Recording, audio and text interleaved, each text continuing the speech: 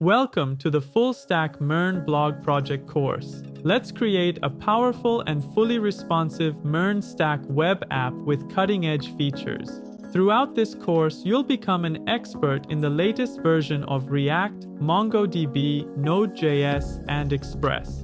Our project begins by setting up React.js and Tailwind CSS, followed by using React Router DOM for dynamic pages.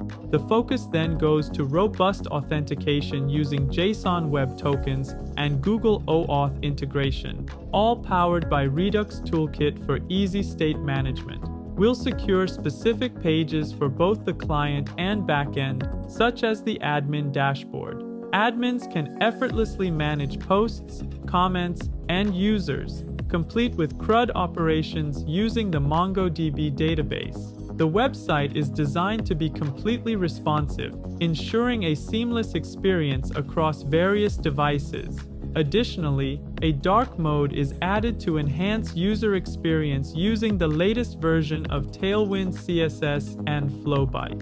What makes this course unique is the addition of advanced search functionality. Users can search by title, limit results, and sort through a modern sidebar, utilizing cutting-edge search query techniques with MongoDB. Finally, we'll deploy our fully functional MERN Stack blog application for free using the Render platform, enabling you to share your creation and add it to your portfolio. All you need is a basic understanding of JavaScript and React to start this project. If you're as excited as I am, let's get started on building this incredible project together. All right. I provided the final version at blog.100jsprojects.com for your reference. So in the homepage and in the header section, we have a sign in button so we can sign in with one of our accounts. I already have an admin account with my Gmail, so I can continue with Google and click on this Gmail account, which is an admin of this website. So once I log in, I have my image on the top right. So when I click on it, I can see my username, email, I can see a button for dashboard and profile. I can sign out here. So if I click on dashboard, I go to the dashboard section, which I can see the last users, the number of total users, the users in the last months, the total comments, total posts, and etc. And also I can see the recent people here. And also we have the recent comments and recent posts. So I can modify my profile by going to the profile tab. Here I can change my image. So I can choose one of the images from my computer. As you can see, we have a beautiful loading effect for the image. We're gonna upload the image inside the Firebase storage, and then also we have the ability to modify the username. For example, I can change it like this, the email, the password. So once you're ready, you can just click on update and update your profile, and you get this beautiful alert. And everything you can see in this website are designed for light mode and dark mode. Here we can click on create a post to create a new post, and only an admin are able to create a post. So let's create a new post. For example, I just call this how to install React.js. I can choose the category React.js. Then I can upload an image. So I have to choose a file here. I choose one of these images from my computer and just upload it. As you can see, we see the image here, and you can write down something, for example, a new post, and we can publish that. Once you click on publish, we can see it is published in this URL, how to install React.js. So the slug is going to be created automatically for the post. Then we have the call to action, and also we have the ability to leave a comment. For example, I just say nice post, and then we can just click on submit. You can see the post here. We can like the post. We can edit the post by clicking on edit. We just say, for example, edit it, and we can click on save the new one. And also we can delete the post. Once we click on delete, we get this pop-up window asking us, are you sure you want to delete this comment? I just say, yes, I'm sure. So now we don't have any comments. Also inside the dashboard, we see all the comments of the website. As you can see, the number of likes. We can see which post has this comment, the user ID. We can delete the comment from here if you're an admin. So for example, I can delete this. You can see all the users. I can delete the user. For example, I can delete this person. You can see who is an admin. As you can see, I'm an admin. Okay, and then we can see all the posts as well. So we can edit the post by clicking on edit. If you click on edit, you can edit it and update it, or you can completely delete that post from here. So, and also we have the ability to show, we have the show more button for the pagination. So, and inside the whole dashboard, you can see all the number of posts and etc. The other ability, the very nice feature we have in this website is this search bar. For example, I can search for Next.js. If I press enter, as you can see, we don't have any posts with this name. Let's create a search for React. Now we have this React post. You can have the pagination here as well. We can just, I can change this one to oldest. This one I can change, for example, to Next.js, and I apply filter. As you can see, now we have only with the category Next.js with the oldest one. Inside the homepage, we have this call to action, and we can see the recent post as well. So each post, if you click on read article, you can see they have the title and image. You can see the post content, which is for dark mode and light mode. And we can have a call to action. Also, you see the comments of this post. As an admin, I can edit any comment or delete them. I think this is kind of complete projects if you want to build a blog for your website. In the next section, we're going to start installing React.js using Vite and installing Tailwind CSS and create our initial template. So see you in the next section. The source code and demo of the project is available in this GitHub repository linked in the description. You can build this project with completely free resources that I will introduce during the course. If you are also looking for another great resource to learn, I would like to introduce Brilliant, which is the sponsor of this video. Brilliant is an awesome way to learn math, data science, or computer science in a fun and interactive manner. They have tons of lessons on different topics organized into courses that you can go through at your own pace. The really cool thing about Brilliant is that it customizes the content you see so you can learn at your own level. Personally, my favorite courses on Brilliant are the computer science ones. By taking these courses, I have gained a better understanding of algorithms and data structures. They also offer a really useful course called Thinking and Code, which teaches coding principles in a practical, real-life way. Here's the deal. If you're looking to become an expert in any programming language and solve real-world problems, Brilliant helps you understand these problems and figure out how to solve them with code. When you sign up, you can take a quick quiz to match the content to your interests and skill level. It doesn't matter if you're a total beginner or a pro ready to write programs for a big project. If you are interested, head over to brilliant.org/Sahand for a 30-day free trial. By using the link in the video description, the first 200 people will also get 20% off the Brilliant annual premium subscription. A big thanks to Brilliant for sponsoring this video. And now, let's get back to our project.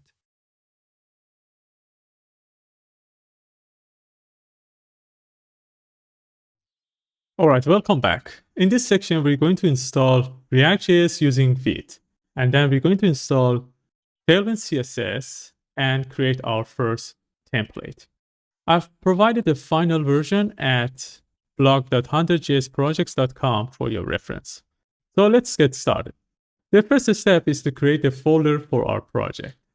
So I'm going to create a folder in my desktop. I just call it MERN Blog. And then we're going to open the Visual Studio Code. And once you have an empty window, just a welcome tab, you can just drag this folder inside this window to make it our default working directory. As you can see, the default working directory is MERN Blog. We can just close the welcome tab And here we can open the terminal using Control Backtick, or you can just go to the View menu and just click on Terminal.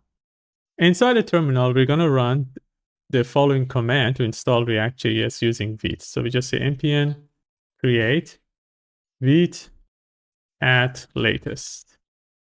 Then we need to follow the prompts. For example, it says project name, but we already used MERN Blog for our project name. I want to create another folder for the client side for React. So I just call it client. Then we need to choose the framework, which in our case is React. After that, we're going to choose between TypeScript and JavaScript. I choose JavaScript with SWC compiler to have a better speed. And once we do that, we're gonna create this folder client here, and all the necessary files is created, but they are not installed yet. If you look at the package.json, we have dependencies like React and React DOM. We need to install them using npm install. First, we need to go inside the client folder using cd client. Then we use npm install or npm I to install all these dependencies and dev dependencies like React, React DOM, and etc. So this is going to take a while. After that, we need to install Tailwind CSS. So the installation is completed. Let's go to Google and search for Tailwind CSS Vite. And if you search for Tailwind CSS Vite, the first search result is tailwindcss.com/docs/guides/Vite. And here we need to choose the tab React. We already done the first step, which is installing React.js using Vite.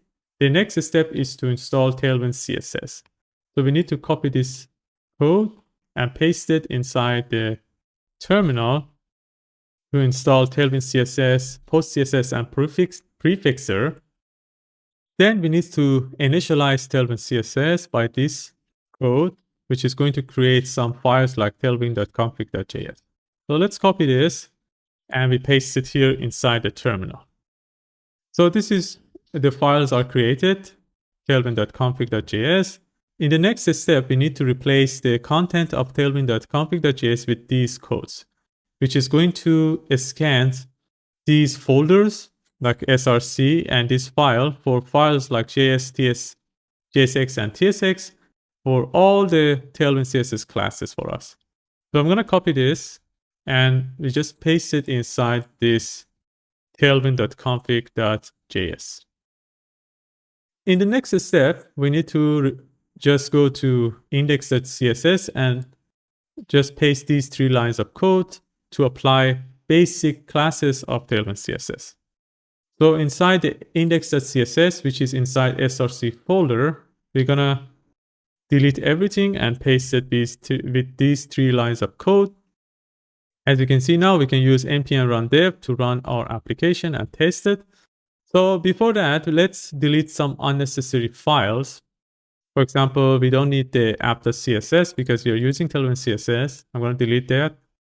Let's delete the files inside the public folder like vite.svg. And then inside the assets folder here, delete this react.svg. And also inside the index.css, we need to just clear this one.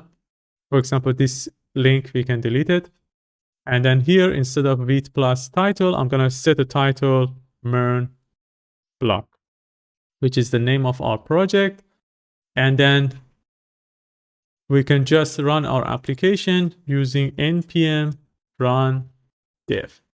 Once we do that, we can just click in this localhost 5173 to open it. We just need to keep the control and click on it. This is going to open it. As you can see, we are getting an error because inside the app.jsx, we still didn't clean up this file. We can just delete all of them and replace it with the React functional component using RFC snippets. If you just write down RFC, you can just get a React functional component. If you don't get this, it means you need to install an extension.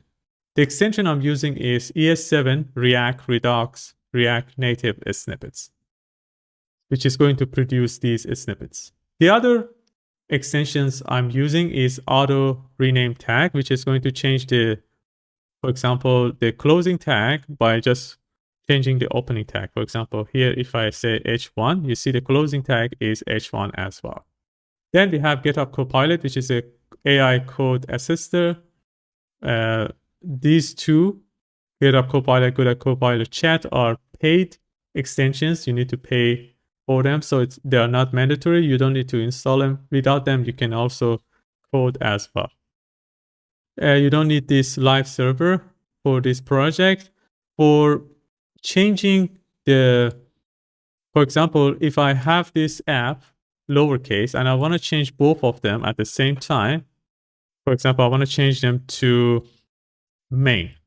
As you can see, this one is capital, but this one is lowercase, because I'm using this extension, multiple cursor case preserve.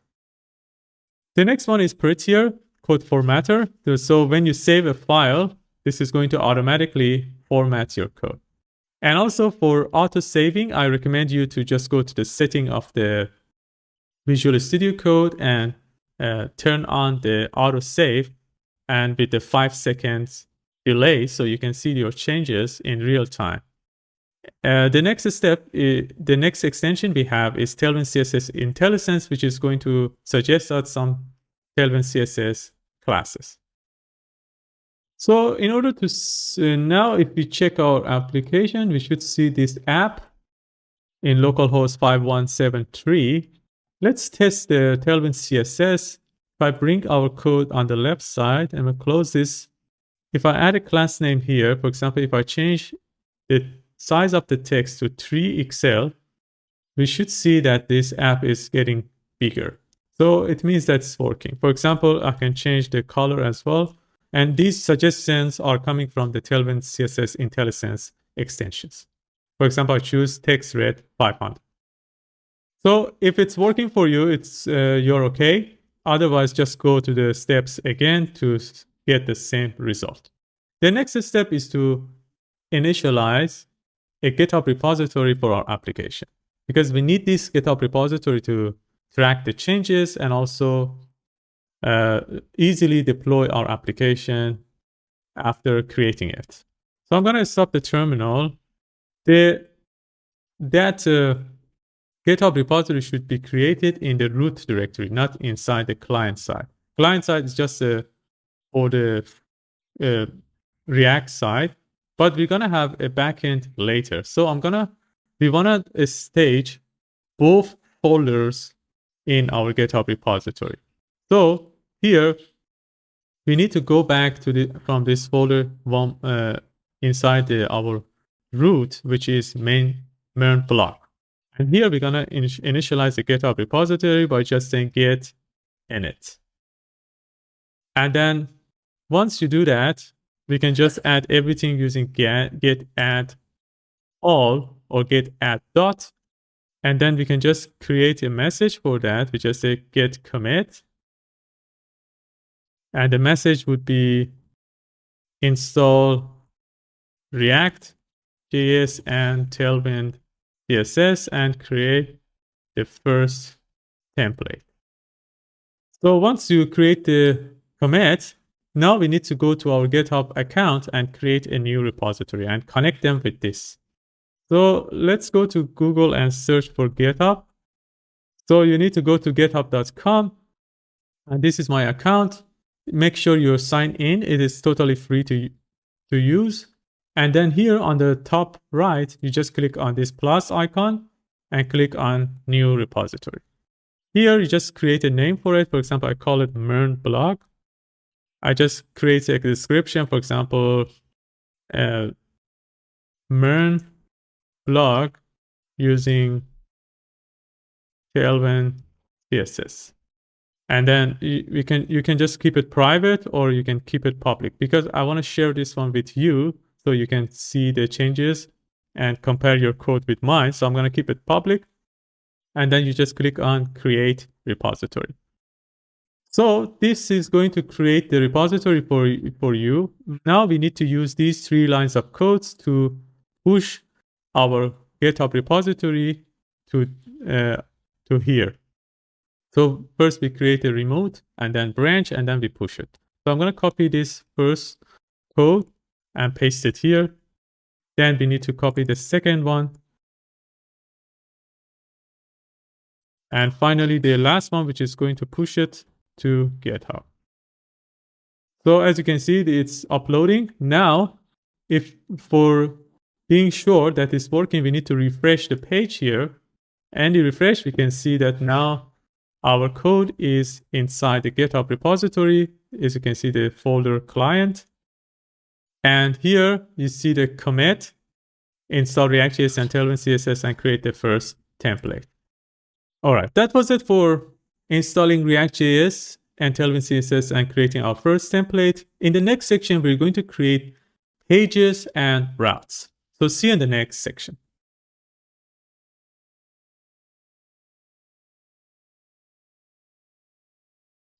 All right, in the last section, we have installed React.js, Tailwind CSS, and we have created the first template of our project.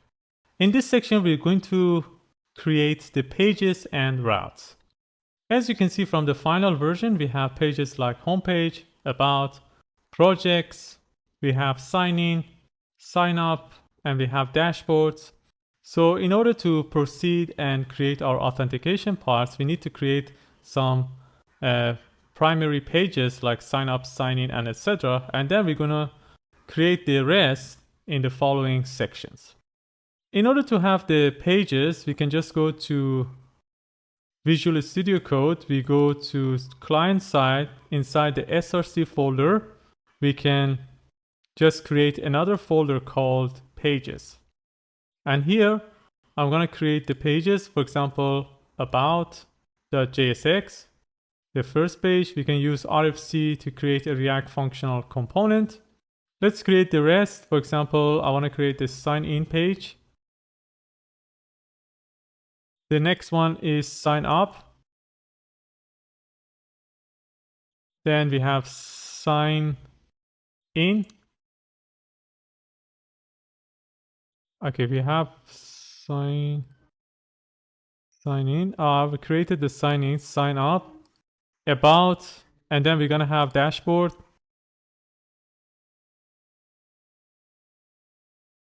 After dashboard, we're gonna have home.jsx for the home page.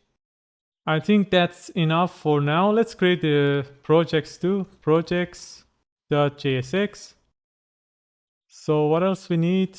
So we can do the rest in the following sections.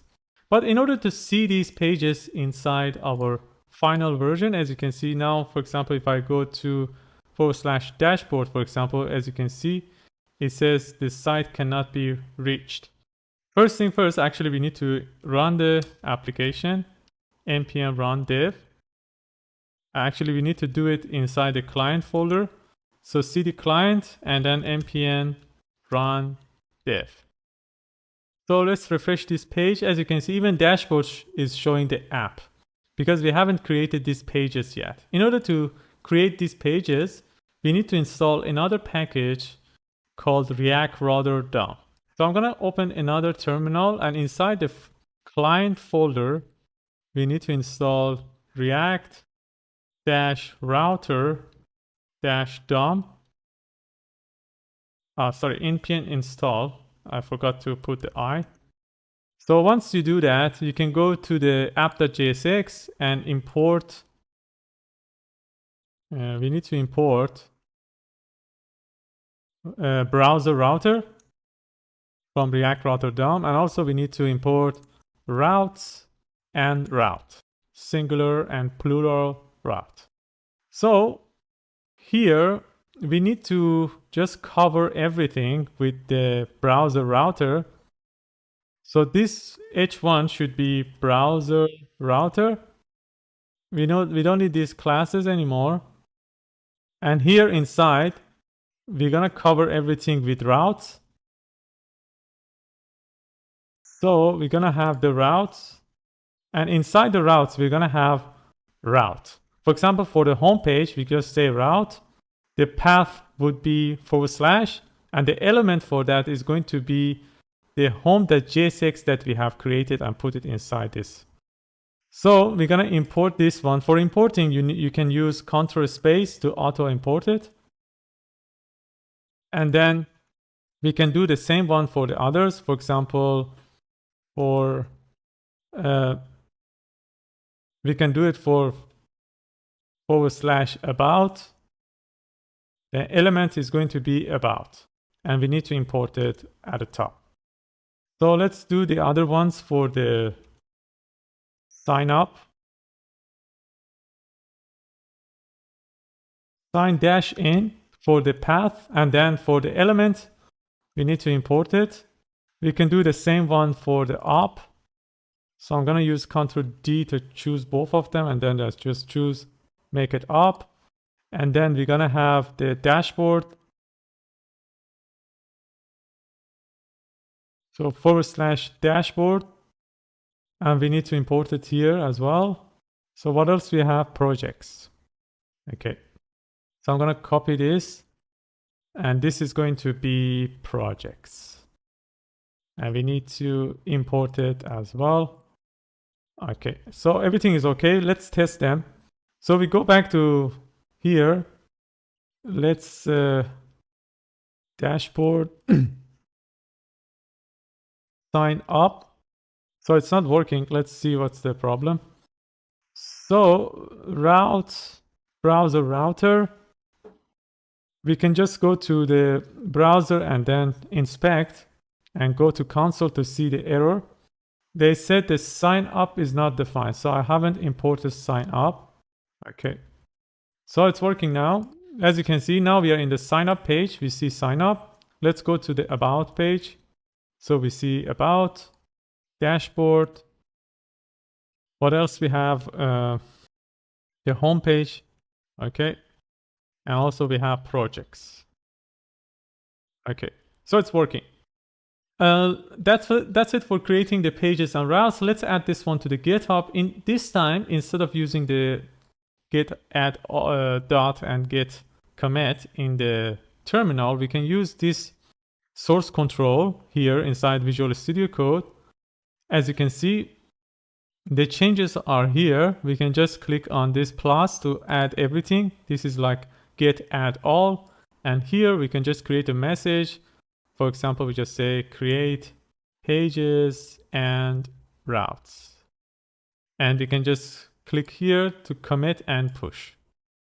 Let's test it inside our GitHub repository. If I refresh this page, you can see that we have now 2 commits, and the last one is create pages and routes. And here you can see all the changes, the packages we have installed and changes. So if you have any problem in your code, you can just come here in this section and then just compare your code with here. And for the places, for example, you can copy this code by just going here and view file and just copy this code here, copy raw file. Okay, that was it for creating pages and routes. In the next section, we're going to work on the header section of the project. So see you in the next section.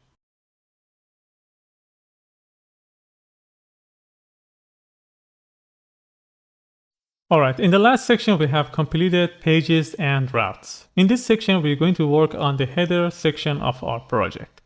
The first step we need to do is to create a component, and we're going to call it header. So I'm going to create a folder called components inside the src folder. And then inside this folder, I'm going to create a file called header.jsx. We can use RFC for now to create a React functional component. Now we can add this one inside the app.jsx. We need to add it outside this route, but inside the browser router to be able to have it in all pages. So here, we just add that header. So we need to import it as well. So once we do that, if you go now, you can see we have this header in all pages. For example, homepage, we have header. We have in a dashboard. You can see the header everywhere. So if you look at the header of our project in the final version, you can see we have the logo on the left side. We have the search bar. We have a menu. We have a dark mode and light mode button, and also a button for signing as well. But if you decrease the size, you can see after some pages, some thresholds, the search is smaller, and also we have the menu, like a hamburger menu for the home, about, and projects. I want to use a package called Flowbyte for creating this beautiful header. So Flowbyte is created based on Tailwind CSS, but it is just like a bootstrap, but they were using Tailwind CSS, and also it's completely customizable, and also you can just change it in a way that you like, and also you can have access to the Tailwind code as well, so we can change it as much as you want. So for example, these kind of buttons, it's very easy. We just need to add one name for that and get this button instead of adding a lot of classes of Tailwind CSS. So if you search here, Flowbyte with W, Flowbyte React. If you search, you can see the website flowbytereact.com, and you can see they have a lot of things like alerts, avatar, buttons. And for example, for the buttons, you can see they have a different type of buttons, and they have like a colors, gradient colors. So easily, for example, if you want this color, red to yellow, you can see you just need to add gradient to tune red to yellow, and you get this button. Just need to import button from Flowbyte and change the color like this. And it's working for the dark mode as well, so you don't need to do the dark mode classes as well. So for the installation, we need to go to get started, and we want to install it in React. So we have a quick start here. So we need to install Tailwind CSS. We already have done this part, and then once you do that, you need to install Flowbyte. So you need to install Flowbyte-React, and then add this one to your content inside tailwind.config.js. So let me copy this. You need to install it inside the client side. So I'm going to paste it here. And then we just need to add this code, node modules Flowbyte, to your config file, tailwind.config. Just here after this, we can add it. Okay. And then for the plugin, we need to add this plugin here. So I'm going to copy this require and paste it here. But once you have done some changes inside the config file, you need to restart this package. So I'm going to stop the client side and then run npm run dev again. But we need to wait for the installation to be completed. Okay, so let me check the package.json here. So we have, Flowbyte React. It's installed here already. So we can just use npm run dev to run our application again. So let's see that if we are getting any error. Okay. So it's okay now. We are not getting an error. So let me bring this one to the right side, and we can do the changes in the header section. So we go to header.jsx, bring it to the left side. So what we want to do in the header.jsx, first we want to add a navbar tag from Flowbyte. So we want to cover everything with navbar, which is coming from Flowbyte React. If you get the suggestion, it means that you have installed it correctly. As you can see, it's getting a little bit of some padding and margin, so it means it's working. So first thing first, we want to add I want to add some a border button for it. So we just say border bottom 2. So this is going to have some border. So we're going to separate the header and the rest like this. And then we want to create the logo. If you look at the final version, you can see the logo has two parts, the name and the word blog.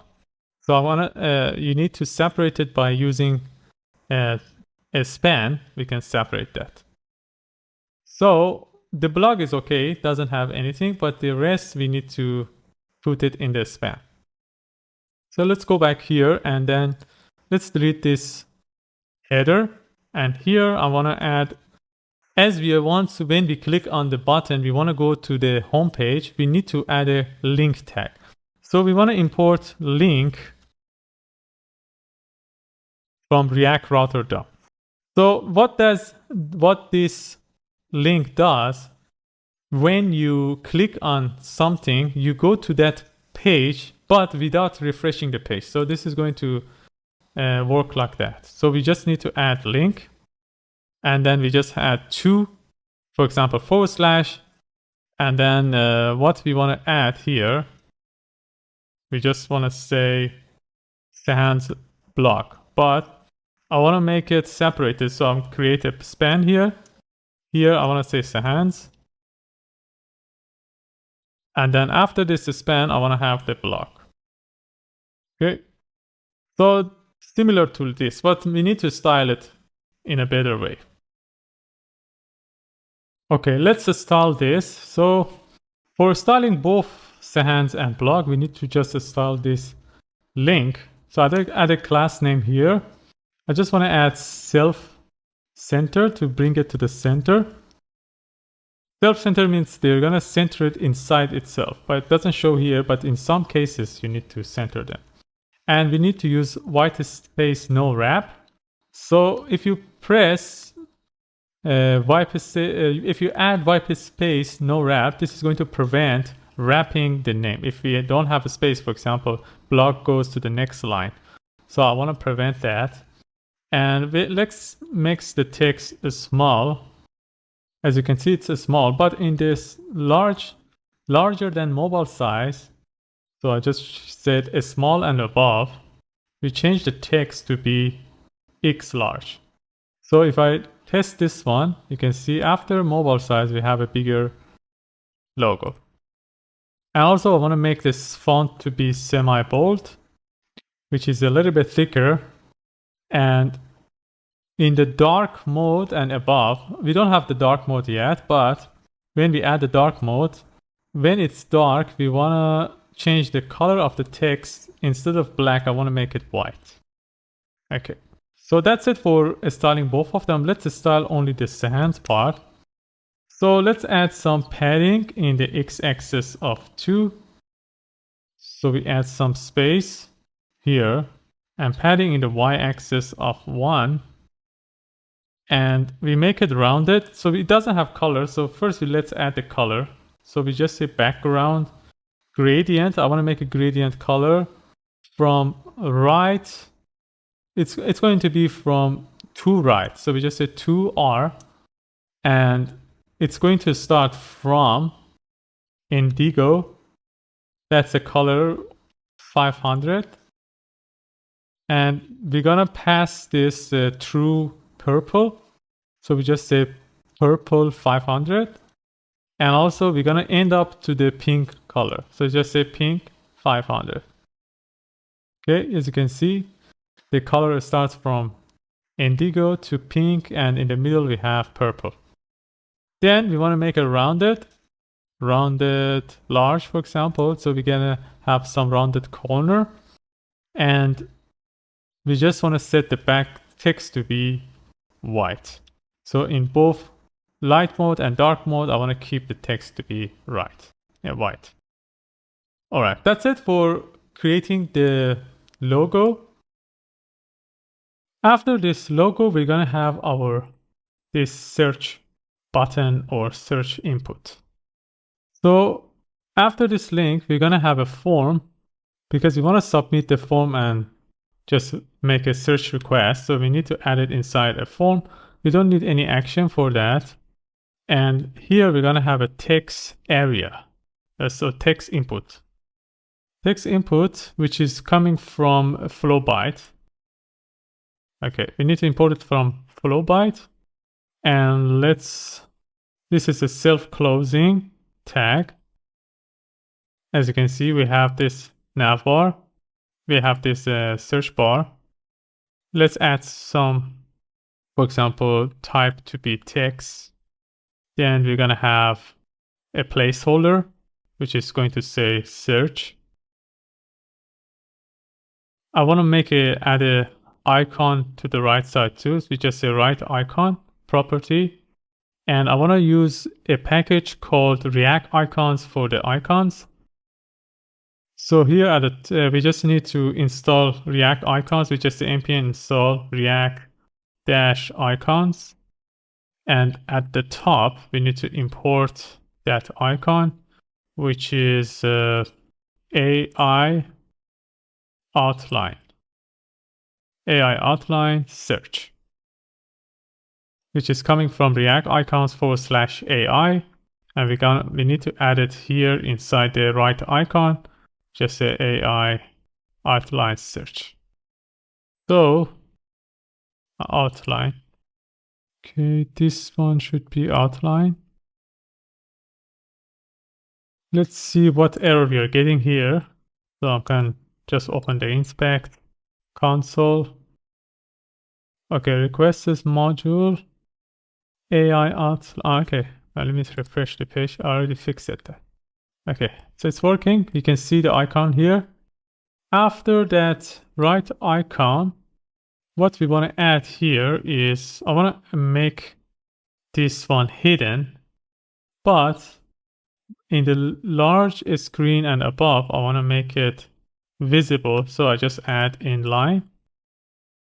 So now we don't see the search icon, but in the bigger size like this, we see this search icon. But instead of this, in the smaller screen, I want to just have a button for that. So after the form, I want to add a button. This button is also coming from Flowbyte React. And then we just need to close it. And I want to add that icon here as well, AI outline search. So you can see the icon here. So let's make it a different color. And let's set the width to be 12 and height to be 10. So, and then we can change the color here by just saying color gray. So make it like this. So in the final version, if you check the light mode, you can see it like that. So after this, we're going to I want to make it just hidden as well when we have a bigger screen, because otherwise we're going to have two places for them. So I'm going to make this one after large to be hidden. Okay, that's it for the search icon. Also, I want to make this button a little bit rounded. In order to do that, here inside the button, we can just add hill. So we make it a little bit round. Okay. So after this button, I want to create this part. So as you can see, we have both of this moon icon and the sign in next to each other. So they have to be inside a div. We're going to create this menu at the end because this menu is going to be at the end because the hamburger menu is at the end. So first we need to create this part. So let me bring this one here. So after the button, we're going to have a div, and inside the div, we're going to have another button. And this button, this is going to have FA moon inside, the icon FA moon from React icons. So we need to import that one as well. So we need to import FA moon from React icons /FA. So as you can see it like this. And what else we need to do here? Let's style this button first. So I want to add a width to it, width of 12, height of 10, and then I want to make this one hidden in the mobile size, but in the larger screen, bigger than mobile size, I want to show this icon. Also, I want to make the color to be gray and also rounded, so we just use pill. Okay, after the button, we're going to have that sign in button. So as we click on it, we want to go to the sign in page. So I'm going to add a link tag here first. So we're going to have a link tag, which is going to go to the signing page. And inside the link tag, we're going to have a button. So as you get from the suggestion, let's get this suggestion first, and then we're going to modify the suggestion. So for the width and height, we don't need anything here. And I don't want to make it hidden. So let's delete this class name. Yeah, let's completely delete the class name. We don't need the class name. For the color, I want to make it gradient. So instead of color, we just say gradient, do tone. And then the color I want to use is purple to blue. And I don't want it to be pale. I just want it to be this way. So that's it for the sign in button. Let's bring them next to each other. So in the div that is covering both of them, we just change the display to flex. So after the flex, we want to have a space between them. We just say gap 2. And if you remember, I said I want them to be before the menu when we have a smaller screen, but in the largest screen, I want them to be at the end. So in order to achieve that, we can just say in the medium size and above, set the order to be 2. We don't see the result now, but after adding the menu, you're going to see it. Okay, let's add the menu at the end. So what we're going to add here, we want to add the menu. So for having the menu, drop-down menu, we can just use navbar dot collapse. So we just need to have navbar. We need to import navbar. We already imported, so we just say navbar dot collapse. Okay, and inside this, we're gonna have navbar link because each of them is a link. So we need to add a link for that. So we just say navbar dot link. Here we're gonna have action.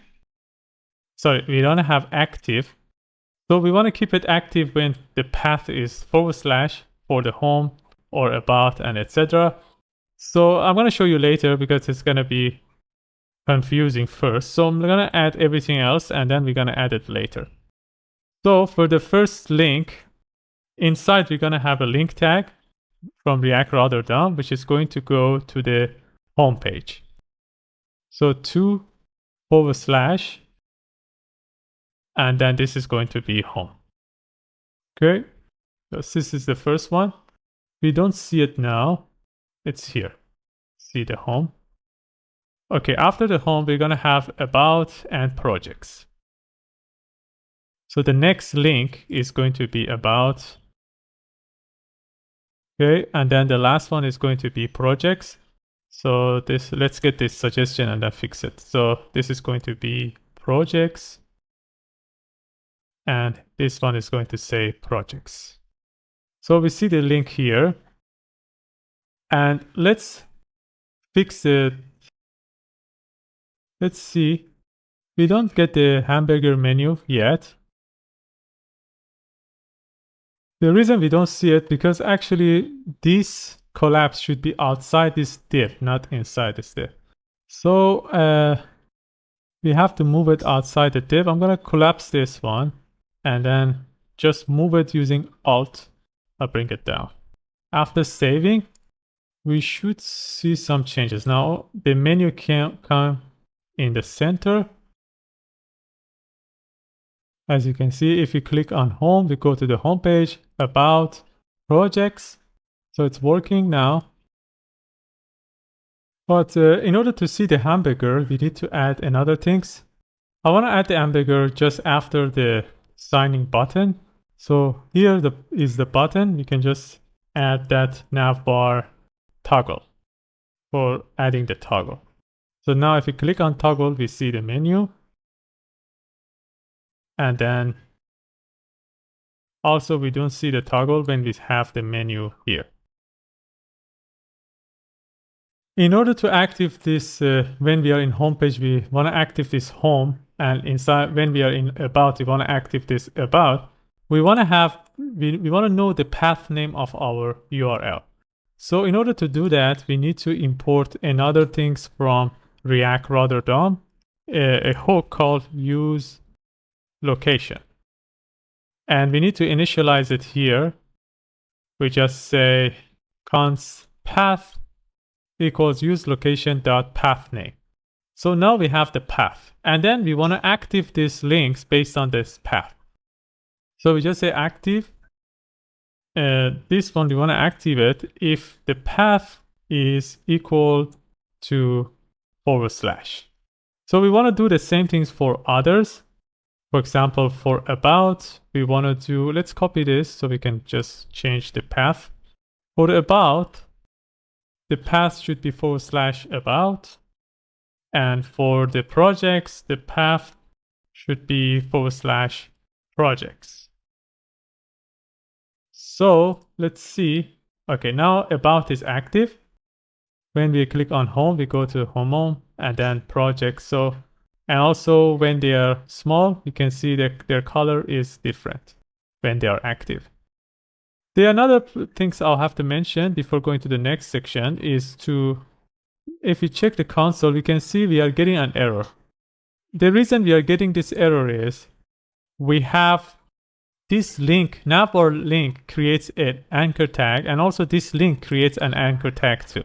So two anchor tags are not allowed inside each other's. So in order to fix that, we can change this link and make it as a div. So we can do the same thing for this about and also for projects. So if we now refresh the page, we are not getting any errors. So that was it for creating the header section. As you can see, it's completely responsive, and it was very easy to make because we were using Flowbyte to do that. So let's add this one to GitHub and we can continue for the next section. So we add everything to GitHub and we create a message for that. We just say create the header section, and then we can just commit and push it.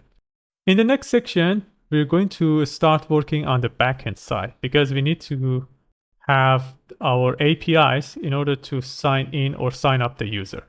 So see you in the next section.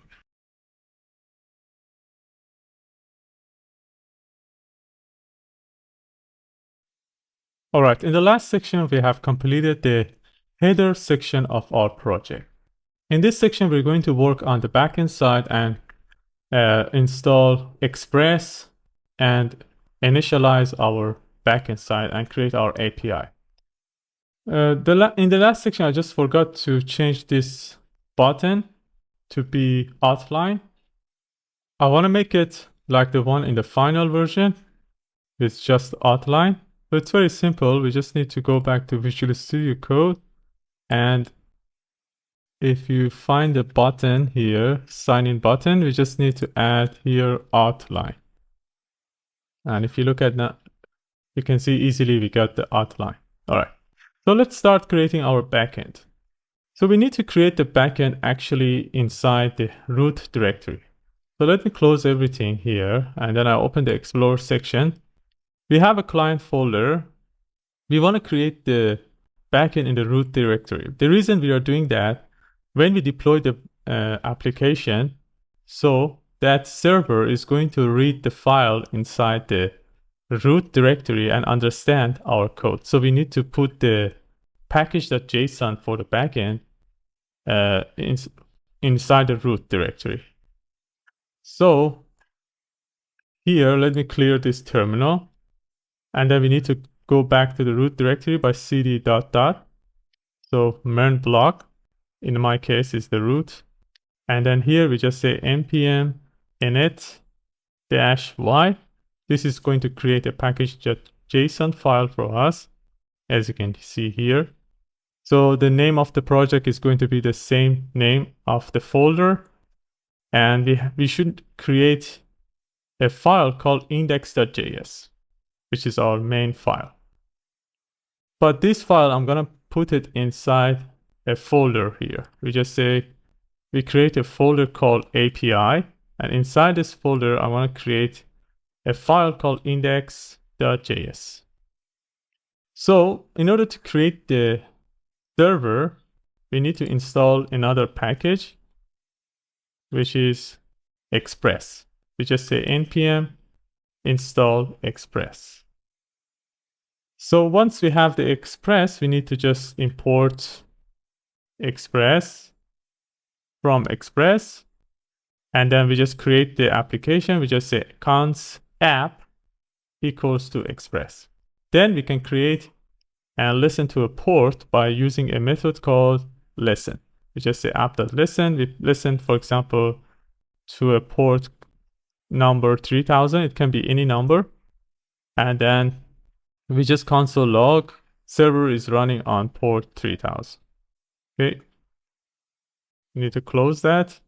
So in order to run this and see the application, we can just here run this index.js by just saying node. And as this index.js is inside a folder called API, we need to just say API/index.js. We got an error. The reason we are getting this error is because the default module type is CommonJS, but actually we are using so we need to change the type to modular. So inside the package.json in the root directory, here we just need to change the type to be, instead of CommonJS, we just change it to module. So the reason we are doing that, because we are using import Express from Express.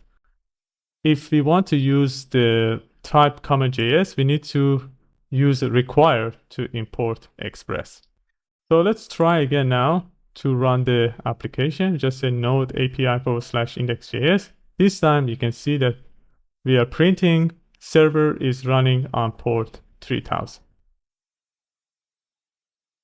But if you do some changes, for example, if I add an exclamation mark here, you can see that still seeing server is running on port 3000. And we need to actually restart the server to see the changes. So this is going to be time consuming and annoying. In order to fix that, we can install a package called nodemon. We just say npm install nodemon. And after that, we can just run nodemon API/index.js. But the best practice is to add a script for that. As you can see, we have a test script inside in package.json. We can add another script, for example, div. And for this div, we just say nodemon API/index.js. And also we need to, when we deploy our application, we need to run it using Node, not nodemon. So that time we need a script as well. So I just call that one a start. We need to add a comma here, and then we just say a start. When we run a start, we just say no app/index.js. So now if I wanted to run to this div, we just say npm run div. So as you can see, the nodemon is working and it's showing server is running on port 3000. And if I do some changes, for example, if I remove one of the exclamation marks, you can see that the server is automatically detected that and restart our server. All right, that was it for creating the server. Let's add this one to the GitHub. So as you can see, all the files that we have installed is added for changes inside the GitHub, which is not good. We don't want to upload all these files. The reason we see these things, because our git ignore file is inside the client side. As you can see, this git ignore. So for the API folder and the root directory, we don't have git ignore. So we need to just drag this git ignore and bring it outside and put it inside the root directory. So this is going to cover all the application. Now, if you check the source control, we can see we don't see the installation files. So here we just add the changes and then we create a message saying create and run this server. Okay, and then we just say commit and push. So that was it for the server side. In the next section, we're going to connect to our database, which is, in our case, is MongoDB. So see you in the next section.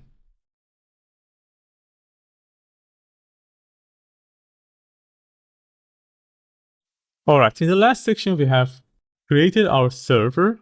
In this section, we're going to connect to our database, which is, in our case, MongoDB. So we need to install another package called Mongoose, which is going to help us to easily interact with MongoDB. So I'm going to open another terminal. We need to install it in the root directory, which is for our backend. So this one should be MERN Blog, not client. So here we just say npm install mongoose. And we need to just import mongoose at the top. And we're going to use a method called mongoose.connect to connect to our database. But we need a MongoDB URI to be able to connect to it. So we need to create it inside the MongoDB website. So let's go to Google and search for MongoDB.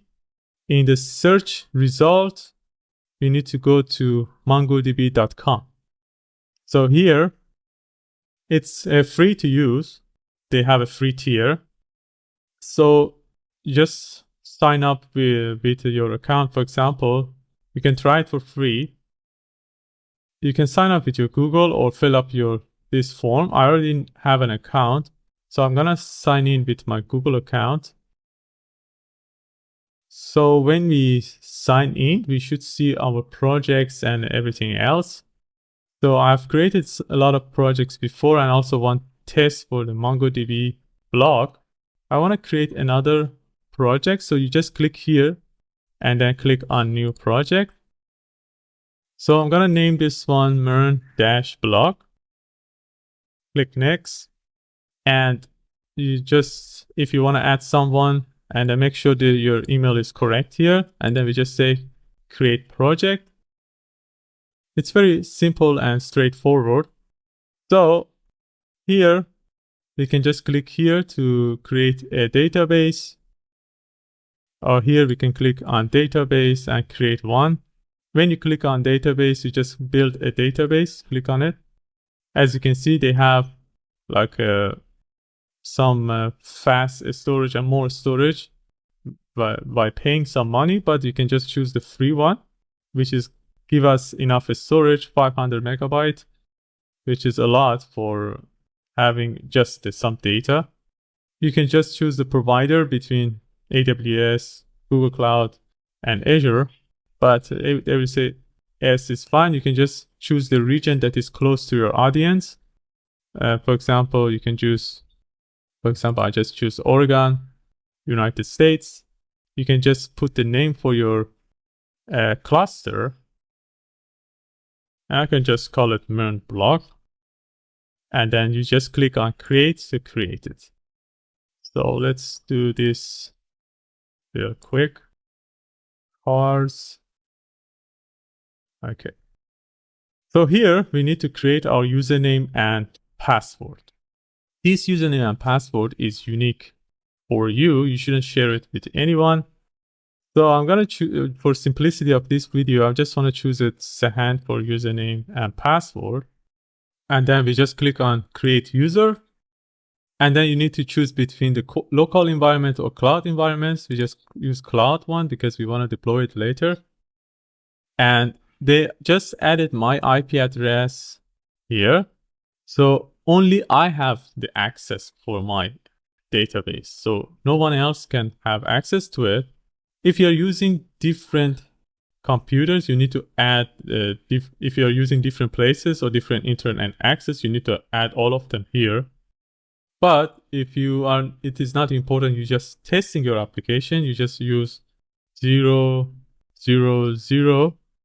If you add this one, you can have access to this database from everywhere, all the addresses. Okay, so let me check again. Okay, so we have done all the parts, and then we can just click on finish and close. Okay, this is going to build our database. We need to wait a little bit until this is completed, and then we can just click on connect to connect to it. When you click on connect, you can see some options here, how we connect them. You can just install some softwares to connect, or you can just click on driver, and we just need to get this URI, the application code, or connection string, you can call it. So you can just copy this one and paste it inside this connect. Okay. So, but as you can see, we are getting an error because the authentication is, we are getting bad authentication to MongoDB. Because the password is not here, it's just say password. I need to put my password, which was Sahan. And also you can add a collection name here as well after this /. Otherwise, they're gonna make a random name. We just call it MERN Blog here at the end. So now we can see we are not getting an error, but we are not sure that we are connected or not. In order to get a feedback, we can just say here then if its connection is okay, then console log database is connected, for example, or MongoDB is connected. That's better. Okay, what's the error? Okay, I didn't complete it, this one. And so that was for this one. Let me close this. Okay, so we use .then, we console log MongoDB is connected. The other things we can do, if there is an error, we can catch the error and console log it as well. So we just said catch, we get the error and console log the error. So now we get the MongoDB is connected, which is printed, which means everything is correct. But if I, for example, change this password, if I put an X here at the end, which means that the password is incorrect. So we get that error here, which is saying bad authentication. Okay. The other things I will have to mention is to, when we are uploading our application to GitHub, we are uploading this connection string as well, which is not safe because everybody can see our username and password and connect to our database. So in order to hide this URL and don't upload it anywhere else, we can just create an environmental variable and use that environmental variable to hide our connection string. So we just need to create a file here outside our application in the root directory with the name .env. And we can just create a variable called Mongo, for example, and add this application a string that we have here. So I'm gonna cut this from here and put it here. In order to have access to this variable, we just need to say here process.env.mongo, which is the name of the variable inside the environmental variable. Okay, that's correct. But as you can see, we are getting an error because as a default, we cannot use .env file in the backend application, in the Node application. We need to add another package to be able to do that. So the package is called .env. We just need to install in the root directory, we need to install .env, and then we need to import it at the top, .env from .env, and then we just say .env.config to configure .env file. Now, if you look at our terminal, we can see the MongoDB is connected without any problem. And also, we don't have this connection string here. So when we upload it to GitHub, we don't see it there. So that was it for connection to MongoDB. Let's add this one to the GitHub as well. So we just, as you can see, it's suggesting me to upload the .env file as well, which is not good. We don't want to upload this file to GitHub because it has all our secret information. So what we want to do is to go to that .get_ignore file and add that .env as well. So they don't have any .env here. So here we just say .env. Okay. Let's see if we fix it. Okay. Now, if you go to source control, you can see the .env is not included. Okay. Which is safe to now push our new stage. So we just add everything here and then we create a message. We just say connect to the database. And we can just commit and push. Just to be sure, let's go to our GitHub repository and refresh the page. In connect to the database, we can see that we don't have our connection string and the .env file is not uploaded as well. So it's completely safe. Nobody have access to our app connection string. And in fact, they come to our application. And also, if you go to this URL, which are our GitHub repository, with this URL, you can see I put the final version here too. If you want to test it, you can test it. You can just click here and see the final version and be familiar with the website.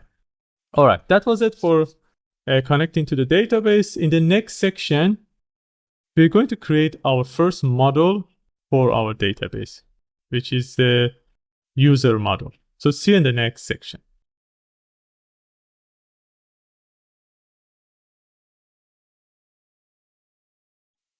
All right, in the last section, we have connected to our database. In this section, we're going to create our model. Model is kind of rules we're gonna set that let us to create these rules, and in this case, users cannot have access to some parts of the database, and they cannot, they just have to, for example, follow some rules for creating their username, email, and password, and etc. So I'm going to explain you while I'm creating the model. So in order to create the model, we need to just, let me close this get_ignore and .env file. So what we want to do here, inside the API folder, I want to create another folder called models. And inside this model, I'm going to create the first model, which is user model. You can just call it user model.js, or in order to be able to easily search our files, I want to make it like this, user.model.js. This is easy to search. For example, later we want to create some files related to routes or controllers. I just say user.controllers.js, user.routes.js. So this is easy to find our files and search between them. So once you create these files, the rest is very simple. What we want to do here is to import Mongoose. First, we just say Mongoose from Mongoose. And then first we need to create the user schema. A schema, as I mentioned, it's a kind of rules, conditions for our user. I'm going to set some rules and then you're going to see it. We just here say new mongoose.schema. And then, for example, for username, we want to have these rules. For example, I want to set the type to be string. So when you set the type to a string, other types of username are not allowed. For example, if the username only types numbers or use Boolean, they're going to get an error. So in this way, we can protect our application. We want to make it required, which means no user that can be created without having username. And also, we need to make it unique. What I mean by unique is, so if the new user use the same username as the previous users, they're going to get an error. So all the users is going to be unique. So MongoDB is going to check the username before adding a new one. So this is a kind of extra security for our application. So that's it for the username. We're going to have similar rules for email. So the type is going to be string. This is going to be required and also unique. So same rules for email. And last, we're going to have password. Password, the type is going to be string, but also required, but it's not unique. So two users can have the same password. So many people use simple password. So they're not going to get an error using the same password as others. So that's it for now. So we just added the username, email, and password. We need to close this. So one more part we need to add here is timestamp true. The reason I'm adding timestamp true is because actually we want to save two things while we are adding in new users: the time of creation and the time of update. So we need these informations later in our application to sort, for example, the posts, the users, and etc. So these are very useful. So if you add this on, MongoDB is going to automatically save these two extra information. After creating the schema, we need to create the model. We just say we create a model called user, and we use mongoose.model to create it. First, we set the name for it. The name it should be user capital, but without S, because MongoDB is going to automatically add the S for us. So this is the name of our model, and also we have to add the user schema at the end. So that's it for creating the model. Now we need to export it as a default so we can use it in other places in our application if we need it. So the model is created. Now we can use this model later when we are signing up the user, we create them or update them. So let's add this one to GitHub, these changes. So as you can see, we only have one file. So here we can click on this, and then we just say create user model. So we can commit and push it to GitHub. In the next section, we are going to create a test API for our application. So we're going to create the first API. So anytime we need to create and test our backend, we can use that test API from frontend. So see you in the next section.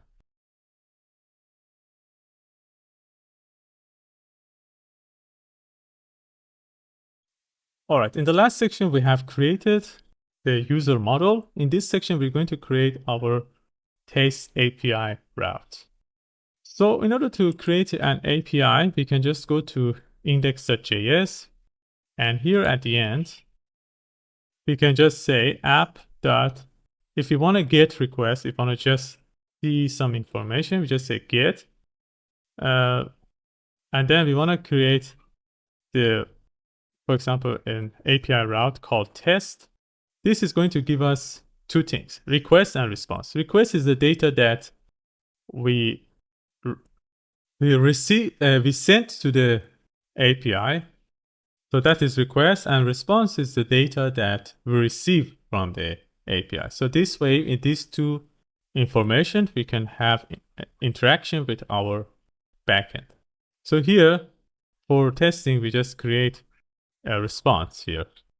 We can just send back, or we can just use send, or we can just say JSON to send a JSON. And then with the message, not hello world, we can just say API is working.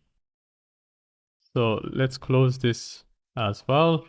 So in order to test it, we can just go to the browser, and then if you remember, our address was localhost 3000 for the backend, and then we just say /test. As you can see, we are getting the message API is working. So that's a good. But the best practice actually in the backend side is not to put all the API routes inside the index.js, because we're going to create a lot of them for the users. We're going to create for the posts. So the best practice is to create another folder for each section. For example, for the routes, we're going to create another folder for routes. And then I'm going to create the first route. For example, for the user, we just say user.route.js. So in order to create the route, we need to import express from express. And then we're going to say const router equals to express.router with uppercase R. So, and then we're going to create, for example, the test one. We just say router.get test. And then here you can just say response. The JSON API is working. Now, if you want to use this, first we need to export it as a default. And then inside the index.js, we need to import it. As we are exporting it as a default, we can change its name. Here we say router, but we can here import it like different name. For example, I just say user routes. And we're going to import that one from, we need to come back and then go to the routes folder. And then inside that one, we're going to have user.route.js. Just remember to add JS always, otherwise you get an error. In the backend, we need to add the JS. And then we can use this user route. So here, instead of test, I want to just say user, because we want to have /user / for example, test. Actually, the best practice is to add the API or something like that. So we're going to say /API /user, and then we can delete all these things. And then we just say user routes, which is coming from here, this router. So if you try again, now if you go to /API /user /test, okay, it's not working. Let's see. If you see this error cannot get, means this route is not created yet. So we have to check again. So index.js, here instead of get, you need to use here, because we are going to use the get request here. Inside the index.js, you need to have use. Now, if we test again, if I refresh the page, you can see, okay, now API is working. Also, even this one is not the best practice, because we want to have a separate folder for these functions, because sometimes these functions we need to add a lot of logic for them. So it's going to be very messy if we put everything here inside the user.route.js. So in order to have the best practice, we can just create another folder here, and we call it controllers. Controllers means we want to have the logics functions inside this. We just say controllers, and here we're going to create our first controller, which is user.controller.js.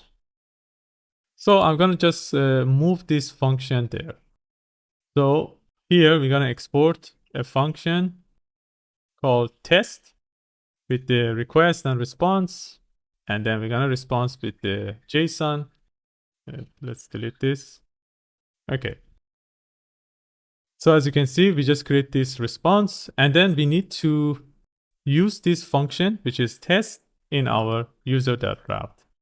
So here I'm going to delete this, and instead I just want to say test, and then we need to import it from controllers/user.controller.js. So don't forget that JS.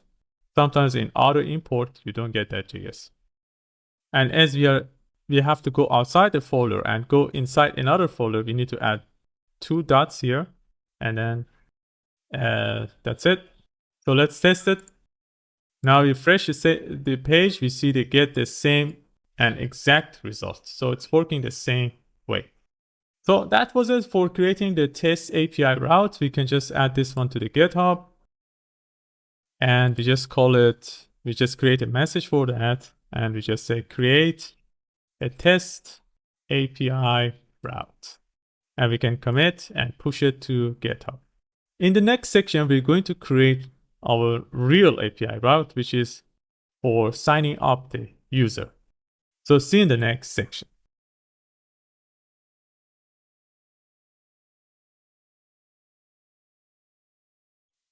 All right, in the last section, we have created our test API route. In this section, we're going to create our sign up API route. So as authentication is very important, we need to separate it and create different routes and controller for the authentication part. So we need to create different folders here. For example, here, I want to create another route. I just call it auth. I want to separate authentication and user. Just say auth route.js. We're going to create it again. For example, we just create it real quick. Import express from express, and then we're going to create a router, and then this is going to be a post request because we want to create something. This is going to be a post request. So we just say router.post, and we just call this route sign up, and then we're going to call a function called sign up. We need to create this function. So inside the controllers, I'm going to create another file called auth.controller.js, and then you're going to export a function called sign up. And this is going to be asynchronous. The reason it's asynchronous because we need some time to get the results from the MongoDB, because we are signing up the user. It takes time. We need to wait for that, and then we will send the response to the user. So it should be synchronous because we want to create it. And let me show you what we can get inside the request. So let's console log. Yeah, we need to console log request.body. I want to show you what we get from the request.body, how we send it. And as we have created this function, we can add it here. We need to import it. Don't forget this JS. And then we need to add it to the index.js as well. So we need to have another app.use. And this is going to be /API/auth. And this is going to be auth routes instead of user routes. And then we need to import it at the top. So we just say import auth routes from routes/auth.routes.js. Okay. So let's see what error we are getting. Actually, here I didn't export this router as a default inside the auth.route.js. So we should be okay now. So what I want to do, we need to test it. We need to send the data, but as we haven't created the front end, we cannot test our application. We don't have any form in our front end. In order to test the APIs, we can use some softwares that allows us to test the API routes without creating any front end. There are some applications like Postman or Insomnia. My favorite one is Insomnia. It has a very user-friendly user interface. So I want to show you how to install it. If you search here Insomnia API test or API testing, The website is called insomnia-rest. So if you click on it, you can see that you can use it for free. You can get started for free. As you can see, they have a free version. You don't need to get the paid version because the free one is enough for you to use. And then you just need to sign up. And once you sign up, you can just download it for your operating system, which can be Mac or Windows or other operating systems. I already have Insomnia in my computer.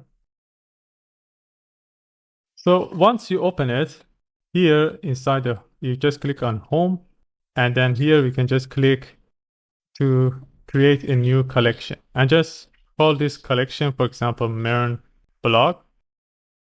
And then once you create that, you can just create the new request here. For example, here you can click on create new HTTP request. So the first request, we want to see if it's working or not. We want to create our test API route.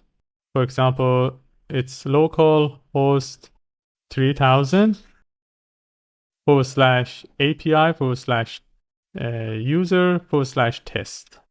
And if we send, we see that we get the result with the response 200, which is OK response.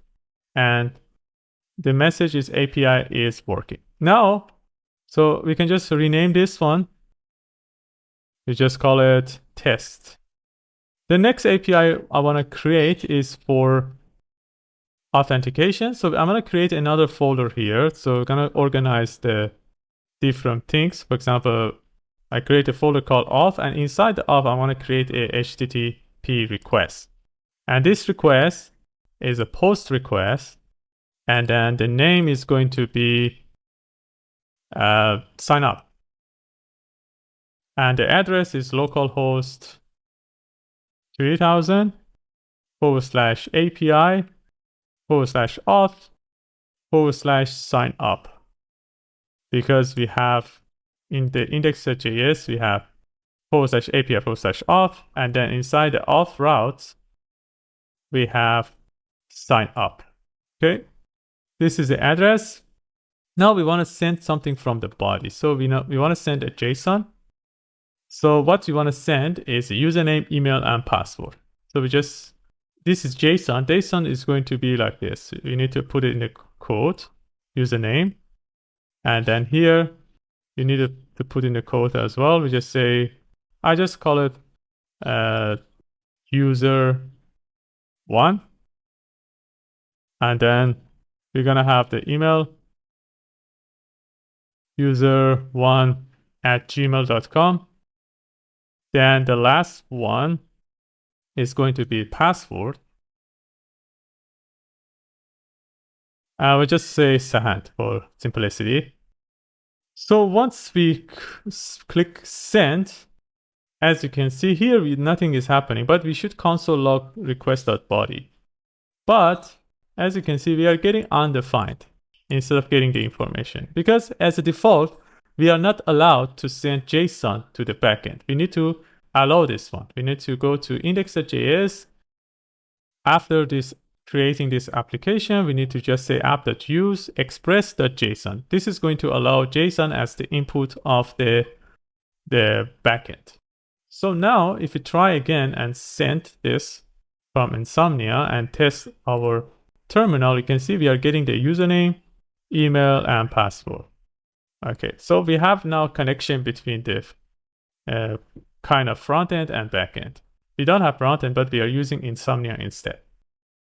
But instead of console logging, I want to save this information inside a database. So here, instead of console logging, we can just get the information. Like we can create a constant and destructure the username, email, and password from request.body. So we get them separately.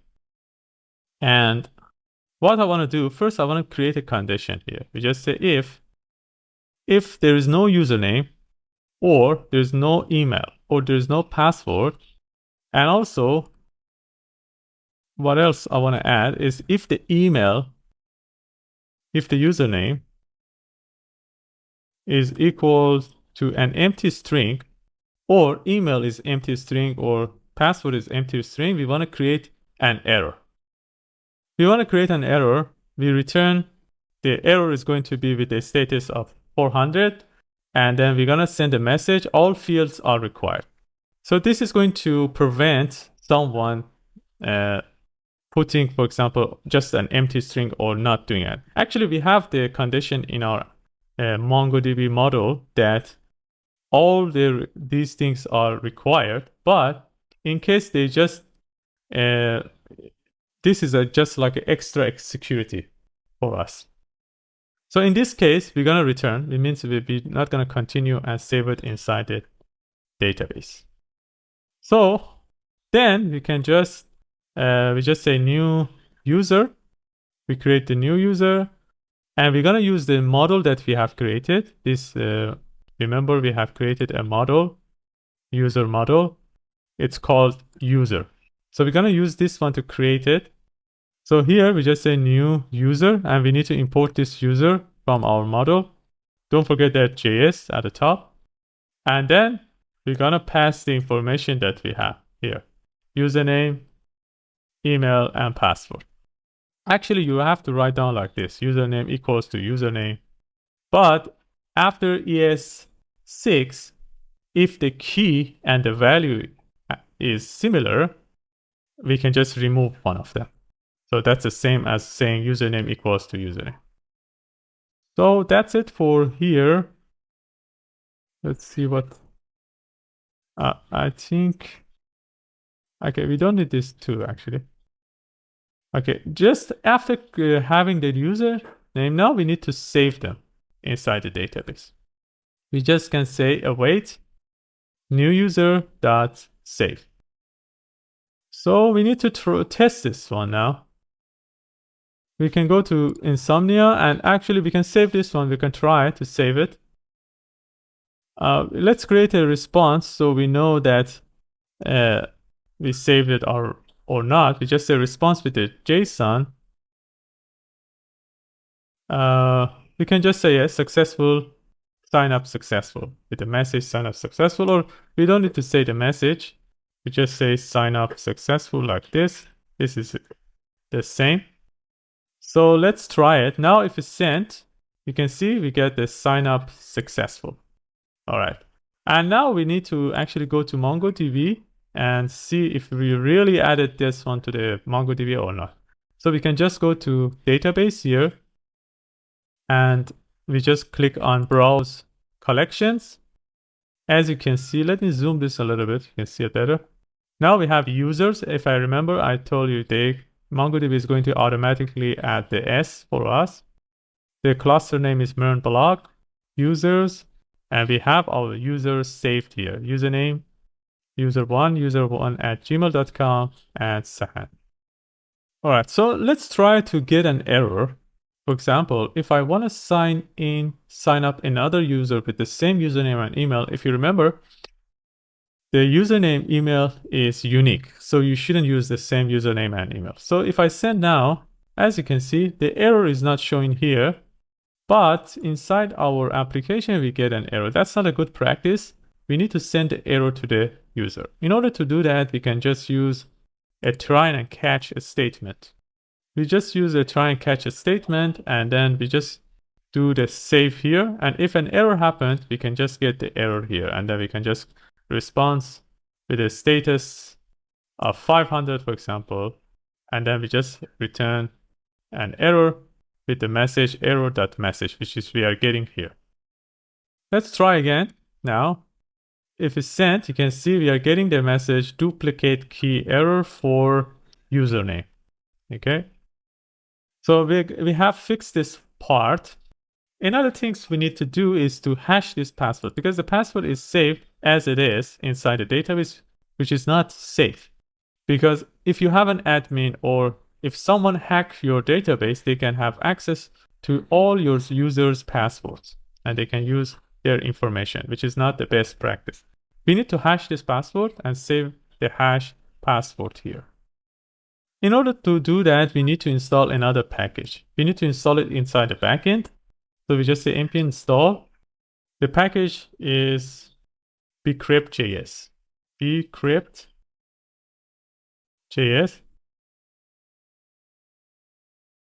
And once you do install it, you can just come here inside your auth.controller.js.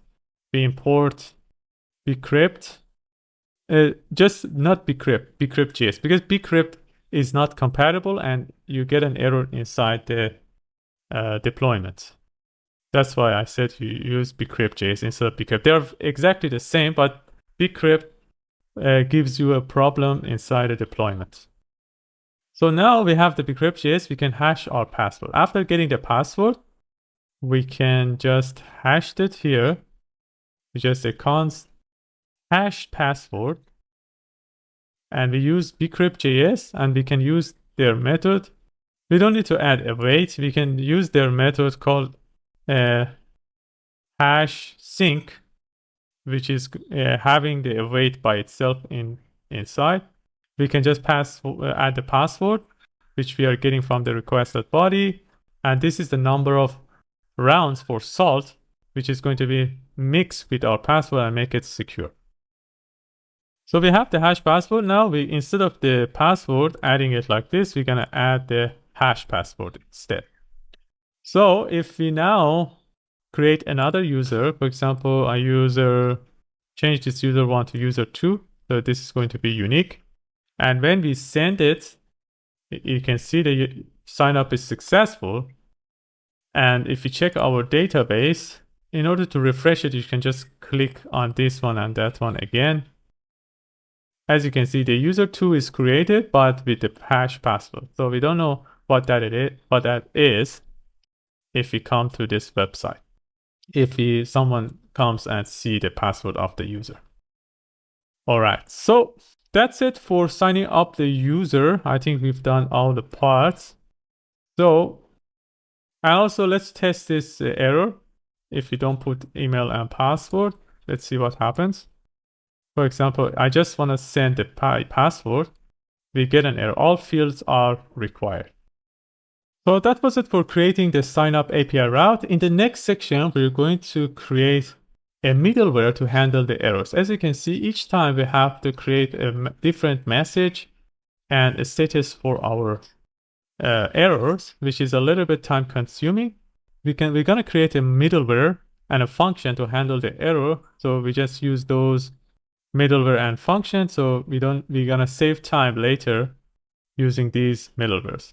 So see you in the next section. But actually, we forgot to add this one to GitHub. So we can just add it and we just create a message, create sign up API route. We can commit and push. All right, so see you in the next section for creating the middleware and the function for handling the errors.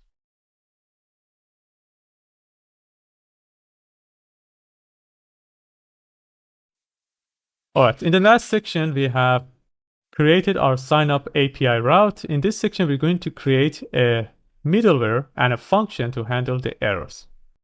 So inside the index.js, we're going to have the middleware at the end here. So what I want to do here is to create, we just say app.use. This middleware is going to give us 4 things.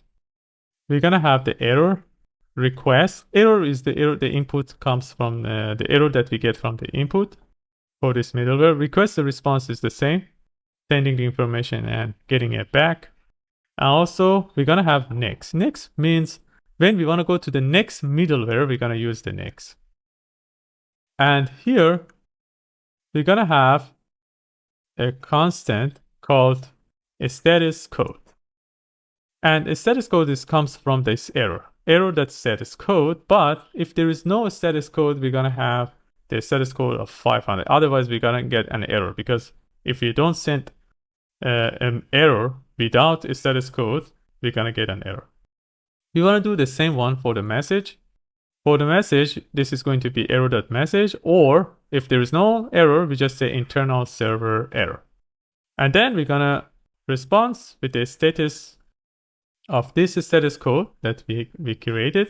And then I want to just add more information here. For example, we just say success false, and we're going to send that a status code first.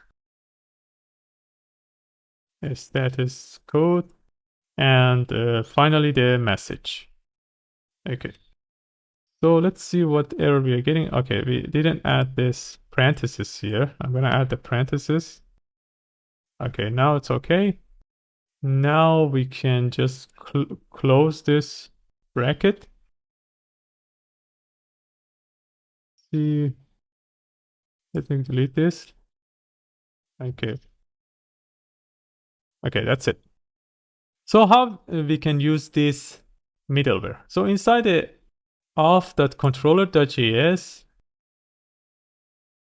so what we can do here, we can we just get the request or response. We can just get the next as well to use the middleware. And then here, instead of saying this one, we can just say next error. So we're going to use the middleware and send this error. So let's test it. For example, let's bring back this username and email. We're going to send the same because we already have user 2. So we should get an error here. So if I send, you can see now that our error message is more, it has more information like success, false, the status code, and the message, which is coming from our middleware. And also, we want to create a function to handle the errors. So I want to create another folder called utils.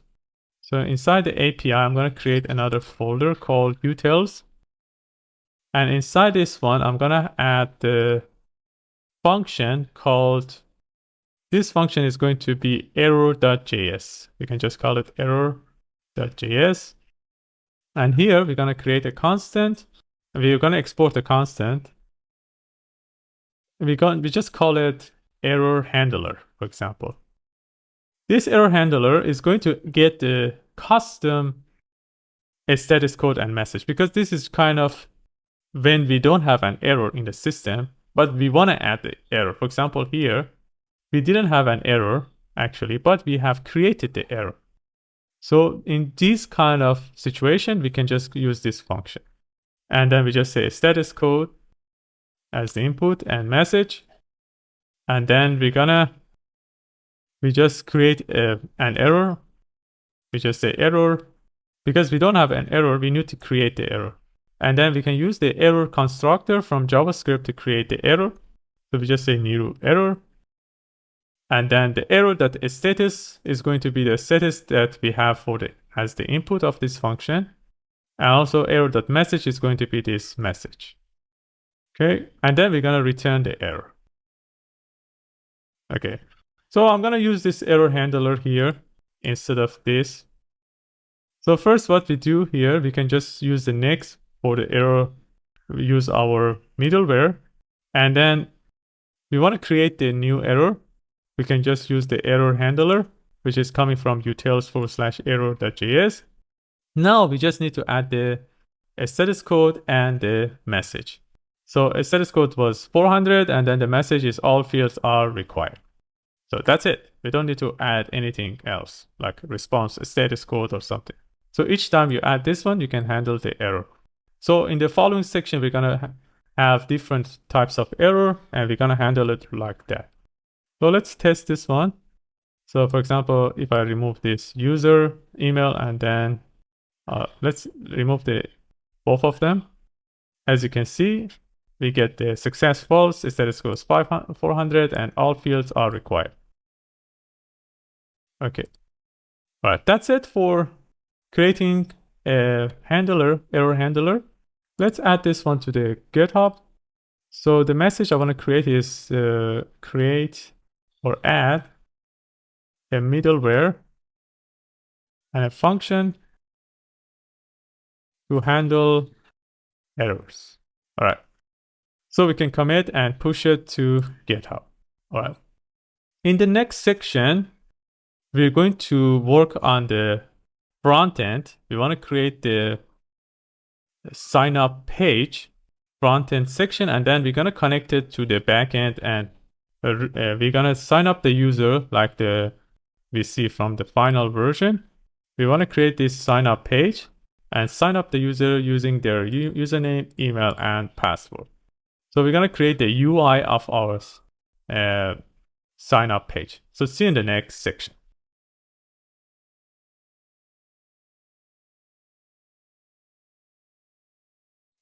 All right, in the last section, we have completed adding a middleware and a function to handle errors. In this section, we're going to work on the signing page UI, as you can see from the final version. So we're going to have the logo and some text on the left side, and also a form with some buttons on the right side. So we're going to have a div that's covering all sides, and then we're going to use follow by buttons for here. And I'm going to create this continue with Google in the Google authentication section. So we're going to complete everything except the continue with Google button. So let's get started. So this is our project. Let's bring it to the right side, and then first we go to the sign up page. Okay, bring it to the right side, and then here let's close everything, and then we just open the client side pages in src folder, and we go to sign up page. Let's bring this one to the left side so we can see the changes in real time. First thing first, we need to cover everything with we just want to make this one minimum height a screen, because as you can see from the final version, we have a footer at the end. So we want to push the footer down. I haven't created a footer, but we're going to create it soon. So we can create it after the sign up page actually. But in order to push it down, we need to change the minimum height of this one to be a screen. So here we add a class name. Let's just create the minimum height to be a screen so we can style it. We can just bring it, we add a margin top of 50 to push it down a little bit. So let me save this and refresh this one. Okay. Okay, let's change this one to 20. I made a mistake here. Okay, so we push it down a little bit. So instead of just saying sign up, I want to add a div. Let's remove this. I want to add a div. And inside this div, we're going to have another div for the left side and one div for the right side. So this div is for the left side. Let me write down here. Now this div is actually, okay, so this div is for the left side, and then we're going to have another div for the right side. Okay, so for the left side, we're going to have a logo similar to the one we created for the header section. Let me open the header section. You can just use Command P or Control P to search for your files, and then I'm going to search for header. So header, in the header, we had this logo here that was a link tag. We can just copy this and put it inside the sign up. Let's see, we have to import link. Okay, now we can see it, but I don't want it to be this size. Let's make it bigger. Here we can just say text 4x large, like this. So here we're gonna remove this as a small or something, and then we don't need to make it self-center, and then we don't need this wipe space no wrap as well. And then instead of semi-bold, I want to make it bold. Okay, I think it's fine now. So after this link, we're gonna have a paragraph inside the paragraph, we're gonna say this is a demo project. I can copy this text from here. So you can write whatever you want based on your blog page.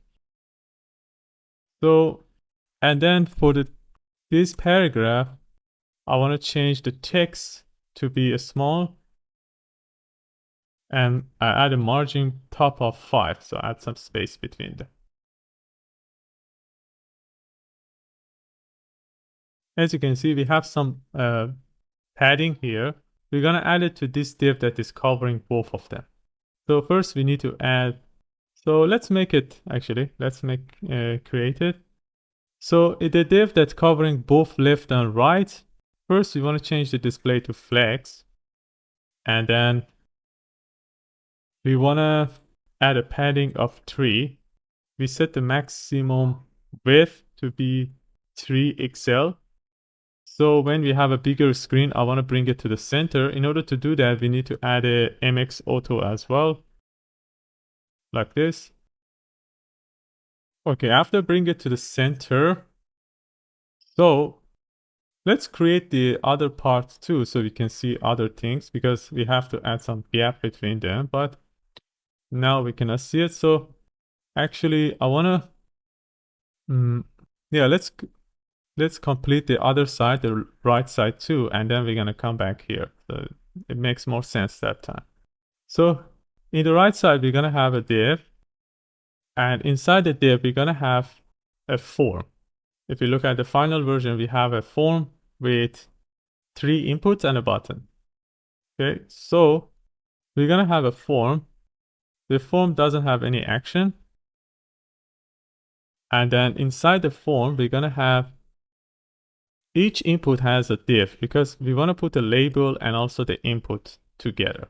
So we're going to have a div here inside the form, one div that is covering the label and the text input. So it's very simple. We use the label from Flowbyte. So we're going to import Flowbyte React label. And then the value is going to be your username. Okay, you can see it here. Now it makes sense. Actually, we made the flex here, but we wanted a smaller screen, the flex to be column. So they're going to be on top of each other like this. And then in the small size and above, so we're going to have, medium size and above, the tablet size and above, we're going to change the flex to row. So when we have a bigger screen, bigger than row, they're going to go to the other side. So, and then we want to more than medium size and above, we want to set the items to be center. Okay. So let's continue for this. We have added the label. Now we want to add an input. And the input is going to be text input from Flowbyte. So for the text input, we're going to have a type of, for the username, the type is going to be text. Let's get a placeholder of username. And also we want to make it, we want to have an ID, because later we want to get the information for submitting the form. We want to add the ID as well, which is going to be username. Okay, so let's close this. We need to import it so we don't get an error. As you can see, the form is already here. Let's bring this one down. Okay, now, all right. So after this, we're gonna have the same one for the email and for the password. So you don't need the class name for this div. And then we can just copy this one using Alt Shift arrow down or down arrow. And then here we just say your email. Here you just say your password. Okay, the label is correct. We're gonna have the placeholder for email. So this ID is email. This is password placeholder. and the ID is password. Okay. And as they are very connected, so we can just, in this form, we can add some styling like flex column because we want them to be on top of each other.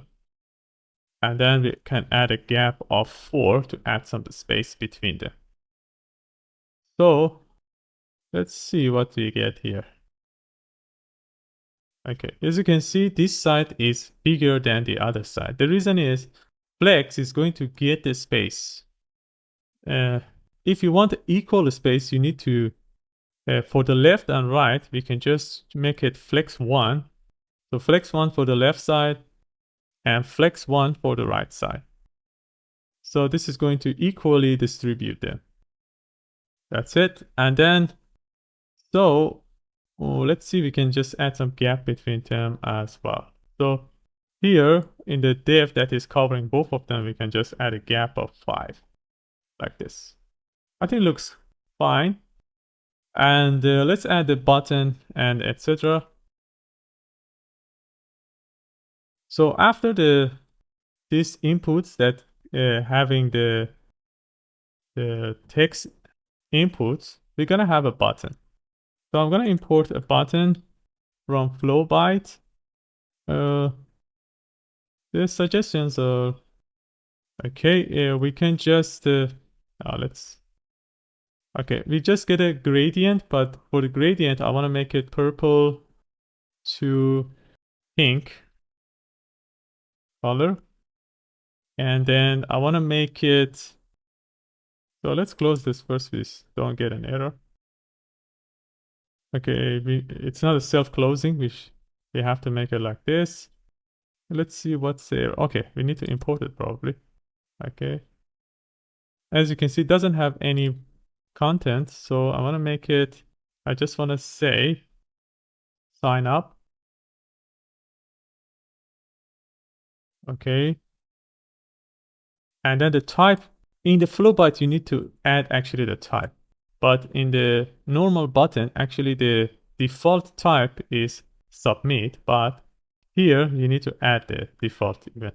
So we just want to type submit, and seems like it's not working, the color. So let's see. Here it's pink, not pick. Okay, so it's working now. So after the sign up, I want to make this part, have an account, sign in. So for this one, I want to make it outside the form. So I'm going to have a div, and inside the div, we're going to have a span saying have an account.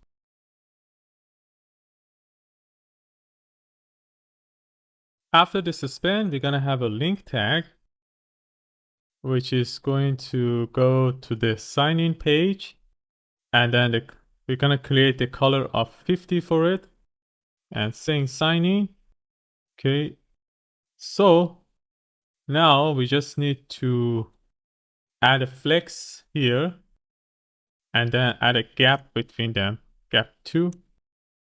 And also we want to make the text to be small, and we can add some margin at the top of 5 like this. Okay, I think that's it for creating the UI. Let's see the final version. Okay, we just here, for example, the placeholder, I write down something else, but this one looks okay too. We can just fix that one too. So let's instead of saying just email, we just say name at company.com. Okay. So in the next section, we're going to actually add functionality to this. So let's add this one to the GitHub. So the message for this one is going to be create or complete sign up page UI. So I'm going to commit and push. So in the next section, we're going to add the functionality. We can interact between this UI, and we can submit a user and sign up a user using this. Okay. And then we're gonna work on the signing page and etc. Or we can just do the footer first, and then we go to the signing page. So we see what happens. So in the next section, we're going to work on the functionality of this page. So see in the next section.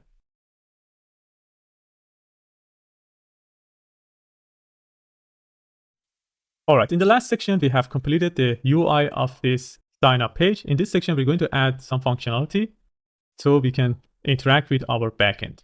The first things we need to do is to track the changes inside the inputs. So we want to track these changes. And first thing first, when we write the password, I want to just hide it. So let's see. Okay, here the type of the password should be password.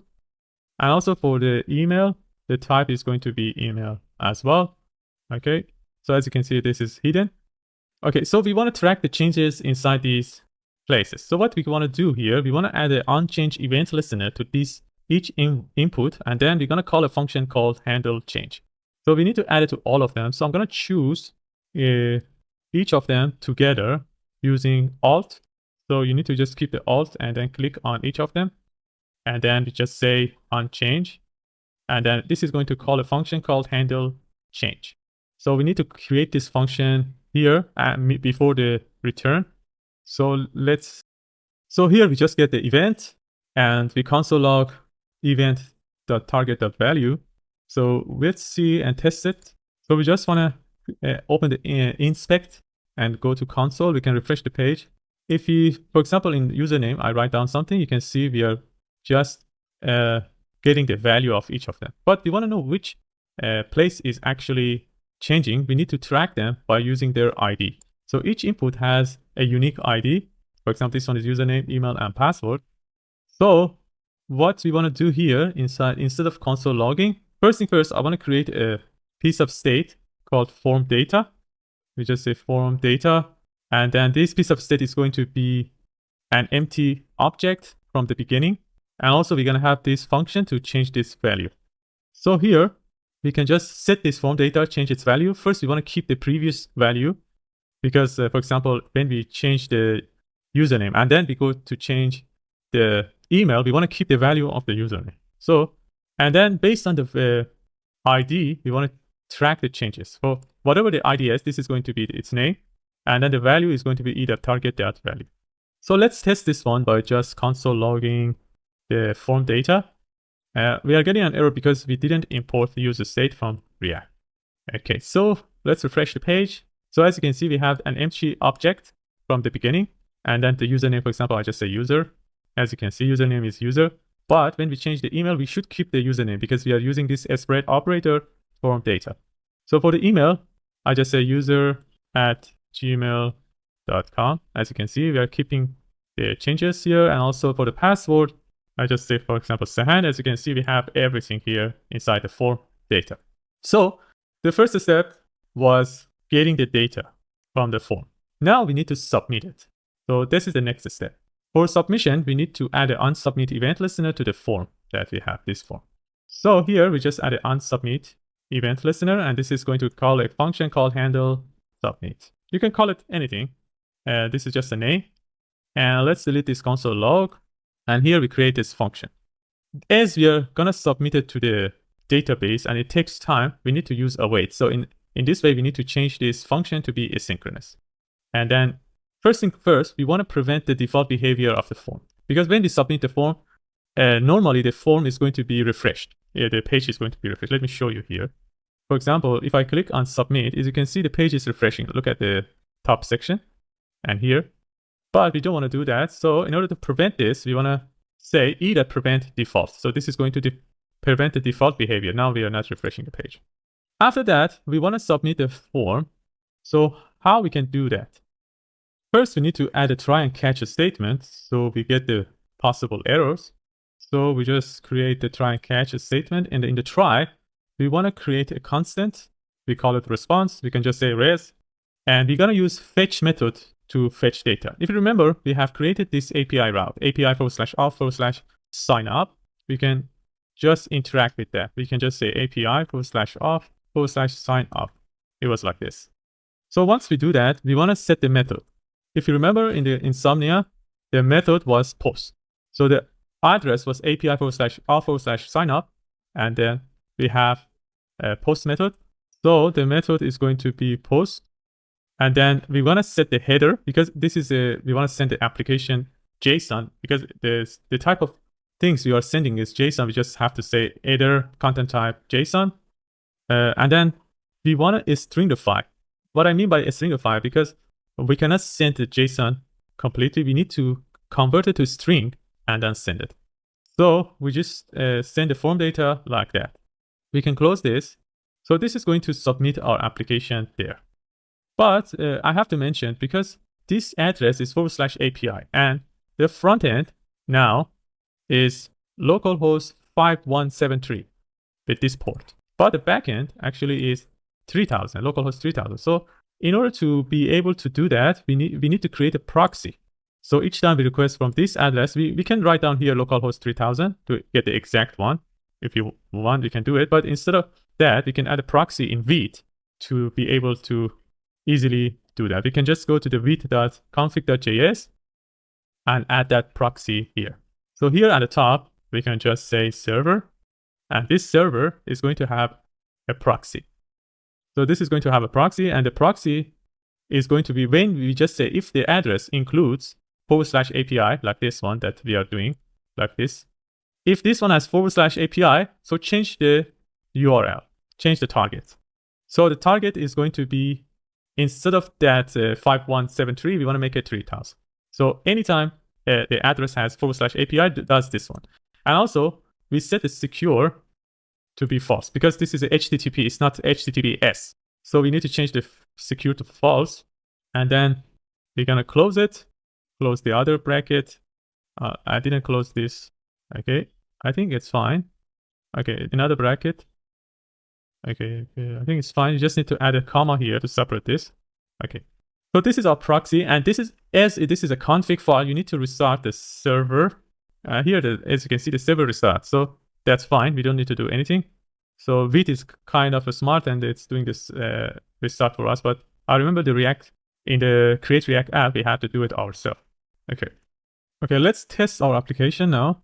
So let's go to here, and we just need to go to, actually, let's complete this one. When we get this response, we need to convert it to a data.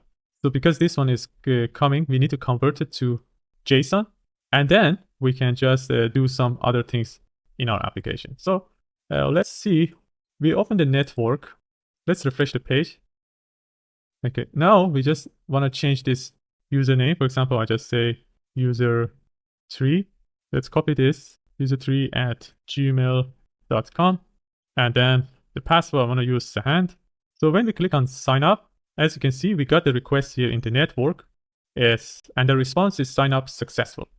And if you look at our MongoDB database, and then we just go to browse our collection, we should see the new user3@gmail.com, and the password is here as well. So it's working perfectly.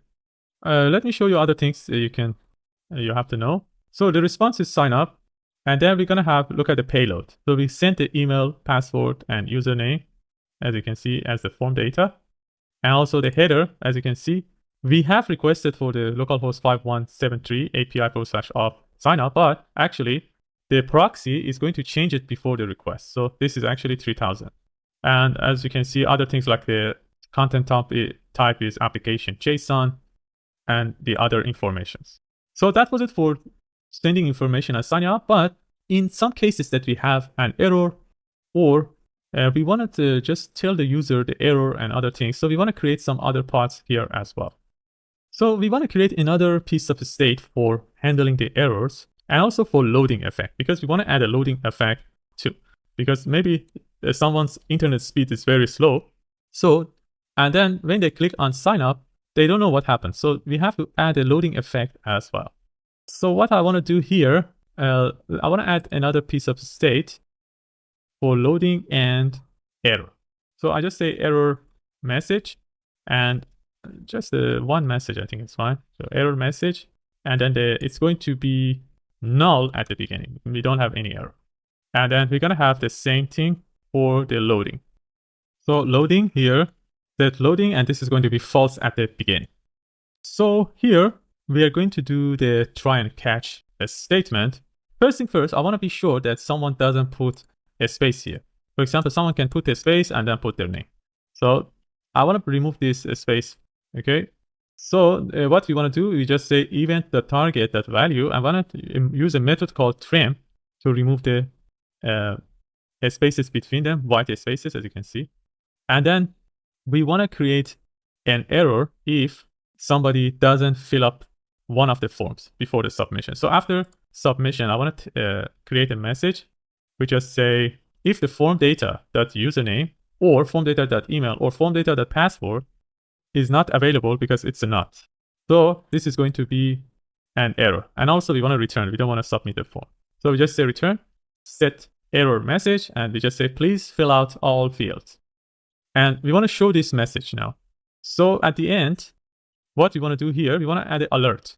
So after this div, we just say if there is an error message, if it's not null, then we want to use the alert from flowbyte, and the alert, let's close this alert, and then here is going to be that error message, and let's just add some style for that. We just want to add some margin top of 5, and then the color is going to be failure. So alert can be success or failure. So we're going to say failure. Okay, let's test this. So now I didn't fill up the form. For example, if I submit, I get this error. Please fill out all the forms. Okay, it's working. So let's add all the other possible error messages. For example, if there is a problem, we get an error from for example, if we put the same username as someone else, we should get an error as well. So what I want to do is to add we need to add an error here. After the data, we get the data. We just say if the data we get, remember we add success true and success false. If the data dot success is equal to false, we want to return an error, and the error is going to be data.message. So for example, we have the user1 in our application. So let's just say user1@gmail.com. And then let's just copy this one for password. When we click on sign up, we see we get an error duplicate key. We are using the same username. Okay, that one is working as well. And then what we want to do is to make the error, if the possible error happens. This is an error in the client side. For example, the user doesn't have internet or something. This is going to be an error. So here we set the error message to error.message as well. So we've done with the part of the error handling. Now let's do the loading effect. So for the loading, when we start trying, we need to set the loading to true here. And if everything is fine, and also we want to set the error to null as well, because maybe we have an error for the previous request. We want to clean that one as well. So we just set this one to null. And then here, after this, if everything is okay and there's no error, so we're going to go to this line. So we set the loading to false. And here too, if there is an error, we want to set the loading to false. So what we want to show as the error, we want to as the loading is inside the button. So inside the button, this button, instead of just saying sign up, I want to show loading effect. First thing first, I want to disable this button when we are loading in the loading mode. When the loading is true, I want to make it disabled. So the person cannot submit the form several times. So this is going to create a lot of requests. So we're going to prevent that. And here, instead of sign in, we're going to say if there is a loading, and we want to create a spinner here. We just want to say do this one. Otherwise, just say sign up. So here, I want to add a spinner. The spinner is very simple to add by flowbyte. We just import it from flowbyte. And then we just set the size here to be small. And we don't need any color. We just use the primary color. Okay, you just close this. And then we want to add a span saying loading as well. The reason we are adding this span, sometimes the people have the hearing eye problem. They can understand what's happening in our application because they have a reader. So we need to add that one too. So please, we add a padding of length 3 here. So as we are adding more than one HTML element inside this bracket, we need to cover it with an empty fragment. So I'm gonna bring both of them inside this. So now if we click on, just look at this button, you can see the loading effect and the button is disabled. So but what's happening here? Let's refresh the page and try again. Okay, we need to fill up the form. There's user4 at gmail.com, and then we just set the same password. When we click on sign up, we see the loading effect, and then this is successful. But if you look at the sign up, you can see the sign up is successful, but we don't know what happens. So we need to navigate the user to the sign in page after that, if it's successful. So what we want to do, we want to use navigate React hook. So to be able to bring them there. So we have this link from React Router down. We add the use navigate to. We need to initialize it. Here we just say const navigate equals to use navigate. And then once everything is correct, okay, or we can just create another things here. We just say if the response that is okay, we can say it like that. Just the response that okay, we can navigate to the sign-in page. Now let's test it again. So if I sign up another user like user 5, okay, if I click on sign up, you can see we are redirected to the sign-in page. So the user knows that their sign up is successful. All right. I think that's it for creating, adding the functionality to the sign up page. So let's add this one to the GitHub. So here, I just say add functionality to the sign up page. In the next section, we're going to work on creating the footer section because I want to create it. So I want to show you why I'm using some like a min height screen and etc. So see you in the next section.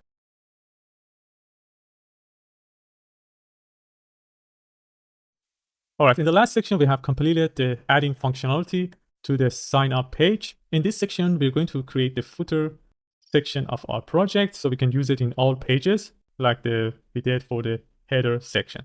So what I want to do here, I want to create another component called footer.jsx. So let's create a React functional component first, and then we need to add this one to the app.jsx. Like we did for the header, we want to do it for the footer. So what this is very similar. We need to add it outside the routes to be able to add it in all pages. So here we just say footer. We need to import it. Okay. Now we should see the footer here, or in the sign-in page, we should see the footer like this. So let's bring this one to the right side so we can start creating it. So we want to use follow by, so it's going to be simple. We want to make it like the one in the final version. As you can see, we have the logo, we have about, follow us, legal section, and at the end we have these social media icons, as you can see. So we're going to create it like that. First thing first, we want to cover everything with a footer component of flow byte. As we are using this footer, the name cannot be footer. We need to change this footer to footer component, for example, so we don't get an error. And then we need to import it at the top. We're gonna import footer from flowbyte. Okay. As you can see, the color is a little bit different now. So this footer is going to be a container, and also we want to add some class name to it. For example, I want to add a border top. So just say border top of 8. And then we want to set the color of the border to be TL 500. So we don't see it yet. Let's see what error we are getting. Okay, now we see that footer with the border. As you can see, border top is 8. And we just say footer here. So instead of just saying footer, I want to add different sections. So let's add a div here. And inside the div, we're going to have another div because this is going to be kind of different levels. So after this, inside this div, we're going to have another div for the logo. For the logo, we can use the same one as we did for the header. So I'm going to copy this and paste it here inside the footer. We need to import a link to don't get an error. As you can see, we are getting this logo now. I just want to change this text instead of a small to be large. And in the largest screen, as this is okay, X large, but I wanted it to be bigger. After this logo, we're going to have our different sections. As you can see, we have like 3 columns here, and then they're going to be on top of each other when we have a smaller screen. So we need to design it like that. So after this div that is covering the logo, we're gonna have another div. This div, as I mentioned, they're gonna have different number of columns. So we're gonna make a grid, and we set the grid columns to be 2. So 2 columns in the small size. Then we're gonna have a gap of 3 between them. And then, but in the small size and above, first we want to add a margin top of 4, and we want to set the grid. This time the columns, I want to make it 3. So when we have a bigger screen, and also the gap is going to be different. We just set it to be 6. So inside this div, we're going to have these sections. First one is this about section. So we're going to have a footer dot title. Sorry, footer. So footer dot title, and the title is going to be about. Okay, so let's see what we get. Okay, we get the about here, and then after that we're gonna have everything under this about, which is these 2 links I have. You can add as much as link you want. So this is just an example, but you can extend it as you wish. So after that we're gonna have a footer dot groups, link groups, because we're gonna have link group. Okay, and this is going to be column on top of each other. So we're gonna close this, and inside this we're gonna have each link. So we just say footer dot link. Okay, footer dot link, we need to just put it like that. And inside the opening tag, we just want to, for the first one, I want to say this one, 100 JS projects. So 100 JS projects. You can do whatever you want for your website. So this is just the example. And then here, the href. So the address for this one is going to be, for me, https:// so www.100jsprojects.com. Okay. After the href, because I want when we click on it, I want to open it in another page. I don't want to do it. So I just set the target to be underlined blank. And also we want to set the relationship to be no opener, no referrer. So this is kind of, if you want to, they don't block your pop-up. It's like opening a new window sometimes is being blocked by the browser. So if you do this one, you're going to prevent this. So as you can see, we have it here. And then any click on it, this is going to open it in another page. So that's good. So let's continue for this one. We want to, okay, so it seems like I have to put these 2 in another div. Otherwise, they go to the different column. So I'm going to add another div here. We don't need class name for that. We just need to put everything we have inside this. Okay, now they're on top of each other. So I wanted to add 2 links. So what I want to do is to just copy this. And the next one is going to be, I just want to just say /about, and we just say sans block, for example, or about. Yeah, just for the example, you know that this is internal, this is external, but this is going to open a new window too. So that's it for this section. We want to add another title, like this one, follow us and legal. That is exactly the same. It's very similar. So after this div, we're going to have another div for follow us. So what I want to do is we can just copy this because it's very similar. And the title for this one is going to be follow us. Okay, and what I want to add here, I just want to add, for example, my GitHub, and this is going to be github.com and / my name. Okay, sounds good. The next one is going to be, for example, we can just say Discord. I don't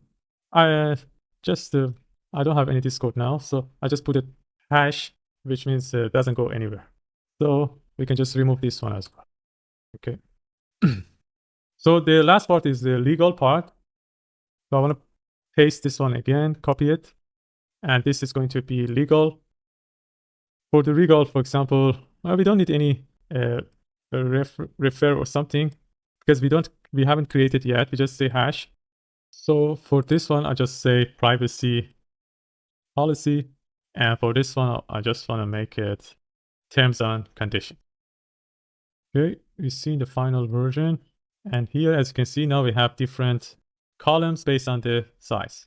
But still, you can see that we don't have a good spacing. So what we want to do here, I want to add some classes to the top. that is covering all of them.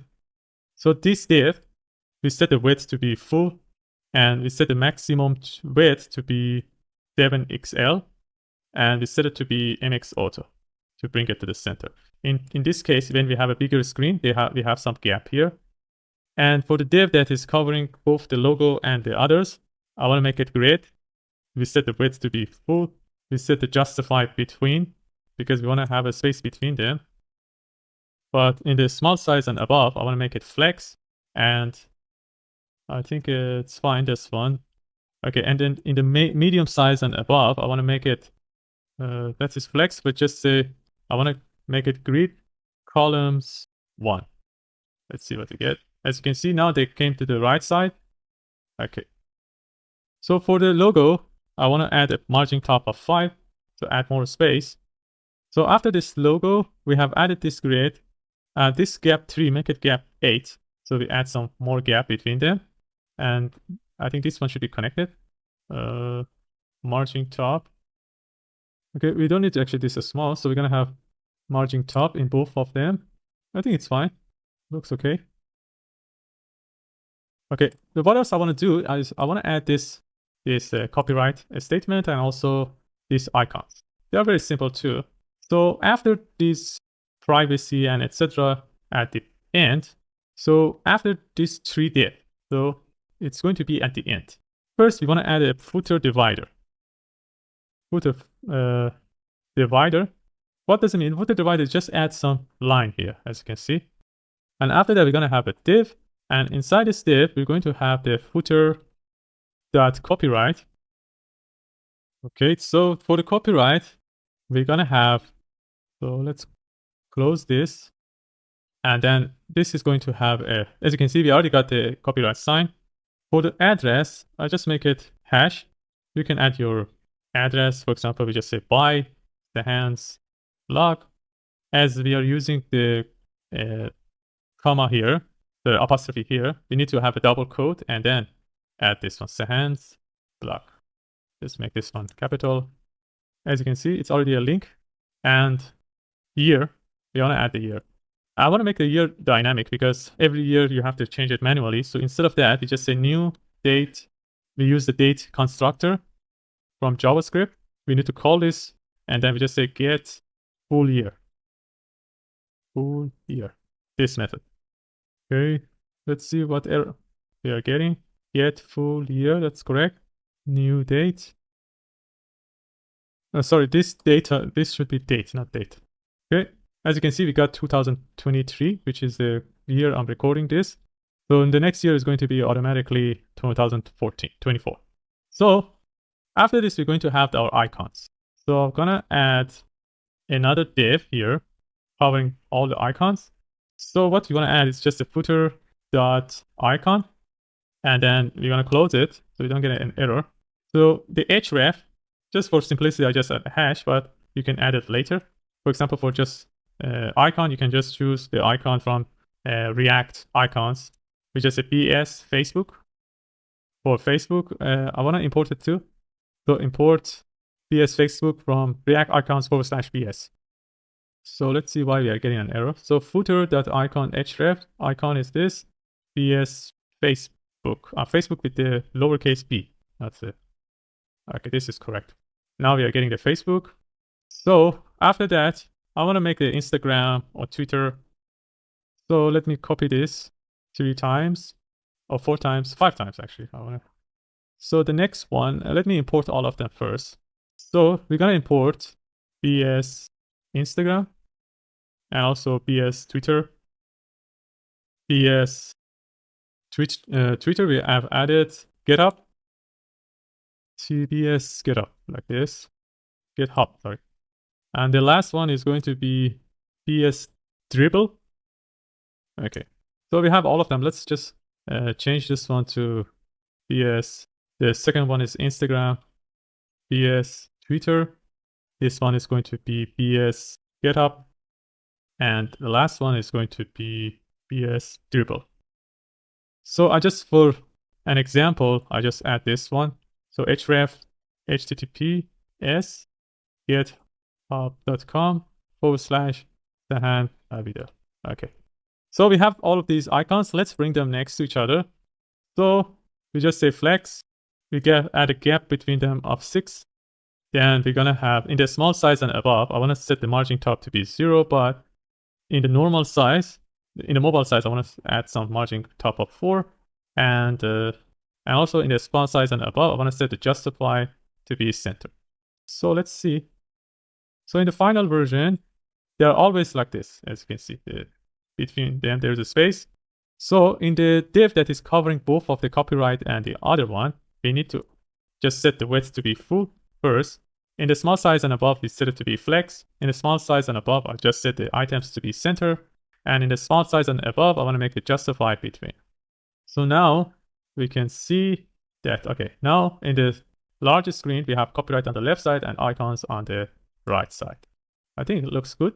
So in the sign up page, actually, as you can see, this footer is completely at the end. So in each page, we need to add the minimum height screen. So to push the footer at the bottom of the screen, like this. All right, that was it for creating the footer. Let's add this one to the GitHub by just clicking on here and create a message. Create the footer component. Create and add. Okay, we can push, commit and push. Okay, that was it for creating the footer. In the next section, we're going to create this sign-in page. First, we want to create the sign-in API, and then we're going to complete the sign-in page. So see you in the next section.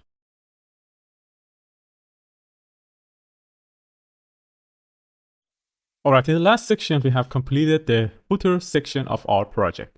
In this section, we're going to work on the sign-in page. And first, we want to create the API route of the sign-in. So let's go back to Visual Studio Code. And similar to the one we did for the sign up. So let's close everything here and also close all the codes. We can go to API, routes, auth.routes.js, and we create a new one for sign in. Okay, so we need to actually create this function inside the auth.controller.js. So we need to export a constant called signin, and this is going to be asynchronous with the request response and next for handling the errors. Let's close this and also let's import it here. Okay, so now what we want to do is to get the email and password from the user, and then we test the email and password. And after that, first we need to check if the fields are okay, and then we're going to test the email and then check the password. And if everything is all right, we're going to set a cookie inside the browser of the user. So later, when the user wants to do some requests inside the website, we're going to check if the person is authenticated or not. So we're going to understand that the person is signed in or not. So first we want to get the username and password, which is coming from request.body, like before we did. And then we check if there's no username or there's no password, or username is empty and password is empty. We want to set an error. So we're going to use our error handler using next, and then the function error handler. And we're going to set a status code of 400, and we just say all fields are required. After that, we want to add a try and catch a statement. So like we just add a try and catch a statement. And then in the catch, we want to just use our middleware to send the error. We just say next, error. But inside the try, we need to first check the email of the user. So we just create a constant and we call it valid user, for example. And then this is going to be asynchronous because we have to wait for the result. So we just add await. And we're going to use the user model that we have created and a method called find1. So find1 is going to search for us. And as you can see, we got actually the username and password. It's better to use email. So I'm going to change this username with email. Let's use Ctrl-G to use all of them. I want to change this one to email. You can do it with the username as well, but I prefer to do with email. So once to do that, if the user is not valid, so if there is no user with this email, we want to send an error with a status code of 404 and saying user not found. So that's it for checking the email. But for the password, we want to use a method in bcrypt.js called compareSync. So we can do that by just saying, let me bring this one a little bit up. We just create a constant called valid password. We're going to use bcrypt.js, the method called compareSync, which is going to get this password that we are getting from the body, compare it with the one that we get back if the user exists, the valid user.password. If these two are equal, but if you know this is a hashed password, this is not a hash password, but bcrypt.js compare them. First, make this one hashed and then compare them with this one. So you cannot compare it just directly. You have to use bcrypt.js. And if that is not valid, we're going to return an error with a status code of 400 and saying invalid password. Or it's better to not give a clue to the user that which one is incorrect. For example, which one, the email or password. Because if they know their email is not correct, they're going to test their email. If the hacker wants to check our website, they're going to check the multiple emails. But if you just tell them both of the answers, instead of user not found an invalid password, we just say wrong credentials, they don't know which one is incorrect, password or email. So that's better to just give a message like that. But just for the sake of simplicity and for this project, we just leave it like that. But I just want you to understand the logic. So now, if everything is correct, both emails and password, we need to authenticate the users. So we're going to do that by using a package called JSON Web Token. So inside the backend, which is the root directory, we need to install a package called JSON Web Token. And then once you do that, we're going to import it at the top. We're going to import JWT, which stands for JSON Web Token, from JSON Web Token. So just import it like that. And then here, after, if everything is correct, we're going to just create a token now. We just say const token, and we use a method from JWT called sign. And we just need to, whatever we add, this is going to be encrypted and create a token for us. It's like hashing a password. So this encrypted value cannot be read normally. So, and then we're going to save this encrypted value to the cookie of the browser. And then we're going to use it later to authenticate the user later on. So we want to save the ID of the user. So we can just say user ID, or we can just, for simplicity, I'll just say ID. And then what we want to save is this valid user that we get by searching the email. We get a valid user. This valid user has something called underline ID. If you look at the database, so each field, they have something called underline ID. So this ID is unique for each of the users. So we want to save this ID, and based on this ID, we can later on authenticate the user. Okay, so we just say valid user dot underline ID. For now, I just want to save this information, but later when we add admin, we need to add is admin as well, but just we do it later. Okay, so now that's it. We want to save. And also we need to add a secret key. What I mean by secret key is, let's close this. Secret key is a unique key that is only for you. So this token is going to be created and encrypted based on that secret key. And this is unique for yourself. And you shouldn't share it with others. Otherwise, they can hijack your user's cookie. So the users of your website, they're going to have a cookie encrypted uniquely by this secret key. And this secret key can be any letters or numbers. So you have to remember it. You have to save it in the server of your website. So I want to add it inside the environmental variable because you have to keep it secret. And we call it JWT underline, for example, secret key. Anything you can, it's just a name. Or JWT secret. I just call it, for example, for simplicity, I just call it sand. I told you just any letter or numbers you can use, but you have to remember this. So I just want to put the sand, so later I want to add I remember what I did. So now we can add this one by using process.env.jwt secret. As you can see, we can add an expiration time for the cookie as well, like 1 day or something. But if you don't add anything, you just this session is going to be expired when the user closes their browser. So it's just a one-time session. So I just don't add it. So as long as their browser is open, this is going to be valid. You can add it as well, but just we just leave it like that. So we can just create it. We have just created a token. Now we want to actually add it to the cookie by adding a response. So we create a response. We just make a status code of 200, which is OK response. And we're going to send a cookie. We just say cookie. And we're going to send this token. we just can name it token, or we can call it access token.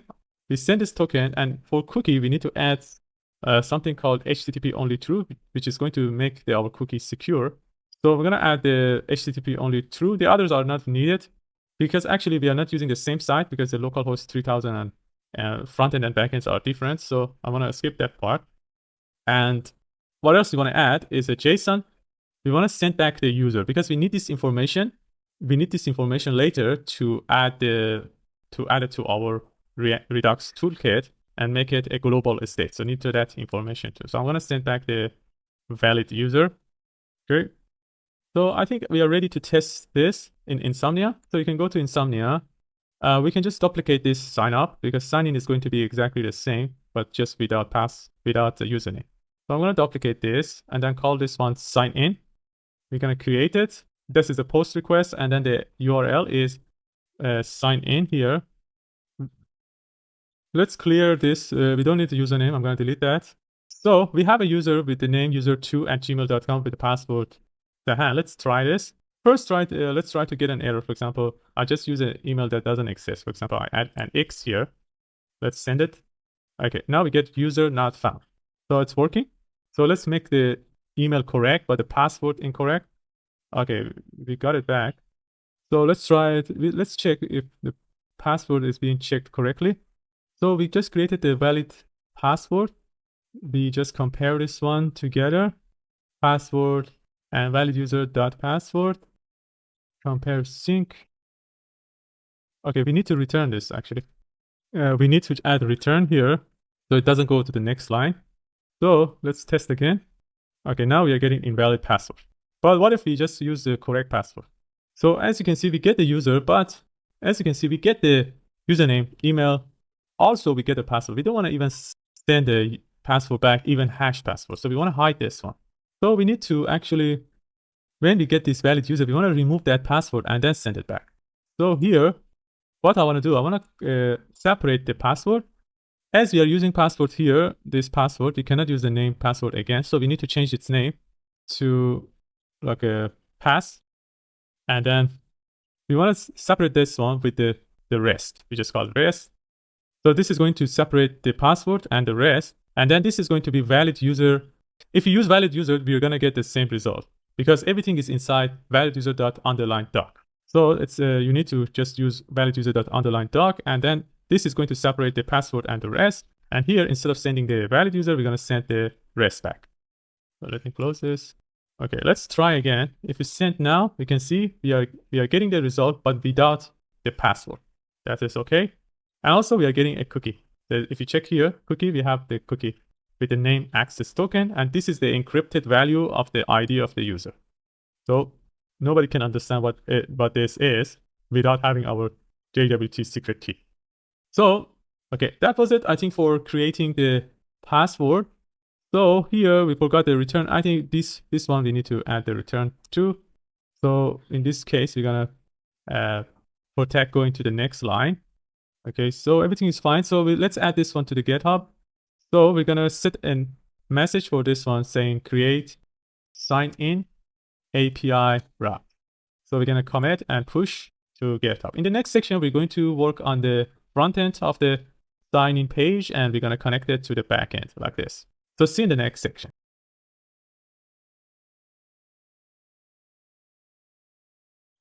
All right, in the last section, we have created the signing page API wrap. In this section, we're going to work on the front end.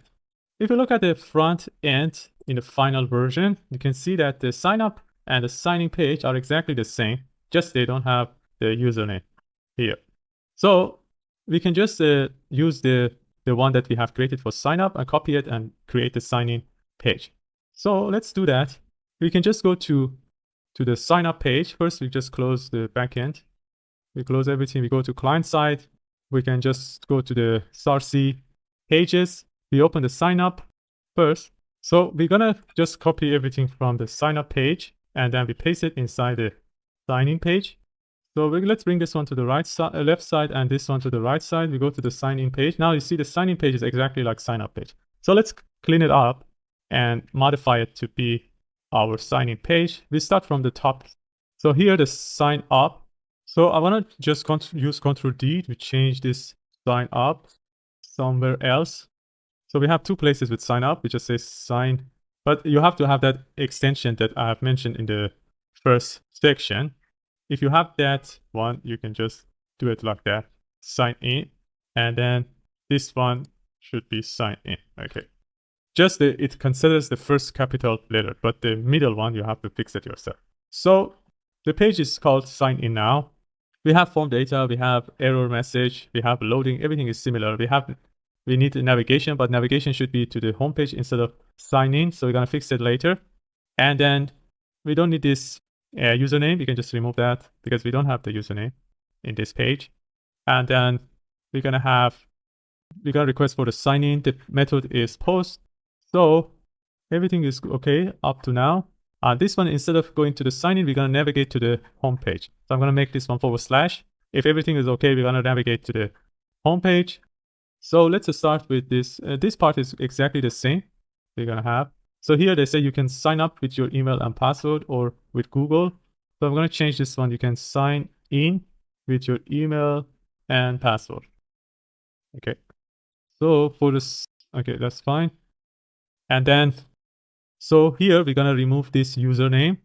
So I'm gonna remove this div that including this label and text input. Let's see.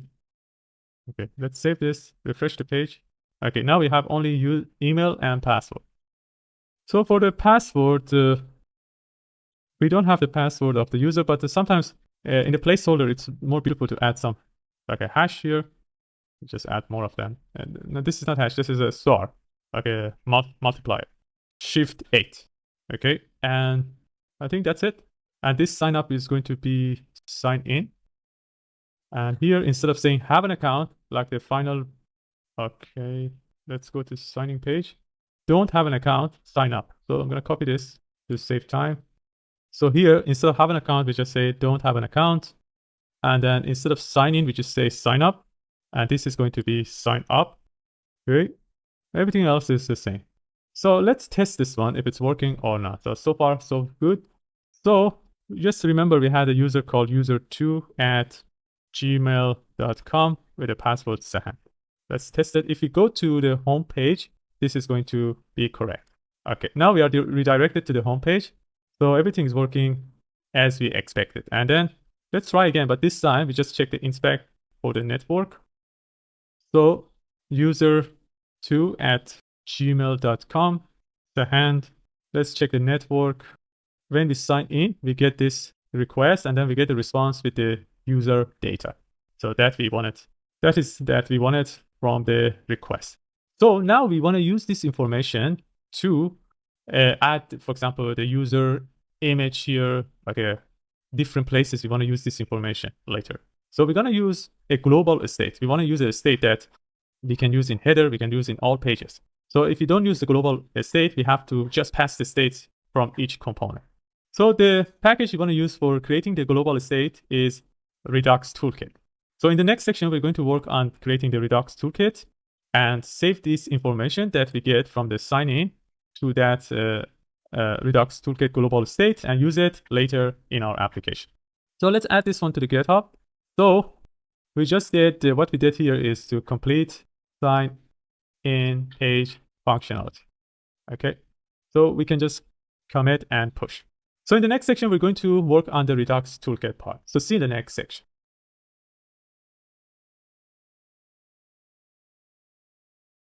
All right, in the last section, we have completed the sign-in page functionality and we got the response.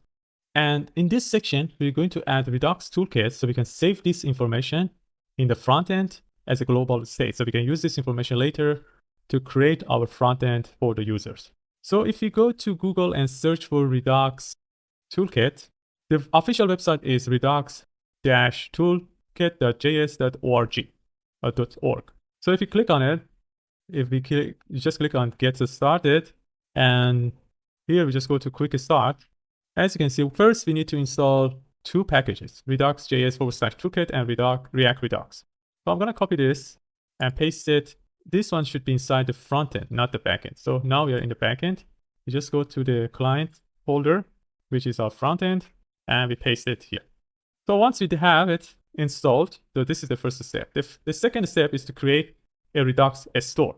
So we need to go to the src folder, and then we just create a file called store.js, and we're going to import configure store API from Redux Toolkit, and then we're going to create an empty Redux store like this.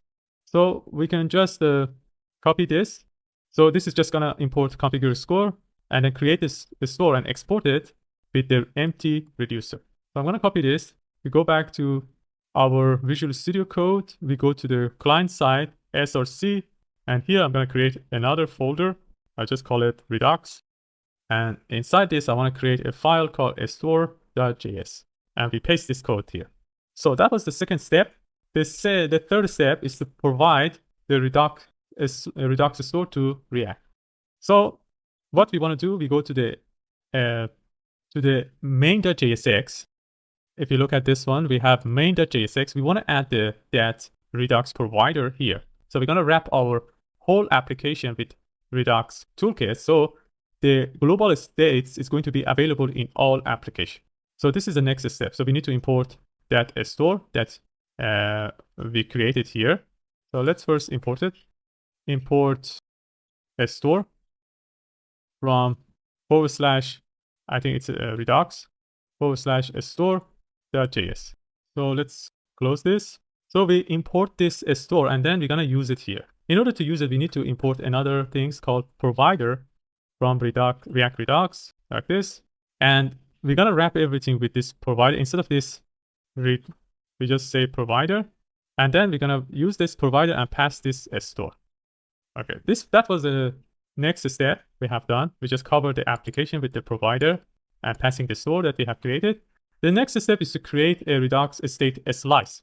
So a slice is a kind of piece of the state we want to add. For example, here in this example is a counter slice. But in our case, it's, for example, user slice. So we need to create a slice based on our need. So we're going to create a file with that slice name. And we're going to import the create slice, create our initial state. For example, the user is null at the beginning, loading is false, and message is null as well. So this is the initial state. And then we're going to have a name for that. For example, in this example is counter, but for our example is user. And then we pass the initial state, and then we create the logics or functions that here they call it reducers. For example, what happened? We can create the functions, increment, decrement, and in our case is signing, start, success, and failure. Okay, so let's create this one.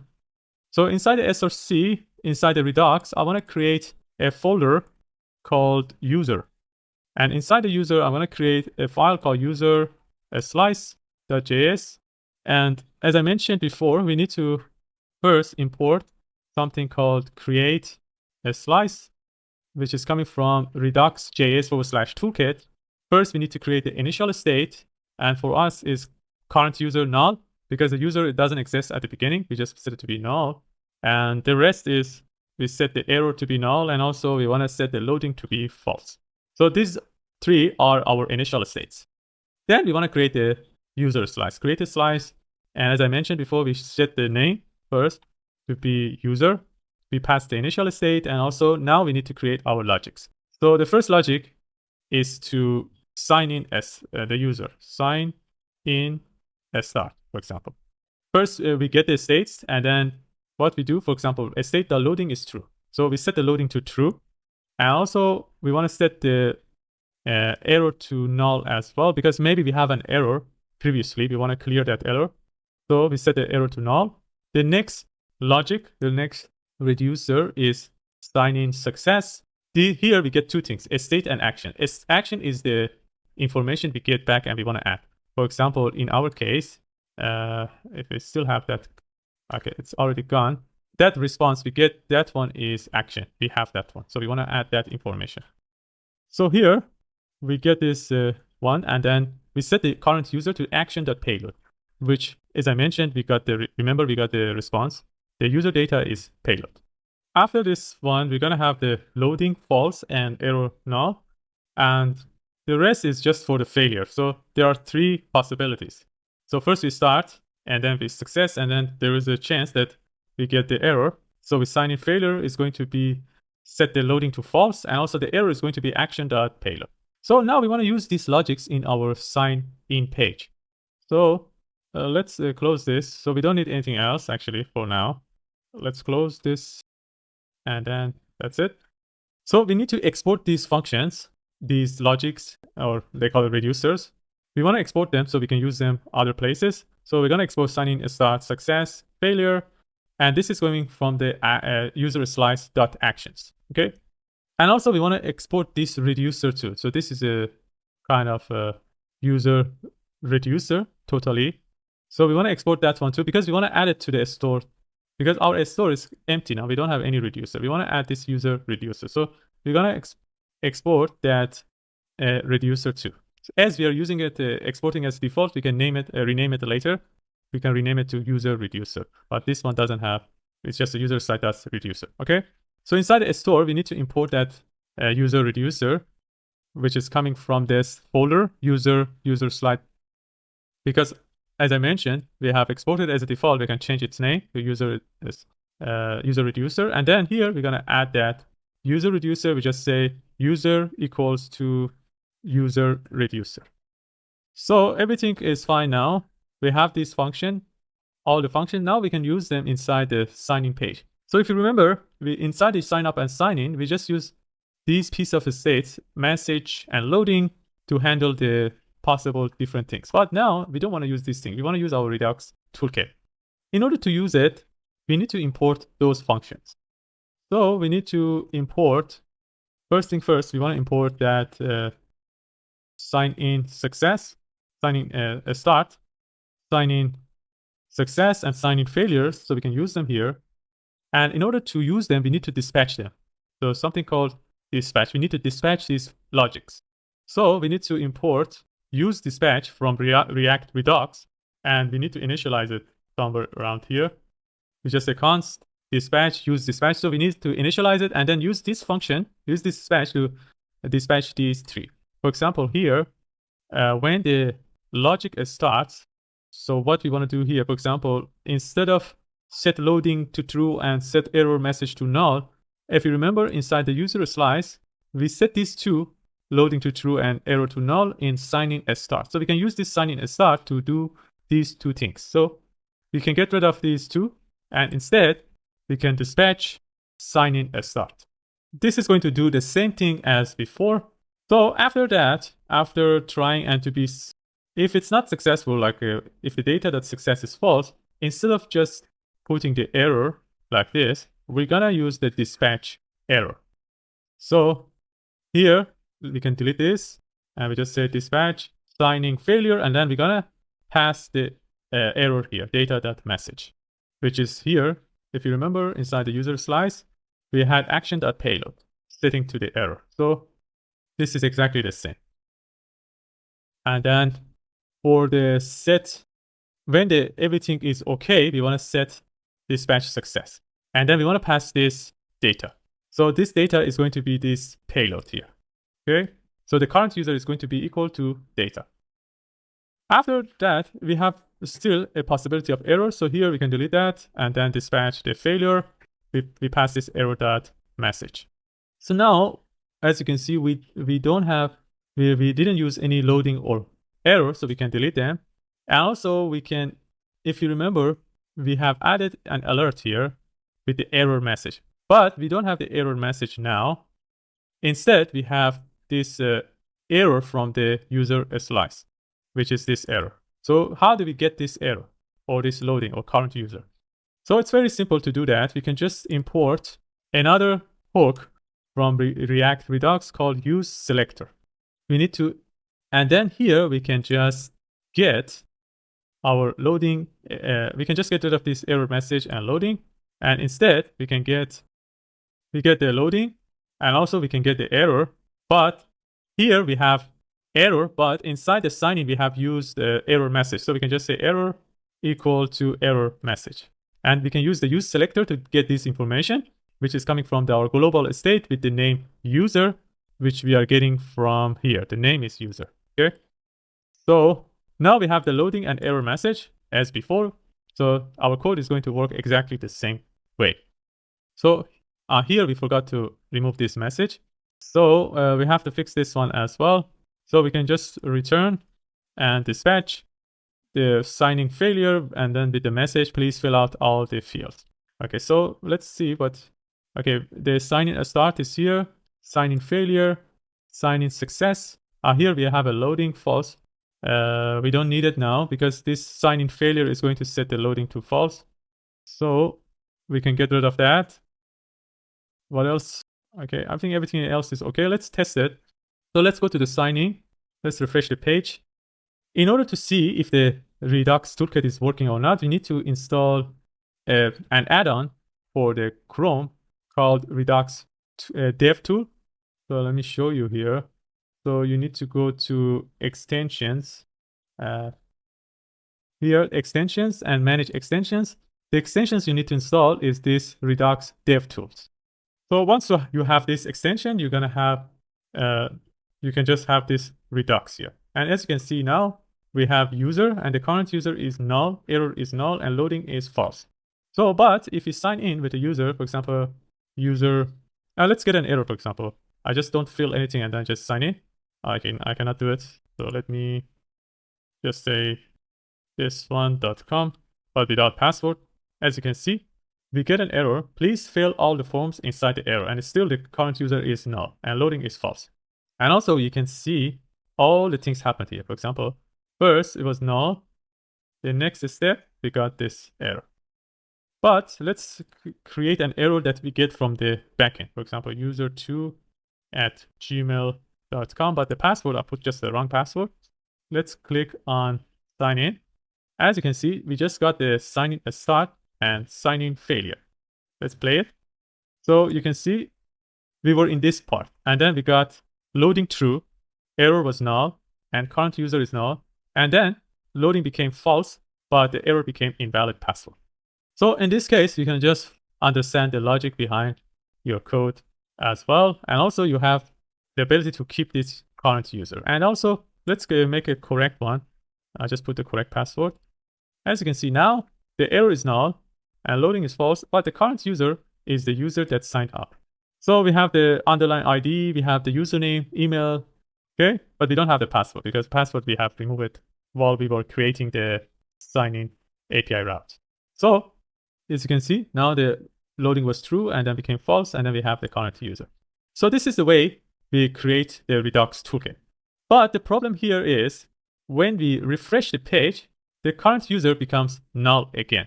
So that's not good because we want to keep the user log in and see the information even they refresh the page.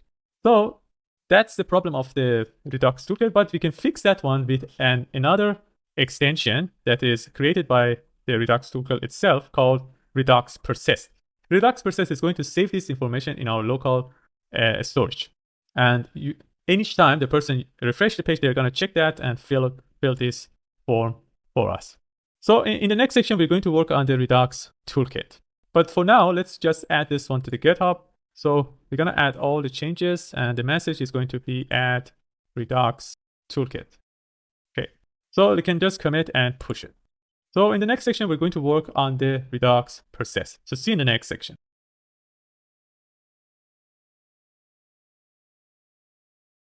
All right, in the last section, we have created the Redux toolkit for our application. In this section, we're going to use Redux persist to save the information locally. So when we refresh the page, we're not gonna lose our information. So if we check the Redux toolkit website and search for persist, and here we can just see that using Redux toolkit used with the Redux persist, as you can see, this is the installation process. It's not very difficult, but I just have removed the unnecessary parts. I'm gonna create it for you, so this is going to be simpler as well. So I'm gonna create it for you here. First thing first, we need to install some packages. Let me see. We need to install a package called Redux persist. So this one should be installed in your front end, so inside the client folder. So we're gonna npm install redux-persist.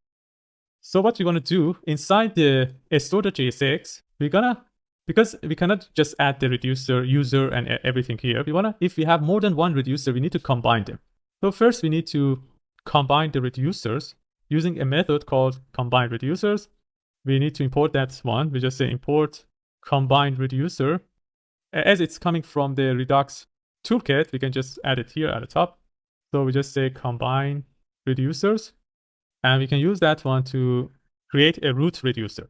So instead of just having a lot of reducers here, we're going to have a root reducer, which is going to be combined of all reducers. Now we only have one reducer, but later we're going to have another one, like a theme reducer for our dark mode. So for now, we just add the user reducer. So let's close this. And we're going to use this root reducer to create our persisted reducer. So just say const persisted reducer. And we're going to use a method called persist reducer, which is coming from Redux persist. Okay. And then this is we're going to pass the persist config, the configuration, persist config, config. So we need to create that as that one here. So we create a persist config, which includes first the key. The key is the name that is going to be stored inside the storage. I'm going to show you when we use it and test it. And also we're going to pass the storage. The storage is coming from, we need to import a storage from Redux Toolkit /lib/storage. And also we need to add a version. We just call it 1. Okay, so we have the persist config, and then we want to pass this root reducer here. So now we have a persisted reducer. So instead of having a lot of reducer, we can just add the persisted reducers here. And also we need to add a middleware here to prevent a default error. If you don't use this middleware, we're going to get an error. So this middleware is going to get the default middleware and set the default middleware. And inside this, we're going to set the serializable check to false. So if we do this one, we're going to prevent errors using Redux Toolkit. Okay, so this is for the store. We have exported store, but you have to export the persist store too, a store that is persisted. So here we're going to export a const called persist store, which is going to use a method called persist store. We need to import that one as well, which is coming from Redux persist. And then we're going to pass this store that we have created. So this is going to persist the store. Now we have created, we need to add it to the main.jsx because we don't have the persist store here. So here we're going to import our persist store. The persist store is coming actually here from here, persist store. And then we're going to have something called persist gate to cover everything. So persist gate is coming from redux-persist/integration/react. And then here we're going to cover everything with this persist gate. So persist gate, which is going to have our persist store, and then we need to close it here. So in this way, we can use the Redux persist. So let's test this one in our application. Now, if we check the Redux and refresh the page, okay, let's refresh the page. I'm getting this one because I already have something in my storage when I was testing this application. Let's delete that one so you don't get confused. So I'm going to delete this. Okay. If you go to now Redux, if you refresh the page, as you can see now, this is what you should see now. We have the current user null, error null, loading false, and we have another thing called persist. So now if we sign in, let me sign in with the user2@gmail.com. If we sign in, you can see the current user now, it's this user2. And also if you refresh the page, we can still see that the current user is this user because the information is stored in our local storage. I want to show you in application. In local storage, we have this. If you remember, I said we have created the key was root. So this key root is here, persist root. And then we have all the information, including the current user ID and etc. So the Redux is going to use this information to each time we refresh the page, fill out our Redux. So if we sign out to the user, we need to delete that storage as well, or replace it with null. So that was it for creating the Redux persist. In the next section, we're going to work on the OAuth functionality. We want to add the Google OAuth. So we don't have the OAuth button yet in the sign in and sign up page. So we're going to add the Google OAuth. Google OAuth is going to give us an extra information like the user image. So we're going to add that user image as well. And then using that image, we're going to create an avatar inside our header. So in the next section, we're going to work on the OAuth functionality. So see you in the next section. Oh, actually, I forgot to add it to the GitHub repository. So let's add everything, and we just add a message called add Redux persist. Okay, we can commit and push. So I'll see you in the next section for the OAuth functionality.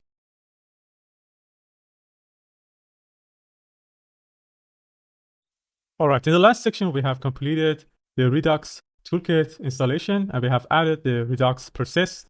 In this section, we're going to work on the OAuth functionality. We're going to add like the final version, a button saying continue with Google. And when we click on this button, we want to just have a pop-up window and choose one of the Gmail accounts that we have. So let's first create this button and then add it to the sign in and sign up page. So I'm going to use a component for this button so we can use it for both places. So here inside the client folder, we go to src components, and here I'm going to create a new component and just call it oauth.jsx. And let's just create a React functional component using RFC. And let's add this component to the sign in and sign up page. So in the sign in page, we can just add it. We can just add it after the button related to the sign in. So it should be here, sign in, and just before the form closing tag, we just import OAuth.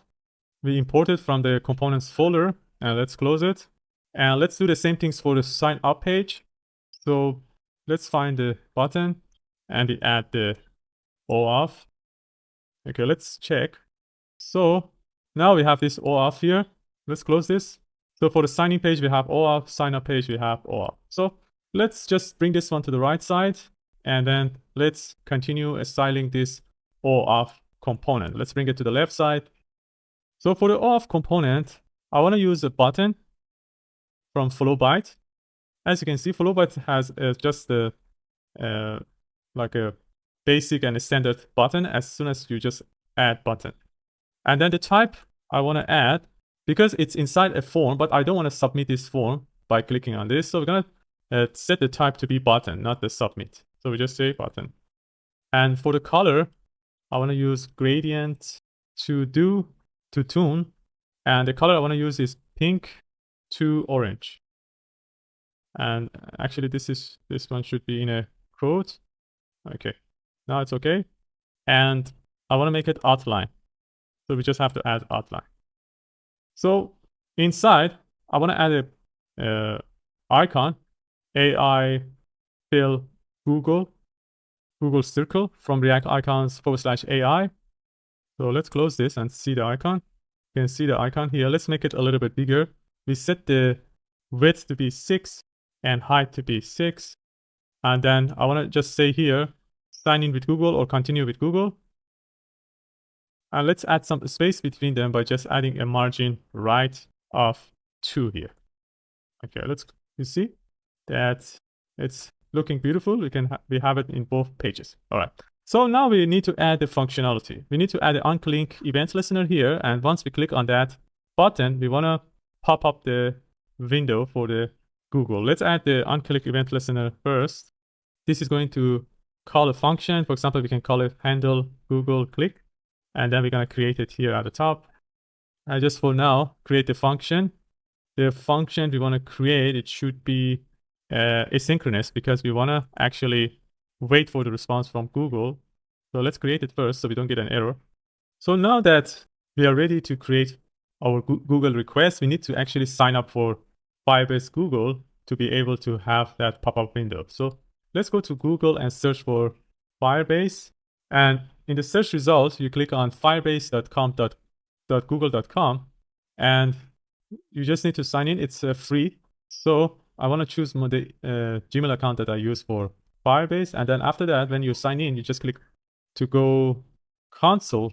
So go to console, and then here you can see all your previous projects. And then you can just create a new project. I just want to call it MERN-blog. And then let's click on continue. We don't need Google Analytics for this project, so I'm going to disable this and just click on create project. So it takes a while to this one to be finished. This is going to create our project, provisioning resources, and etc. Okay, our project is now ready, and we can click on continue. So once you're here, you can see this get started tab. You just need to get started with the web app here. As you can see, iOS, we have Android, web. So we click on web. We create a nickname for our project. I just use the same one, MERN Blog. We don't need Firebase hosting, so we click on register app. So once you do that, we need to install Firebase, and then we need to create a file inside our application. called firebase.js, and then copy these SDKs or the, as we call it, the Firebase configurations. So let's install this Firebase. Let me copy this. We need to install it in the front end. Okay, so you need to go to the client folder and then install this Firebase. Then we need to copy this code. We go back to Visual Studio Code, and we need to put it inside the SRC folder. So here, Explorer section, we close the SRC folder. It should be in the root of the SRC folder. So I'm going to create a file here called firebase.js, and we paste the code here. Okay, we have all the information we need, API key and etc. We need to hide this API key. So in order to hide it, we need to create an environmental variable file as well. The environmental file in the front end, we have an environmental file outside inside the backend, but we need another one for the front end, and this one is going to be inside the root of the client. So inside the client, I want to create another file called .env, and just pay attention, the place of this environmental file is very important. If you put it somewhere else, for example, inside the SRC folder, it doesn't work. So inside this environmental file, we need to create a variable. And the variable should start with the letter Vite, because we have installed our React using Vite. You need to add Vite at the beginning, and then you can add your variable. We just say Firebase API key, for example. And this is going to be equal to this Firebase key here. We can just cut this one and bring it here and paste it here.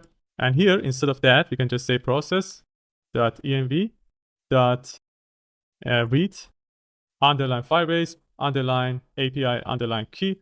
Exactly the same. Should be the same as this one. And then what we want to do here, we want to export this app. So we need to export this app so we can use it in other places in our application. So basically, this code is going to initialize a Firebase app. And this initialization is based on the Firebase config, which is coming from here and includes the information about our application. So I'm going to export this so we can use it in other places in our application. So inside now our application is ready to be called. So inside the OAuth.jsx, we need to, first we create a provider. And then this is going to be new Google OAuth provider. We need to call this, and we need to import it at the top, which is coming from Firebase/auth. So once we have this, we need to set some parameters. Because when we pop up the window here, if you look at the final version, the window pops up and you can choose your Gmail accounts. If you choose only one Gmail account, next time when you click on the continue with Google, it's going to sign you in without asking you, without this pop-up window. We can disable this by just creating we can just add a custom parameters for that. We just say provider dot set custom parameters, and then we want to set the prompt to be select account. So in this way, always they're going to ask you to select an account. And this one should be provider. I made a mistake here. Okay. So now we can use try and catch to open that pop-up window. So you add a try and catch a statement. I just want to console log the error if there is an error. That's not important here. And then for the try, let's get the results from Google. So for the result from Google, we need to use a method called signup with popup. So we need to import it at the top. And then this is going to take two things, auth and provider. We have already created the provider. Let's create the auth as well. For the auth, we need to import get auth and then initialize it somewhere here at the top. We can just initialize it and just say auth equals get auth. And then here we want to add that app here we have exported. Otherwise, Firebase doesn't know who is requesting for them. So we just add the app here, which is coming from Firebase.js file. Okay, I think now we are ready to see the result. What I want to do here, I want to just console log the results from Google and we can test it in our application. So if we go to our website, let's see what error we are getting first. Okay, process is not defined. Let's see, in Firebase.js. Okay, I forgot this. As we are using Vite instead of create React app, instead of process.env, we need to use import.meta.env. So instead of that, we just say import.meta.env. So let's see that we get an error now. I think everything is okay now. So now if you click on continue with Google, Okay, we are getting another error. Auth configuration not found in the line 15. Okay, here. Let's see. So okay, let's first we see that if we can get this meta here or not. I'm gonna just console log this. Okay, so this one is fine. We are getting that. And then inside the OAuth, so get off, we got the get off, and then we initialize it, we pass the app. App is coming from there. Okay. So, all right. So I think I forgot to enable authentication. So after this, creating this SDK, we need to click on continue to console, and then we click on authentication, and we just click on get started. And here we just choose Google and we click on enable. So we just choose a project name. For example, I just choose MERN Blog. We choose our Gmail account and then we click on save. So this is going to enable the Google for us. So now our Google is enabled. I think now it's ready to be tested. So let's go back. Let's refresh the page and click on continue with Google. Now it's working. So it's asking me to choose one of my accounts. This error is not actually for our code. It's just an internal error for the some cross-origin opener policy that is only for Google Chrome. You won't see it in other browsers. And this is going to be probably solved soon by the newest version of Firebase. But so just ignore this error and then choose one of the Gmail accounts. Once you choose that, you get the result. If you remember here, we have console log results from Google. So these are the results. As you can see, we have the user here, which includes the name, email, and also the photo URL we can get. So if you just copy this photo URL and paste it here and remove this quote, we can see that this is an image URL. We can use this information to create our website. For example, based on this display name, we can make a username. We can save the email, and also we can save this photo URL. Okay. So instead of just console logging, I want to send this information to the backend and save it inside the backend. So instead of console logging, I just create a response here, and this is going to be from fetching a data from API/auth/Google. We don't have it yet, but we're going to create it first. So let's first complete the front end, and then we're going to make the backend. So the method is going to be post, and we're going to send the header content type application JSON as usual, and we want to send some information. We don't want to send all the results from Google. The things we need to send is just the name. We want to send the display name, which is inside, if you remember, it was inside user and then display name. So user.display name. Next, we want to send the email. And finally, we want to send the Google photo URL. You can just call it URL. And then this is inside result user.photo URL. Okay. So we're going to send this information. And then, so let's close some parentheses here. Okay. And then we want to convert the data to JSON. And if the result is okay, we want to dispatch. So if the result that okay is true, we want to dispatch sign-in success. If you remember in sign-in, we had something like a sign-in success. After the request, we just dispatch sign-in success here, and we sent it data. So we want to use the same one here. So we need to first, actually, we need to import dispatch, use dispatch from React Redux. We can initialize it here. And also we need to import sign-in success, which is coming from Redux/user/user slice. And then here we have these two. We can dispatch it inside the res. Here we just say dispatch signing success and we pass this data. And also we want to navigate to the home page once this one happens. So we want to import use navigate from React Router DOM. We can just initialize it here and then we just navigate to /. Okay. So everything is ready for the front end. Now we need to create the backend for this. So we just close this one. We can just go to the API folder. Now we need to create a new route first. We just go to auth.route.js and here we just create a post request for /Google. And this is going to be Google. We need to create this function inside the auth.controllers. So we're going to export a constant called Google. This is going to be asynchronous because we need to wait for the response. We have request response, and also we have next to handle the errors. Let's close this and import it here.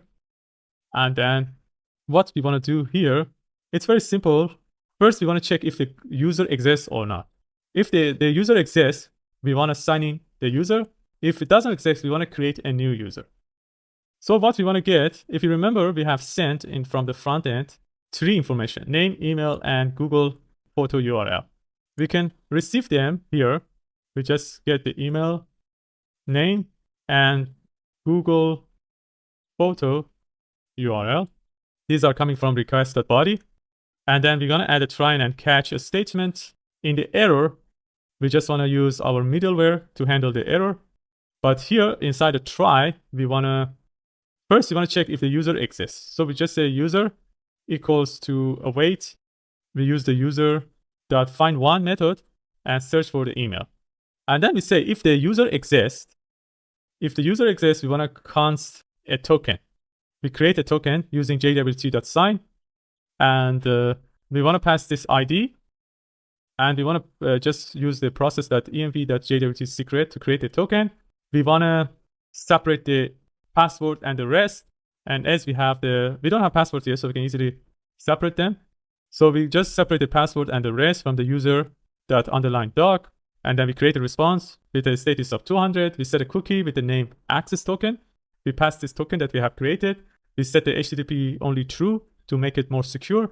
And then we're going to respond with the rest like this. But what if the email does not exist? We want to create a new user.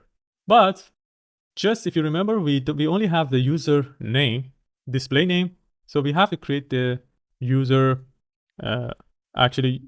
based on the display name. And also, we don't have a password. So as the password is required in our model, if you check the model, user.model, you can see the password is required. So we cannot sign in a user without a password. So we're going to create a random password for the user, and later users are allowed to change their password. So what we want to do here, let's just create the else first. And then here, first we want to create that random password. We just say generated password. And as you can see, they're suggesting us to create a password based on the email and the secret key. That can be a password, but we can use some random letters or numbers to create it. So I want to use a method called math.random. This is going to create a random number between 0 and 1. And then we want to convert that number to letters and numbers by just adding 2 strings. But this 2 string is 36. 36 means numbers from 0 to 9 and letters from A to Z together. And also, this is going to give us some numbers, but we want to just get the last 8 letters and numbers, because the numbers is like this, or number and letters together. So there are 0.8 characters. So we want to get the last 8 characters and remove this 0 dot. And if you want to make it more secure, we can add another one to make it 16. And then once you create it, we need to hash this password. So we use bcrypt.js.hashsync to convert this generated password to hashsync with 10 round of salt. And now we can create a new user. We just say new user. The username is going to be that name we get, which is the display name. And then we want to convert it to a username. We just say dot, because I want to show you first. So the name is similar to this one.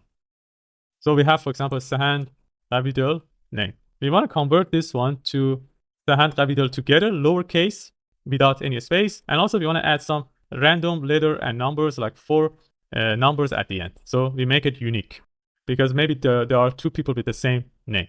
So what we want to do is first we want to split this one to 2 and then join them. And then we want to make them lowercase. So we just say name dot. First, we can just make it lowercase, just 2 lowercase. And then we want to split it with a space. And then we want to join it. So first we split it, and then we join them.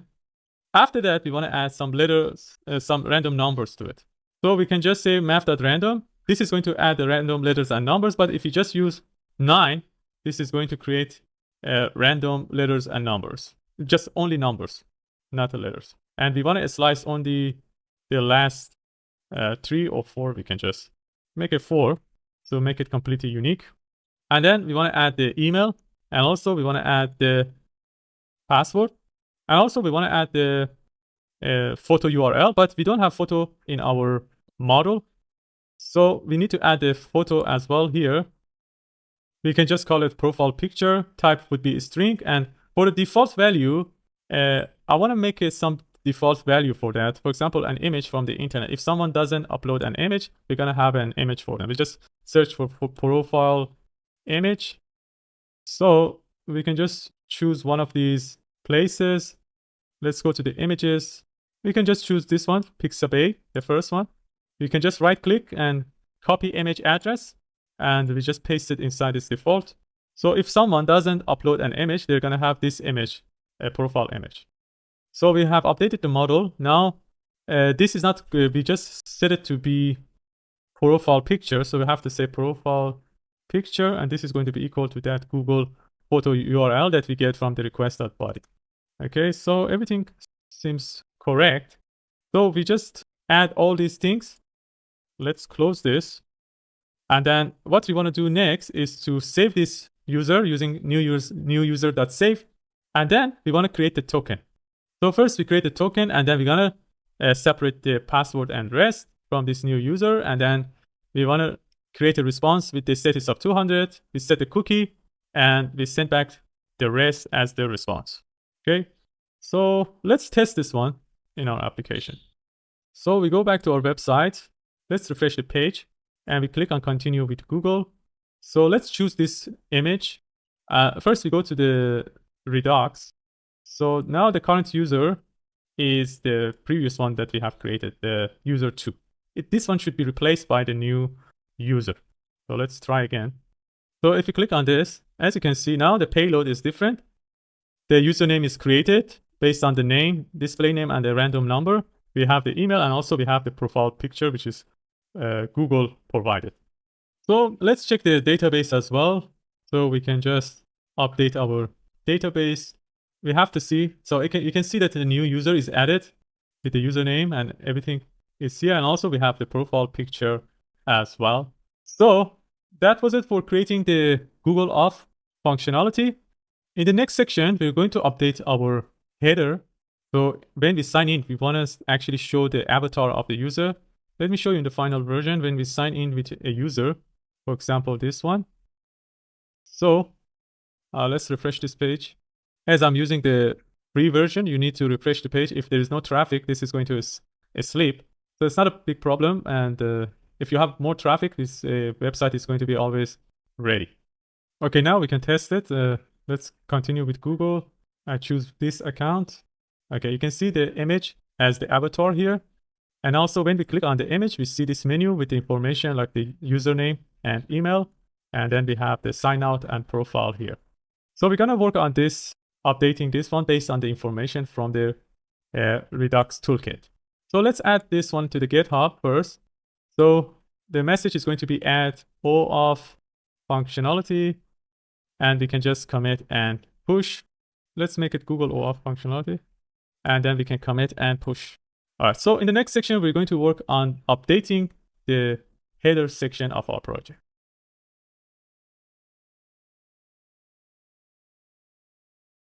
All right, in the last section, we have completed the Google OAuth functionality. In this section, we're going to update the header section based on the information of the user. So let's go to our Visual Studio Code, and we just go to our header section. Let's close everything so we can focus on only this part. So let's close this part. We go to the client side, src folder, components, and header.js x. We bring it to the right side and our website to the this one left, and then our website to the right side. So what we want to do here, instead of just saying sign in here, we want to have a dynamic sign in based on the user's status, if the user is authenticated or not. But how we know that the person is authenticated? We can just get the information from Redux Toolkit by using a method called useSelector. So we need to import useSelector from React Redux, and then we want to initialize it and get the current user. So we just say current user, and then we get it from the state and with the state name user. So we have the current user now. So we want to see this sign in button only if the current user doesn't exist. So we want to create a condition here. If the current user exists, we want to show something. Otherwise, we want to see this button. So I'm going to put it inside a parenthesis. So we just move this button, the sign in button, inside this. And then if the current user exists, we want to do other things. We want to create actually a drop-down menu and an avatar to show things. So for first, let's create a drop-down. And then this drop-down. So we can see this drop-down here, but the menu is empty now.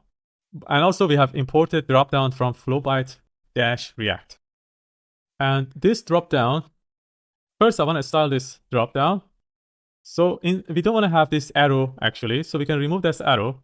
We just say arrow icon and we set it to be false.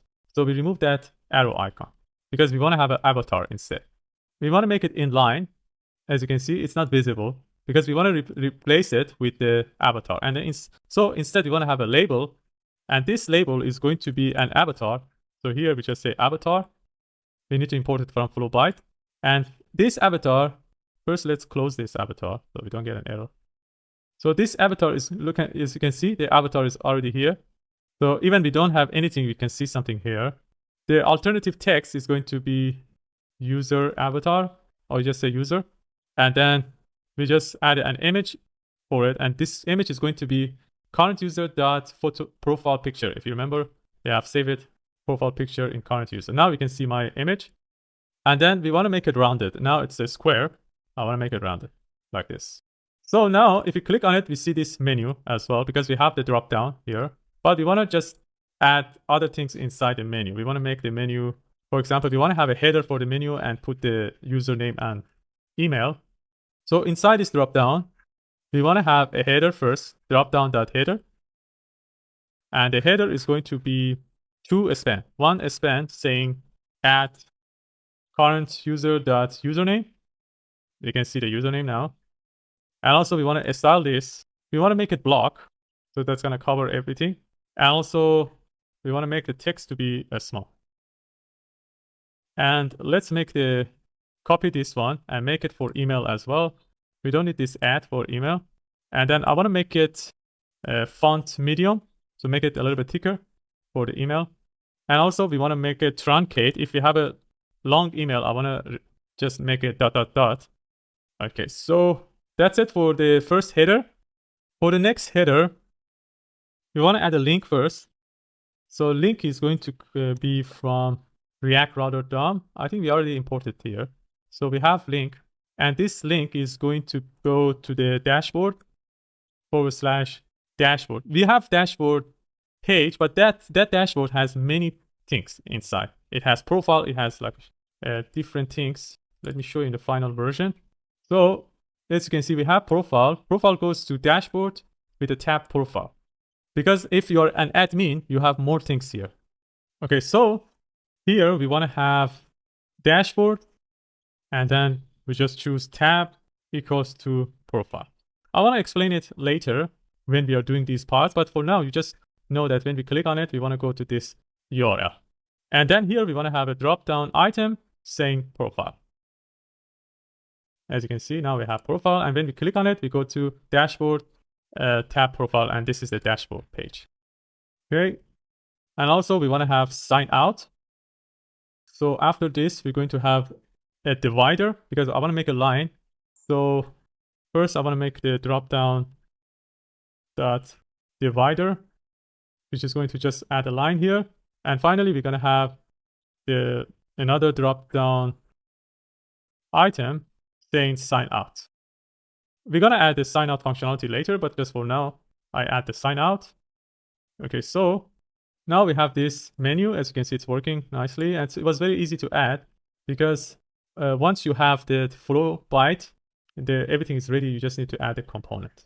And it's working for the dark mode as well. We're going to add the dark mode in the following section. So now if you don't have the user, for example, if I go to inspect and then I go to the Redux, Now you can see now we have the current user, which is this user. But if you go to application and then delete this user, and then we refresh the page, we see that now we have the sign in button instead. So if the user is not authenticated, they cannot have access to profile, and we don't see the image here. So that was it for creating and updating the header section. Let's add this one to the GitHub, and then we're gonna move on the next section. So here we're gonna add this one, and then we create a message update header component with user data, and we can just commit and push. I think in the next section, because we have Redux Toolkit, I want to complete this dark mode functionality. So in the next section, we're going to work on the dark mode functionality. So see you in the next section.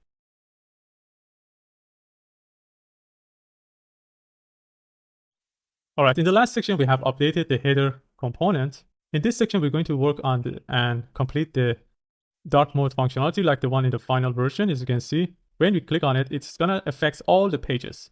And it works on all pages. And when we refresh the page, this is going to stay as well, because we are using Redux Toolkit and Redux Persist to save this information. So first thing first, we need to create a slice for this theme provider. So what we want to do here, we want to go to front end, client, we go to src Redux, and here we're going to create a new folder called theme. And then here we're going to create a new file called theme_slice.js. So exactly the same as we did for the user. Here we need to import create a slice from Redux Toolkit, and then we need to create initial state. And I'm going to set it to be light. You can set it to be dark as you wish. Doesn't matter. This is a preference of your website. And then we want to create a theme slice with the name theme and initial state. And then here we want to create a reducer. So we're going to create a function, a logic called toggle theme. So we want to, if the person click on the button, we want to change the theme from light to dark or dark to light. So here we're going to say, if the state.theme is light, change it to dark. Otherwise, just keep it light or change it to light. So that is going to work the opposite way. So this is a theme slice. We need to export this so we can use it in other places. So export it by theme slice.action, and also we need to export the reducer so we can add it to our store. So we have to go to the store.js and add this one inside our here. Remember, we had combined the reducer, but we had only one reducer, which was user. Now we want to add the other one, which is theme, and we need to import it at the top. So import, I just call it theme reducer from theme slice, and here we need to add it. And once we do that, we can use this function and other things in our application. What we want to do is to cover all our application with this theme provider. So when we click on a button of the dark mode button, we want to change all of them, all the pages. So we have to go to main.jsx and cover this app with a new component.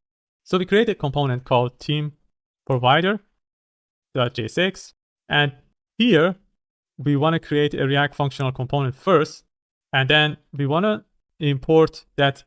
Remember, we want to just have that use selector to have access to our Redux Toolkit global states.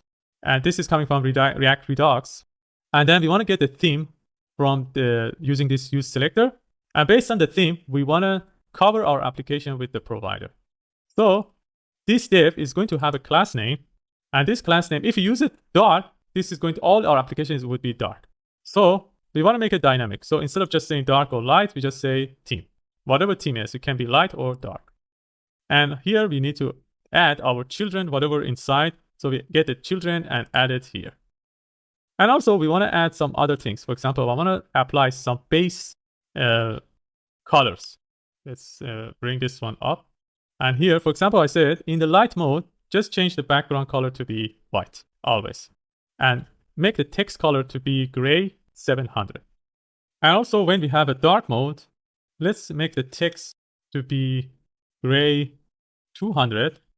And if we have a dark mode, let's make the background color. I want to use an RGB color. So this color, we just say background. You can add an RGB color. And this is the color I want to use is 16. 23. This is just a preference. You can use any color for your website. So these are not important. So now we want to add this provider in and wrap our application with this theme provider. So all our application is going to be affected by this. So for doing that, we need to just put it inside the main.jsx. So here we just say theme provider. We need to import it and then wrap. We just need to bring this app inside this theme provider. Okay, now we have everything ready. We just need to change this theme from light to dark by just clicking on that icon inside the header section. So inside the header section, we have, remember we had a button. So this button, FA Moon. We want to, when we click on this button, we want to change that theme provider. So we want to actually call this function, toggle theme. So in order to use that, we need to import use dispatch from, let me see, use dispatch. Okay, this one is from React Redux, so we can just add it here. We don't need to import it again. And then we need to initialize it. And also we need to import that theme toggle. Toggle theme. We need to import toggle theme from Redux /theme /theme slice. Okay, now when we click on this button, FA Moon button, where was it? FA Moon, okay. When we click on this button, we add on click here. And once we just, someone click on this button, we want to trigger that function. So we can just do it like that. We want to dispatch that toggle theme function.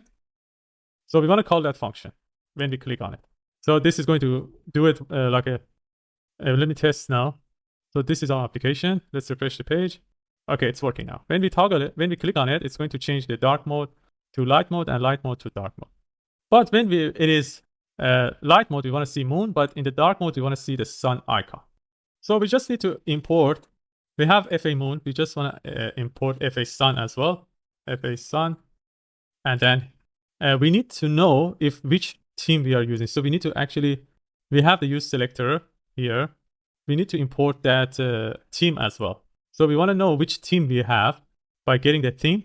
And then instead of using just the moon, we want to say if the theme is light, we want to use the FA sun. Otherwise, we want to use FA moon. Okay, let's see. So now we have the moon. Now we have the sun. I don't know if it's correct or not, but this is the logic. We have the moon and we have the sun. Okay, now it's working as well. And it should work in all pages.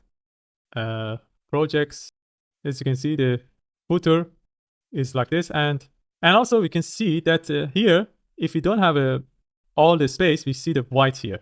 We can fix that one by just in the theme provider, we add min height screen.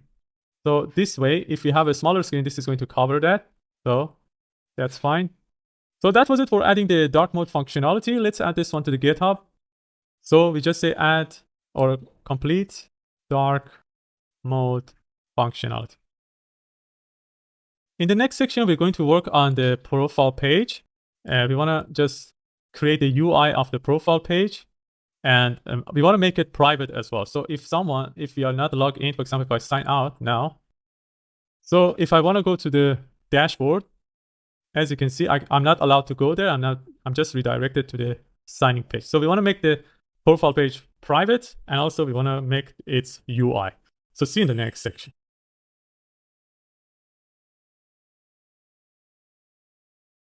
All right, in the last section, we have completed the dark mode functionality. In this section, we're going to work on the dashboard, and we're going to create the UI of the profile page. So if you go to the dashboard now, as you can see, everybody can have access now to the dashboard, even they are not signed in. So we need to make this page private. So we can create a component that is going to protect this page and cover that page with that component. So we can go to components, and here we're going to create a new component called private route.jsx. And here we can just, for now, create a React functional component. What we want to do is to, inside the app.jsx, we want to cover the dashboard with this component. So here, I want to create another route with just the element. And the element is going to be that private route. We need to import it at the top. And then we just need to cover this. So we have to put this dashboard inside this private route.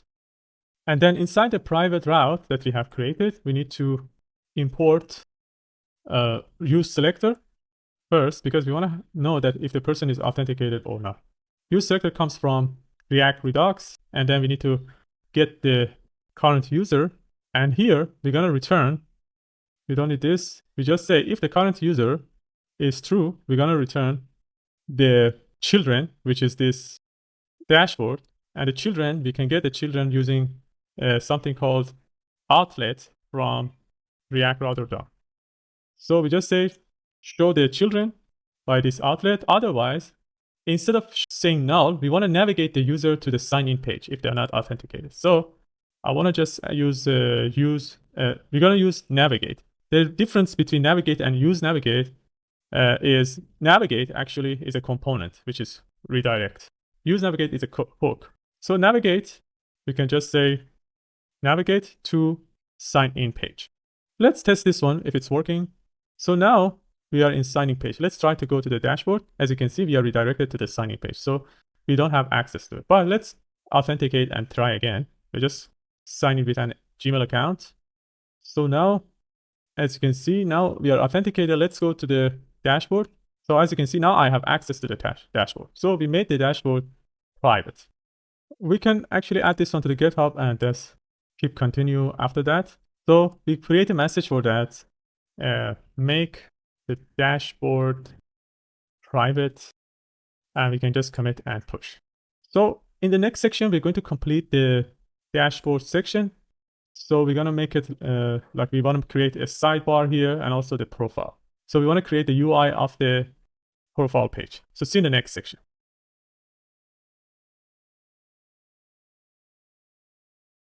All right, in the last section, we have made the dashboard page private. In this section, we're going to complete the UI of the profile section of the dashboard. So in the dashboard page, let's see that if we have the dashboard page already. So in the dashboard, we're going to separate the sidebar and the profile with two components. First, we have to find out which tab we are in. Just if you remember, we had the dashboard and then with the tab profile. So if you look at the final version, and if you go to the dashboard, for example, profile, you can see the address is dashboard tab profile. Because we're going to have different tabs here. For example, for the admin, we can have the comments, we can have the post. So later we're going to have different tabs. So how do we know that which tab we are in? So we can use a method, a hook called use location from React Router DOM to get that information. So we can just go to our dashboard, and then here I want to import use location from React Router DOM, and then here we're going to initialize that, and then we want to get the parameters. We want to use a method called URL search params to get that. So first we want to create a hook, a piece of state called tab, so we know which tab we are in, and then we just set it to be an empty string as the initial value, and also we need to import user state from React. And then what we want to do here, we want to create a use effect React hook. So each time we come to this page, we want to get its tab. So we just use effect. We need to import it from React, and then inside here we're gonna say we just call this URL params, and then we can use the URL search params constructor from JavaScript to get that search params, and we need to pass this location.search. And then we can set that tab. So we can create another URL. We can just say tab from URL. And then this is going to be from this URL. We can get that parameter that has tab. So let's console log what we are getting here. And also we need to complete this. And anytime location.search change, I want to render this use effect. So let's go here. First see what our error is. So I think we missed some parentheses here. Okay, seems like I've put an extra parenthesis here. Okay, let's try again. Okay, now we are not getting any error. So let's open the terminal and console. So we are getting null now because we don't have anything here. Like the one in the final version, we just need to add a question mark and then add that tab. So we just say tab equals to, for example, profile. now we get the term profile. If you write down something else, for example, posts, we get post. So now we have access to this tab here. So we can use that one to render different components inside the dashboard page. So based on that, we're going to complete our page. So inside this div, I want to create another div for the dashboard sidebar. So this is going to be sidebar. And then after that, we're going to have, based on the, we're going to have our, like a right side, or for example, profile and etc. Okay. So we're going to create two separate components for sidebar and the profile, and we're going to put them here, and we're going to style them in this way. So the first component is going to be for the sidebar. We're going to call it dash sidebar.jsx. Let's add that. And then another one is going to be dash profile. Let's create a React functional component for this one as well. So let's add them inside the dashbar dash. Let's close some of the unnecessary files. We don't have any space here. So we're going to have these two components inside the dash. Here, for example, in the sidebar, we can just add that dash sidebar. We need to import that. I think it's not auto importing. We need to import it manually. So import dashbar from components / dashbar. And for the profile, we just have to make a condition. If the tab is equal to profile, and then we're going to have that dash profile. So let's import it as well. Dash profile. Now let's test that it's working or not. So now we are in the tab posts. We only see dash sidebar. Let's change this one to profile. Profile. That's correct. This one is actually, it's not tab. Oh, I didn't set this piece of state yet for the tab. So we need to complete that section. So here, instead of console logging tab form URL, we want to say if there is a tab form URL.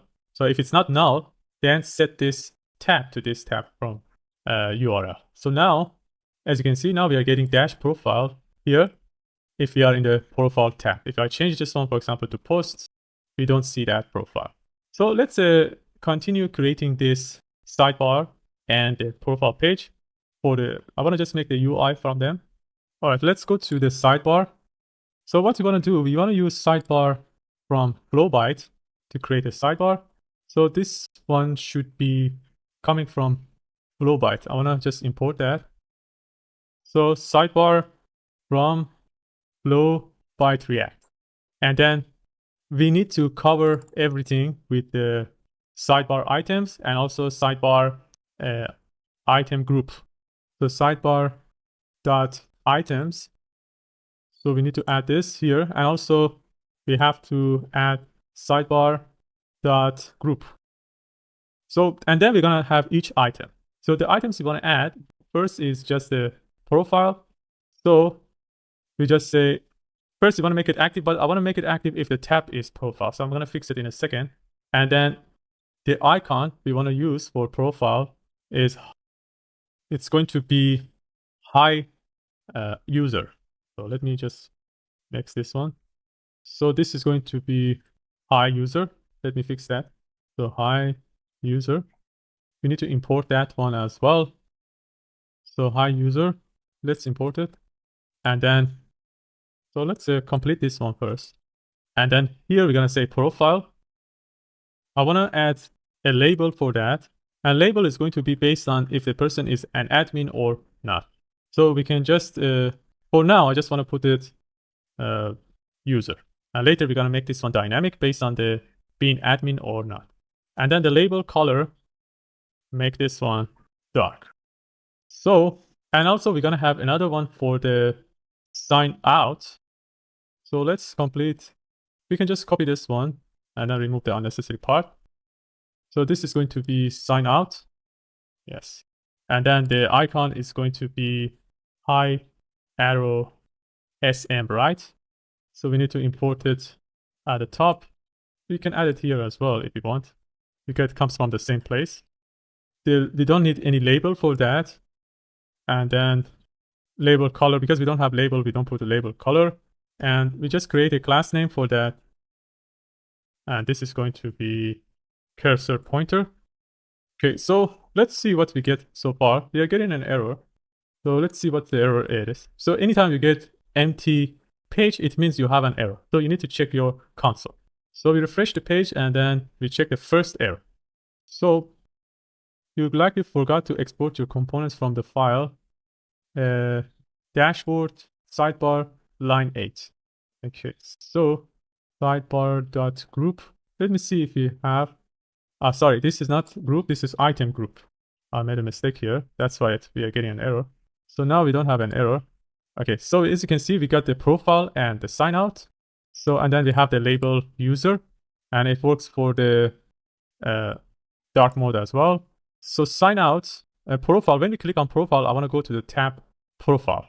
So what we want to do is to do the same things we did for the dashboard page. We want to get the tab using this use location and etc. So we can just actually copy everything from here. So that should be the same thing and put it inside the sidebar. And we need to import use effect, and also we need to import use location. So we need to get the tab. So once we have the tab, we can just complete this active. We don't need active for sign out, so we can delete it.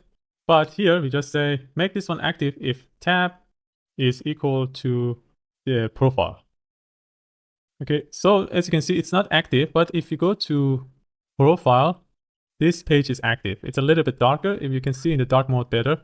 In other places like posts, it's not active. And also when we click on it, when we click on this tab, I want to just actually change the tab to profile. So we can just cover this item with the link tag from React router DOM, which is going to bring us to this page, /dashboard, tab, profile. So we need to close this link tag. So let's test. If we now click on it anywhere, you can see now we went to dashboard, tab, profile, and also this icon is active as well. So let's go back to our dashboard page. So we have completed the sidebar. I want to actually make another class name here. I want to make this one minimum height screen. So we should make it like this. And also I want to bring them next to each other. So because they're on top of each other. So what I want to do is change the flex here. And then we set the flex to column. So in the mobile size, I want them to be on top of each other. But in the medium size, in the tablet size and above, I want to make the flex to be row. So now, as you can see, the sidebar is just covering the left side. And also we have the dashboard on the dash profile on the right side. And also I want to make this dashboard to have some in the medium size and above. I want to have this one have at least 56 for the width. So, and also inside the dashbar sidebar, we can just add some other styling to make it full size.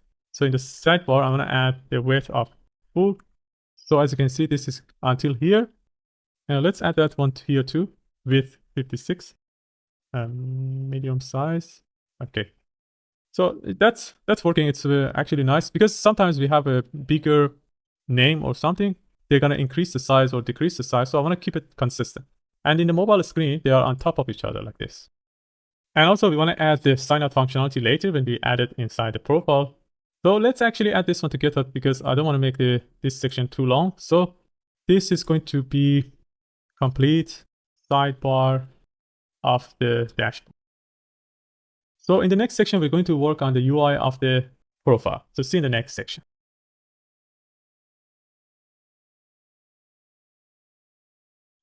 All right, in the last section, we have completed the sidebar section. This section, we're going to work on the dash profile. So let's go to the dash profile section. So here, what we want to do is to add, first, I want to add an h1 tag saying profile. So let's add actually this, bring this one to the left side so we can see the changes. Okay, so we have an h1 tag. Then we want to have a form with the image at the top. So if you look at the final version, we're going to have an image. And also we have 3 inputs for the username, email, and password. And then we're going to have a button and then 2 extra buttons for delete account and sign out. So let's create this one. So we're going to have a form first. We don't need an action for that. And inside the form, we're going to have an image. So the source for the image is going to be current user dot the profile picture. So we need to get the current user. So we need to import use selector from React Redux. And also we need to get the current user. This is coming from state.user actually. And then here, the source is going to be current user.profile picture. As you can see now, we get the profile picture. After the image, we're going to have the 3 text inputs and a button. So before that, I want to style this image. The alternative is going to be user. And then we're going to have a class name. So we make it like a fully rounded. We just say rounded full. And then we set. And also, actually, if because later I want to add some effect. For example, here, if I change the image, let me find some image here. So as you can see, we have an effect of just a circular effect in around the image. So in order to have that in our website, I'll have to just make a div and then put the image inside a div. And then we set the width and height inside that. So we just say set the width to be 32, for example, height 32. And then now we want to set the width and height of the image to be full. So we're going to cover all that width and height. And also we want to add a border. So border 8. And then we set the border color to be light gray. Okay. And also if somebody upload an image that is not a square, in order to keep the aspect ratio, we can set the object to be cover. Okay. So, and then for the image, for that div, we can just bring the image to the center by adding something called self-center. But the self-center doesn't work if we don't have the display flex for the 4. And we want to set the flex direction to be color. So now we have the image in the middle. And also we want to have the cursor to be pointer. So when we hover over it, we see a pointing hand. And let's add some shadow as well. We add a shadow of medium. You can see it better in this image. We have the shadow, but still the shadow is a square. So we're gonna set the overflow to hidden. Let's refresh. And also we're gonna make the rounded to be full too. Okay, now we see the shadow properly. So I think it's fine now. And in order to bring them in the center here, we can just add a class name to the div that's covering all the form and the profile title. We set the maximum width to be large, and we can bring it to the center using MX Auto. And I want to add a padding of 3, and also we set the width to be full.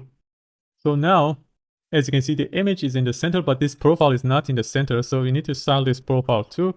So for the profile, I want to set the margin in the y-axis of 7. We set the text to be center, which is going to bring it to the center. And we set the font to be semi-bold and the text to be 3XL. Let's this one make the P uppercase. Okay, that looks good. For the image and the profile, they are in center. The next step is to add the inputs, text inputs. So after this step, we just add a text input, which is coming from Flowbyte React. Let's close this. And then we want to add the type of text. ID should be username because we want to later get the information. And we set a placeholder of username. And we set the default value, the value of this user. Because we have the current user, we got the image. Now we can just actually get the username too. We just say current user.username. And let's add the unchange and everything in the next section. So let's copy this one 2 more times. The second one, the type is going to be email. This one is going to be email, and the default value is email as well. Okay, so, and the last one is going to be password. The type is going to be password. We don't have a default value. We don't want to, because we don't have any kind of password for the user. So for the default value, I just put some stars here. Okay. Or actually, we can just remove the default value so the person can change its password, and then we just say placeholder password. The ID is going to be password 2. So we see it like that. So they are just connected to each other. We can just add some space between them by styling the form here. So we added the flex and flex column. Let's add some gap between them of 4. Okay, they look okay in the big. As you can see, the follow byte is taking care of the dark mode for us. So we don't need to change the classes for each of them. Now we want to add the button here. So the button is going to be very simple too. We want to use follow byte to create the button. We just say button. The type is going to be submit. Let's import this button. And then we're going to close this. And here we just say update. And for the styling, I want to use gradient with the color purple to blue. And let's make it outline. So this is going to be like this. Then we're going to have delete account and sign out. So we can just add them outside the form. So it's going to be a div, and inside we're going to have a span saying delete account. And also we want to have, so we want to make it the color to be text red 500. And let's make it, let's add a cursor to be pointer here. And then we can just copy that and add the sign out. Okay, so we want to actually use justify between. So we just say flex and justify between to add a space between them. And we can add a margin at the top of 5. So that's it for the creating the UI of the profile page. So as you can see, it's quite ready. So in the next section, we're going to work on the upload image functionality. So because that's going to be a big section, so I want to separate it and put it as a separate section. So let's add this one to the GitHub now. This is a complete profile page UI. And we can commit and push. So in the next section, we're going to work on the upload image functionalities. So see you in the next section.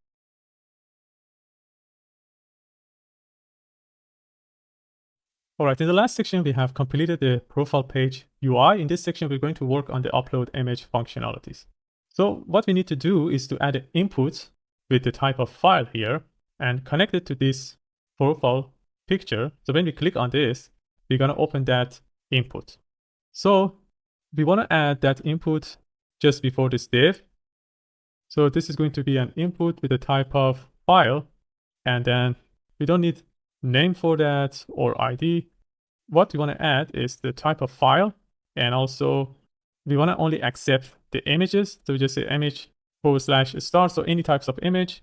And then, so once we choose an image, we want to save that image inside a piece of state. So now we have this input. We can open the files, and as you can see, I'm only allowed to have image files. So we want to create a piece of state called we just call it files or image file.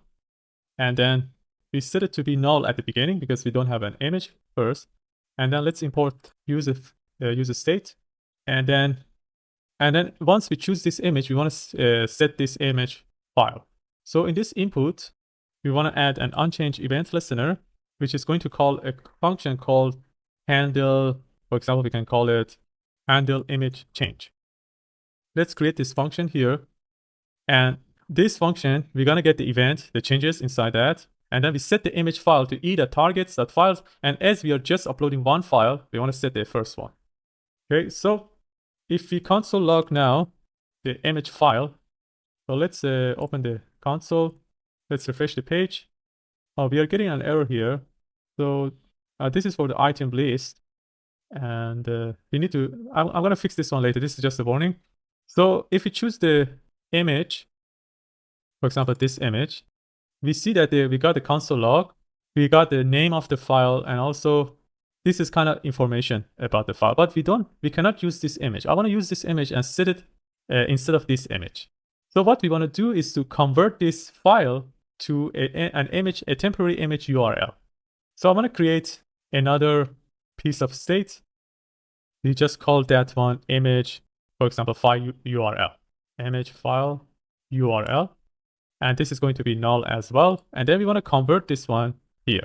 So the way that we convert it is to, if the file exists actually, So we wanna, in order to don't get an error, instead of this, I wanna just say const file, and then we can just say set image. If we just create a condition, we just say if the file exists, then set the image file to this file. And also we create the URL. We just say set the image file URL to, and then we can use this method url.createObject URL, and then we pass this file. This is going to create a URL for us. So let's console log this image file and image file URL together. You see, so both of them are null now. So let's change the image, choose an image. As you can see, now we got the file and also we got some URL. This is just a temporary localhost URL. If you click on it, you can see that image. So this is just for you in that temporarily is created. Just for the user that is using, it is created in the browser. So you cannot actually use this one or save it in the database or something. So it works in my browser, but it doesn't work with someone else's browser. But we just temporarily can replace this image with the image we want to upload. So the way we want to do that is in that image, instead of just having only the current user.profile picture, we want to just say if the image file URL exists, show that one first. Or if it doesn't exist, show the profile picture. So now if I choose the image, we see the image here and also the file name. Okay, so, and also this is just a temporary piece of state. So if you refresh the page, you see the previous image until we save this image inside the storage and we get the real URL and update the URL inside our database. So for this error, I think this is for the sidebar. And here, because we use this link, I think we got this. So let's move this link here inside. Let's refresh the page. That's not related to that. Okay, let's bring it back.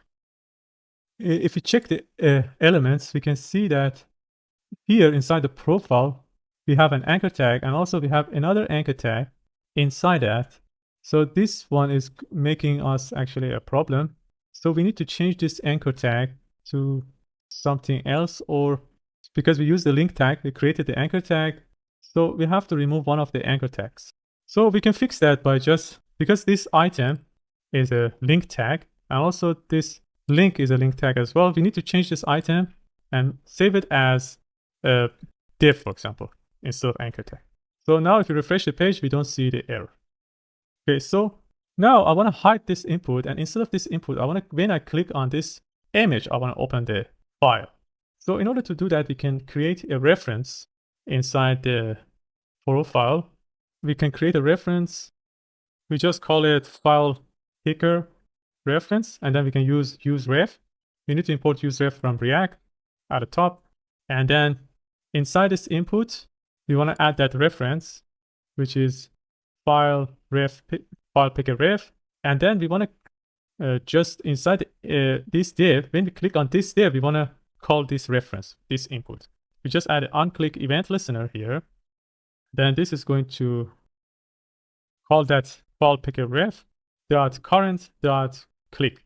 So when we click on this div, we're going to actually click on this input, and we need to actually call this one.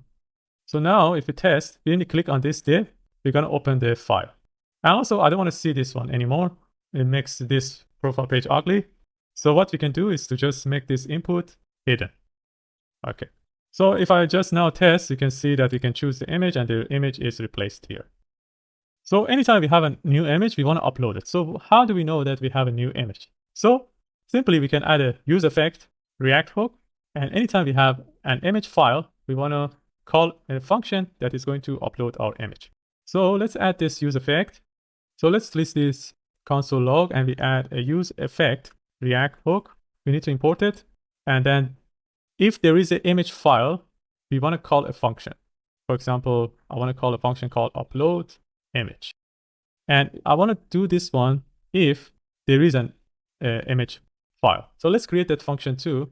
That function is going to be asynchronous as well, because actually we need to upload it and wait for the upload to be completed, and then we do other things. I just want to console log now, something uploading image. So let's test that if it's working or not. We refresh the page, we choose an image. Once we choose an image, you can see we are calling that function, uploading image. So now we want to complete this uploading image here, this function, upload image. So now it's time to actually go to Firebase and activate our storage and get the information and start building our application based on that. So let's go to Firebase again, firebase.google.com. Make sure to choose your proper Gmail account, and then we just go to our console. And this is the projects that we have created. We can add the storage here. We can just click on build and add a storage, and then we can click on get started. So we want to create it in production mode. So I'm going to add the rules now. So I'm going to choose the production mode, and we can choose the place near your audience. I just choose US. So now this is setting up our security rules. It takes a little bit of time. It doesn't take too long time. Okay, now it's created. What we want to do first is to create the rules for our application, because now nobody is allowed to read and write for our application. As you can see, read and write is false. So here we want to allow read for everybody, but we only want to allow write to people who, if these conditions are satisfied. The first one is the request.resource.size. So we want to limit the size to be less than 2 megabytes. So we just say 2 multiplied to 124, which is 1 kilobyte, and then we call it, and then we just another 1,224 to make it megabytes. So we're gonna have 2 megabytes, and then we want to have a request and resource dot content type matches, and this is going to match the images. So we just say image dot star. I think this one should be a single quote. I'm not sure. You can use both of them, and then we need to publish that. So I want to just copy this one and put it for you, so you can use it. If you want to just get this code, you can just come to this place. I want to put it here for you. So let's actually make this one. Okay. So I just commented out. So if you need to have this code, you can just come here and get it. So once we save these rules, now we can use our Firebase from outside. So here inside the upload image, instead of console logging, we want to continue create. For example, we want to have a storage, which is a const storage. This is going to be equal to new. We don't need to actually new. For the Firebase version 9, you can use get storage directly. You can call get storage, but we need to import get storage at the top. So we need to import get storage from Firebase/storage. And what we want to add here is that app that we have created. Remember, we have created an app in Firebase.js and exported that. Let me show you. You can remember. It was here inside the Firebase.js. So we have exported this app. Based on this app, the Firebase, when we request for uploading the image, they're going to understand that a correct person is requesting. So we're going to import the app as well. And then after the storage, we're going to have a file name. File name, if you remember, we had that when we upload something, when we upload the image, we get the file name there too. So that's available inside the image file.name. But this is not unique. So if a person uploads an image 2 times, they're going to get an error because you cannot use the same name for saving inside the database. So what we want to do here is to add some extra information like the time, the current time. We just say new date dot get time. So this is get the current time, and this is always unique because in the 24 hours, you always have the same, every second you have a different time. So this is always going to be unique, and we're going to add this file name to it. And then we're going to have a storage ref. So a storage ref, we're going to use a method called ref from Firebase/storage, which is we need to pass this storage that we have created here and also the file name, which is here. And then we're going to have the upload task. So upload task is kind of a method we want to use to upload our image, and then we get the information while it is uploading. For example, the amount of bytes that's being uploaded and etc. So this is going to be equal to upload bytes resumable from Firebase/storage, and we're going to pass this storage ref and the image file that we have saved. Remember, we have a piece of state called image file. We want to upload that image, not the URL, just the file. And then we can just use upload task.on to get those information. For example, the number of bytes and error and etc. So here we have to pass the state change, which is going to track the changes when we are uploading. First, we want to get the snapshot. A snapshot is the kind of piece of information you get when you're uploading bytes by bytes. So a snapshot, when you have that one, based on this snapshot, we can record the progress. For example, the bytes transferred over the total bytes multiplied to 100 is going to be how many percentage we have uploaded, for example. And we can save this one in a piece of state. So we're going to create a piece of state. We're going to call that piece of state. We just say image file uploading progress. And at the beginning, this is going to be, we can set it 0 or we can set it to be null. And then here, we want to set that image file upload progress to this progress. But this progress is actually, is not, how do you say it? It has some decimals. We want to round this number. For example, this is kind of like this, 10 point some numbers and then increases. So we want to remove these decimals, okay? We can simply remove that by just using a method called fix, or we can just say toFix, and then we fix it to be 0 with no decimals. So this is a part for the snapshot. After the snapshot, we're going to get the error. The error also we can get from the upload task. Let's add this comma so we don't get an error later. So error, we want to create another piece of state for error. We just say image file upload error, and we set it to be null at the beginning. And then here, we want to set that.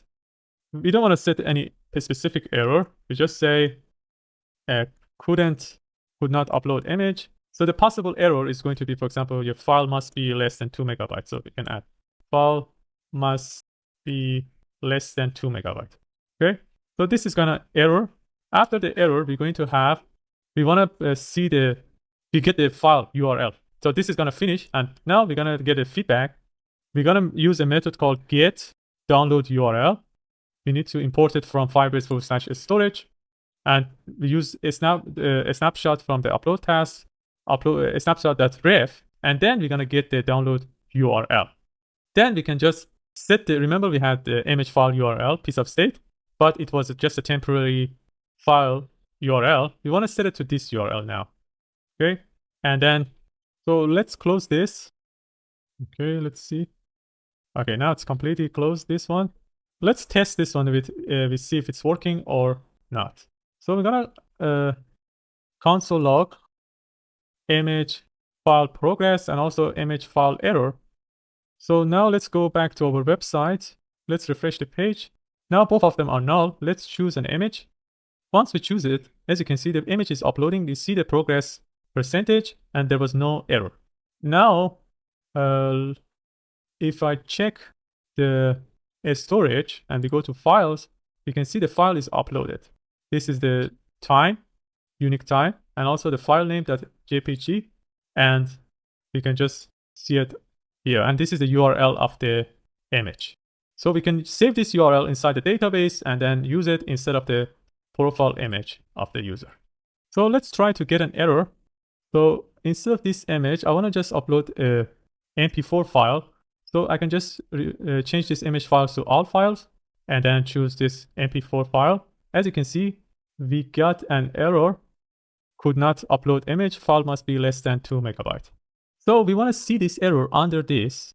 So if an error happens, we want to see the error. So we can use, we can add an alert here under the image, under this div. So we can add an alert from Flowbytes React.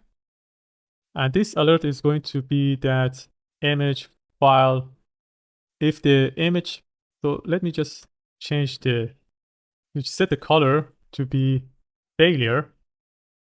And then first we want to create a condition. If the image file error, and then we want to see that alert. So I want to bring this alert inside this condition like this, and then we want to show this error here as a message. So let's try to get an error. Okay, as you can see, we are getting the error here as the alert. The next step, actually, I want to see the progress. When I'm uploading, I want to see the progress like the one in the final version I showed you. we want to see the progress from 0 to 100.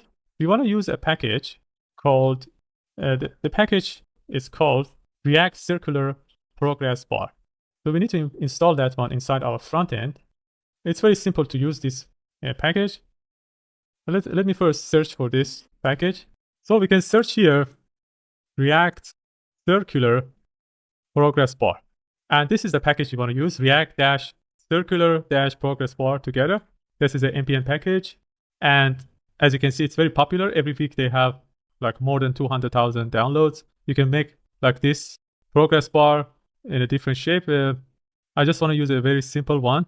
So if you're using yarn, install it with this command. If you're using npm, I'm just going to copy this and we can just paste it, but it should be in your client side. So client, and after that, you can just import it and use it. And also you need to import that CSS file as well. So I'm going to copy both, paste it in our profile component. We just paste it here.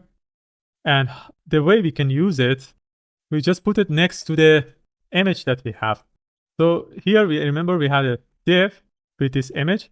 Before or after the image, you can put that circular bar because we want to make this one circular bar kind of absolute position. So it doesn't matter where we put it. So we can just say if the image file uploading progress, we have image file progress. If it's not null and if it's between 0 and 100, then let's just let's complete this one first, and then we're gonna add that progress bar, circular progress bar, and then the value is going to be that image file upload progress. Or if this one is not available, we want to set it to be 0. Then the text is going to be the percentage. So we just say image file upload percentage, and then let's close this first. And then I want to add more things like a stroke weight, which is the thickness of that. We set it to be 5. And also we need to add some inner styles. So the style we want to add is we want to add the width, because we want to add the CSS styling, so we have to use it like this. So this is going to be applied to the root. So we just say root, and then the width is going to be 100% height, 100%. Now let's close this style first, and then we want to make the position absolute. We set the position absolute, but we want to set the position of this div to be relative. So we just say relative here. The Tailwind CSS, we just need to say relative. So this is going to be inside that div, and position to be absolute, and top 0 and also left 0. So we make it in the center. We need to close this one as well. And the other styling we need to add is the path. So we have the root here, and also we have the path. We want to set the color of the path. So the color, I want to use a dynamic color because I want to, when it's uploading, I want to change its opacity. So instead of this color, I want to use backtick, and I use RGBA. And based on the progress, I want to change it. So the color is going to be 62, 152, and 199, which is a kind of blue color. And then the opacity is going to be started from if the progress is, for example, 1%, this is going to be, the opacity would be low. And then we have 100%. So this is going to be 1. So it means 100% opacity. So that's for the stroke. I think we can see something now in our application. Let's just upload the image. As you can see, it starts from 0 and goes to 100%. So let's see the final version. I want to see if it's exactly the same. So let's choose as you can see, the image is kind of not completely, it's opaque, it's transparent when we are uploading. So we can add transparency to our image as well. So inside the image, we can make this one dynamic too. So I want to add backtick here instead of this quote. And then we want to add another variable. So we just say if the image file upload progress we have, and if the image file progress is less than 100. So we want to, if it's between 0 and 100, we want to add some opacity or some filter. I just want to, for simplicity, I want to add some opacity of 60, for example. So when we are uploading, we're going to see the image is a little bit transparent and then becomes clear when it's completely 100% uploaded. But what if we just now choose another image? So this is going to start from 0. That's working too. But what if we get an error now? So let's upload an image. as you can see, we get an error, but still this one shows 0%. So we want to set this one, this loading effect, and remove that. So when there is an error, so here, when an error happens, we can just set the image upload progress to 0 to null. So let's fix this one. Now, let's upload a correct image first, and then let's upload a video. As you can see now, we don't see that one. And also, I want to remove this error when I upload a correct image, for example, this image. So we want to clear this error once we are starting to upload. So upload starts here. So here at the top, we can set the error to null anytime.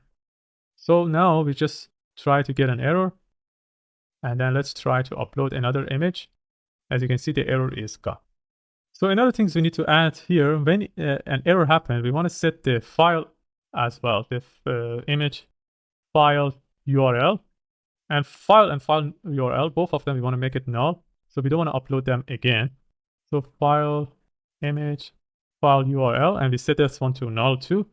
As you can see, it starts uploading our previous one when some save happens. So now if we just have the incorrect file, like a video, we get an error and we see the previous image. That is not that's the correct one that we have in the database. So that's fine. I think that's it for image upload functionality. If I missed something, we can update it later. So let's get rid of these console logs here, so we don't need them anymore. So where was the console log? We can search. Okay, I'm gonna delete the console logs and add this one to the GitHub. The message for this one is going to be complete image upload or user image upload functionality. And we can commit and push to GitHub. So in the next section, we're going to work on creating the update user API route. So see you in the next section.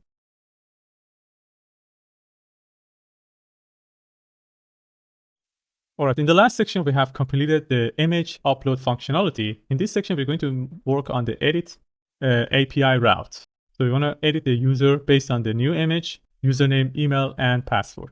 So, and also the user may only change one of them or two or three or all of them together. So we have to consider these situations. So let's go back to Visual Studio Code. So we need to go to, let's close everything first. And then we go to API. We want to create a new route for user.route.js. We want to update the user here. So let me save this. And then we want to create a new router. But this time, this is going to be a put request, which means we want to update something. You can also use post request. It works the same way. But just the best practice is to use put. And then we're going to have an API route with the address updates. And then we need to add the user ID as a parameter because we want to know which user to be updated from the database. We just say user ID, and then we want to call a function. We can call it update or update user. And then we need to create this function and import it here inside the controllers user.controllers. So let's export a function called update user. And this is going to be asynchronous because we need to create a request. And we're going to use the request and response. And also we want to have next to handle the errors. So for now, I just want to close this and import it here. So, and then before reaching to this function, we want to ensure that the person is authenticated because only people who are signed in can have updates their profile. Otherwise, we don't want to allow anybody. So we want to check the cookie of the browser and be sure that the person is authenticated or not. So we don't want to do it here because we need to do it for all the related functions that needs authentication.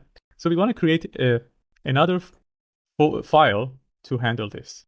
So we need to create another function here inside the utils. I want to create another file called verify user.js. And inside this file, we're going to import JWT from JSON Web Token. And also, we want to import the error handlers that we have from this file. We have this function error handler. So we want to import that one as well, which is from here, error.js file. So once we do that, we want to export a function. Just we call it verify user, or we can say verify token. You can call it anything you wish. So this is going to have request, response, and next. And then we want to get the token. We want to get the token from the cookie of the browser.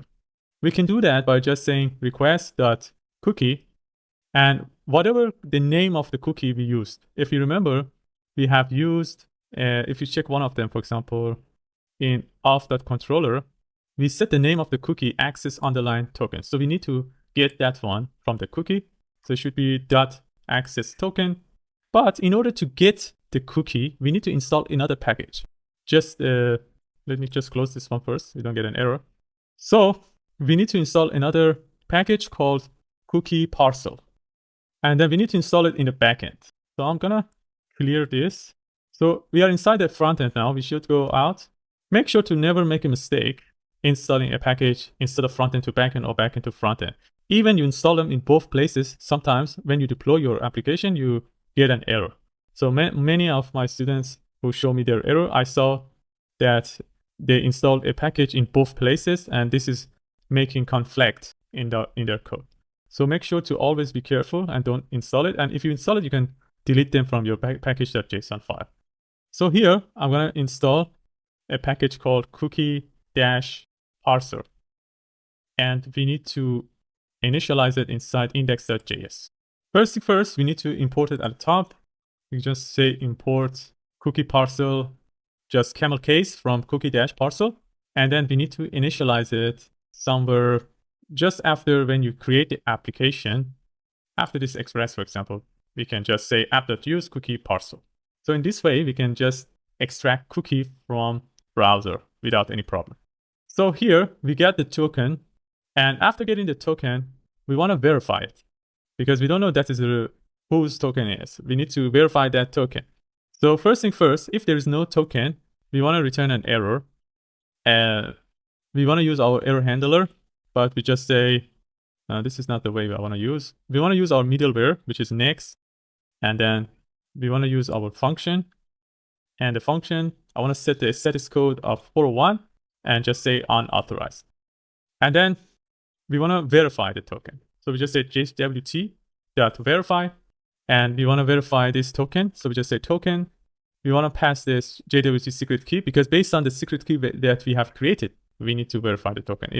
If another website, another person create the same token in user's browser, we don't want to verify that. This is going to give us two things, error, or it is going to give us the user data from the cookie, parse one.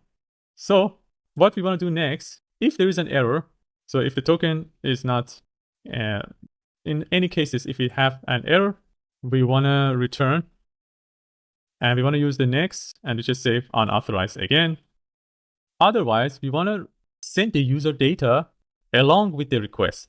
So in the request, we have body, we have cookie. So what we want to add is to add the user, and then we just call it user. So we're going to add this to the request, and then we want to go to the next place, which is, in our case, we want to go to that update user function. Let's close everything. And so we want to use this function inside the route. So before calling this update user, we want to verify the token. So we import verify token from this file, verify_user.js. So what happens here? First, we verify the token. If the token is verified, the user is going to be added to the request. And then we're going to go to the next function, which is update user. And then inside the update user, which is here, we're going to have access to that user. For example, if I console log request.user, we can see the information about the user here. So let's try this. We can try this by using Insomnia. So I'm going to create another folder called user. And then inside the folder, I'm going to create a new request. Let's change its name to update user, or we just say update. And this is going to be a put request. And the address is going to be localhost 3000 API user /update. And then we have to pass that API, the user ID. So we need to sign in with the user. For example, with this user 2, you need to sign in you should have a cookie after the sign in. And then we need to have the ID of the user. We're going to copy that. And for the update, I have to pass this one here. And let me check that how I add it. So in the user.route, okay, here I made a mistake. Here it should be /update /that ID. So inside Insomnia, so after / I want to paste the ID that I have copied. So if we send now and we check the here, we can see that we get the information of the user, including its ID. So we get the ID. This is coming from the cookie.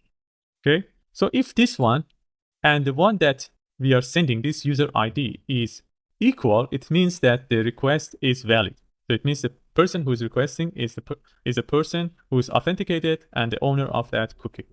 So we need to check this one. So inside the user.controller, so we have this ID that is coming from cookie, and also we have the ID that is coming from this route request. This one we can get as well simply by just saying request.params. So this one is coming from request.params. The cookie is coming from request.user.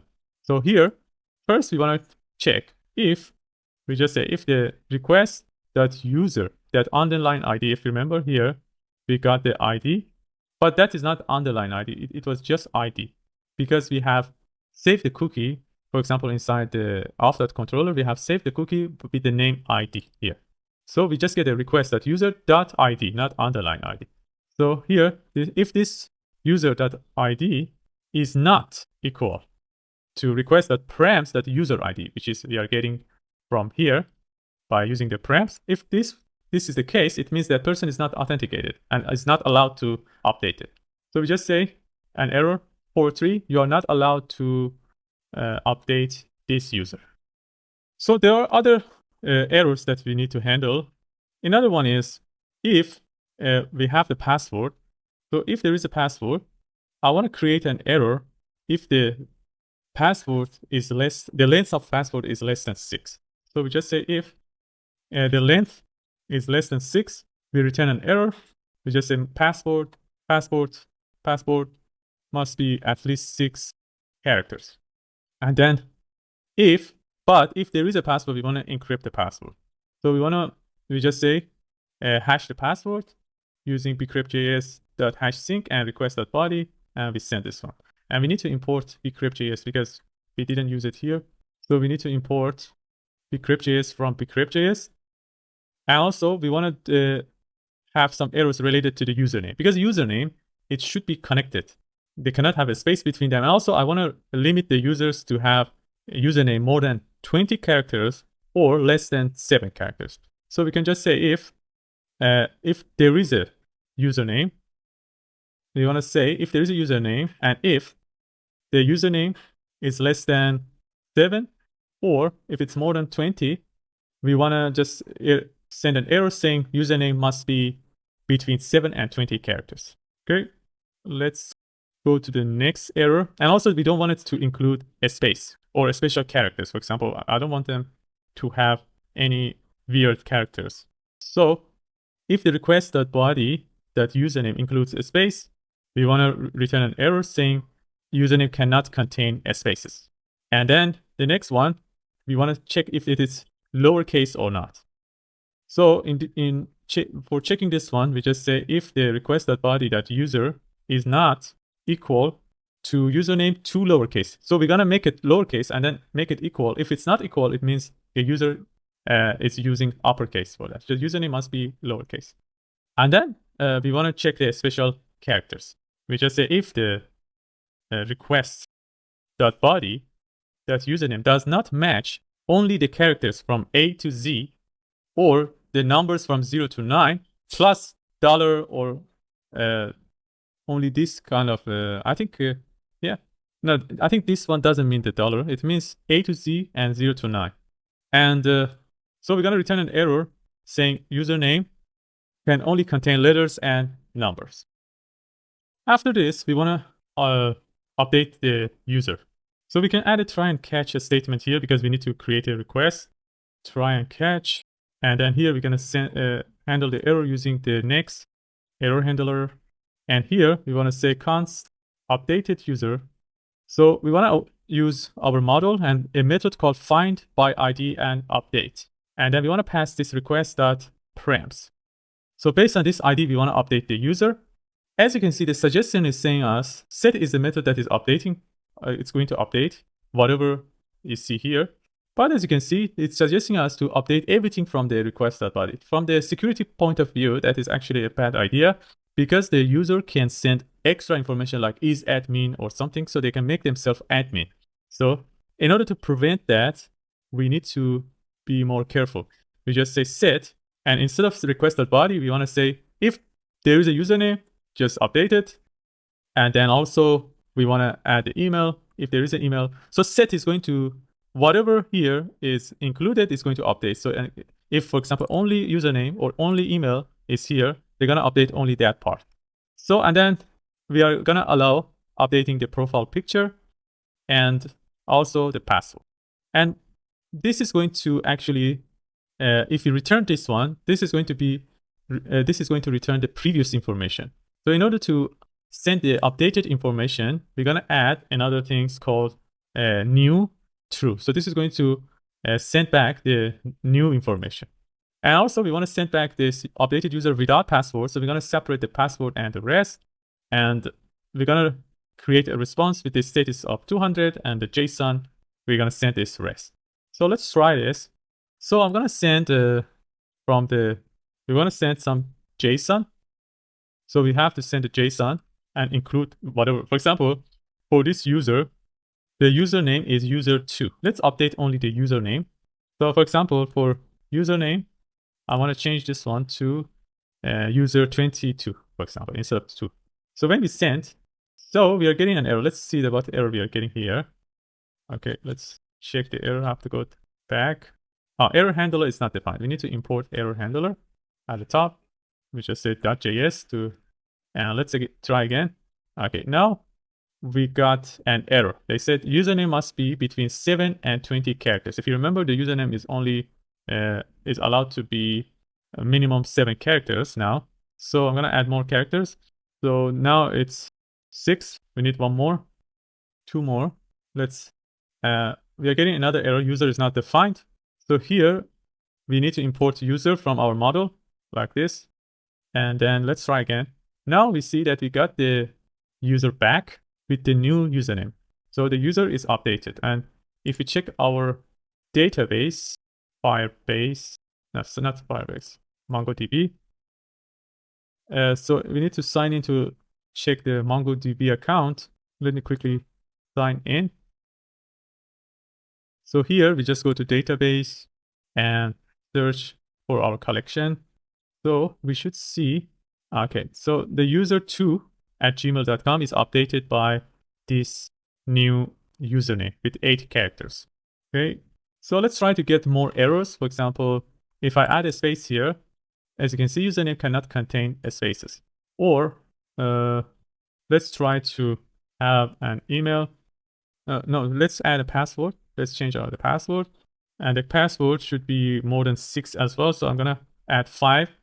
As you can see, password must be at least 6 characters. So we are protecting our database by more rules. So we're going to protect them by when they're updating the username. And also we have other protections. For example, we have user1. If we try to update, let's remove the password.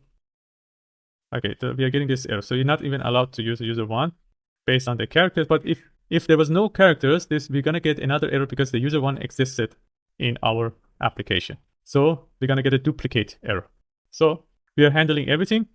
So that was it for creating the creating the user update API route.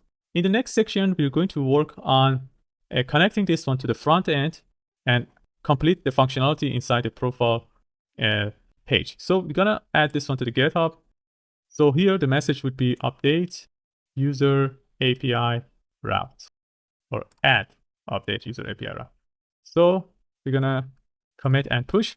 So in the next section, we're going to work on the front end and connect them to this API route. So see you in the next section.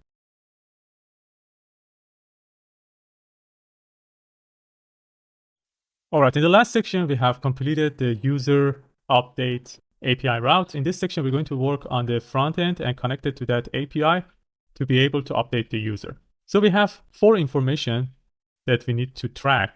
One is the image, then we have the username, email, and password. So we need to have a form data that includes all these 4 informations, and then we're going to submit that form data piece of state and update the user. So let me just bring this one here. So we need to go to the client side. So let's close everything first. We go to the client side pages, which is in src, and we go to the, because we have created a component for that page, so it should be in the component and dash profile. So here we want to, first thing first, we want to create a piece of state, and we're going to call that piece of state form data. And the initial value for that one is going to be an empty string. And we want to fill this form data by the information that is changing. So first thing first, we got the image. So we uploaded the image here in this function. And then we got the URL, which is set inside this image file URL. And also we can add it to that form data as well. So we just say set form data. And then we want to keep the previous information. For example, if we had the username, email, or whatever. So we want to keep that information using this spread operator. And then we just set the profile picture of the form data to be in that download URL. So we have the form data now for the image. Let's add some unchanged event listener to the inputs, the other inputs like username, email, and password. And then we're going to track the changes there as well. So here's inside the inputs. So we have 3 inputs. I can just simultaneously, I add unchanged event listener for them by just keeping the alt and click on them. You just click here after the default value, and here I just want to add unchanged event listener, which is going to call a function called handle change. And let's create this function at the top. So here we just say we create a function called handle change. We get the events, and then we set the form data. We keep the previous information, for example, any previously created data like the image, username, email, or password. We set the target.id. That ID can be password, email, or username. And then we set the value for that one. So this is going to keep the changes. Now, if we console log form data and we test our application, we should see that. So we go to console. Let's refresh the page. Now it's an empty string, the form data. If we change, for example, the username, as you can see now, the username is this. We can change the email, for example, and password. And also we can just upload the image. For example, I upload this image. When the upload is completed, and then we're gonna have this information here, as you can see, email, password, profile picture is there, and also we have the username that is changed, and the profile picture is the picture that is uploaded now. And this error on change is not defined in the line 71. Let me check that. Line 71. Okay. I have added a change here because the cursor was there and I added there by mistake. So we can just delete that. Okay. So everything is working fine. We have the form data. Now we want to submit this form data and use the API route that we have created to update the user inside the database. So we need to add an onSubmit event listener to the form that is covering all the inputs. So here we have a form, and we can add an onSubmit event listener here, which is going to call a function called handle submit. And we can just create this function after this handle change. We can delete this console log. So first thing first, we want to prevent the default behavior of submission, which is refreshing the page. And then what we want to do next is to check if the form data that we have, it has some value. So if the form data is completely empty and there's nothing inside it, we want to just prevent submission to the form. So here we just say if we have the object, this is the way. If we have an object and we want to know the object is empty, we just say object.keys, and we set the form data. We check the length. If it's equal to 0, it means that everything is empty. We want to prevent it, so we're going to return. So we're not going to submit anything. Let me close this function first. So here, if there is something, we want to update the user. We want to add a try and catch a statement. If an error happens, we want to just dispatch the error. Now it's time actually to create some reducers for updating. So because we had the reducer for sign in, but we haven't created for the update user. So we need to go to our user slice. Inside the Redux folder, we go to user slice, and here we can add our update functions here. So the first one we want to add is update start. And the update start is going to set the loading to true and set the error to null. Then we have update success. So we want to update the current user. So this is going to be equal to actions.payload. We set the loading to false and also set the error to null. Next, we're going to have the update failure. If an error happens, we want to set the loading to false and error to action.payload. So, and then we want to export them. So we need to export update start, update success, and update failure. So we can use these things now in our dashboard profile. We need to import a few things. We want to import these update start, update success, and also update failure. So we import them, and also we need to import use dispatch and initialize it here. So here at the end, I'm going to initialize dispatch. So now let's go to our function handle submit. Here inside the try, first I want to dispatch the update start. And then after that, we want to just create the request. So I'm just going to say const response equals to await. We want to fetch the data from this URL, and the URL is going to be dynamic because we want to send the information for the ID of the user we want to update. So we're going to create a backtick, and this is going to be API/user/update, and then / the current user.id. So we have the ID of the current user. We want to update this user. Okay, and then we set the method to be put, and then header, content type application JSON, and we stringify the form data and send it as the body. So after that, we're going to convert the data by just converting the response to JSON. So we get the data. Now we want to set if there is an error, for example, if there's no response.OK, which means there is an error. So in this case, we want to dispatch the update failure. We pass this data.message. And then otherwise, what we want to do next is to dispatch the success, and we pass the data. Okay. Pass the data, and also we need to create a message too, but let's create it later. And here inside the error, we want to dispatch the failure. Okay, so I think we can now update our application. Let's refresh the page. We don't have any error. Let's just update the image because we can see the result here. Or we just check our network. I want to just change the username first. Click on update. So nothing is happening. Let's see the console if we are getting an error. Okay, object is not defined. Line 89. So here, we just set object.keys here.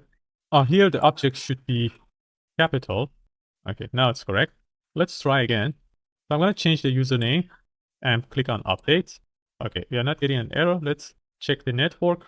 So we created this request, and also the username is updated now. And let's see, if you refresh the page, you can see that the username is updated. And if you check the Redux, as you can see the payload, the user is with the username, this one. Let's change the image. Okay, let's upload it first. And then we're gonna click on update. Okay. Let's see the network. Let's click again. Okay, there is a problem here. Okay, let's refresh the page and let's try again. So I'm gonna upload the image. Okay, we need to wait until the image is uploaded completely, and then we try to update. Now the request we do. Okay, seems like there is a problem in our code. So let's again check the form data. So here, let me console log form data, and then we go to console. Okay, let's refresh the page. I'm going to change the image first. Okay, now we have profile picture in the image. Let's click on update. Okay, seems like it doesn't work with the image. Let's try again with the username. Update. Okay, it's working with the username. So let's change the username and the image together. Okay, seems like it's working when we have something else with image, but when we have only image, it doesn't work. So let's see what we are sending when we are having the image. So, okay, let's check our controller here.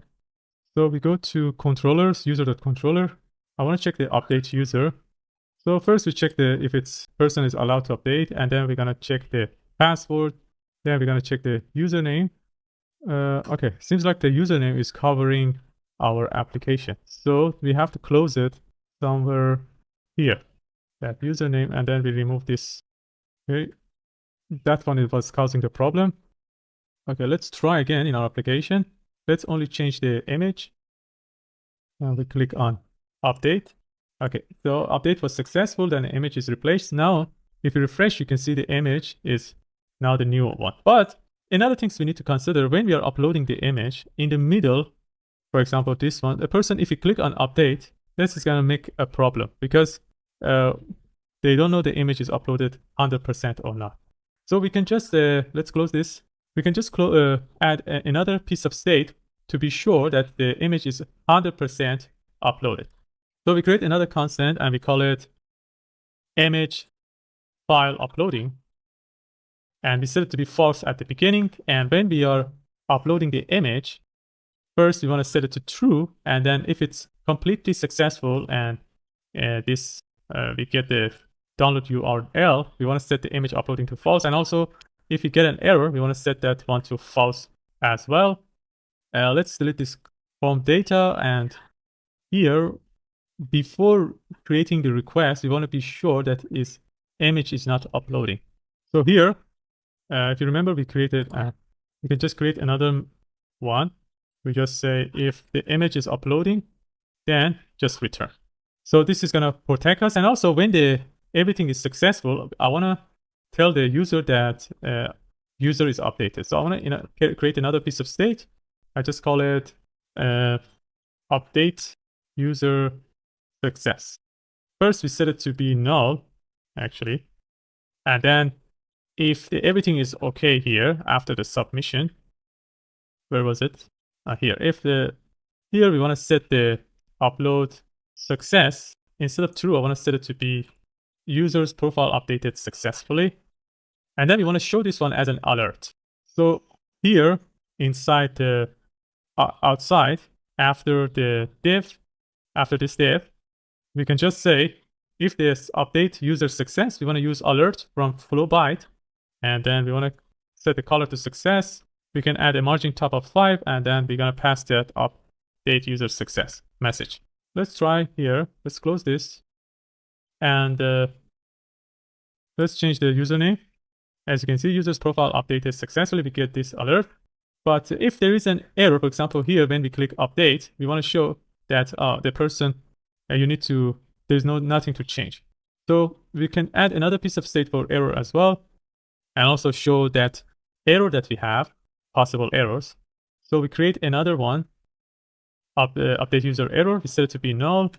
If there is an error somewhere, for example, if there is nothing to change before the return, I want to just set the error, no changes made, for example. And then if the image is uploading, please wait for image to upload. And then what else? For example, here, we can just set that error with that data, that message. Actually, we have created some global state for the error. We can use that one as well, but because we are using this one, we can just use it now. But you can use that error too. So in both cases, that's fine.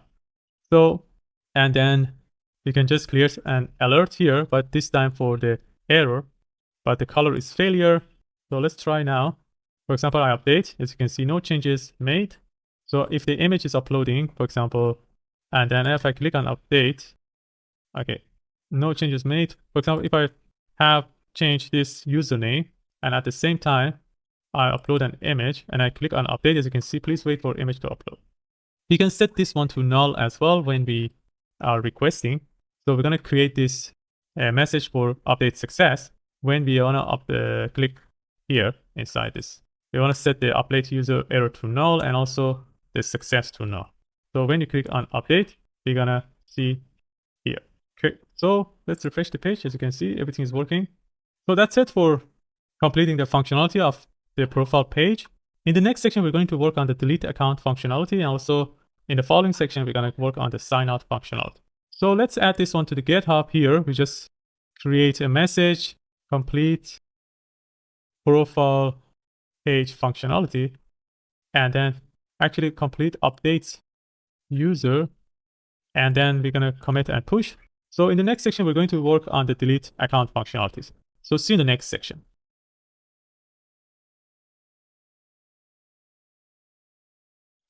All right, in the last section, we have completed the functionality of the user profile update.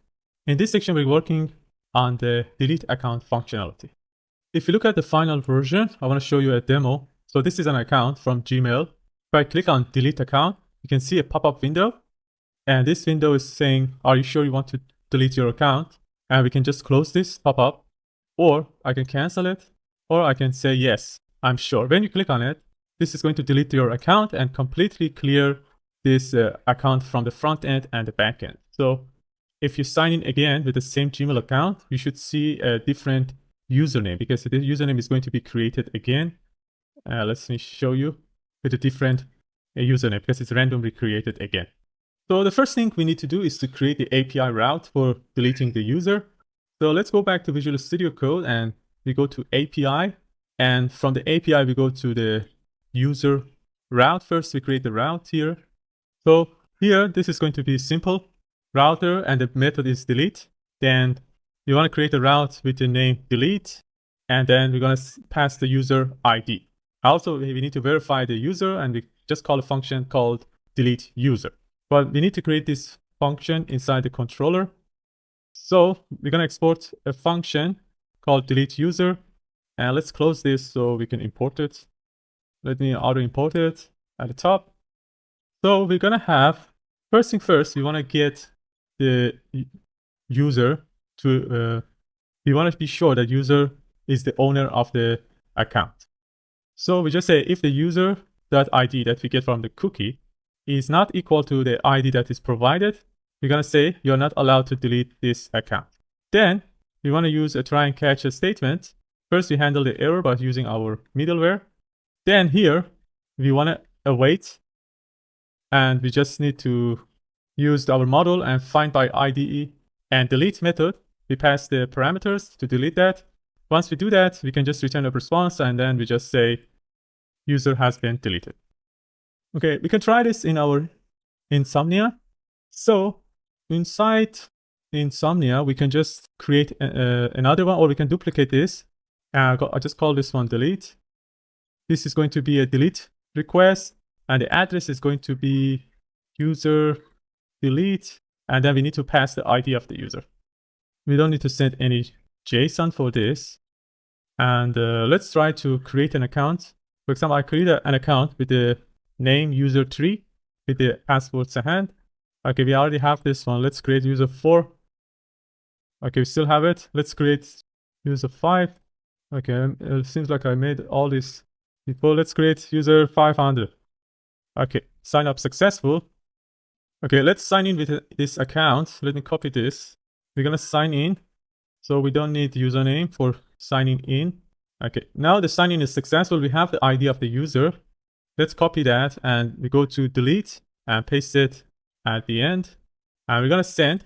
Okay, user has been deleted. So to be sure, we can sign in again with the same account. As you can see, user not found. So we have deleted the user successfully. So that was it for creating the API route for deleting the user. In the next section, we're going to work on the front end. We're going to create a model and delete the user from the front end. So see you in the next section. Before that, let's add this one to the GitHub too. So actually, we just say, create a message for that, add delete user API route. Then commit and push. So see you in the next section for front end of the deleting of the user. So see you in the next section.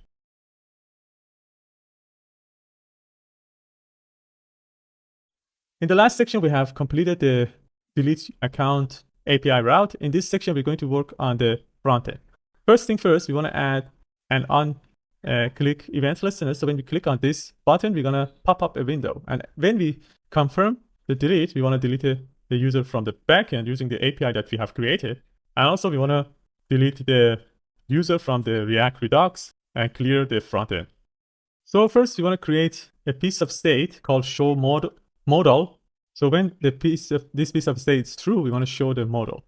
So here we just say const and we just call it show modal, and we set it to be false at the beginning. And then when we click on the button, the delete button, let's find that here on the delete account. When we click on it, we want to activate this show modal. So we just add an on-click event listener here.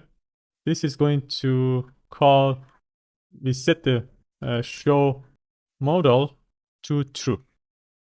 All right, so now we set the show modal to true when we click on this button. And then we want to show this modal. We want to use our flow byte package to see the modal. So after this update user alert, anywhere we can put it should be outside here. So we just say modal. We need to import it from flow byte. This modal is going to have a show modal property, which is going to show it. If this one is true, we're going to see this modal. And then we want to close it. Once we want to close it or click outside or click on the button to close it, we just say show modal to false. And the methods we want to use for this modal, first let me just have this. And then we want to set it to be pop-up. And also we want to set the size to be medium. Let's see that we can get it inside our browser now. As you can see, when we click on it, we see that our modal is empty. But because we don't have any button to close it, it doesn't work now. We need to refresh the page if you want to remove it, but it's working. It's going to make the background dark when we click on it. Okay, let's complete it. Let's bring this one to the right side and complete our modal. As you can see, it's full screen now here. Let's bring this one to the left side. So inside the modal, we're going to have a modal header first. We just say modal.header. And no, this one should be self-closing. And then this is going to be modal. Okay, now we have the header. As you can see, now we can just close it even. So delete, close. In the full screen, we have it in the center. Okay, so it's automatically adding us that icon, for example, and also everything else. So after the header, we're going to add the body. So we just say modal.body. And inside the body, you need to close this. I don't know why it's changing this one instead. Let me fix this. Let's see. Okay, I think I didn't close this modal. Okay, this one should be here. Okay, now it's fine. So we have the modal, the body. Now inside, we're gonna have the message, the button, and also we have some. If you remember from the final version, we're gonna have an icon here in the center. So we're gonna have a div here with a class of text center, text-center, and inside the div we're gonna have an icon called high outline. This icon we need to import it from the. Let's close this and then we're gonna import it at the top. We're gonna import it from React icons /high. High stands for hero icons. So we're gonna check our account. Let's open it. So we see the icon here. Let's make it bigger, and let's make it with a height of 14 and width of 14. We want to set the color to be gray 400, and then when it's dark, we want to set the color to be text gray 200. And we want to bring we have a margin bottom of 4. And we bring it to the center using MX Auto. Okay, that's it for this one. And then we're going to have a h3 tag saying, are you sure you want to delete your account? So let's style this h3 as well. We're going to have a margin bottom of 5. We want to set the text to be large. We set the text to be gray 500. And when it's dark, we want to set the text to be gray 400. Okay, so that's it for the h3 tag. After that, we're going to have the 2 buttons. One for the yes, I'm sure, and one for the cancel. So we're going to have a div And inside the div, we're going to have the button. So one button is going to be with the color of failure, and we're going to set an on-click event listener, which is going to call a function. We want to call a function called handle delete user. And here we're going to say, yes, I'm sure. Let's create this delete function so we don't get an error. So here at the end, I want to create a function called handle delete user for now. Let's just close it so we don't get an error. We're going to handle that later. Let's continue creating our pop-up. So this is the first button. The next one is going to be another button, which is sets the show model to false because we want to close it. And then here we just say no, cancel. And then the color we're going to use is going to be gray. And then we want to bring them next to each other using flex. And we set the justify to center to bring it to the center, both of them, and we add a gap between them of 4. So when we cancel, we're going to close it. And also this one is going to close it as well. And when we click on I am sure, this is going to call a function, which is here. Now we need to complete this handle delete function. First thing first, we want to close that modal. We just say set show modal to false. And now if you click, we're going to close it too. But we want to delete it as well. So we add a try and catch a statement. Now it's time to create the reducers for this. We go to Redux, user slice, we add the delete user slice reducers as well. So the first reducer is going to be delete user start, which is going to set the loading to true and error to null. And for the success, we want to set the current user to null. What I mean by that is when we delete it, we don't want to have the information inside the Redux. So we want to completely remove that person. We set the current user to null, loading to false, and error to null as well. But for the failure, we want to set the error to action.payload. And we need to export them here. And inside our profile, we need to import them at the top from the slice. So delete user start, success, and failure. We already have the dispatch. Let's delete this import. It's auto import. So when everything is okay in this function, so for the error, we're going to dispatch that delete user failure error.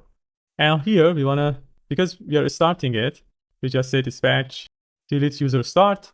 And now we want to create the response. And we want to use our API that we have created, which is user/delete, and we pass the user ID. The method is going to be delete, and we are not sending anything, so the body is completely empty. We want to convert the data, and then we want to, if the response is not okay, we want to dispatch the delete user failure. We pass this error. Otherwise, we want to just dispatch the success, which is data. So now we want to get this failure and show it. So we need to import that error as well. So we have the use selector. I think we are importing the current user. Let's import the error too. And we can use it at the end in one of our models, one of our alerts. So here we can just copy this. And here we just say if there is an error, just show the error here. Okay, so that's fine. Because let's try it. I think it's going to work. So this account with this username, just remember this username with the 3 Qs at the end. When we delete it, as you can see, it's gone here. Let's sign in with the same Gmail account, which is this one. And this is going to be different now. The username is different because the previous username is deleted. So it's working fine. So let me explain you a complete process of everything we do in this application. So first you make the API route. Then you add an change event listener to, or on click event listener to, you want to do something there. When we add that one, we call a function. And then we want to create the slices or reducers in that particular things like user. After that, we want to create the request to that API route and do the functions we want to do. All right, that's it for adding the delete account functionality completed. So let's add this one to the GitHub. So here we want to add that for complete delete user account functionality. We can commit and push. So in the next section, we're going to work on the sign out functionality, and we need to add it here, here, and also in this menu. So see you in the next section.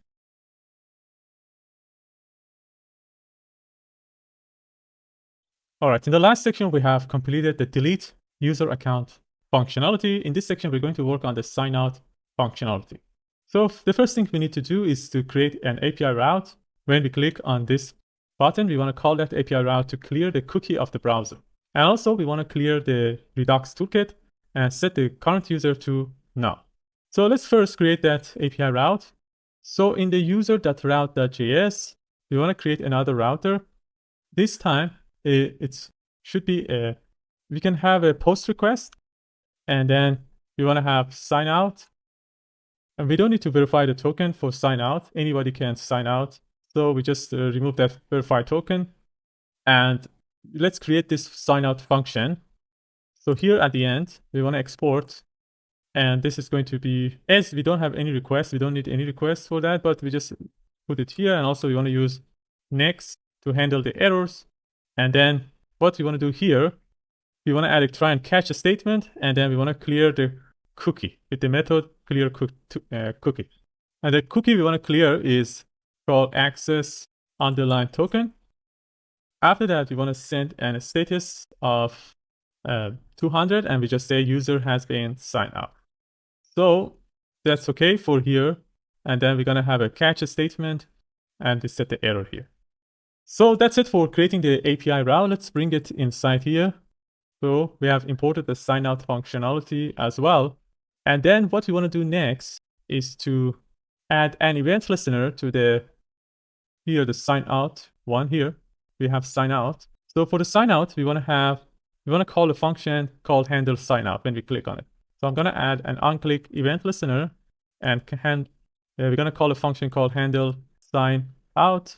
Let's create this function. So we're going to create this function. Let's close it so we don't get an error. So we add and try and catch a statement. And then here, we just want to console log the error.message.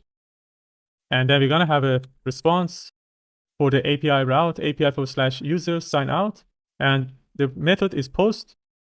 And we don't need to send any headers or anything like that because we are not sending any file. And then we want to just convert the data. And if the response is not okay, we're going to console log the error. Otherwise, we want to sign out the user. But we don't have that function yet, the reducer. Let's create the reducer. We need to go to the user model. Sorry, not user model. Inside the Redux, we go to user slice. And here we create our sign out function. We just say sign out. I want to just have the sign out success. And this is going to just set the current user to null, error to null, and loading to false. Okay. And then we can just import that one at the top. Sign out success. We need to export it here first. So now we should see it. Sign out success. And then we can use it using the dispatch. We just dispatch sign out success. So let's try this one. It seems we are getting an error. So let's check the console first. So it says it didn't export a name sign in the dashboard, line 20. Let's see line 20. Okay, so it seems like we exported here in a sign out success. Okay, let's refresh the page. Okay, it's working. That was an error, previous error. Let's try it now. So I'm going to open the console and I'm going to open the network. So when we click on sign out, we create a request and the response is user has been signed out. So that's okay. And also we can see that we don't have the user anymore. So if you check the Redux, you should see that if you click here on the persist, you go to action. As you can see, the payload is now the current user. So let's refresh the page. Okay, this current user now, it's null. If we check now. Let's sign in again. Okay, sign in, we have to click here in the Google. So let's click on this account. Okay, now we have the current user. Let's check. We check the signing success. As you can see, the payload is this account. So we see the changing here. And we need to add this sign out now in other places like this menu or in the profile. I want to add it in this button as well. So it's very simple now. we just need to import that reducer and we add the function that we have created for that. So let's go to the header section as well. We just go to components and header.jsx. What we want to do is just copy this function for handle sign out. I'm going to copy this and paste it inside the header component. And we need to call this function. Also, we need to import sign out success. And also we need to import use dispatch from React Redux, and we need to initialize it here. Oh, it seems like we already initialized it before, so we have actually used dispatch. Let's see, we have imported before, so we have that one. So dispatch we have, and we are calling that. So we have this function. Now we need to just call the function. So let's go to that sign out button here in this drop-down item. We just add an onClick event listener, which is going to call that function, handle sign out. So let's try now. We go here and we click on sign out. Okay, it's working. And what else we need to add is that menu here inside this. We want to go to that menu and do the same things. So we just go to the dash sidebar. So here I'm going to paste that function, handle sign out. We need to import use dispatch. First, we need to import sign out success and use dispatch. We need to initialize it here. And then let's find the sign out. And then here, we want to add that onClick event listener and call that function handle sign out. Okay, it's working here as well. So that was it for adding the sign out functionality. Let's add this one to the GitHub. So we have changed some files inside the header dash sidebar and profile. So here we're going to create a message, which is add sign out functionality. So we can commit and push functionality here. Functionality. This is correct. So we just commit and push. So in the next section, now we have done with the user functionality. Let me sign in again. So we have done all the things that we can do for the user, but we want to create a new post. But only an admin can create a post. So we need to make a mechanism that only some places in our menu or here are accessible to only the admin. And also we want to add the admin to the user model as well. So if I sign in with an account inside the final version, which is admin, this account is admin for me. If you look at now here in the menu, you can see we have an extra menu here when you're admin, which is dashboard. So you can see the information about the total users, comments, and posts. Here also we have more menu like profile with the admin label. We have comments, user, posts. So what we want to do is to create a mechanism that only admin can see these things, not the normal user. And then inside the profile, as you can see, there is an extra button called create a post. So only an admin have this button. So we want to create this functionality. And when we finish this part that we can have an admin, then we want to go ahead and create this functionality. We can create a post like this. Even this page is protected only for admin. No one else can have access to it. So create dash post is only available for the admin. So in the next section, we're going to work on adding an admin. So see you in the next section.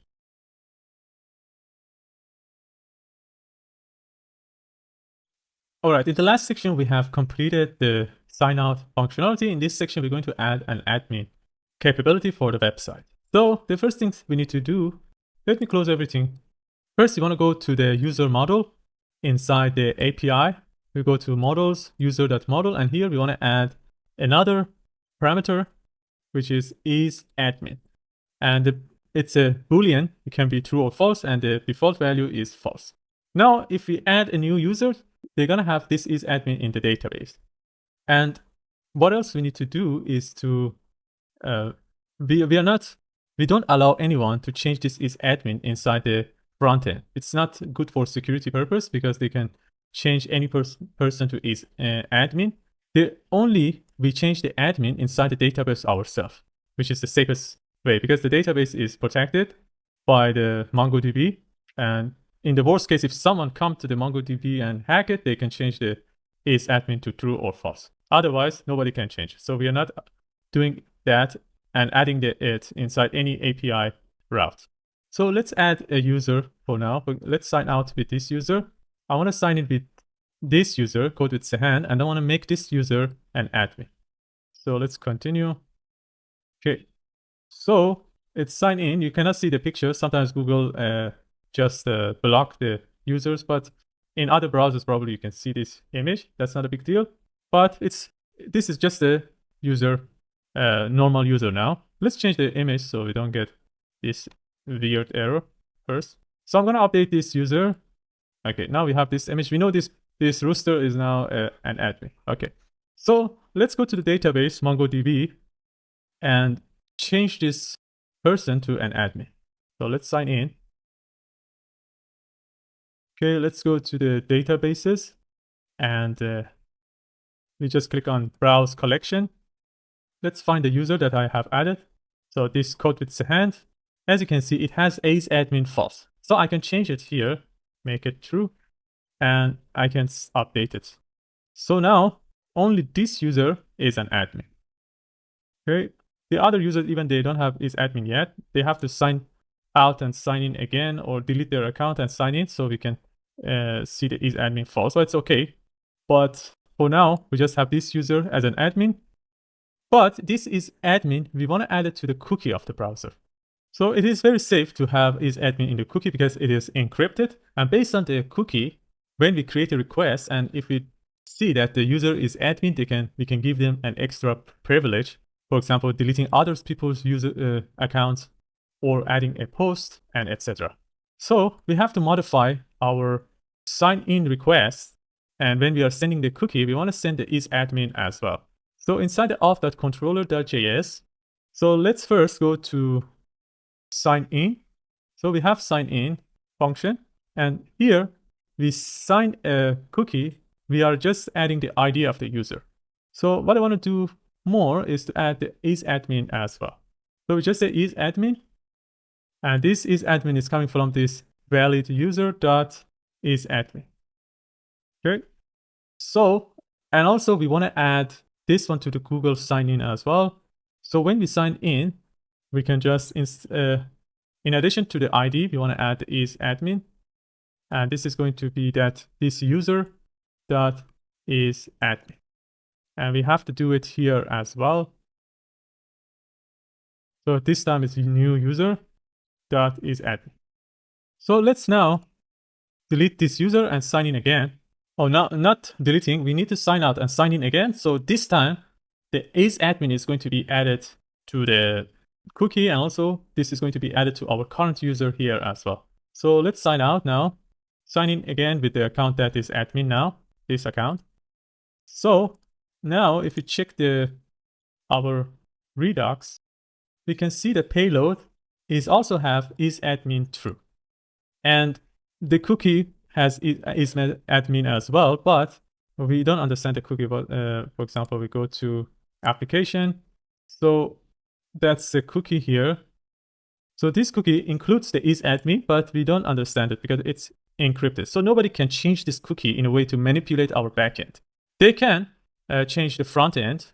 They change the isAdmin to true to false, but it doesn't give them any privilege, because in the backend, they are not allowed to do anything because they are not isAdmin. Because backend is going to check the cookie, not the storage or our Redux. Okay.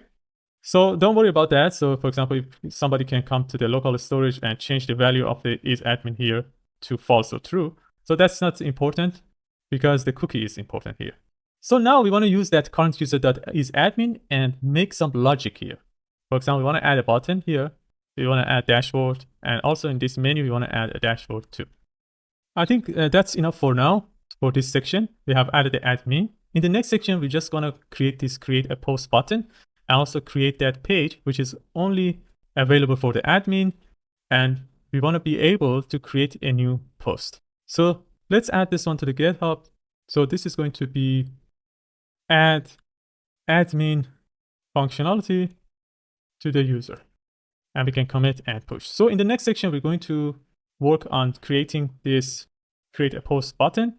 And we can just create another page called create post and make them protected only for admins. So see you in the next section.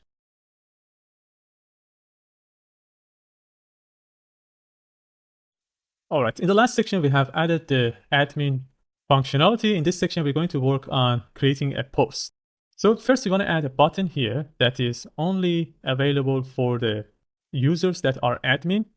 So we have the admin for the current user.admin. Let's close everything and let's go to client side, and we just go to src components and dash profile. So let's see that if we have current user. So, okay, we haven't import. Okay, we have the current user here. So this current user, if it is admin, we want to see that button. So we want to go down after this update button. We can just add a function. We just say if the current user dot is admin is true. Well, first we want to say if there is a current user, so this is admin can be true or false. So here we just say if in this case, if this one is true, we want to add that button. So we want to add a button with the type of, we don't want to add any type because we don't want to submit it. You can just say type button because we don't want to submit the form. And then we want to set the color to be purple to pink. And then make it, I think this color is fine. We just need to add a class name.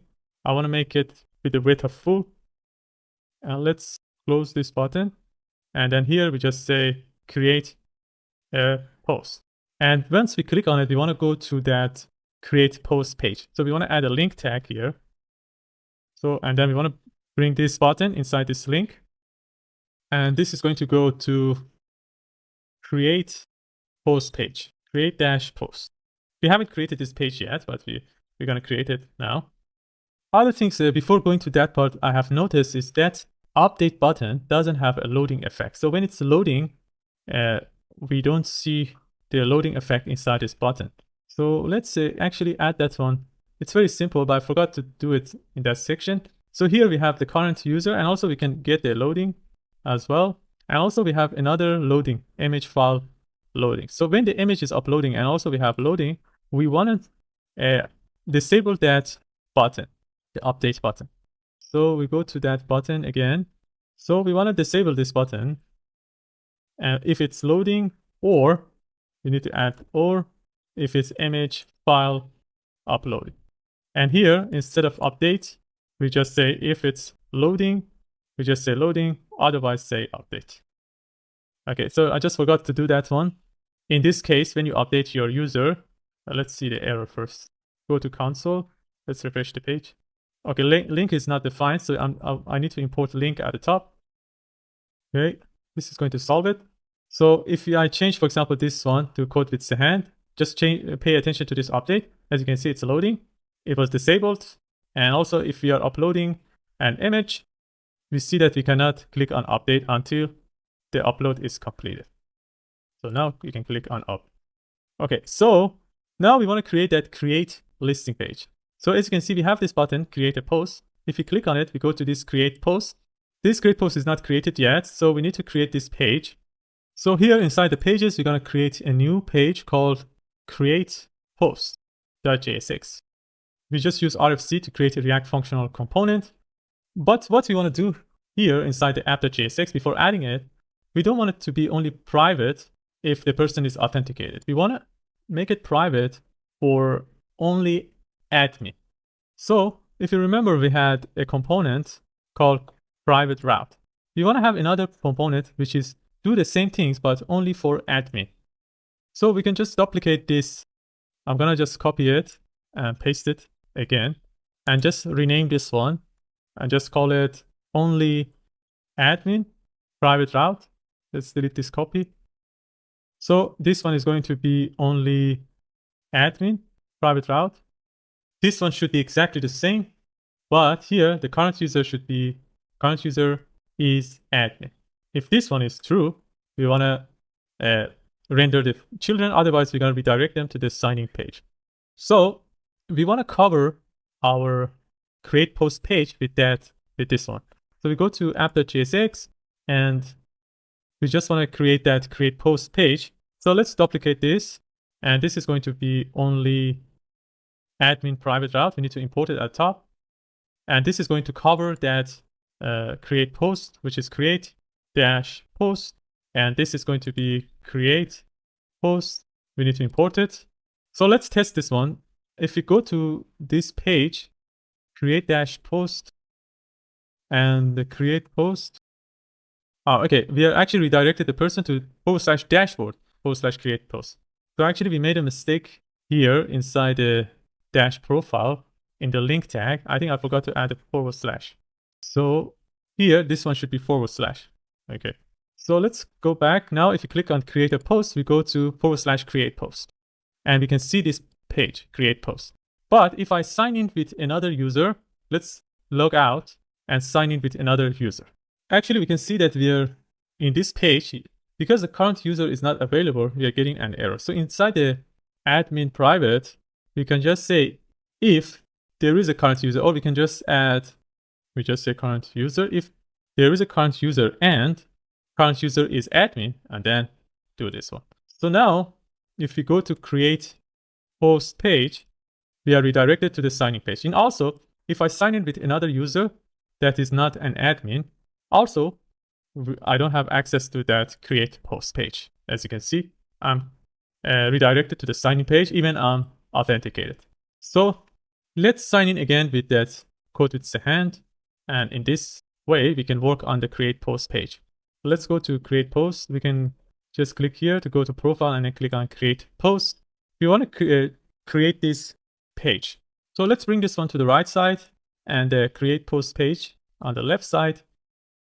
So this is going to be similar to the final version. We're going to have a title, create a post. You can put a title here, select a category. I just put 3 categories for an example of our website. Then we have the upload image functionality here. And then we're going to have a text input, which we are using a package called React Quell to achieve this. And also we want to have a button here at the end. First, we want to create the UI in this section, and then in the next section, we're going to add the functionality. So let's start with the title here. So in this div that is covering everything, I'll first add some class name here. We want to add a padding of 3 here. Set the maximum width to be 3 XL. We bring it to the center using MX Auto, and also we want to set the minimum height to be a screen. And then we want to have an h1 tag saying create a post. And let's install this real quick. So let's add a text center to bring it to the center. And then we want to make it bigger using text3 x large, margin y of 7. And we want to set the font to be semi-bold. After this h1 tag, we want to have a form. We don't want to have an action for that, but let's install it a little bit. We want to bring everything on top of each other using flex column, and let's add some gap of 4 between them, which is a space between them. So we want to have, first we want to have an input. If you look at the final version, you can see that this title and the category are next to each other when we have a bigger screen, but they are on top of each other when we have a smaller screen. So to achieve that, we can add a div here, and for this div, we're going to have they have to be on top of each other. We just say flex column on the small screen with a gap between them of 4. Then in the small size and above, we want to set the flex to be row. So they should be next to each other when we have a bigger screen. And we want to set them justify between. So we push them left and right. So here we want to have our first text input, which is coming from flow byte. Let's close this. The type is going to be text, and we have a placeholder of saying title. This is going to be required, so we are not allowed to submit this without this form, and this required should be outside the placeholder. And then we want to have an ID of title, because later we want to track the changes inside these inputs. Then we want to have a class name. We set it to be flex1 because we want to cover everywhere when we have a bigger screen, as you can see. But when we have a category, we want to have the title bigger, so we set the flex to 1. After this, we're going to have a selector. We just say select, which is coming from flow byte React. So let's close this. So inside the select, we're going to have different options. For example, the first option, the value is going to be uncategorized. And the value for this one is going to be select a category. So if someone you choose this one, it means that they didn't choose any category. And the next option is going to be with the value of JavaScript. It can be anything because you can make it for example, a different blog. My blog is just related to the coding, so I just added these things, the JavaScript. So this one should be lowercase because we want to compare the value later. So now you can see the JavaScript here, and they are next to each other, as you can see. And it works with the dark mode as well. So next is going to be React, or we can just say React.js. This one is going to be React.js. And then we're going to have, I just say, for example, Next.js. That's enough for us. You can add whatever you want. You can customize these projects as you wish. So after the select and outside this div, we're going to have an input for files like this one. And this input and a button are next to each other. So we're going to have a div like this that is covering both of them. So we're going to have a div, and this div is going to be flex. We want to have a gap between them of 4. We want to set the items to be center, and we set the justify to be between because we want to add the space between them. Let's add a border of 4, and we want to set the border color to be teal 500, and we want to make the border to be dotted. Dotted means they're going to have dots, and let's add some padding as well. You can see the border, and inside this div we're going to have the file and the button. So the file input, we need to import it from Flowbyte. So the type is going to be file, and it's going to accept only images. And after this file, we're going to have a button from Flowbyte. The type is going to be button. The color is going to be, we can use the gradient here. And this is going to be, for example, purple to blue. And then set the size to be a small. And also we want to make it outline. And the text for that is going to be upload image. It's similar like this. Then we want to add that React Quell package to add this like a rich text input. So we want to install this package. Let's first search for React Quell. So there is a package called React-Quell. And as you can see, it's very popular. It has more than 400,000 downloads per week. And for installing, we just need to install React Quell. We need to import its and also its CSS. Then we can just put it inside the application and choose the theme, which is in our case is a snow as well. It has a little bit of problem for the dark mode, but we can just fix it by adding some CSS classes. I'm going to show you how to do it. So we can just install it by just copying this, and we need to install it inside the front end. So we need to go to the client folder. So I'm going to use cd client and paste that code. Then we need to import it at the top along with its CSS. So here we're going to paste that. And then here, after this, we want to have that React Quell with the theme snow. And also we want to have a placeholder of write something. So let's see what we get here. Okay, we have this one, but as you can see, it's a bit small. I want to actually give him a little bit of height. So we set the height to be 72, and we add some margin at the bottom of 12, as you can see. So here, for example, we want to add something, an example of a title. As you can see, we can just choose it and then change the heading to 1. That's title. We can write down something and make it H2, H3, or normal. We can make it bold, italic. We can add some link tag. For example, we can link this one to google.com. So when we click on it, you go to Google, and also you can add unordered list or ordered list. So there are a lot of things you can do, but as you can see, it doesn't look quite well. The texts are too small, and it doesn't work with the dark mode. As you can see, the title is, it works with the dark mode, but it's not as beautiful as it can be. So I'm gonna modify it by modifying its CSS. So we just want to make it a little bit bigger so we can easily see it. If we just inspect this one, as you can see, let's just select this quell. as you can see, we have a class here called Quill toolbar and Quill editor. So we want to just address this Quill editor, and whatever inside the Quill editor, we want to increase the size. So we can just go to index.css in the front end. And first thing first, I want to add a body. We want to make it 100%, set the height to be 100% viewport height. So we're going to have always like a min height screen. And also we want to have the QL editor. We want to set the font size to be bigger. So I'm just going to say whatever font size we have, I want to increase 5% to it. So if you check now, and if you type something, as you can see, the small text are getting bigger. And then also we can just add a H1 tag. It's much bigger and better to see.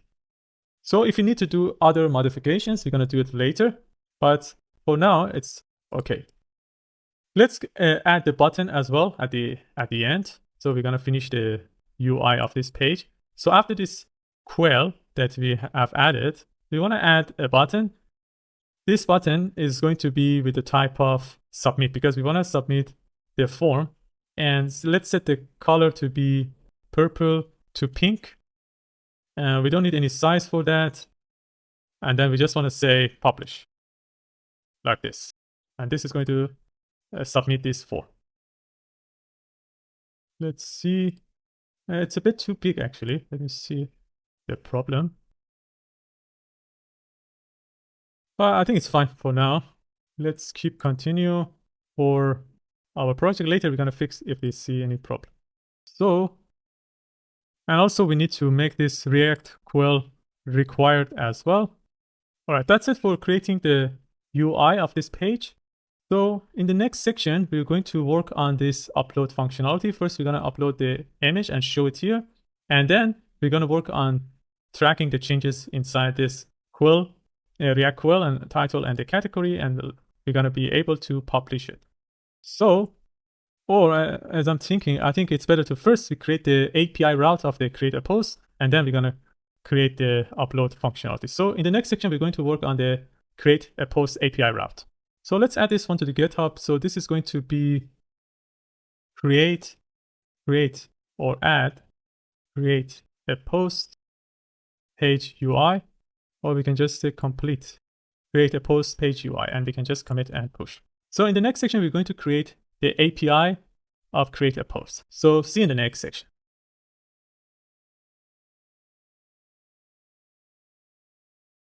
All right, in the last section, we have completed the create a post page UI.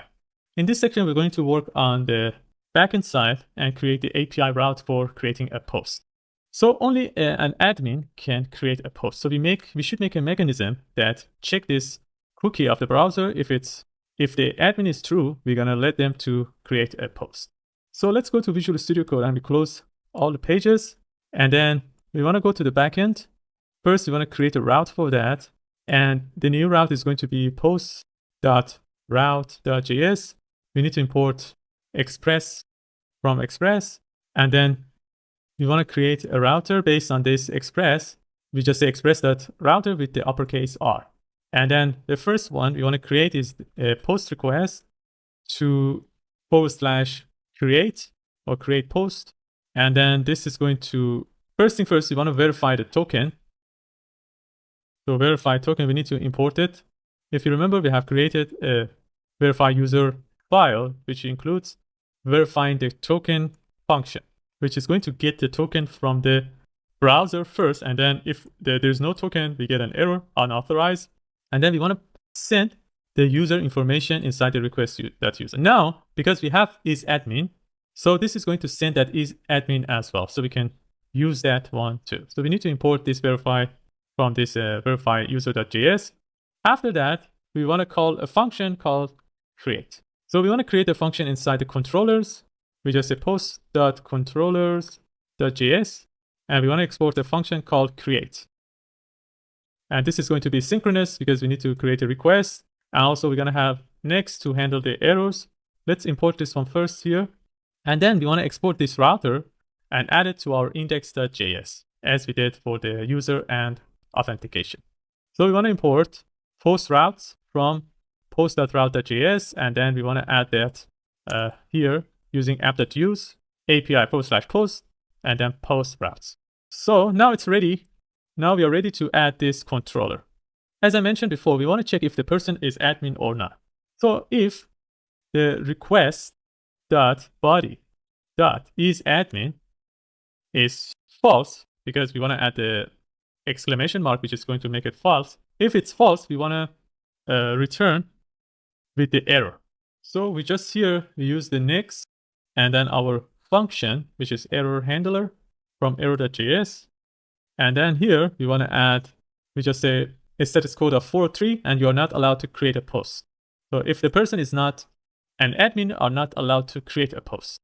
And also if there is no title or content, request.body.content, because we want to have a title and content for our posts. And then we just say, please provide all the required fields. Then we want to create a slug for our post, because post, for the SEO purpose, it's better to have a slug for the post instead of just having the post ID for the URL.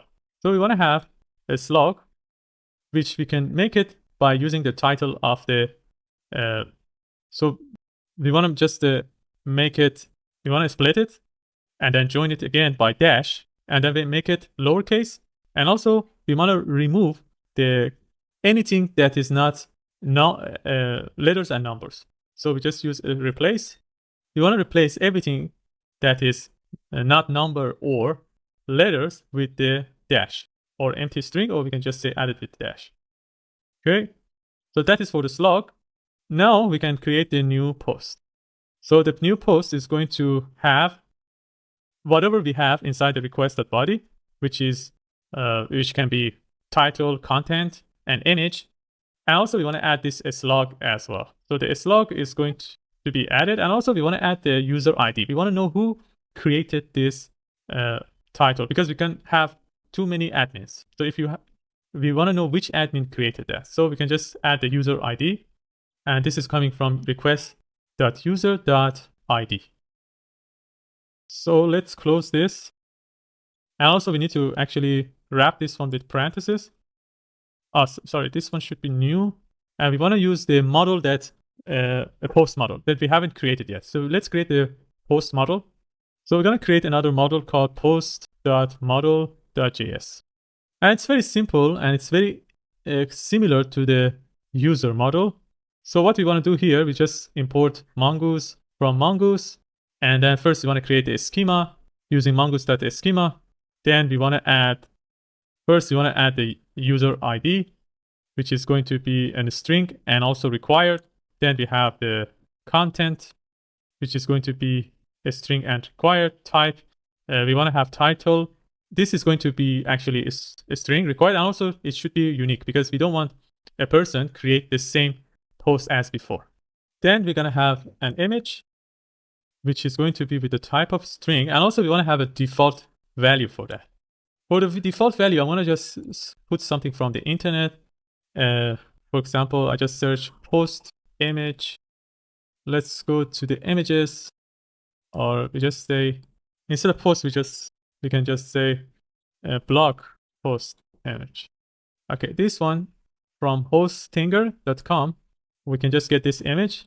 I'm just going to copy image address, and later you can upload an image in your database and then use that one, your storage.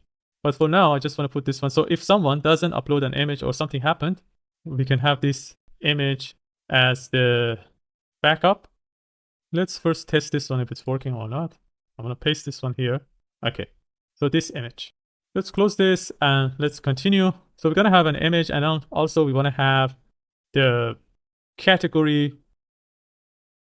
This is going to be a string, and then it's not required. We don't need to make it required. We just set the default value to uncategorized with a lower U.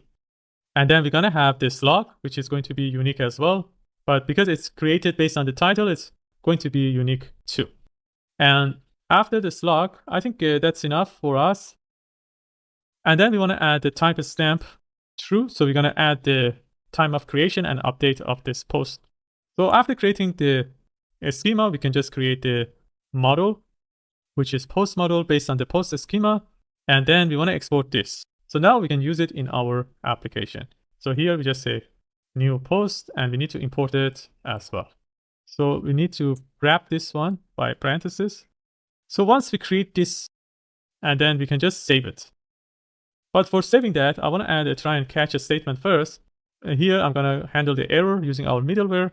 And here I want to say saved post is going to be new post that's saved. And then we want to have a response with the status of 201, which means something is created. And then we want to have the JSON.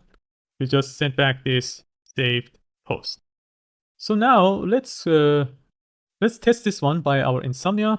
So inside Insomnia, I'm going to create another, not this one, let's delete this. I'm going to create a new folder. I just want to call it post. And then here I'm going to create a new request. And if you remember, that was a post request from this route. So we need to create a post request, and this is going to be localhost 3000 and then API host /create. So if you try now, we get an error because we are not an admin. You are not allowed to create a post. So what I want to do, I want to create a new user and make it an admin inside my database. So let's create a new user. For example, we go to Authentication, sign up. So I just call this user admin user. The email is going to be adminuser@gmail.com. And the password is going to be Sahand. So the sign up was successful. Let's create this user and admin. So I'm going to refresh this MongoDB.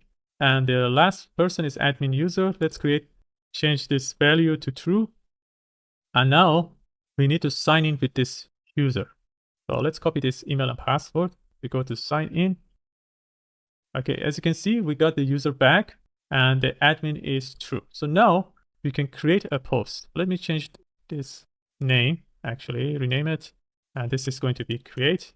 So for creating the post now, if I send, okay, still getting the error, you are not allowed to create a post. So let's console log inside this controller. I want to console log request.body. So let's send and then check our, okay, it seems like it's an empty object.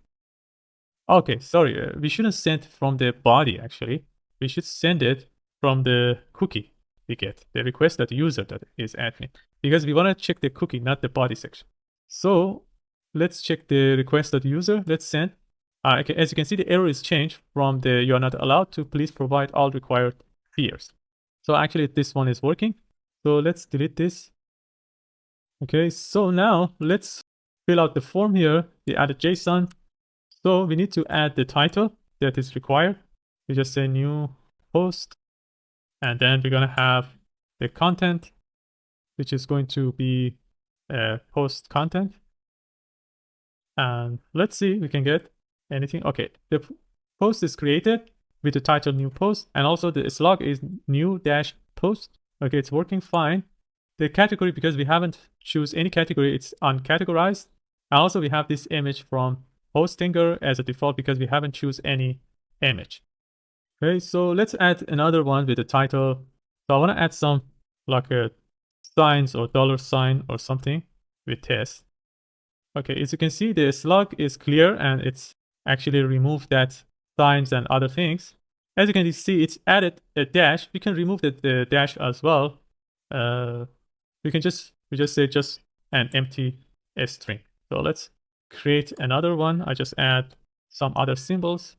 Okay, now as you can see, the slug is like this because it's already added the dash between the space. So if you add the extra dash, we're gonna have too many dashes. But it's fine now. So it's creating our API route and it's working. The response is 401. But if I try to again to submit with the same title, we should get an error. Duplicate key for the title.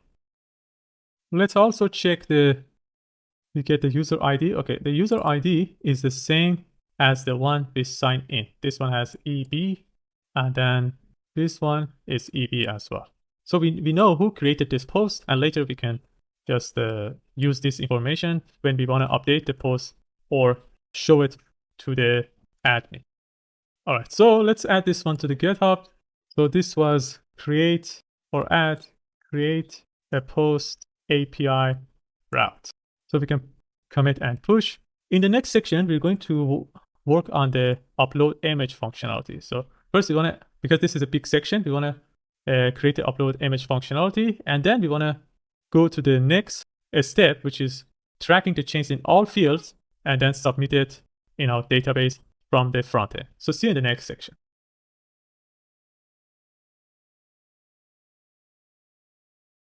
All right, in the last section, we have completed the create a post API route. In this section, we're going to work on the upload functionality for the post image in the create post page. So it's similar to the one we did for the profile page here. So this procedure is the same. So I'm gonna just do the same things, and for our review, and I'm gonna explain them again line by line. But for practice, you can just stop the video and do this part if you have already done the profile page. So first thing first, we need to go to the create post page. Let me close everything here. We go to the client side. So it's inside the pages and create post. So we have a file input here. We want to add an unchanged event listener to it. Before that, we need to add a piece of state called files. And if we check now, we just say files, and then we set it to be, actually, let's make it just file because it's just the one image we are uploading. And the initial value will be null. We don't have any file first. Then when we have any changes here, we just add an unchanged event listener. So this is going to get an event. And based on this event, we can fill this file. And this is going to be e.target.files. But we want to get the first one because we just want to choose one image. So we just put 0 here. So now that we have the file, when we click on this button, we want to upload the image. So here we add an onClick event listener, which is going to call a function called handle upload image. Let's create this one as well. We just create a constant called handle upload image. This is going to be asynchronous because we need for the upload to be completed on Firebase. Let's close this so we don't get an error. And then we want to have a try and catch a statement here. For now, let's just console log. Later, I'm going to add another piece of state for handling the errors. And then inside a try, if there is no file, we want to just return.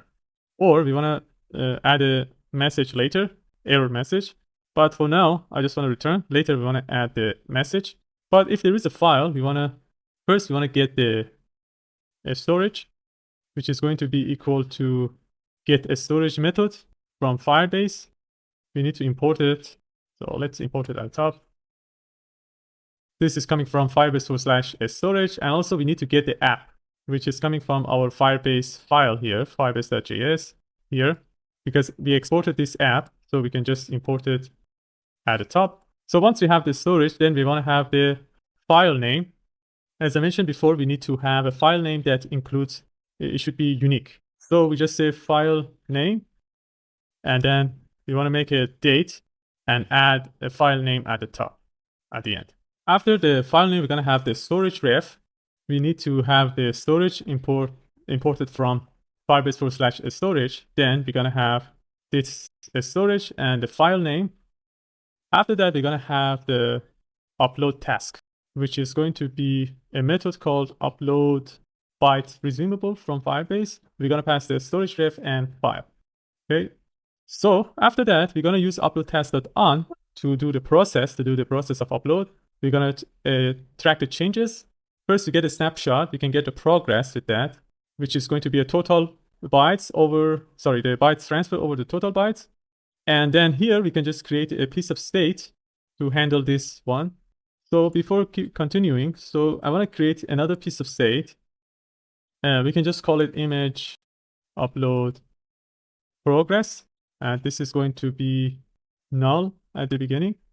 Then we're going to have image upload error.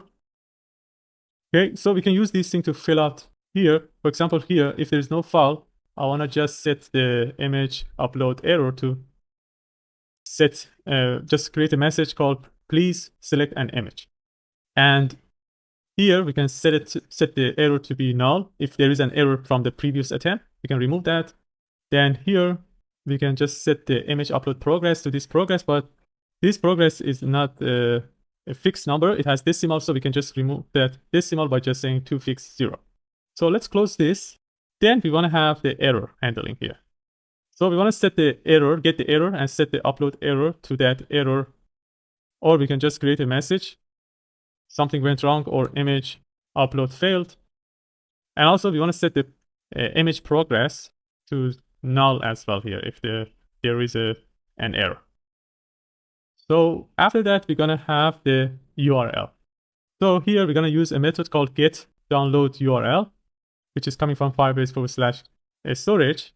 Using the snapshot.ref, we can get the download URL. And then here, we want to set the image progress to null after the upload. And then we want to set the image upload error to null as well. So we can close this.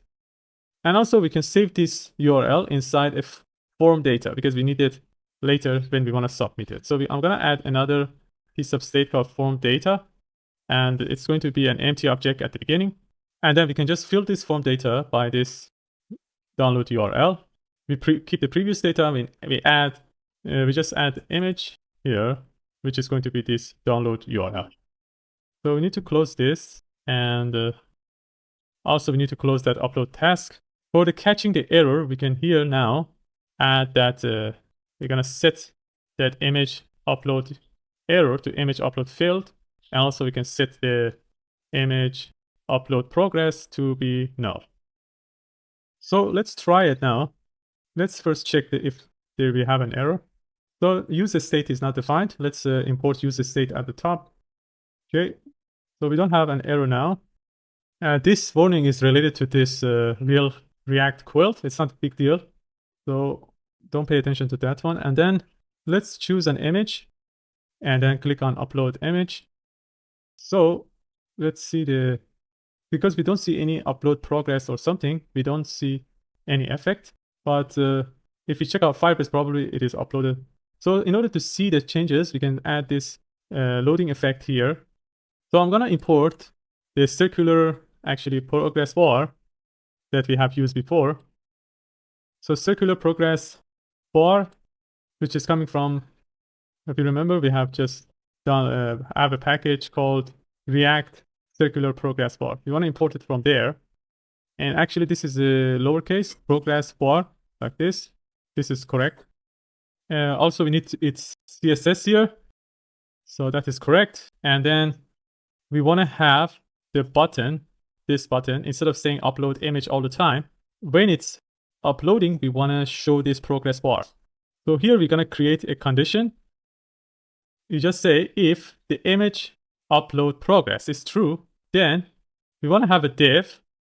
And this is we just set the width of 16 for the circular bar and also height of 16.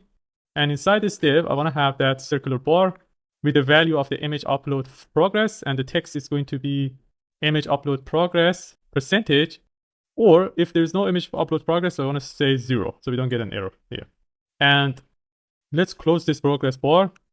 And then the other condition is, otherwise we just say upload image like this. And also we want to make this button disabled if we are uploading the progress bar. So let's try now. Let's refresh the page.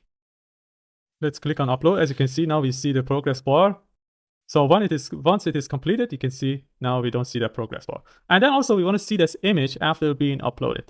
So here outside this div, first thing first, I want to add the error message. If there is an error, we want to create an alert from Flowbyte with the type of, with the color of failure.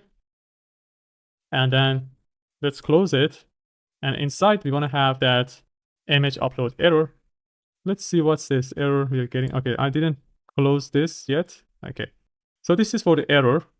And then we want to have that image. So if there is a form data, that image, then we want to see an image with the source form data that image. The alternative is going to be upload or cover. And then we don't need these kind of things, but actually let's just leave it them. So let's see the error here we're getting. Okay, we didn't complete that. Okay, let's close this. So now if I upload the image, we can see the progress bar. And after the upload, we should see the image let's try to get an error. For example, I just click here without having an image. Let's refresh the page. We don't have an image now. I click. As you can see, we get an error. Please select an image. So it's working. All right, so let's add this one to the GitHub. So this is going to be add or complete, upload, post, image, functionality. So we can commit and push. In the next section, we're going to add event listener for all these inputs like title, category, and this React query. And then we're going to submit all these files to the database by publishing it. We already have the API route for creating a post. We just need to connect them inside the frontend. So see you in the next section.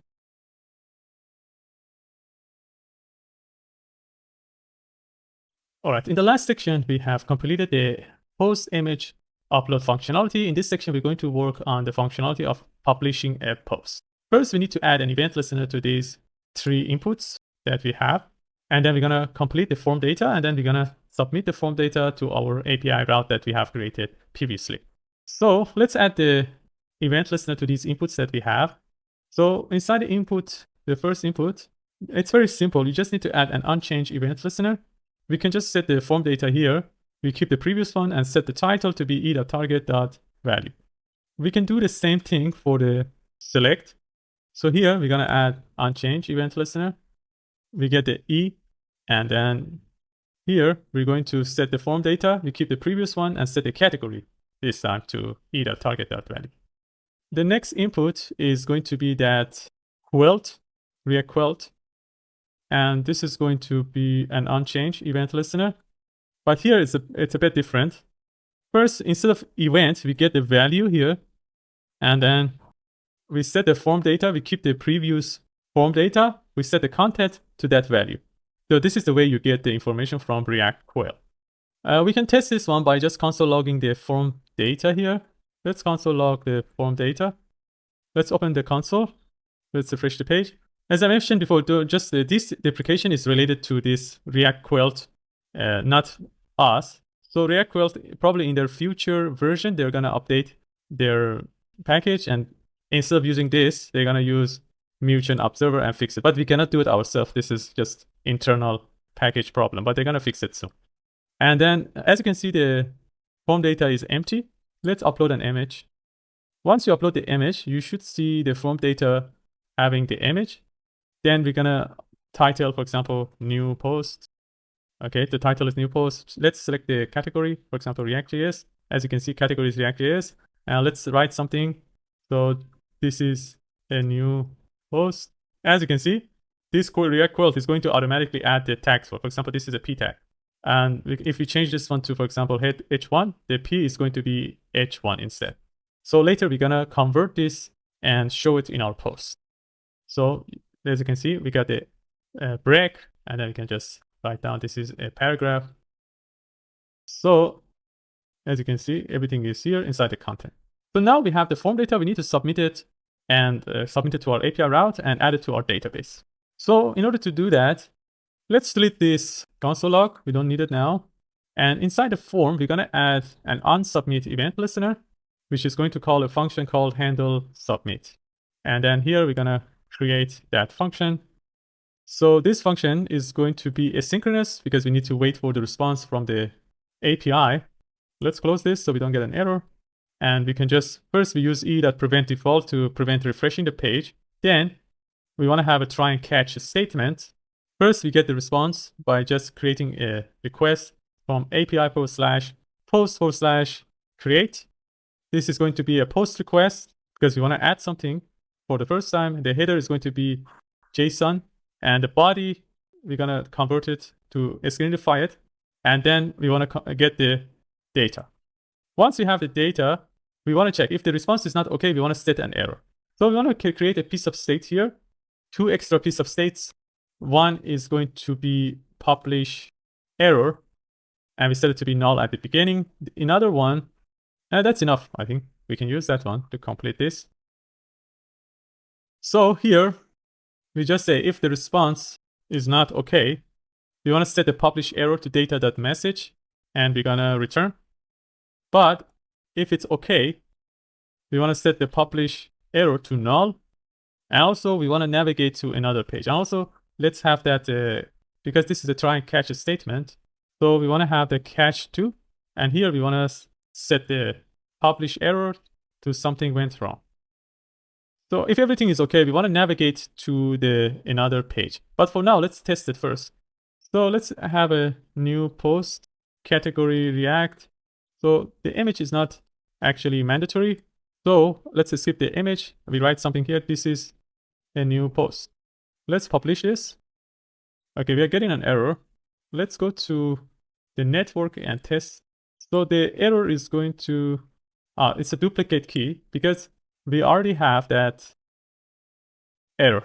So here we don't see the error, so we can add another things here. If the data dot success is equal to false, here we want to set the publish error to data dot message and return. So let's try again. Here, let's see if data dot success is false.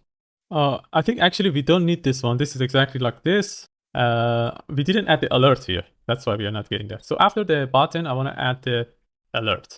So here, if we say if there is a publish error, so if the publish error is true or it's not null, then we want to make an alert with the color of failure and publish the error. Now let's add some style here. We just add a margin top of 5. So let's try to get an error. So new post. Okay, now we see the error here at the bottom. Okay, and let's try to change its name so we don't get an error. So we publish now. As you can see, the response is okay. And then we have the user ID, we have the content, title, the image is the default image because we haven't uploaded any image. The category is JavaScript.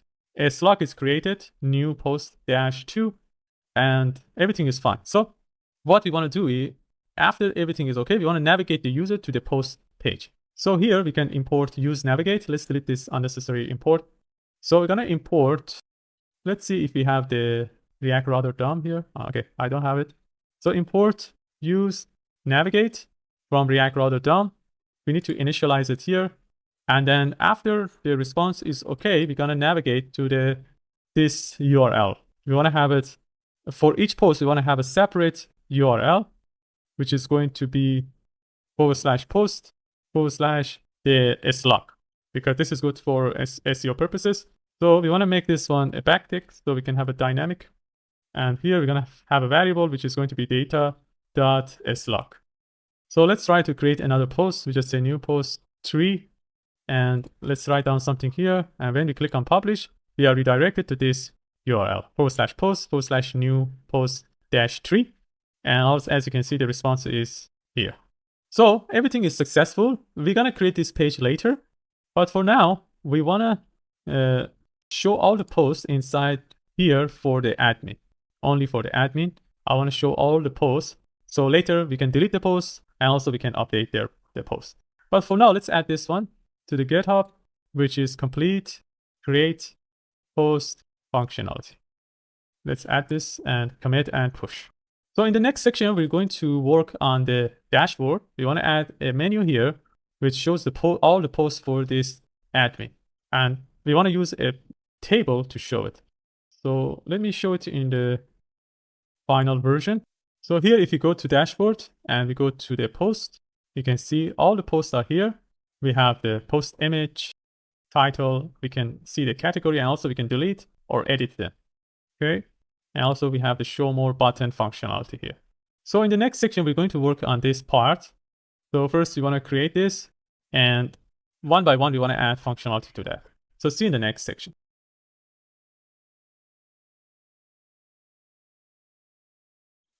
All right, in the last section, we have completed the functionality related to creating a post. In this section, we're going to work on the dashboard and show all the posts of the admin in their dashboard. So let's go to this dashboard. As you can see, now we don't have a button for the post. So first thing first, we want to add that inside the sidebar. So let's close this, and then we go to components -sidebar. So we want to add, before this sign out, we want to add it inside this group. After the profile, we want to have the post. So this is going to be a link tag, and this is going to go to the tab posts. And so this is going to be an item with the active when the tab is post, and then the icon is going to be hi document text. So we just say document text. We need to import it from React icons. After the icon, we're gonna have, I think that's enough for now. We can just close this item, and inside the item, we're gonna say posts. And the other things we need to do, like here that we did at the top, we want to set it as a div so we don't get two anchor tag inside each other. So let's close this actually link tag so we don't get an error. And here, I want to add that as div.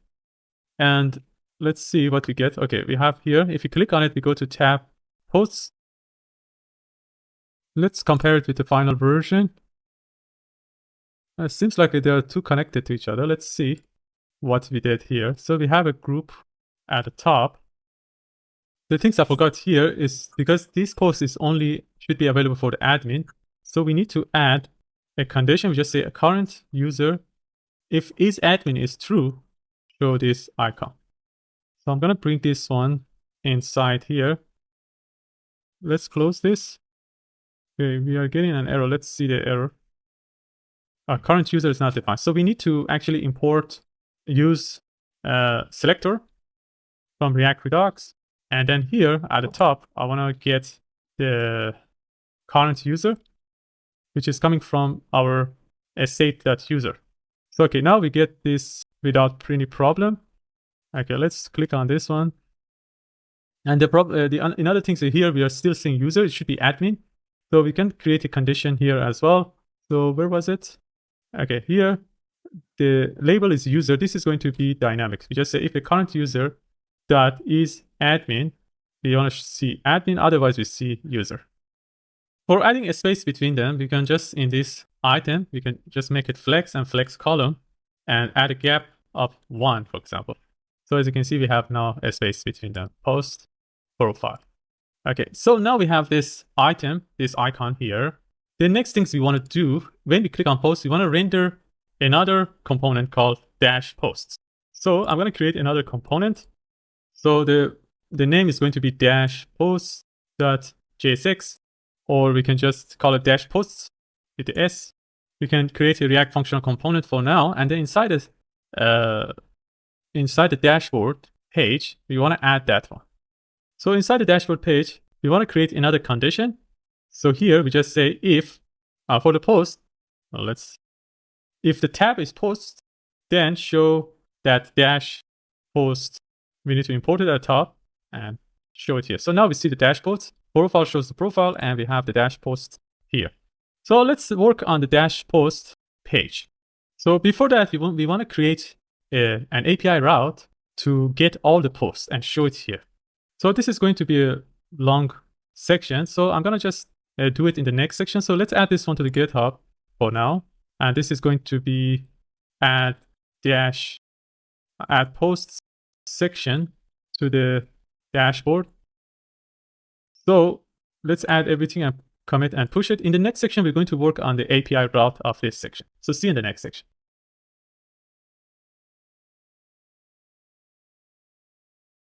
All right, in the last section, we have added the post section to the dashboard.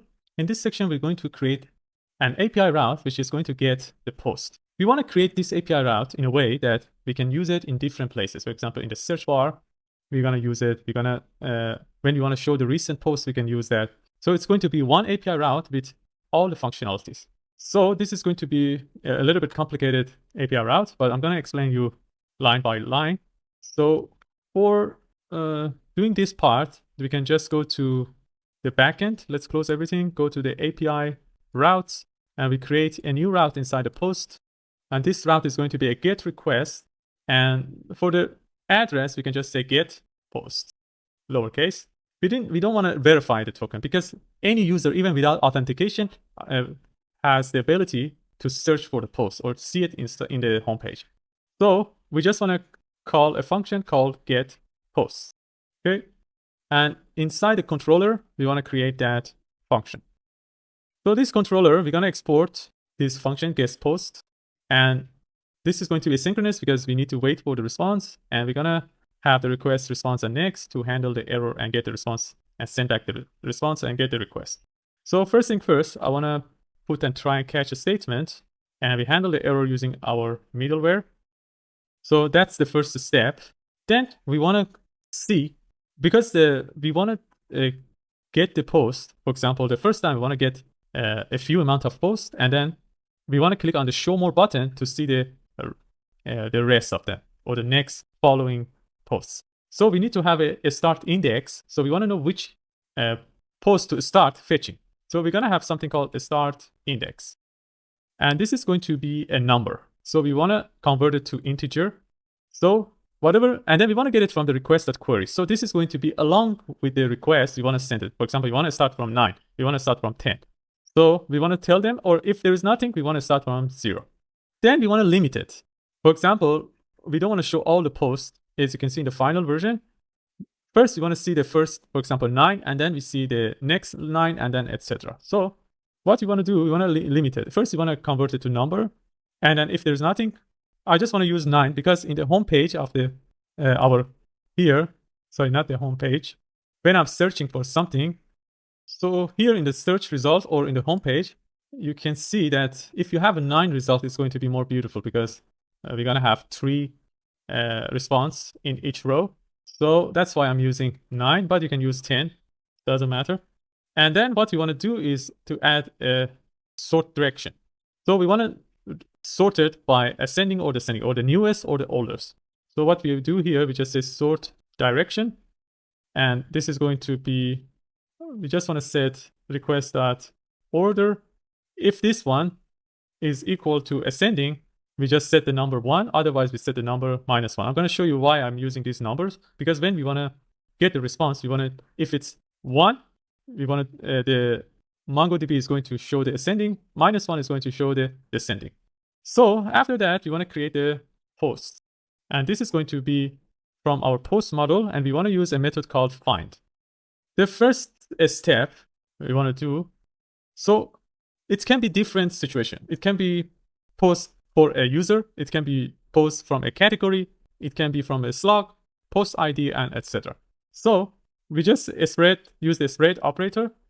We just say if the request.query has the user ID, because we want to get the post for a person, a specific person, then we want to search, we want to set the find, we set the user ID to this request.user ID.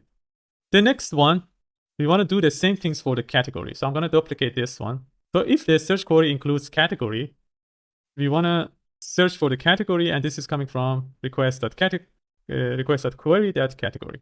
Then we want to do the same thing for the slug. So in this way, we can use this API route for wherever we want. And the next one is going to be post ID.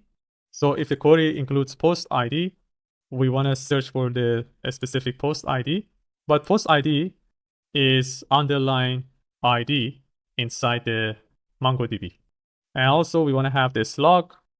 We already have the slug. We have the user ID category, a slug, post ID. The next one is going to be a search term. Search term is a bit more complicated. So for the search term, let's copy this. If this one includes search term, then because we want to search in both title and content. So we don't want to only search for the title. We want to search for the content of this place too. So we want to know, for example, if you are searching for Tailwind CSS, we find this post. Also, if we search something inside this, for example, this with CLI, we want to find this blog as well. So this is going to be better for the users. They can find whatever they want inside the blog. So I want to create an external things. So we just say we want to add or here. Using or allow us to search between 2 places, for example, title and content. So the first one is going to be title. We're going to use a method called regex. Regex is going to search inside the title, and it doesn't, it's going to search, for example, here, query. If you search for ER, it's going to show this query as well. So regex is a powerful tool in MongoDB. And we're going to pass the search term, and also we want to set the option to I, which means lowercase or uppercase is not important. The next one is going to be content. So we're going to search between both title and content. After this or, so we're going to complete this post.find. Then what we want to add here is to add the sort and the skip and also the limit. So we're gonna close this, and then here we want to add the sort. So we want to sort it based on the updated ad, because updating is more important for the blog post than the created ad. And this is going to be based on sort direction. It can be ascending or descending based on the choice of the user. And we're going to skip for the start index and limit it to the limit that we have created here. Let's see what error we are getting here. So this is a try.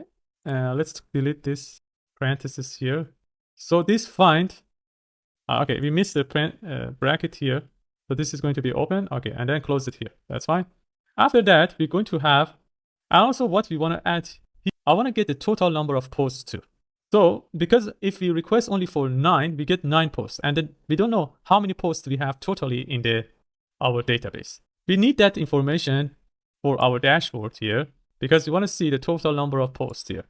Okay, so later we're going to use that.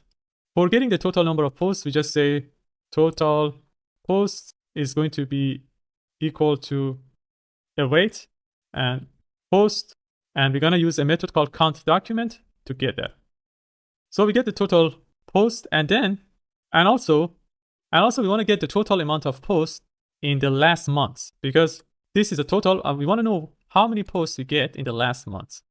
So it can be totally, for example, 100 posts, but in the last month we just created few posts. So we can just get the time now first, which is going to be new date, and then we want to calculate the 1 month ago, which is going to be equal to new date. So this year, but 1 month we decrease and get the time now from today to the last month. So that was simple too. Now we can calculate the last month's posts. So this is going to be equal to await. We use the post count documents, but we want to sort it from the time that creation greater than 1 month ago. Okay, so, and now we want to create the response. We want to send back all of these information. So we just want to say a status code of 200, which is an okay response. And then we want to send back an object sending the post, total post, the last month's post.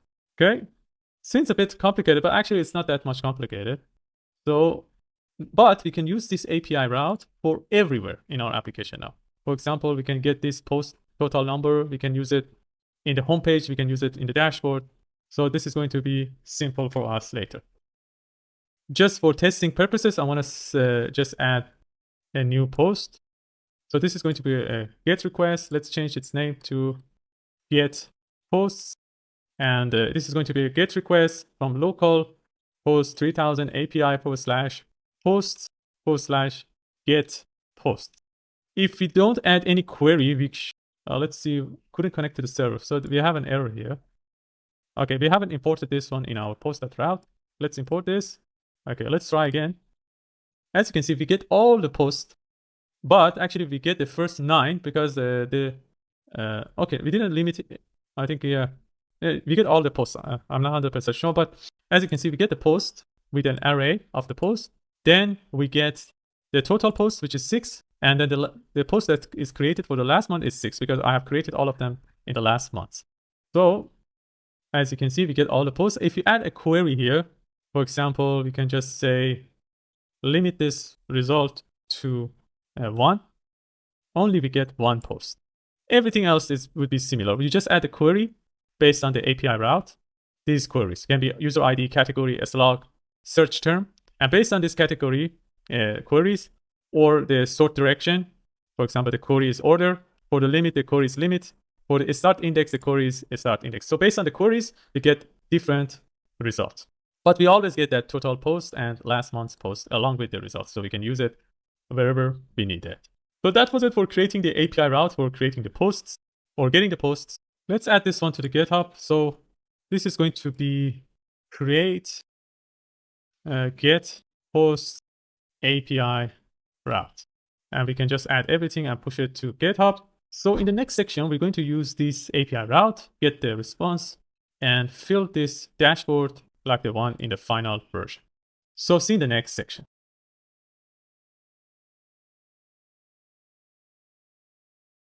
All right, in the last section, we have completed the get posts API route.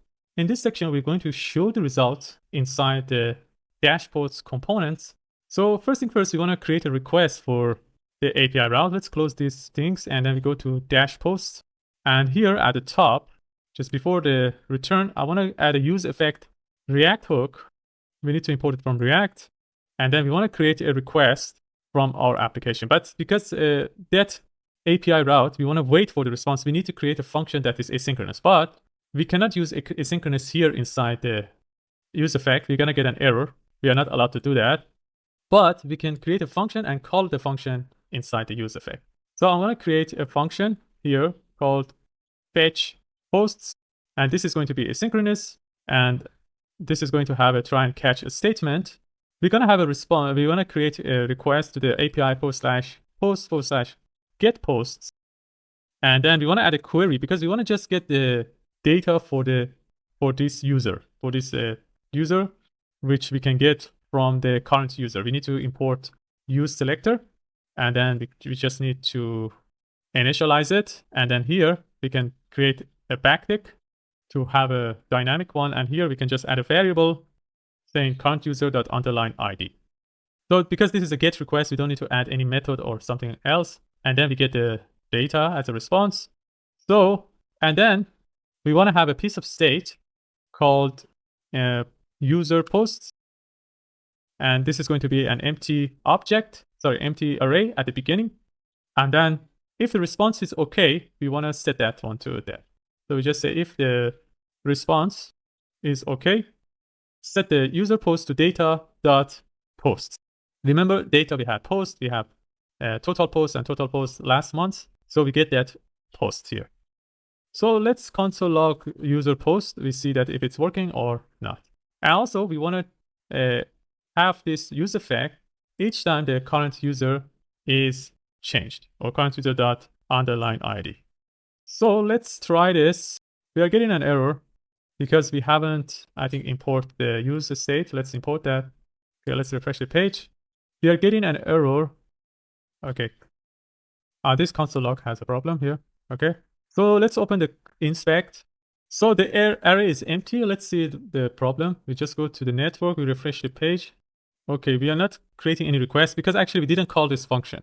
So here, outside this function, we want to say if the current user is an admin, do the request. So we're going to have an extra. So current user.is admin. If this is an admin, just call this function. So let's try again. Okay, now we got the request, we got the response, and we got these two posts. And also, if you can see, these two posts are created by this user, new post 3 and new post 2. And in the console, we see that array that has two results. Okay, so we got the results now. We want to show it to the user here. We want to use a flow byte to create a table. And this table is going to have a scroll bar at the bottom. If you just decrease the size, you can see this is scrollable on the x-axis. So in order to add that scroll, what I want to do, we need to actually install a package for Tailwind CSS, a plugin for Tailwind CSS to make this scrollable more beautiful. So we're going to search for a package called, just say a scroll bar, Tailwind CSS. This is a built-in Tailwind CSS package, Tailwind scroll bar. We need to install that and add it to our Tailwind CSS. As you can see, it's getting very popular now. And we just need to install it using npm, or you can use yarn. So here inside the client, we need to install it. Let me clear this. So I'm going to install this. And the next step is to add the plugin to our tailwind.config file. So I'm going to copy this require. We need to go to the tailwind.config and add it here as a new plugin. We added a Flowbyte plugin before. So we're going to require this plugin as well. So if you're adding something, you need to restart the server. I'm going to stop this and restart the front end. So the backend is fine.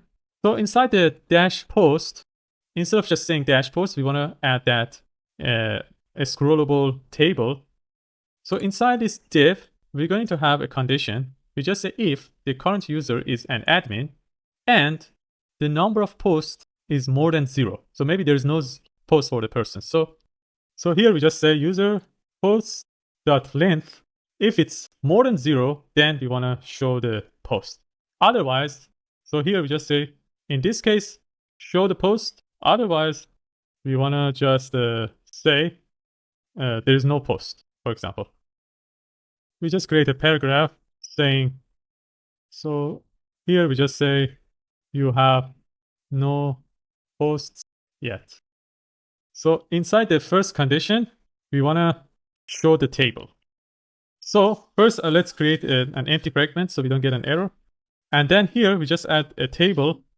The table is coming from FlowByte React. The type of the table is going to be hoverable. It means when we hover over it, it's going to highlight each row. And then we just add a class name. I want to add the shadow of medium. And inside the table, we're going to have the table head first. So the table head, we want to just, inside the table head, let's actually close this. We want to have table head cell. So table.head cell. First cell is going to be data or date, actually date updated. Let me see that we can see it inside our application. Okay, now we see that date updated. So let's continue adding the head cell. So I want to add 4 more. So 1, 2, 3, 4. The next one is going to be post image. Then we want to have post title. The next one is category. And the last one is we have delete and edit. So we just say delete. And we're going to have another one, which is edit. But I want to put the edit inside a span. So let's take care of this later.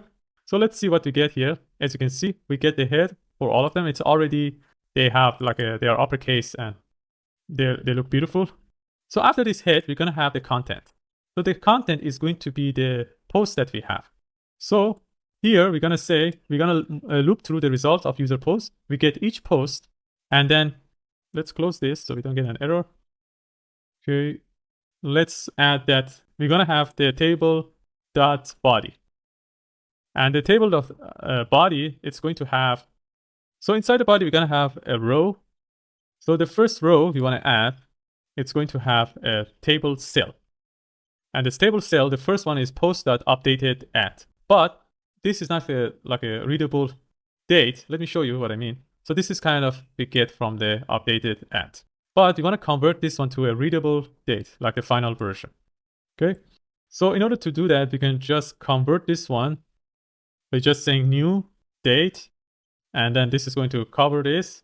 And then we want to convert this one to a local date string. So we just say dot to local date string, and we need to call this function. So now we can see that we can read these dates. Okay, and then what we want to do next is to add other cells. The next cell is related to the image of this is going to be an image, but when we click on the image, I want to go to that particular post. So I'm going to add a link tag from React Router DOM. This is going to go to the post /post slug. Let's close this link, and then inside the link, we're going to have the image. And the source for the image is going to be post.image. Alternative, we just put the title, and then we set the width to be 20. I want to set the height to be 10. We make it, and then object cover. And also I want to add a background color of gray, 500. So when we don't have an image where it's loading, we're going to see some gray color. And let's close this. So we can see the image now here. And when we click on it, we go to that particular page. After this image, we're going to have another table cell, which is going to be if you look at here, the next one is title. So we're going to have another table cell, which is also going to have a link tag to the post.slug. And then this is going to be post title. You can see the post title here. Then the next one is going to be the category. And then we're going to have some button for the delete. So we're going to have another table cell. And inside that, we're going to have a span. And inside the span, we're going to say delete. And finally, we're going to have another one for the edit.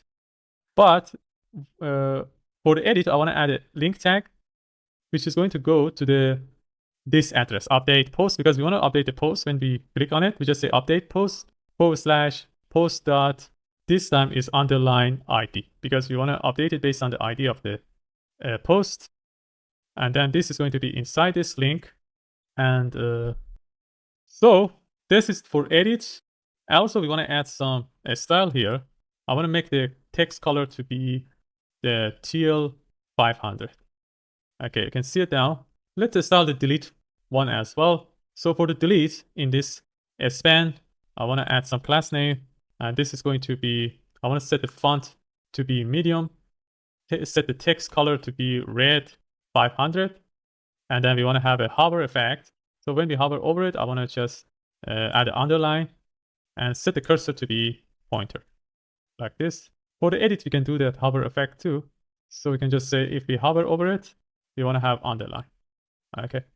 So we have completed this part. We need to add some more styling to make it more beautiful.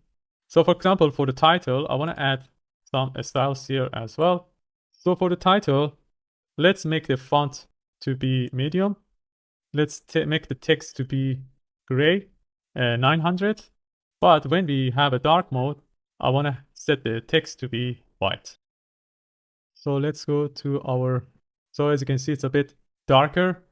And for the div that is covering all of them, first thing first, let's add this time as well. So we have this time here. We're gonna, all these rows that is covering all of them, I wanna just create a class name, set the background color to be white. And when we have a dark mode, I wanna add a border with the color of gray 700. And when it's dark, I wanna change its background color to be gray 800. So this is the one we are using in the dark mode. As you can see, we have this. And what else we want to add? I want to add more space between them. So inside this body, we can add a class name, which is divide y. If you add this one, this is going to be, maybe you don't see it now, but when we have more posts, you can see the effect of this divide y. And then finally, we want to add some styling to this div that is covering all of them. Where was it? This div. So we want to add the scroll bar and everything else here. So you want to set the table to be auto. So automatically set the size of the text table based on the content. And then if we have an overflow, we want to have a scroll bar in the x-axis. So we just say a scroll overflow x, a scroll. And also we want to set, if we have a medium size and above, we want to bring everything to the center using MX Auto. We want to add a padding of 3. And also we want to have the scroll bar. This scroll bar, we are using that extension that we have installed. So please, if you don't have that extension that we have installed, this Tailwind scroll bar, it doesn't work for you. So make sure you install that. And then we want to set the color. So we just say a scroll bar dash track. And we want to set the color to be a slate 100. So a scroll bar, we have thumb dash thumb. And we're going to set the color to be 300, a slate 300. And then in the dark mode, this one, what happened? I want to copy this. So this is going to be 700. And also in the dark mode, this one is going to be 500. Let's see what we get. So they are in the center. Because the post title is very short, we don't see the change. But if it gets longer, here you see the scroll bar. And in the mobile screen, people can scroll as well. For example, here I go to the choose a mobile. You can see we can scroll it by their hand. That's very beautiful. And the color is the color that we have chosen. And it works for the dark mode and light mode. Okay. That was it for showing the post. I want to make the show more button functionality. But before doing that, I want to add some new posts. So for now, we just add this one to the GitHub, which is going to be show user posts inside dashboard. And then in the next section, we're going to work on the show more functionality. But before that, I want to add, I just add some posts. So it's going to be more than 9, so we can have that show more functionality. And also you can do it too. You can just pause the video and add more posts. And then you can have just make more than 9 posts. So see you in the next section.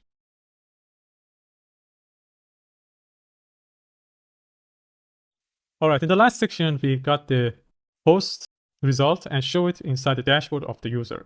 I have added some posts, more than 9, as you can see from the screen. So now we want to add the show more button functionality. So we want to add a button here. So when we click on it, we want to add more posts inside the results. So we need to add another piece of state called show more. So this is going to be show more. And then first, this is going to be false at the beginning. Or first we set it actually true because we want to see it. And if the result is less than 9, we want to just make it false. So inside the use effect, here after getting the OK response, we want to set if. So here we just say if the data.length is less than 9, because in this case it means that we have a possibility. We don't have actually no more results because we set the limit to 9. So if you have 9, it means that there is a possibility that we have more items. But if it's less than 9, it means we don't have. So we set the show more to false.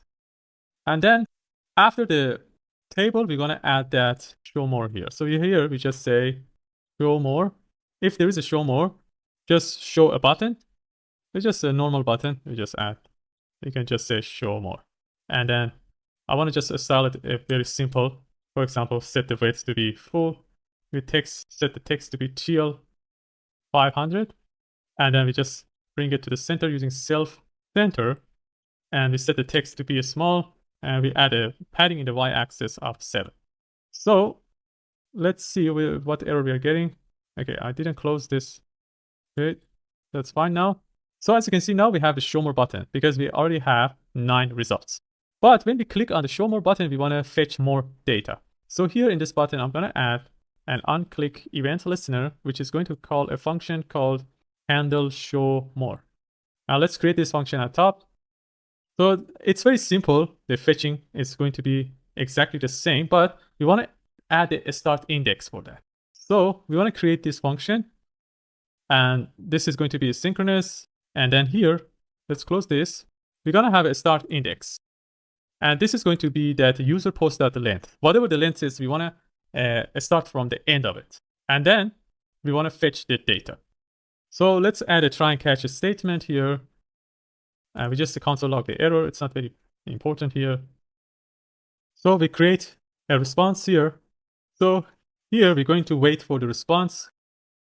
And we're going to fetch data from the /post/getPost for this user ID. But we want to add the start index this time. And the start index is going to be from this start index. And then we want to convert the result to data. And if the result is okay, what we want to do, we want to set the post data, keep the previous one, and then add the new result to the previous one. Because we want to keep this previous result and then add the new one to the end of the previous one when we click on show more. So let's go back.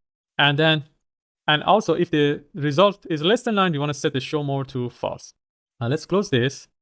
We don't need to handle the error, it's fine for the show more. So let's test. Let's refresh the page. Okay, now we have 9 results. When you click on show more, okay, we get the next results.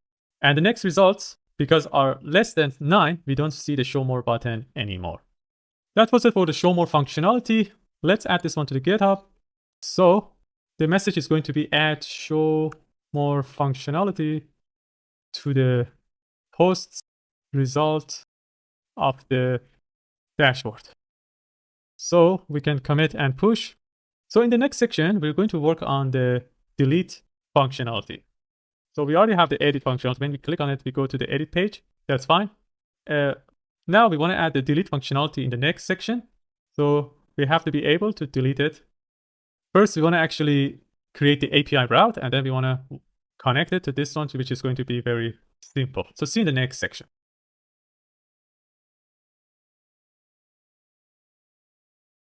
All right, in the last section, we have completed the show more button functionality. In this section, we're going to work on the delete functionality. First, we want to create the API route of the deleting the post. So let's go to the API, and then we go to the post.route. First, we want to create a router with the delete request, and this is going to be delete posts. And for deleting, I want to pass 2 things. First, the ID of the post and also the ID of the user. So we want to be sure that the owner of the user, owner of this post is deleting it, and also if the person is an admin or not. So the first one is going to be the post ID, and then we want to have the user ID. Also, we want to verify if the person is authenticated or not, and then we want to call a function called delete post. Let's create it inside the controller. So here we're going to export a function called delete post. Let's close this and import it here. After importing, we're going to first thing first, we want to check if the person is really an admin and also the owner. So if the person is not an admin, or if the request.id is not equal to that params.user ID, which means they cannot do the request, and we just send a message, you are not allowed to delete this post. And then we want to have a try and catch a statement. First, we want to say await. This is going to be a request find by ID and delete, and the ID is going to be that request.params.post ID. And then we're going to have a response saying post has been deleted. And in the catch, we want to just use our middleware to catch the possible errors. So now we have created this API route. We can just go back to our dash posts, and inside the delete button, let me search for the delete. Here inside the delete button that we have, we want to set an onClick event listener, which is going to do two things. First thing first, I want to add a modal asking person they are sure to delete the post. And then so we want to create a piece of state here at the top with the name show modal. And this is going to be false at the beginning. And we want to create a modal at the end. So here we want to add the modal. So if you remember, we have created the modal before, so we don't need to create it again. I want to just, if you remember, we have added it inside the profile page, dash.profile. I want to just get that modal from beginning to the end.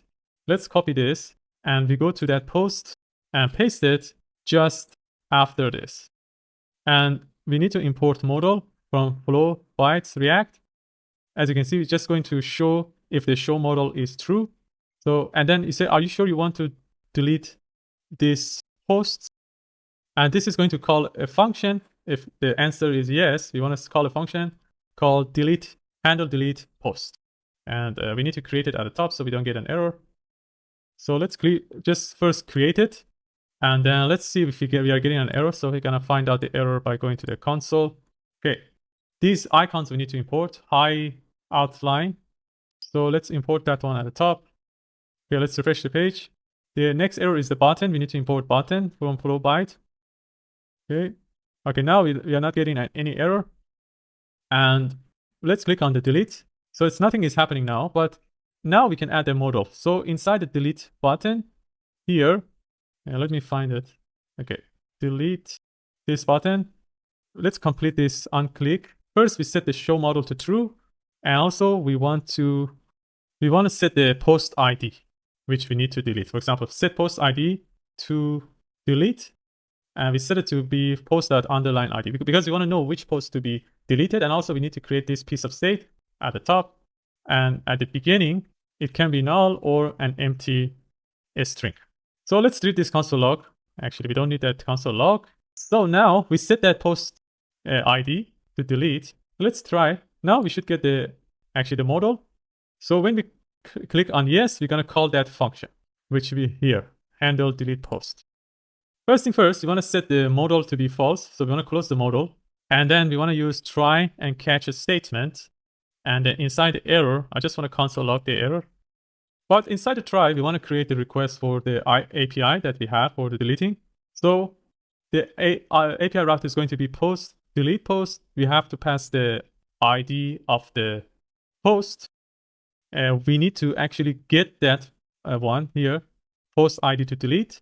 And also we want to pass the user ID as well. So this is going to be another variable, which is going to be current user dot underline ID.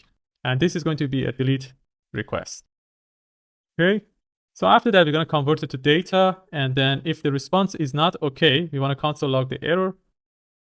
Otherwise, we want to update the user post because we want to delete that inside that array. So we keep the previous one, and then we're going to filter out the one that we deleted. So this is going to be, we get the post, each post, and then if the post ID is not equal to the one that we are deleting, this is going to be filtered out. So we need to close it now. So let's try now. Let's refresh the page. I want to delete one of them here. For example, this new post. When we click on delete, we can just click on yes. As you can see, it's completely deleted from this array. And also, if you check the network, let's delete something else. For example, the first one. As you can see, we have a delete request and saying post has been deleted. And also, it's been deleted from our place. Let's delete another one, for example, this crafting something. Okay, it's working. So that was it for adding the delete functionality. Let's add this one to the GitHub. So this is going to be add delete post functionality to the dashboard. So in the next section, we're going to work on the edit functionality. So when we click on edit, as you can see, we are redirected to this page. And this page, actually, first we need to create it.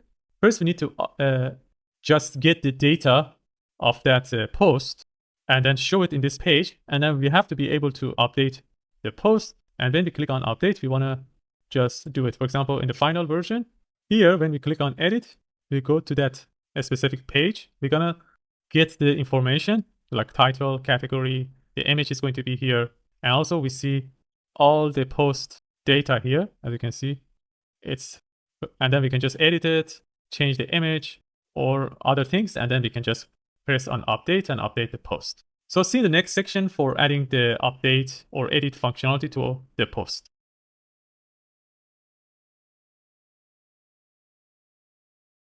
All right, in the last section, we have completed the delete post functionality. In this section, we're going to work on the edit functionality. So first thing first, we want to create this page, update post. As you can see, we don't have this page. So we just go to the front end in the client side, in the src, and then we go to the pages, and then we create a new page called update posts.jsx.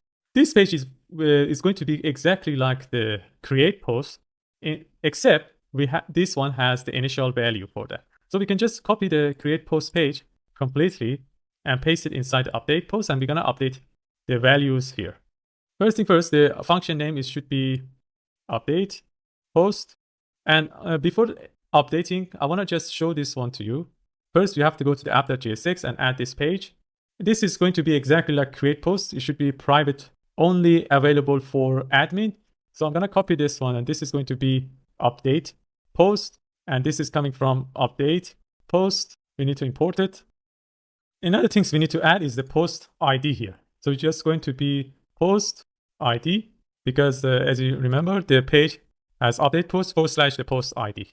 So now if you refresh the page, we still cannot see it.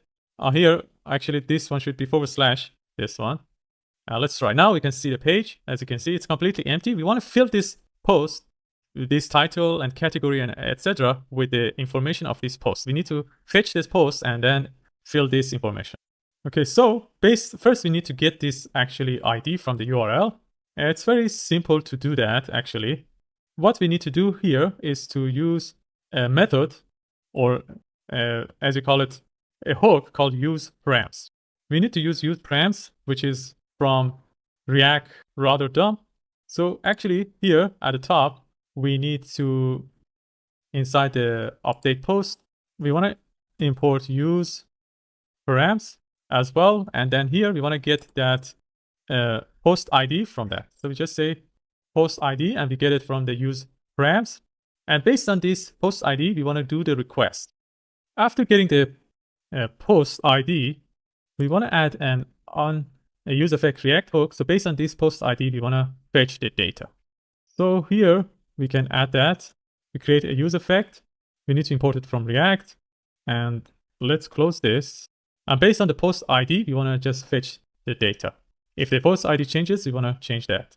So let's add a try and catch a statement first. And here we're going to just console log the error. Inside the try, we want to use our get post API route that we have created. We can use that one. And based on the ID, we can request. So we just say response is equal to await fetch API post get posts, and then we want to pass a query here with the post ID, and this is coming from that post ID. And as we are using a wait here, because we cannot do the asynchronous for the user back, so I'm going to put everything inside a function here. And let's close this. And then we want to call this function to be able to create the request. So we just say fetch post. So after getting the response, we want to convert it to the data as a JSON. And if the response is not okay first, actually, we just say response is not okay. We want to console log the error. And then if it's okay, then we want to set the form data to just that's the data.post, and we want to just get the first post because maybe we get an array, we want to get the first member of that. And then if you remember, we had a set publish error here at the top. Let's see. Yeah, publish error. So this publish error, we can just use that one and set an error here as well. So we can just set the publish error to data.message. And also here, we want to first, you want to set the publish error to null. Okay, I think that's ready. We are getting an error because we didn't close this try. Okay, now we have the try. Okay, we fetch the post and then catch the error. Now we want to fill the forms that we have, that input. Remember that we had input. Now we want to set a value for that. And the value is going to be form data.title because we are getting the information from the post and we want to fill it there. For the select, also we want to set the value to form data.category, and also for the image. So after that, we have the button, and then we have the progress bar, and also we have the image here. So this is going to show the image. We don't need to change this one because here we have the form data.image. So we have the image. Now we need to set the value for the React query. So here the value is going to be form data.content. Let's see that we are getting that response correctly. As you can see, now it's already filled with the title, and also this is React, and also we get the image, and that was the something that I wrote. Let's see another post we get. For example, this one, I think it's complete. Let's edit this. As you can see, this one has the text as well. So we get the information now, and we can just edit it. But we need to create an API route to update the post. And also we need to just update this one, update the post, and also this button. Instead of publish, we need to say update. So let's bring this one to the left side, and here, let's fix whatever left here. So here, I'm going to search for create. So this create is going to be update post, and then we're going to search for create again, or sorry, publish. So instead of publish, we want to say edit or update post in the button here, update post. So now let's create the API route. It's going to be very simple. So we want to create another route. It should be exactly like this actually. And this is going to be a put request because we want to update something here. And then the address is going to be update post. And we're going to have the host ID and user ID. We want to verify the token and call this function in the controller. So we need to create it in the controller. So we're going to export the const update post. And let's create the function and import it here. And let's continue completing this API route. So it's very simple actually. First thing first, you want to say if the user is not an admin or it's not the owner of the post, we want to return an error saying you are not allowed to update this post. Then we want to have a try and a catch statement. We want to update the post. This is going to be await. We want to use a method called find by ID and update. We want to pass the ID of the post, and then we want to change its value based on the things we sent. In order to actually protect it, because in case the user want to change the user ID, instead of request.body, we can just change the title. We only allow these things: request.title, content, category, and image. Okay, so we're gonna close this, and then we want to use the method called new true, so we get the new result, and then we want to close this. So let's see what error we are getting here. So I need to close this parenthesis. Okay, now it's fine, I think. So after that, we're going to have a response. So let's So we're going to have a response with the status of 200, and then we're going to send back this updated post. And also we need to have the catch statement here. And here we're going to use our middleware to handle the error. Okay, so everything is fine here. Let's connect this one to the front end.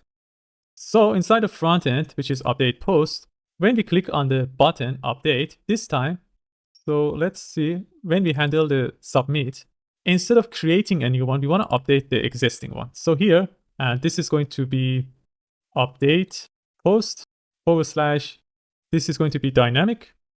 And based on this, we want to pass the ID of the post. So this is going to be / we have the ID inside the form data, and also we can get it from the use params. We can use the form data here. We just say form data dot underline ID, because if you remember, we fetched the data, we got the response of that one, and then we put it inside the form data, and the form data now includes the ID. Then after that, we're going to have the user ID, which is going to be current user dot underline ID. Let's see that we have current user here. If we don't have, we need to actually create it. So here we need to have the use selector from React Redux. I'll initialize it somewhere around here, and we get the current user. So now we create a request from this URL, and the method is going to be put, and we're going to send the data, the form data. So everything else will be similar. If the response is not okay, we want to set the error. And if it's okay, we want to set the publish error to null. And also we want to navigate the user to the post page, which is post / data.slug. So everything looks fine. Let's try. So for example, I just changed this one to, I just add a parenthesis here. I just say updated. And let's click on update post. As you can see, we are redirected here. And let's go back. Now, if you fetch the data, I think the new data has the updated in the title. So it's working. Let's change this image.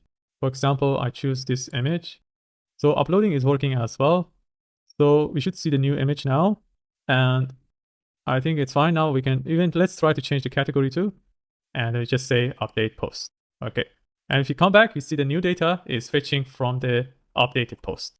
All right, that was it for adding the update post functionality. Let's add this one to the GitHub. So we're gonna say the message add update post functionality. So we can just commit and push it. So see in the next section.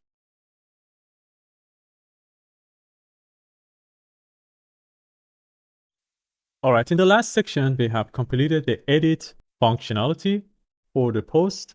In this section, we're going to work on this section. We want to add the users, like the one in the final version, all the users. We want to show it to the person who is admin. So the things they can see is the time of creation, user image, username, email, the being admin or not. For example, this person is admin, the others are not admin, and then we can delete them as well. The first step is to create the API route for getting the users. And only the admins are allowed to get all the users. So let's go back to Visual Studio Code. We go to API routes. We go to user.routes.js. And then here, we create a new router with the method get, because we want to get the users. And we can just call this one get users. We want to verify the token. And also, we want to call a function called get users. So we want to create this function inside the controllers, user.controller.js. So here at the end, we just export that function. This is going to be asynchronous. And also, let's close this and import it here. So we're going to use try and catch to actually catch the error, and we use our handler, user error handler, to handle the errors inside the try section. So first thing first, even without trying, I want to check if the person is not a user and is not an admin. If the user is not an admin, we want to return this error. You are not allowed to see all users. Otherwise, similar to the one we did for the post, we want to have the start index, limit, and sort direction. Because first you want to show the first, for example, 10 or 9, and then we can just click on show more and see the rest of the users. So in this case, we need to have the start index, which is we need to actually convert the query to a number, and then it's come from the query and it's called start index. And if it's not available, we want to set it to be 0. Then we have the limit, which is coming from the query.limit, and then we can set it to be, I just set it 9, or you can keep it 10, it doesn't matter. And then we want to have the sort direction, and this is coming from, so we can just sort it like this. We can use query.sort. If it's called oldest or ascending, if it's this one is equal to ascending, we want to set it to be 1, or if it's not ascending, we want to set it to be -1. After setting the sort direction, we can just say const users. We want to await, and we want to use a method called find to get all the users, and we want to say sorted as the created at by the sort direction. Then we want to skip the beginning up to the start index, and also we want to limit it to the limit that we're going to define later. So, and then this is going to give us the users, but with the password. We don't want to show the password and send it back. So we want to remove the password from there. So what we want to do here, we just create a constant called users without password. And then we want to map through all the results. We get each user, and then we want to separate the password and the rest by just setting it equal to user._doc, and then we want to return the rest. So in this case, we're going to have an array of users without password. Then we want to also get the total users. So total users, we're going to use count documents method to get it, and also the total users for the previous month. First, we want to get the now time, and then we just say total users, or you can just call it.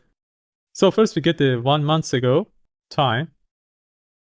So 1 month ago is going to be new date, but we want to set the full date for a full year for this year, but the previous months from today.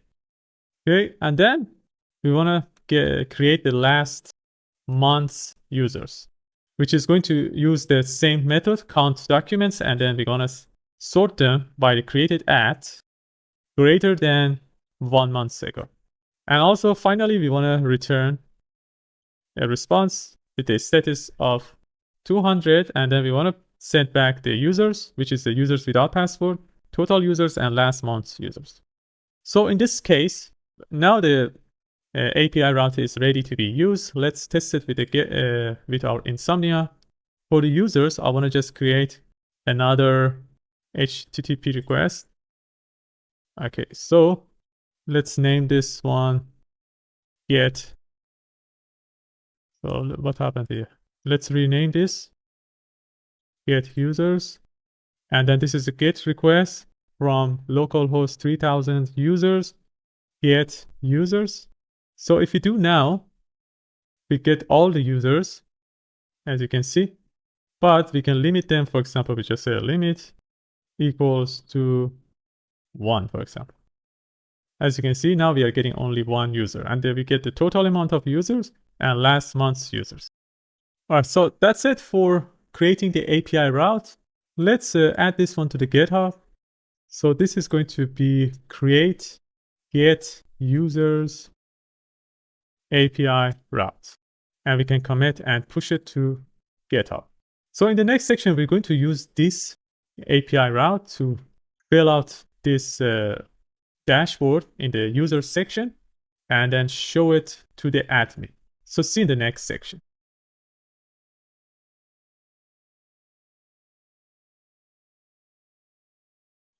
All right, in the last section, we have created the get users API route. In this section, we're going to work on showing it to the admin inside its dashboard. First thing first, we need to add a menu here for the users. So let's create a new component here. And we just call this component. Let's close everything first, so we can just focus on this part. So we go to client, and then we go to the src components, and I want to create a new component called dash users.jsx. And this component is going to be exactly like the actually post components, because the table is exactly the same. We just need to change the title and the rows and etc. So I'm going to copy everything from the dash post and paste it here. Let's add this page to this component to the dashboard. So inside the pages, we go to the dashboard, and then here we need to add the users. And so if the tab is users, we want to show that dash users component. So we need to import it at the top. So this post is going to be users. Okay. So now if you go to our sidebar, we need to add that as well. So because this one is going to be for the admin as well, so we can put it inside this admin as a new sidebar item. So I'm gonna just copy this, and actually let's just copy this section so we don't get an error here.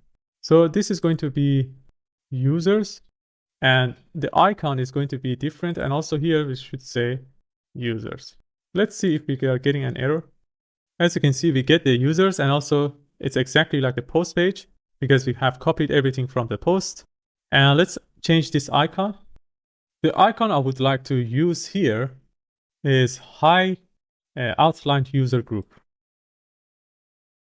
This icon, as you can see, this icon. So what we can do here now, instead of getting posts, we want to get the users. So I'm going to modify the page. Let's bring this one to the right side, and let's bring this get dash users to the left side so we can modify it and see the changes simultaneously.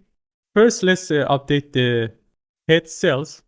So for the head cells, here we don't have the date updated. This is date created actually. So the first one is going to be date created. The second one is user image. Then we have the username. Then we have admin. So it can be admin or not. And also we want to have the delete. Now we don't have edit. So I'm going to delete the edit section. So let's from the top, we just modify everything. So I'm going to delete this. So this is going to be dash post users now. So we get the current user here. We want to create a piece of state called set, or we just say users. And then we have show more, we have show model, that's the same. Post ID to delete, it's going to be user ID to delete. Then we want to fetch users, and the address is going to be get users, and here is going to be user. We don't need to pass the user ID here. Okay. And then we want to set the users, this data.users. And if the data.users is less than 9, we want to set the show more to false. And what else we need? So if the person is admin, we want to fetch that function, fetch users.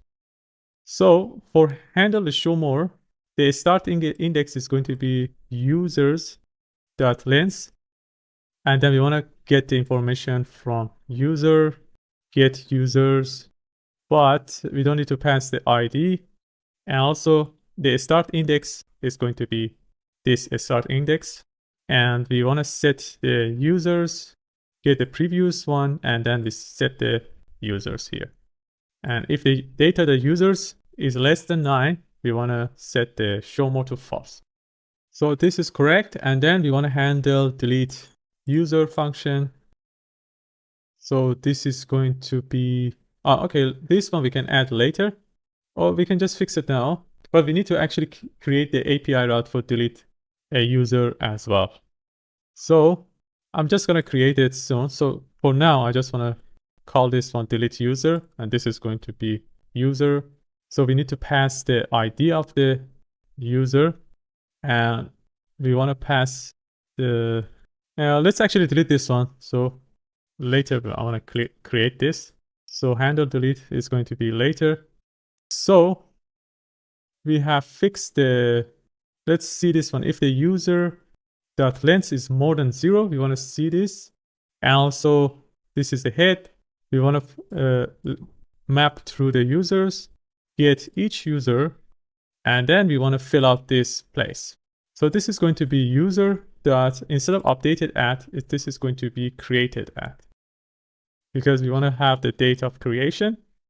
And then we don't have a page for each user, so I'm going to delete this link. And the image is going to be user dot image. I think it should be profile picture. Yeah, profile picture. The alternative is going to be user dot, for example, username. And for the styling, now it's let's go to the users now. Let's refresh the page. We should get an error because we haven't completed yet. So let's fix everything, and then we want to come back because we have to fix everything. We convert the post to user. So the first one is image. The second one is username. So I'm going to delete this link, and this is going to be user dot username. The next one is going to be email. So user dot email, and the next cell is going to be the admin. We just say user is admin. Later I want to add that icons, but for now I just want to show the is admin here. And then for the deletion, so here instead of saying set post ID, you should be set user ID to delete. And then here we don't need the link. I'm going to remove this table cell. So for the show more, it's fine, but for the modal, when we click yes, I want to call a function called handle delete user. And also here, this one should be user dot underline ID. So let's see what error we are getting. So based on the error, we can fix that. So let's refresh the page. The first error is handle delete user is not defined. Okay, so I'm just going to create that function at the top so we don't get an error here. So handle delete user. Let's close this. Okay, so let's refresh the page. As you can see, it shows you have no posts yet. It should be no, there is no user yet. Are you sure you want to delete this user? That's the question here. And then if here, we should say you have no users yet.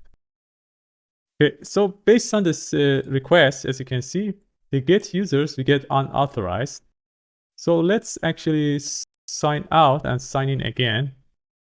So I'm going to sign in with an admin here, like this person. And let's go to the dashboard, users. As you can see now, this time we get the users. Okay, because the users are less than, I think we missed something here. Date created, user image, username, admin, and delete. Okay, I just want to make this image circle. So let's install a little bit. So this image, let's search for the image, img. So I want to make this image so in a way that I just make it smaller first, object cover, and also we want to make it rounded full. Okay, so that's for the image. So this delete is actually outside. Let me see why we have an extra cell here somewhere. So before the delete, we have the admin actually, but we have the, let's see, date created, user image, username is correct. Okay, this one should be email, and then we have admin. So let's add that title here, the table head. So after the username, I want to add the email. So this is going to fix it. For the admin, we want to show the check mark if the person is admin. Otherwise, we want to see just a cross icon. So for doing so, let's go to this admin section. So if the person is admin, we want to show this icon, which is FA check. Let's close this. And we need to import it at the top. But first, let's add the other icon, which is FA times. And let's set a color for them. For example, for this FA times, I want to set the color to be text red 500. And for the other one, I want to make it green. So this is going to be text green 500. And let's import them at the top. So we don't need this link. I'm going to delete that. So let's import FA check and FA times from React icons/FA, which stands for font awesome. So now you can see these two users are admin and the rest are just not admin. So we could just have a cross here. So that's it for the adding the functionality. And also show more functionality is also working, but because we don't have 9 limits, we don't see it. So if I, for example, now we set the limit for the first request, or we set this one to, instead of 9 to 5, we see the show more button, but there's no more users actually inside the database. So let's bring this one back to 9. So the show more functionality is working as well. In the network, everything is working. Console, let's see what error we are getting. Okay, each child in the list should have a unique key. In the dash users, 55. Okay, line 55. As we are using a map here, here, somewhere here. So we are using the map, so we need to add a key here. So body, okay, we add a key, and the key is going to be user._ID. Let's refresh the page. Okay, now we don't have any error. Okay, that was it for showing the users. In the next section, we're going to work on the delete functionality. So let's add this one to the GitHub. So this is going to be show users to the admin dashboard. So we can now commit and push. So see you in the next section for completing of the delete functionality.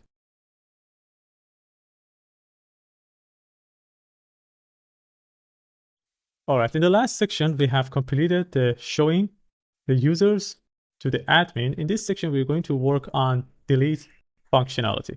So we already have the function here. So when we click on the delete, yes, I'm sure, we're going to handle delete user. And then here, when we click on delete, on this delete button, we want to set the user ID to delete to this user ID and also set the show model to true. Also, we have created this function, handle delete user. Before creating, getting the request, we need to actually create the API route. So let's go to the API.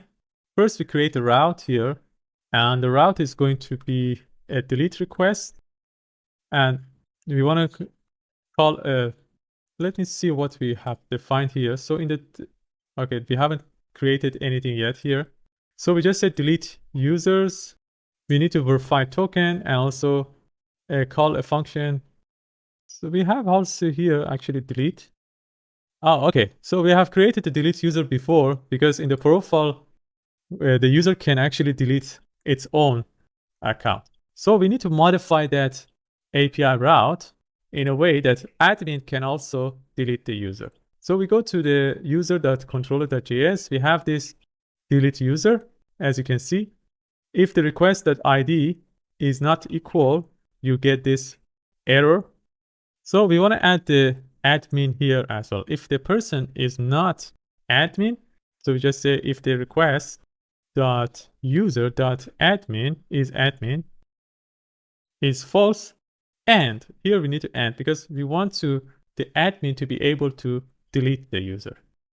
So now we have this unauthorized error if the person is not admin, but if it's admin, we can delete it because this is the first one. And if it's true, we don't go to the next one. So we can use the same get user API route. And also we need to pass this user ID. And so the name of this API route is delete. So we can use the same one here. So we go to dash users inside the handle delete, we can just put the try and catch a statement. For the error, I just want to console log the error message. For the try, we just create a response. We fetch a request from API/user, and this is going to be only delete. And then we need to pass the user ID that we want to delete, which is user ID to delete here. And the method is going to be delete. After that, we want to convert the data, and we just say if the response is okay, we want to remove the, we want to filter out the user that we have deleted, and we set the show model to false here as well. So we can just, otherwise we want to set the delete, we want to show the error here. So I think we are ready to test it. Let's go to the our dashboard. Let's refresh the page, and then let's delete, for example, this account. As you can see, we are getting an error, a modal asking, are you sure you want to delete this user? And if I cancel, nothing happens. But if I say, yes, I'm sure, this is going to delete it. So for example, this user 3, I try again. Okay, let's see. Okay, it's gone. Now let's refresh the page. Okay, it's already deleted from the database as well. So let's add this one to the GitHub. So the message is going to be add delete user functionality to the admin user. So we can commit and push. So see you in the next section.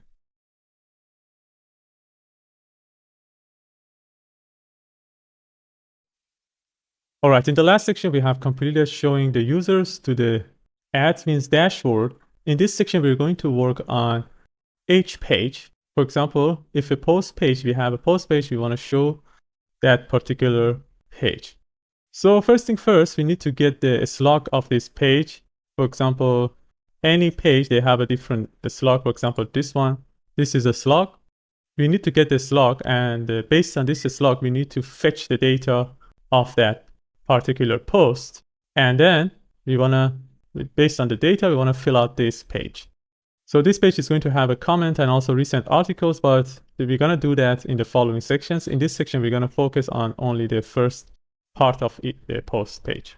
So first thing first, we need to go to the Visual Studio Code. Let's close everything. And then we can go to client, src, pages, and the page we want to update is post page. So it seems that we haven't created yet. So let's create a new page, and we call it post page.jsx. For now, I'll just make a React functional component using RFC snippet. And let's add this one to the app.jsx. So inside the app.jsx, we need to just show this page. It doesn't have any protection because it's a public page. So I'm going to, for example, this page, I'm going to copy it and just replace it with post. And the address is going to be post/post slug. And here, the element we want to use is post page, which is coming from pages/post page. So if we go to our website now, for example, we go to one of the pages that we have created. Let's see. Okay, let's try this page. So as you can see, we have this slug at the top. So based on this slug, we want to fetch the data of that particular page, that post. So I think we did it before for getting the, if you remember, we got the post ID for updating it. So we're going to use a hook called use params. So let's go back to post page, and here at the top, we want to import a hook called use params from React Router DOM.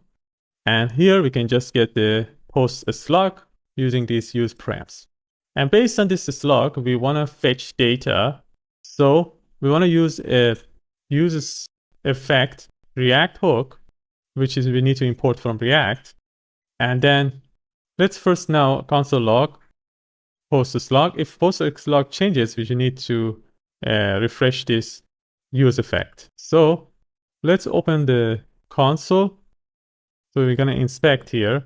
We go to console, let's refresh the page. As you can see, we get the slug here. So based on this slug, I want to fetch the information from the API route that we have created before. if you remember, we have created an API route for the post called get, this one, get posts. And this gets post actually get the slug as well. And if you have a slug, we can just get the post related to that. So in post pages, instead of console logging, we want to create a function called fetch post. Let's close the function and call it here. Inside the fetch post, we're going to have a try and catch statement. And then we just want to, for now, I just make it empty. Later, we want to set the error and etc. But here, first thing first, I want to show you in the final version, when we refresh the page, first we see a spanner. So we want to have a loading effect. So when we are fetching the data, we want to show the spanner. So we need to create another piece of state here called loading. And we set it to be true at the beginning. And then also we want to set another piece of state for error. And we set it to be false. And then we want to have another piece of state for the post. So it's going to be null at the beginning. So in the try and catch, we're going to first set the loading to true if it's false. If it became false from the previous attempt. Then we're going to have a response. So we're going to create a request. We're going to use the fetch method.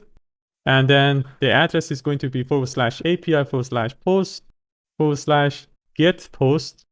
And then we want to pass the post slug as the query with the name slug. Then we want to convert the data. Then we want to set the, if the response is not okay, we want to set the error. We just say set error to true and set loading to false. And also we want to return. But if it's okay, so we can just put the else, or we just say if the response is okay, we want to set the post to data. If you remember, we got in the API route, we get back the posts, total posts and last month's posts. So we want to get these posts. And as we are returning many posts, in our case, it's just one post, but we want to just, because this is an array, we want to get the first element. So this is going to be data.posts, and we get the first element. And we want to set the error loading to false, and also set the error to null. We use false here. Okay, we just use false. And also inside the error, we want to set the error to true and loading to false. As I mentioned before, I want to just show the loading effect when we are fetching the data. So here, before this one, we just say if the loading is true, return. For now, we just can say loading, but I want to add a spanner. So if I, let's see the error. Okay, user state is not defined. Let's import user state. Okay, now we see the post page. Let's refresh the page. First, we see loading, and then we get the post page. And also, if we check our network and we refresh the page, we can see we got a request and we got the response back. So we got the post back with an array, but the post is an empty array. Let's show the post here too. So inside, let's console log only post. Okay, let's go to the console. We refresh the page. Okay, we get undefined. Let's try another post. Let's try the first one. Okay, we are getting undefined. So let's see the error here. So we get a request API/get post, and we pass the slug here. We are getting the correct actually response from the network. If you refresh the page, we can see we get the response. Actually, we get the total post and the last month's post, but the problem is we don't get the correct one based on the slug. So we need to check our API route. All right, as you can see here, instead of a slug, we just said category. So I'm gonna fix this one, a slug. Okay. So everything else is correct. So let's refresh the page this time. Okay, now we got the response back with the data of that post. And also in the console, we got that post data. So now let's go back to post here. Let's remove this console log, and we have to just create a spanner first. So a spanner, the type of spanner I want to use, let's just create here. I wanted to have a div here, and inside the div, I want to have the spanner from flow byte, and I want to set the size to be x large. And let's close this, and then I want to bring it to the center. We just say flex, justify center, item center, and set the minimum height to be a screen. So let's try now. As you can see, when we refresh the page, we see the spanner in the middle of the screen. And it works for the light mode and dark mode. Okay. So we need to now complete the post page. Let's bring it to the right side and our Visual Studio Code to the left side so we can work on that in a better way. So this div is going to be a main tag, which is good for the SEO purposes. And then we want to have a padding of 3. And then we want to bring everything on top of each other. We just say flex column. And then we want to set the maximum width to be 6 pixel. And we want to bring everything to the center using MX Auto. We set the minimum height to be a screen. Then we want to have a h1 tag for the title. So we just say if there is a post, then show the post dot title. As you can see, now we need to style this. I want to make it 3XL larger. Let's add some margin at the top. Let's add an extra padding here. Padding 3. We bring the text to the center using text center. And then let's change its font to be font serif. And we set the maximum width to be 2XL. And we just set MX Auto to bring everything to the center. And in the largest screen, I want to make the text to be 4XL. Okay, this one is like this now. So we have done with the h1 tag. Then we want to show this tag here. When we click on this tag, I want to go to the search page and search based on this tag. So I want to add a link tag here first. We use the React router dump link tag. And then, so let's close this first so we don't get an error. And inside the link, we're going to add a button, which is coming from flow bytes. And inside the button, we're going to, if there is a post, then show the post dot category. So we can see now this is JavaScript. For the button, let's add some style. Flow byte, we can just say color gray. We make it rounded, and we set the size to be XS, extra small. Okay, you can see. And then the address we want to go is this address, a dynamic address based on the category. So this is going to be /search. And then we want to add a slug. Sorry, we want to add a query for that. We just say category equals to, let's add the variable, and we just add the same thing here. You can just copy this post. If there is a post, we want to add the post category. So if you click now, you can see we went to search category JavaScript. Then let's add more styling to this link tag. So we want to bring it to the center. We just use self-center. And let's add some margin at the top of 5. Okay, looks okay. So after this link, we're going to have the image like the final version. And under the image, we're going to have the date of the post and how many minutes it takes to read the post. So after the link, let's add the image.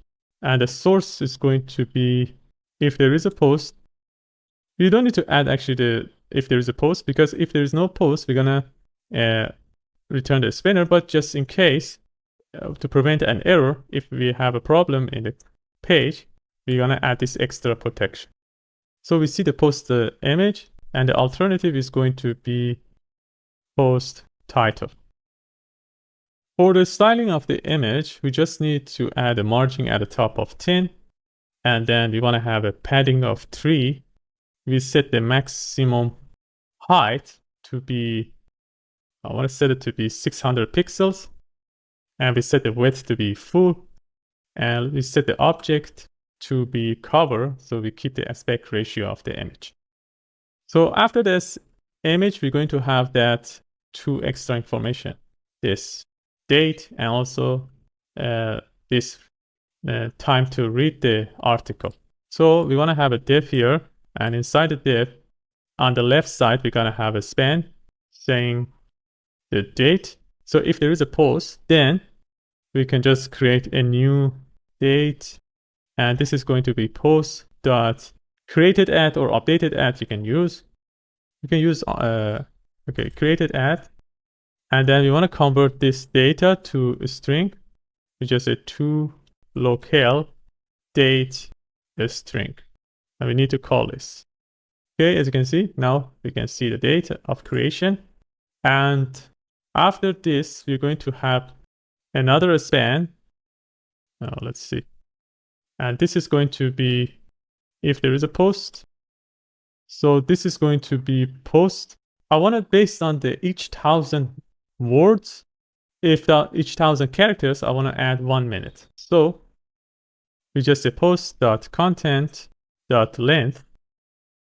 So we divide this one over 1,000, and then this is going to be a number, for example, 3, 4, but 4 point something, because it's not going to be, it's going to be with the decimals. So in order to fix that number and remove it, the decimal, we just say, we can use toFixed method, and we just say 0 decimal. And then we want to add mins read. So as you can see, we got 4 minutes read. So let's bring these things next to each other and also add a space between them by using justify between. Let's add a padding of 3, border bottom, and let's color the border to be a slate 300. So we have this border. Let's see. Okay, so instead of a slate 300, let's make a slate 500. Okay, that one is better. We can use MX Auto to bring it to the center, and then we set the width to be full, and we set the maximum width to be 2 XL. Let's make the text to be extra small. Then so we add some style to the time of creation. Actually, we don't need anything for that. For the span, that is for, we want to make it italic, the 4 minutes read. Let's make it bigger. Okay, it looks okay. After that, we're going to see the content of the page, which is this one. But this content is an HTML code. So as you can see, this is H1. So for showing that, we need to use a different method. So we're going to have a div here, and then for the div, we're going to add a property called dangerously set inner HTML. And then we can use it like this, to underline HTML. And this is going to be, if there is a post, we want to show the post.content. As you can see, now we got the HTML inside. But as you can see, the styling is not that good. For example, the H1 tag is just connected to the paragraph. So the styling, we need to add them, but we cannot style them using Tailwind CSS here. We need to style them using the pure CSS. But we can just add some basic styling here. For example, a padding of 3, and then we want to set the maximum width to be 2 XL, MX Auto, and width to be full. As you can see, it looks like this, but as you can see, it's not as beautiful as the final version. For the final version, we have added, for example, margin for the H1 tags, and also for these things, I have styled them. So if you want to achieve like that, we want to style it using CSS. I'm going to show you how to do that. So first thing first, I want to add a class here that is not a Tailwind CSS class. That's just called post content. This is just a custom CSS. And then we want to style this inside this based on this styling, based on this class. So we go to index.css, and here we can use that post content to style the inner CSS of this page. So with using this trick, for example, here I just say if we have a post content and whatever paragraph it is inside, I want to set the margin. Let's only add margin bottom, and this is going to be 0.5 rem. So if you check, you can see after each paragraph, now we have more space. So these styling are completely optional, and you can style your own website based on your own preference. I just wanted to teach you how to style it if you have a post content. So I want to add few more as an example. For example, for the H1 tag, I want to set the font size to be 1.5 rem and set the font weight to be 600. Let's add the font family to be sans serif. And let's add some margin in the top and bottom of 1.5 rem and 0 for the left and right. And let's close this. So now we can see the H1 tag. We don't have H1 tag here. This is probably H2 tag. So let's continue. For the H2 tag, let's make the font size to be 1.4. Sans serif is fine. We don't need to add a font weight for that. And let's add some margin at the top and bottom. As you can see now, we have a different style. Let's give you some more example. For example, if I have the anchor tag. So for the anchor tag, I just want to set the color, for example, to be an RGB. For the red, I want to use 73. For the green, 149. And for the blue, I want to use 199. Then we want to set the text decoration to none. Just remove that underline for the. So we don't have actually a link tag here. Let's add a link tag so you can see it better. So if you go to post and edit this one. So I want to add, for example, a link tag somewhere. Let's make, for example, this resume a link tag. I just say, for example, google.com.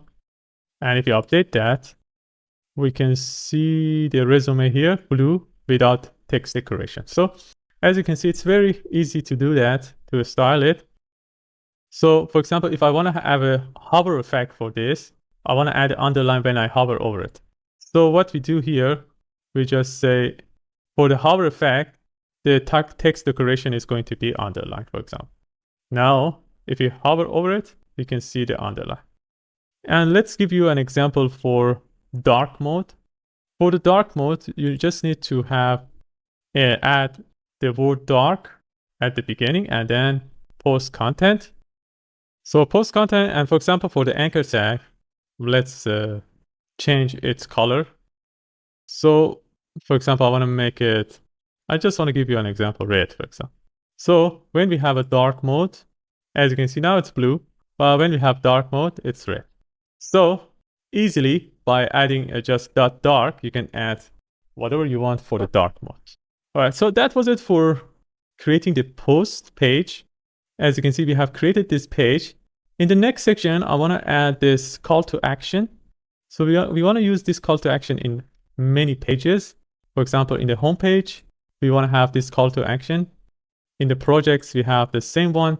So I want to show you how to do to create it as a component and use it wherever you want based on your interest. So let's add this one to the GitHub. So this is going to be complete post page functionality. So in the next section, we're going to work on the call to action component. So see you in the next section.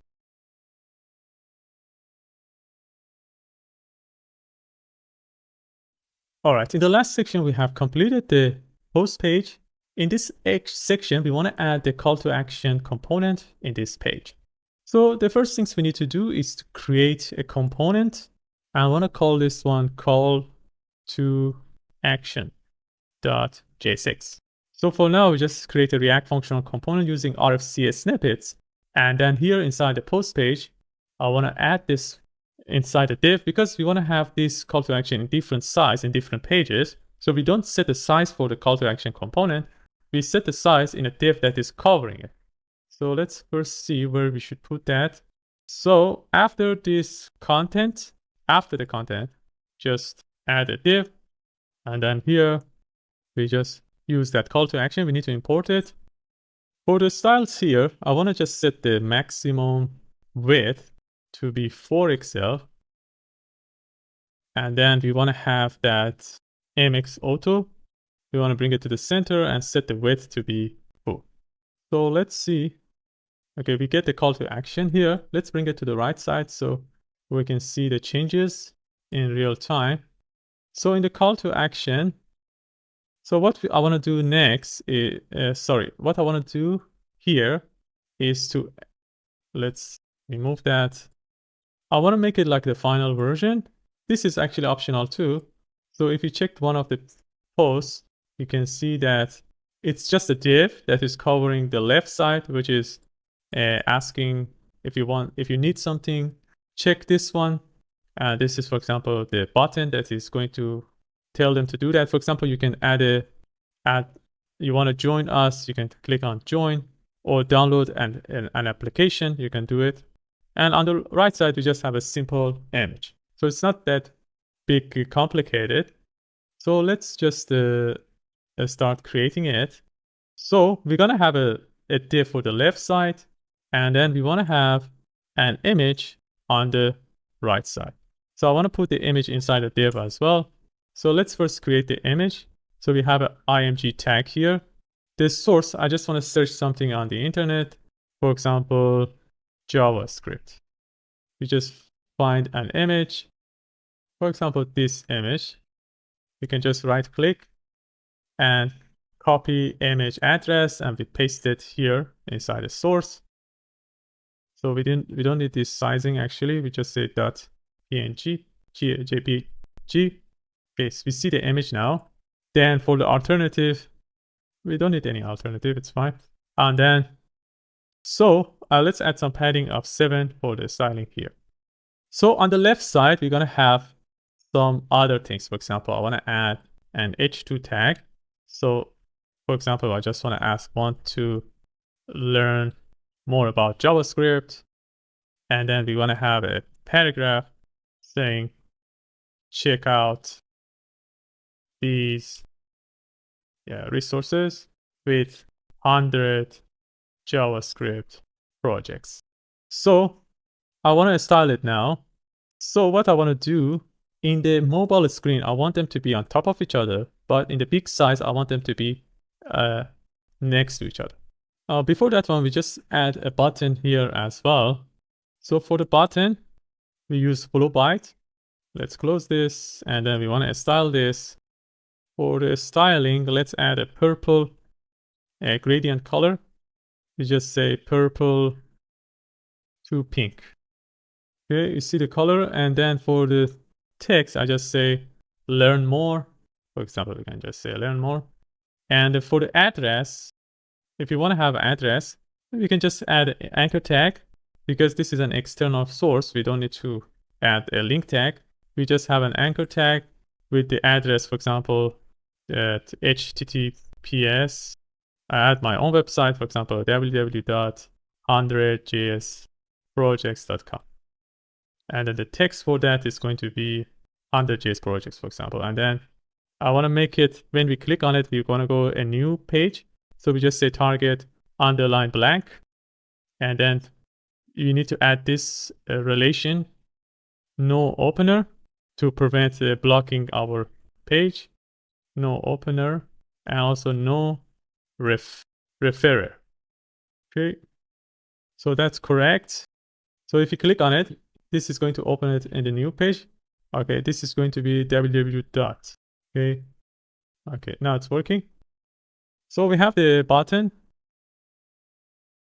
And if you want to style the button in a better way, for example, in the final version, as you can see, if you want to have a just curve like this, you can add a style to the button as an extra style. For example, we can just say rounded, top left, X large, but don't make it rounded. We just say rounded, bottom left, none. So in this way, you don't have the rounded on the bottom left, for example. So as an example, I just give you one. And then what I want to add more, I want to bring them on top of each other when we have a smaller screen. So we just say flex column here. And then when we have a smaller screen and above, we want to set the flex to be row. Then let's add some padding of 3. Let's add some border. And we just set the border color to be teal 500. And then let's bring them to the center, justify center, item center. And then I want to make it rounded in the top left of 3 XL. And also we want to make it rounded on the bottom right of 3 XL too. So what else we need to do? I just want to add text center to bring the text to the center too, just in case. So why the image is outside this div? Okay, I'm styling a wrong div actually. This style should be for this div that is covering both of them. Okay.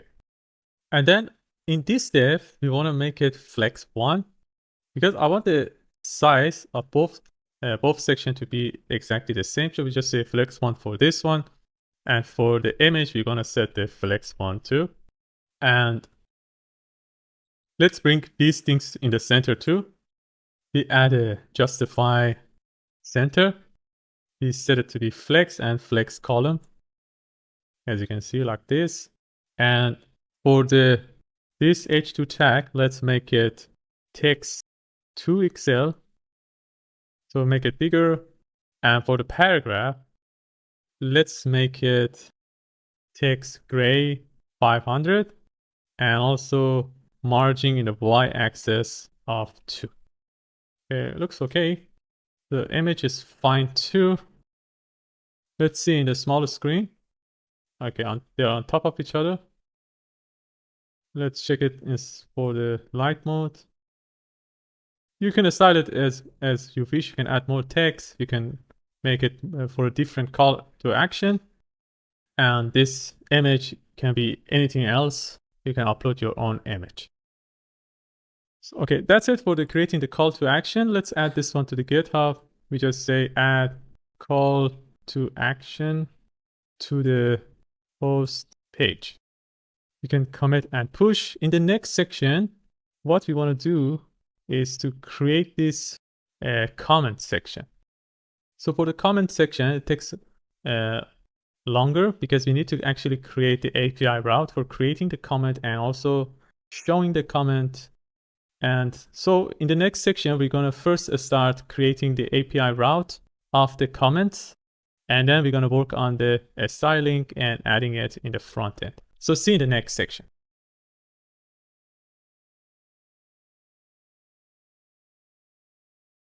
All right, in the last section, we have completed the call to action section for the post page. In this section, we're going to work on the adding a new comment. I've decided actually to include the API route because it's very simple. In this section also, we create the front end. So we create the front end first, but we want to create the API route in the middle. So let's go to our Visual Studio Code. What I want to add is a new component, and we call it comment section.jsx. We can just say RFC for React functional component. And then we need to add this comment section inside the post page. After the call to action, we can simply use that comment section. But what I want to do is to pass the ID of the post. So we just say comment section, we need to import it. And let's close this. And also I want to pass the post ID because we need to save this post ID if we are saving any comment. So we just say post underline ID because we already have the post. So now in the comment section, we can just get this one as the input. So here we're going to destructure this post, the props, and then get the post ID. Let's first get the current user, because if the person is not authenticated, we want to say you need to sign in to comment. Otherwise, we want to show the user here. As you can see, the user information, user ID and the image. So we need to get the, we need to import use selector from React Redux. And then here we want to get the current user, which is coming from use selector, state.user. And then here we want to say if the current user is available, then say, let's add this. So there's two conditions. One, if this is available, we want to just create a div, and inside the div, we're going to have a paragraph saying signed in as, and after that, we're going to have an image with the source current user dot profile picture. And then we want to have a link tag, which is coming from React Router DOM. And this is going to be that, if you remember, the user ID, sorry, username. We just say at current user dot username. And this is going to go to the profile page. So this address is going to be /profile. Actually, this is going to be /dashboard post, and then we're going to have a tag of profile. So let's complete this one so we don't get an error, and then we can style it more. So in here, we're going to have a div, and here we just say you must be logged in to comment. And then after that, we want to have a link tag bringing the person to the sign in page. And here we just say login or sign in. So let's see what we get here. Okay, so as you can see, we get sign in as, and then the image and the username. We just need to style this. Let's close this section and bring this one to the left side. So here, let's first make the image smaller. For the image, I want to add this styling. H5, so height of 5, width of 5, and then make the object to be cover to keep the aspect ratio and make it rounded full. Then we want to bring them next to each other. We just say flex. And what else I want to add is use item center to align them centrally, and then add a gap between them, gap of 1, margin Y of 5. And let's make the text to be gray 500. And let's make the text to be extra, or just a small. Okay, you can see it here. And for the this div that is covering everything, let's add some basic styling like maximum width of 2 pixels. We bring it to the center using MX Auto. Then set the width to be full and padding of 3.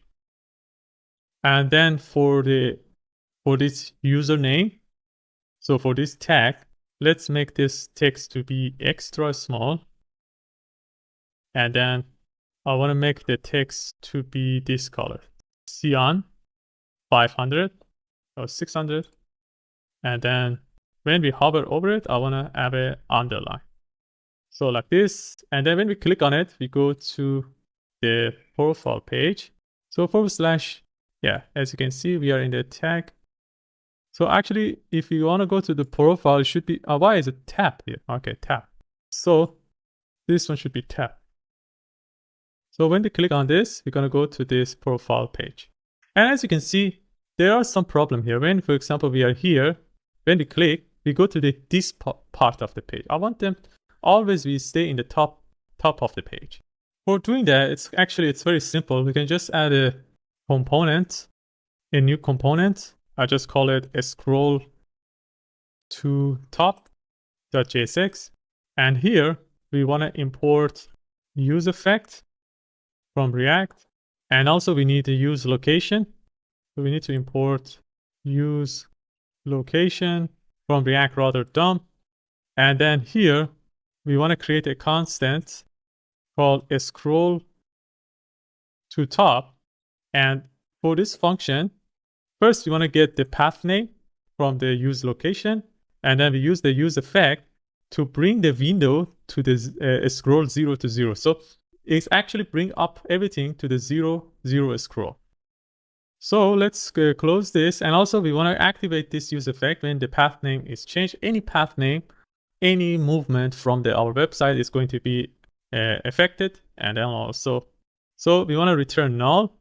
And also we want to close this. And also let's export this one as a default so we can use it in our app.jsx. So we go to app.jsx, and here we need to put it inside the browser router just at the top. So we import a scroll to top. So now we have added that. Let's just pay attention. For example, I go back. As you can see, we are here. When we click on it, we go to the top of the page. And also, so if you are using the React Router DOM to move from one page to another, for example, if I'm in the, I go to the post, I click on this post, I'm here in the middle of the page, or for example, here, I'm in the footer. Let's go to this about page. As you can see, comes at the top. So that was it for scrolling up the pages. I just want to show you how to do it. Let's continue creating our comment section. So let's go to one of our posts. So let's bring this one to here, and let's continue with this part. So we go back to, let's close this scroll bar, and then let's go to, so we're gonna have the link, and also here, if the person is not signed in, we're gonna see this one. So I'm gonna log out now. So if you're logged out, we see that you must sign in to comment. Let's install this. So we want to make the text to be small. We set the color to be teal 500, and then we want to have a margin at the Y of 5. For this link tag, I want to make the color to be different. Text blue 500. And we can add some underline too. We just say if you hover over it, let's add an underline. So let's add some space between them. So here we can add a flex, and then we just add a gap of 1. Okay. So that's it for this one. And when we click on sign in, we go to the sign in page. Let's sign in with a user. Let's come back to that profile page, go to post and choose the first post. So let's continue adding the input. So after this link tag and this div here, we can just create another condition. If there is a current user, we want to have that comment section. So the comment section is going to be a form. We don't need an action for that. Let's go to this part. So in this form, we're going to have a text area, text input, sorry. And the text input is going to be from Flowbyte. And what I want to add inside this text input is to have a placeholder first. We just say add a comment. Then we want to have a rows. So this is gonna, I want to make it bigger. So instead of text input, let's make a text area from Flowbyte. So, and then the number of rows I want to add is going to be 3. And the maximum length, I want to set a max length of 200. So more than 200 characters we are not allowed to put in this input. After that, so we're going to have a div that is covering the button, and also we want to show the number of characters. If you look at the final version here, you can see the number of characters, and when we are typing, we see how many characters left. We can just dynamically show that one. So after this text input, text area, let's add a div, and inside the div, we're going to have a paragraph, and then for now, I just want to write down 200 characters left, remaining. Okay, and then after the paragraph, we're going to have a button from Flowbyte. We need to import this from Flowbyte, and here we just say submit. So for the styling it, this button is going to be outline. And then we're going to have a color gradient to tune. And the color is going to be purple to blue. And the type is going to be submit. This one. So for the form, I want to have a border. So let's add a class name here. Let's add a border. And then the border color is going to be border TL 500. And then I want to make it rounded medium with a padding of 3. For this div that is covering both of them, I want to bring them next to each other and also add a space between them and use item center to center them. And then what else do we need to do? We just add a padding of the margin top of 5. For this character, I want the text to be gray 500. And then the size is going to be X small. So we're going to have a piece of state at the top called comments. And this is going to be an empty string at the beginning. We need to import user state. And then here, when we change this one, we want to change the value of that. So in the text area, what else I want to add here is an unchanged event listener, which is going to get the event and then set the comment to be e.target.value. And also we want to set the value to be that comment. And so once we write down here, I want to decrease the number of characters here. So instead of just saying 200, we want to make a variable here. And this is going to be comment.length. So we get the length. And as you can see, it's 9. But I want the remaining. So remaining is going to be 200 minus this. Okay. So now we have this comment. We want to submit that. So we want to have an onSubmit event listener here inside the form. And then we're going to call a function called handle submit. Let's create this one at the top so we don't get an error. So we create a constant called handle submit. Let's close this. And now it's time to actually create our API route for submitting the comment. So it's very simple. First thing first, we want to create a model for our comment. So we close everything. We go to API, we go to models, and we create the comment model, comment.model.js. Here we need to import Mongoose from Mongoose. And then first we create the schema, which is going to be comment schema. We use the new Mongoose. So the comment is going to have, so we're going to have content or the text of the comment. The type is going to be a string and also it's going to be required. Then we want to have the post ID and also the user ID. So we want to know who created the post and which post this comment is related to. And also we want to have the number of likes and also the likes. So we want to have likes. Who likes this one, which is going to be an array and default value would be an empty array. And the number of likes, this is going to be the type of number and the default will be 0. Then we want to have the type stamp true. And then we want to use this schema to create the model. And then we want to export it so we can use it somewhere else. So that was for creating the model. And then we're going to create the routes. So this is going to be controller for routes, controller.js. And then this is going to be for the comment. So sorry, not controller, route.js. So for the route, we're going to have import express from express. And what we want to do next is to create a router using that express. And the first router is going to be a post request because we want to create it. So we just say post, for example, /create.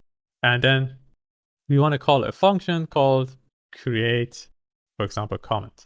And then we need to create this function inside a controller. So this controller is going to be comment.controller.js. And we're going to export that function, which is create comment. Let's close this. So we're going to have a try and catch a statement. And then we're going to set the we use the error handler to handle the error.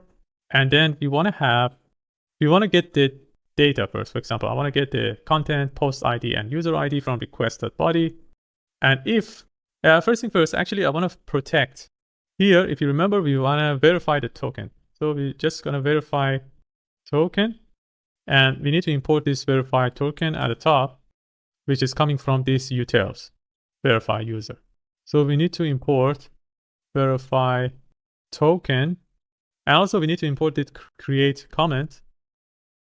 So inside the comment dot controller, we just say if, first thing first, we just say if the user ID is not equal to the one that is inside the cookie, then we want to say you are not allowed to create this comment. Or we can just say unauthorized. But just for now, and then we want to create a comment based on this content, post ID, and user ID. And we want to save that using await. Once we save it, we want to return a response with the status of 200. And then we just say new comment. We have created the route. Now we need to add it inside the actually index.js. So here I'm going to copy this, and this is going to be comment route. And then based on this, we're going to create an API for that, which is API / comment. And we need to import it. We already imported, so what's happened? Comment routes. It's already created at the top. Import comment routes from comment.route.js. I think it's fine. Comment routes. We should be fine. So what is this error? Let's check the error. Cannot find the module verify user. Okay. So that one, it should be verify. Where was it? To the route. First thing first, I have to export this router. That's why we were not getting that there. And then here, when we import the verify token, we need to add the .js at the end.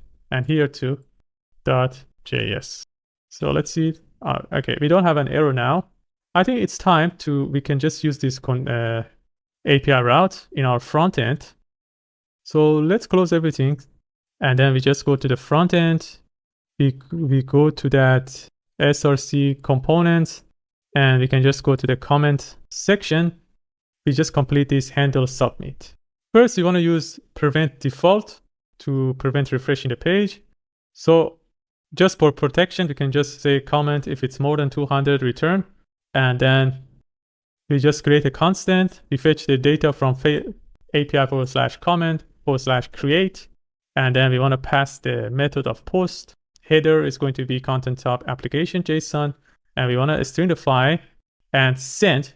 We will have to send few things. We want to send the content, which is going to be that comment, add this comment piece of state. Then we want to pass the post ID that we get from the input as a prop. Then we want to send the user ID, which is going to be current user._ID. After that, we're going to have that, we're going to close this, convert this one to JSON. And then if the result is okay, we want to set the comment to be an empty string. So we want to clear the comment section. Let's try this. Now, let's first open the console. Let's see if you are getting an error. Okay, no problem now. Let's go to the network. Let's clear everything. And then here I want to type something, for example, nice post.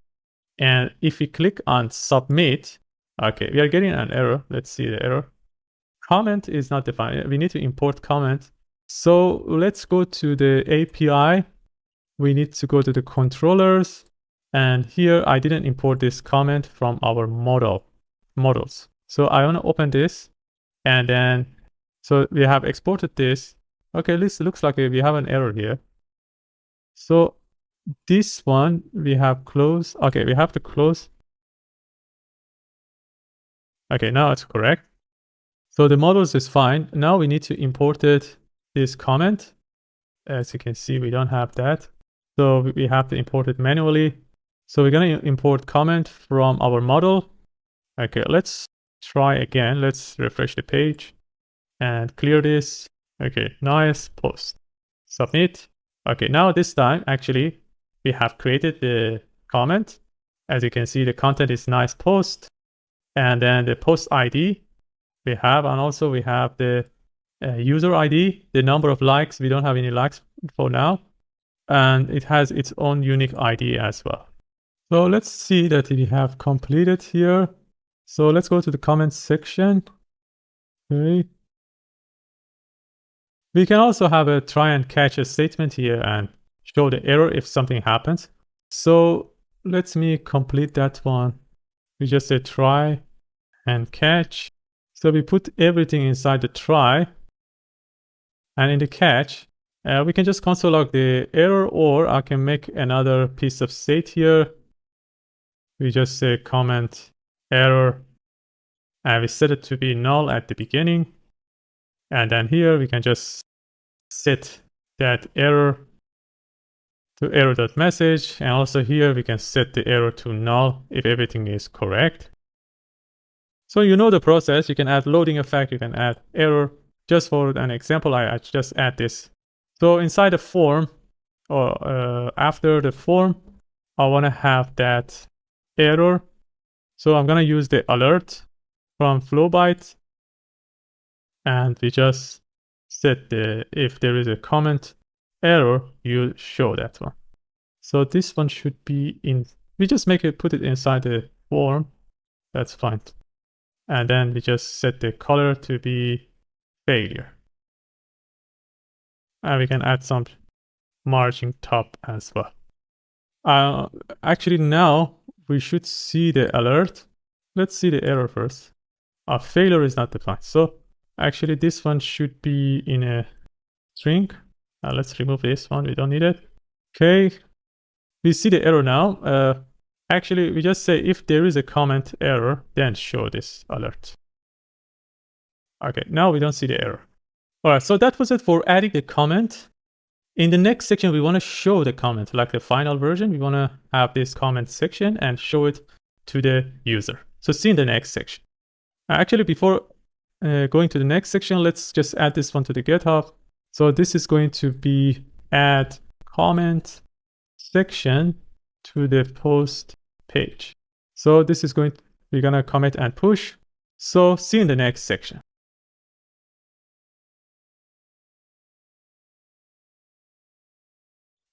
All right, in the last section, we have completed our comment section. So we now are able to add a comment. In this section, we want to show the comments under this, like the one in the final version. If you look at this, you can see we have this comment section, the number of comments, and also each comment, you can like it, you can edit, you can delete it. So in this section, we're going to just make the API route that is going to be able to get the comments. So let's first go back to Visual Studio Code. For creating the API, if you remember, let's close everything here. We go to API, and we just need to go to first we need to create a route for the comment.route. So as you can see, now we have a router for posting a comment. Now we want to get the comments. So what we want to do here, you want to add a GET request. I just want to call this one get post comments. And we need to pass the post ID because we want to know which post to get the data. And we don't need to verify token because this is publicly available and everybody can see the comments. So, and then we just want to call a function called get post comments. Okay. Now we need to create this one in our controller section. So we go to controllers, comments.controller.js, and here at the end, I want to create this function. So this is going to be asynchronous because we need to wait for the response from MongoDB. And also we want to import this one here. So what we want to do here is to add a try and catch a statement. Then first we want to handle the error. And then we want to just get the comments. We just say comments equals to await. We need to use the model that we have created. So we use the method called find, and we want to pass the post ID. We want to search based on the params that we are sending from here. So we have a params here, post ID. Based on this post ID, we want to search through the comments and find the one with this post ID. And also I want to sort this one based on the newest one. So I want to see the newest one at the top. So we just say created at -1. So now we have this API route. We want to fetch the information from this API route and show it inside the comment section. So let's close these things. We don't need them. Now we go to the client side. We go to the src pages, components, comments section.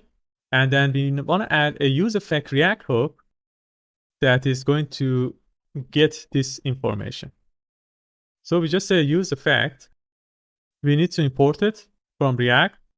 And then what we want to do here, if the post ID changes, we want to get the comments. So here, based on the post ID, I want to request each time get the comments. So let's create a piece of state at the top to record everything inside that called comments. And the initial value is going to be an empty array. After that, here, I want to just create a function called get comments, and then this is going to be asynchronous. And then we need to call this function here. And then we want to have a try and catch a statement. Here in the error, I just want to console log the error. You don't want to show the error to the user. And then we create a response. We want to request from API/comment. If you remember, we have created this name, get post comments. And then we have to pass the post ID as a params. So, and then if the response is okay, then we want to convert the data first. Then we want to set the comments to that data. So let's first console log comments. We see that if it's working or not. So we go to our website. Let's open the inspect, go to console, let's refresh the page. So we are getting an error 404 not found. So it means that the URL we are using is wrong for catching the API. Let me check again. So in API, we routes comments. So get post comments / post ID, get post comment. Okay, I forgot the / here. So let's try again. Okay, seems like it doesn't have any comments. Let's add some comments. Nice job. Let's refresh the page again. Okay, it's not filling. So let's check the network first. Okay, seems like we are making the request, but we are not getting the response. So / API comment get post, and then this is the post ID, but we are not getting any response. It's pending. Let's check the code again. So here we have created a request. Where was it? Here. API comment get post comments. Yeah, this one is okay. Let's check the controller. So here, okay, now we are not sending back any response here. So I forgot to add this response. So we're gonna bring back the comments. Okay, let's try again. Let's refresh the page. So now we have this request with this response with all the comments. All right, so it's working. And also in the console, we get these 2 comments. So what we want to do here is to show them under the comments section. So here under the form that we have inside the comments section. So remember we had a form, and outside this form, I'm going to say if the comments length is equal to 0, then I want to just show these things. Otherwise, I want to show the comments. So if it's 0, I want to say a paragraph, add a paragraph saying no comments yet. So let's style this real quick. Just we make it as small. And then let's make it add some margin at the y-axis of 5. Then if there is a comment, we want to first thing first, I want to show the number of comments here. So I just add a div here, and I just have a paragraph saying comments. And then after this paragraph, I want to have a div, and inside the div, I want to have a paragraph saying the comments number. Let's just say comments dot length. Okay. And what I want to do here, this div, like the one in the final version, I want to have this div like a square, and then inside I want to have the number. So in order to have a square, I just say border color is going to be gray 400, padding in the y-axis of 1, and padding in the x-axis of 2, and we make it rounded as small. And then the div that is covering both of them, I want to make the text to be a small, margin in the y-axis of 5. We set it to be flex, and we set the items to be center, and we add a gap between them of 1. So this is going to be like this. Now you see comment 2. Let's bring this one to the right side. So we have shown the number of comments. Now, so after this div, we want to loop through the comments. So we just say comments, but because we cannot put, we need to add an empty fragment because we cannot put two things here. So we can just say comments now dot map, and we want to just get the comment. So we want to create another component for the comment. So because this is going to be, because we want to add many things like liking, edit, and etc. So I want to just add other things. So first thing first, here we need to actually add like this. So this is going to be like that. So we just say comments dot map. So which gives us each comment. And then we want to return a component called comment. But we need to create this component. So here inside the components, I want to create another component called comment.jsx. Let's just create a React functional component and then import it here. And also we need to add a key for that so we don't get an error. The key is going to be comment.id. And also we want to pass each comment to that. So as you can see, we get 2 comments. So for the comment, we want to show the comments. We want to show the user's image, the username. So we need to actually fetch the user data as well. So first here, I'll get the comment. And based on this comment, I want to fetch a request and get the user data. And so here, we need to add a user state React hook from React. So, and this is going to be calling each time a comment changes. And then we want to fetch the data and to get the users. So we just say const get user, and this is going to be asynchronous. So we're going to have a try and catch a statement and show it here. So I'm going to add a try and catch a statement. I just want to console log the error. Let's close this and call it here. Call this function. First, we need actually to create the API route for the get user. So we need to go to the API. So route user.route. So here I want to create a get request. As you can see, we are getting all the users, but this is for the admin and this is protected. So we cannot use it here as a public. So we need to create another API route for get request. But this is going to be, I don't want to create any route name for that. I just say user ID. I don't want to verify the user. And also I just want to get the get user. I just want to call it get user. And let's create this function inside the controller, user.controller. So at the end, let's add that get user. Let's export a function called get user. And then let's close this and import it here. So here we're going to have a try and catch a statement. So we want to get the request. And based on the params, the user ID, we want to get the user. We want to separate the email and password. And we want to have a response with this REST. We want to send back the REST. And also we want to catch the error and here show it. And also, if there is no user, we want to return an error. So if there's no user, we want to return an error saying user not found. So let's use this one here inside the comment. So inside the try, we just create another response. We fetch the data from API/user and we pass the ID of the user, which is coming from comment.user_ID. And then what we want to do here is to convert that to JSON. And if the response is okay, let's create a piece of state here first called user. And this is going to be null at the beginning.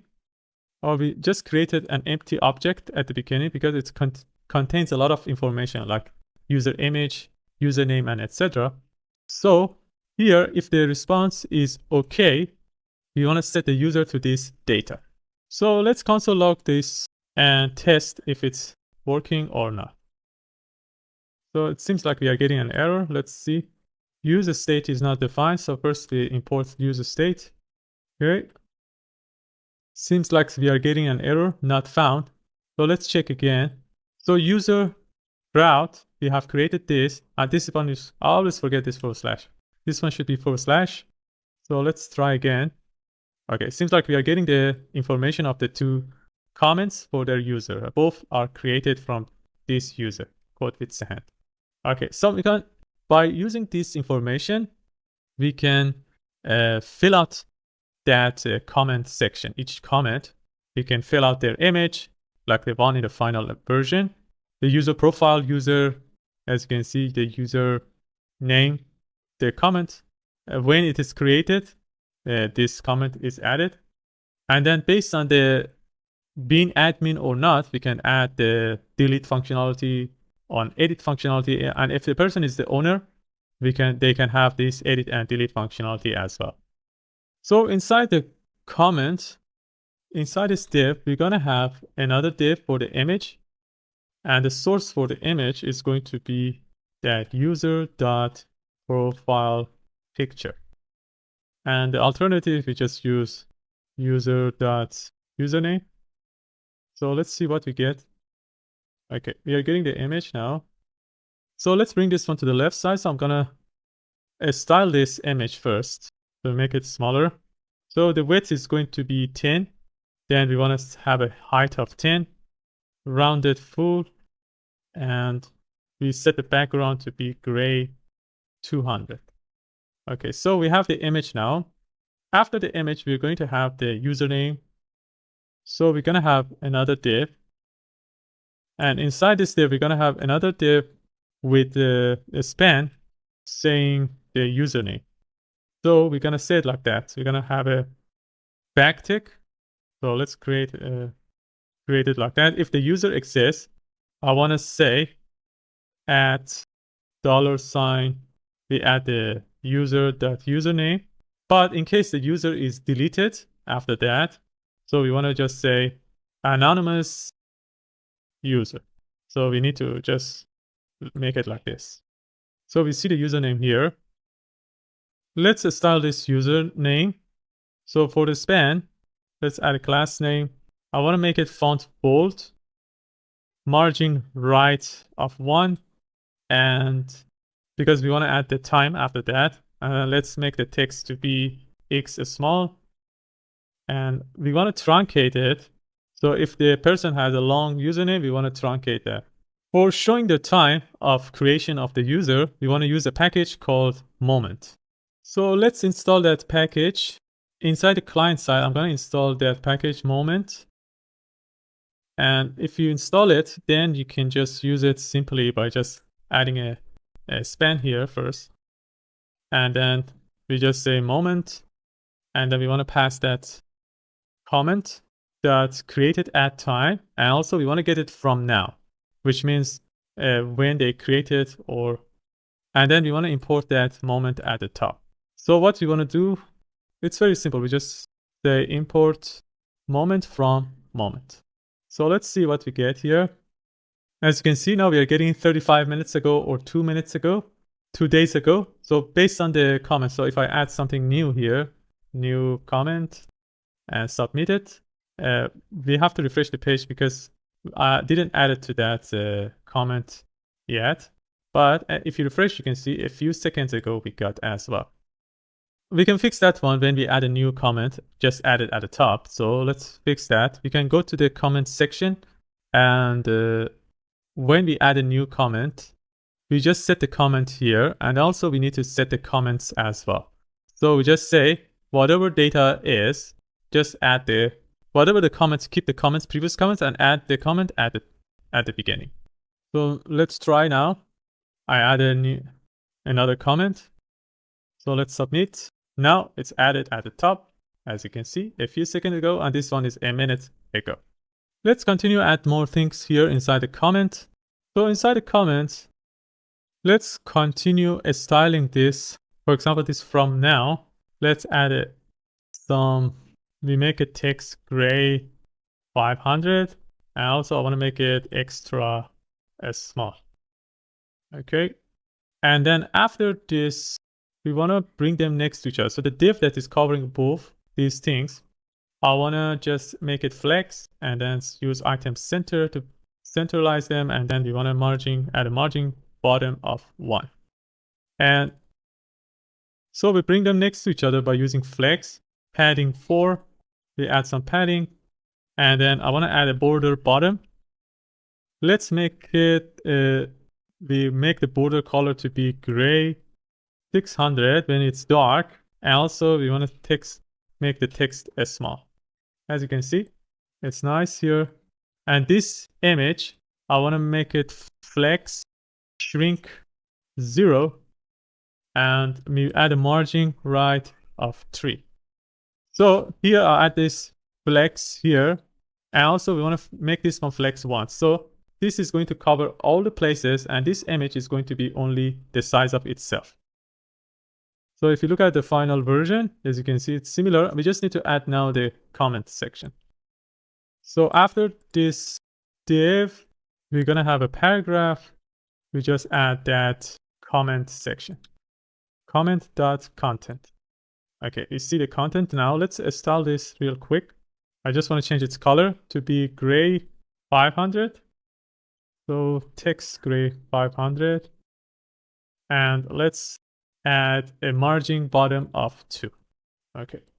So it looks okay. Let's check the final version. Okay, it's similar to that one. So that's it for adding the comments, showing the comments. I want to add the like functionality or edit and delete functionality in the following section, in the next section, because this is going to be a long section. So let's add this one to the GitHub. So this is going to be show the comments of a post, and we can commit and push. So in this next section, we're gonna work on the different part of the comment section. So see you in the next section.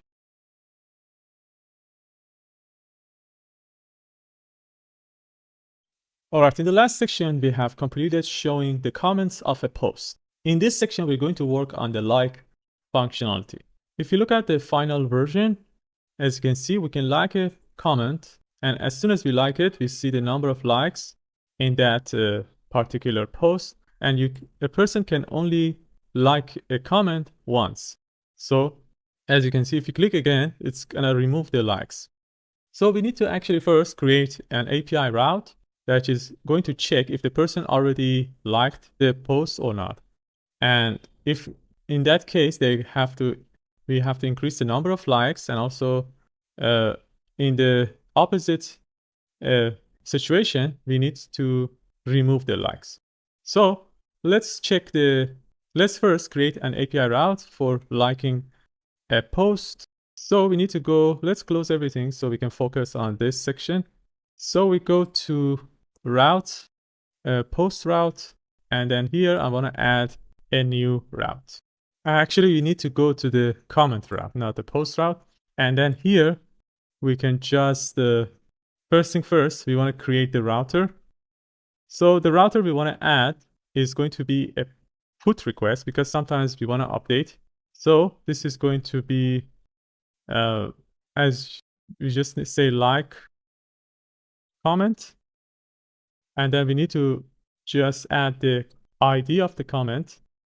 we need to verify the token because the person should be authenticated and then add the comment, add the like. So, and then we want to call a function called like comment. So we want to create a controller for that, a function. So this is going to be like comment. Let's close this and add it here. And inside this controller, we need to add, first thing first, I want to add a try and catch statement and handle the error using our middleware. Then inside the comment, the try section, we just create a constant called comment. We want to use our comment model. And first we search for that comment. So we want to be sure that comment exists or not. So, and then if the comment is not does not exist, we're going to return an error comment not found. What else we need to add? After to be sure that the comment exists, we want to check if the user already liked the comment or not. So for this, to do so, we need to add get the user index. So we want to see inside the array of likes, we have any user with this user ID. So we just say comment. Inside the comment that we get, we check inside the likes array, and then we want to check its index. And there is a method called index of. So in this case, we want to get the index of the user. So we get this one from the verify token function. And then we want to be sure this person is inside the likes array, the ID of this person. In this case, if it's not available, if it's not there, we want to get the index -1. Otherwise, we get other indexes like 1, 2, 3. It can be in anywhere in that array. But if the user is not available in that array, we get the index -1. Then, in this case, we want to add this user inside the likes array using likes.push. And then we just say request.user.id. We add this person. Otherwise, we want to remove that person. So removing is, we want to use a method called splice. And we remove the array with this index, user index. One means to remove it. Okay, and then what else we need to do? If you look at the model, comment model, we have likes, which is an array. And also we have the number of likes. We want to know how many likes are inside this comment. So we want to just after this, we want to say whatever is the comment dot, let's add it at the top. So we just say comment dot likes, the comment dot number of likes. We want to increase one number to that. Otherwise, we want to decrease one number. So we just say minus equal, this place say plus equal. So whatever the number is in the previous time, it's going to be added by 1. And here, -1, okay? And then we want to save that comment, save the comment again, and return a response with that comment. I think this API route is ready. We can use it in our frontend. Now inside the frontend, if you look at the frontend, now we don't have even the like button. So we need to add the like button, and then we add an events listener to that button, which is going to create a request to that API route. So if you look at the, now we can close actually this one. And let's go to the frontend, src folder. We go to components. First, we go to the comment section. So we need to create the function here and then add it to that comment component, because we need to have all the comments outside and change their value and show it to the user. So we need to create a function inside the comment section instead of the comment component. So here we create a function for handling the error inside the, let's make it at the end. So here we just say, we create a function. We just say handle like, and then we're gonna, for the input, we want to get the comment ID. I forgot here the equal, and also this is going to be asynchronous. So we create this function, and then we need to pass this function through a prop to that comment place. So we just say, in case of liking, we want to pass this. So for example, we just call it on like, and we're going to pass a function called handle like. which we have created here. So we want to use this function inside the comment. So inside the comment, this component, which is here, we need to import that function. So we just say unlike. Okay, so we can use now this function inside the comment component. So here, after we have added the content, I want to add a div, and inside the div, we're going to have, first thing first, I want to have a button, and this button is going to have if a thumbs up icon, we need to import it from the React icons. So let's close this and then import it at the top. Let's see what we get inside our application. Okay, we got this button. So let's style it. I want to make the text to be small. I want it to be smaller.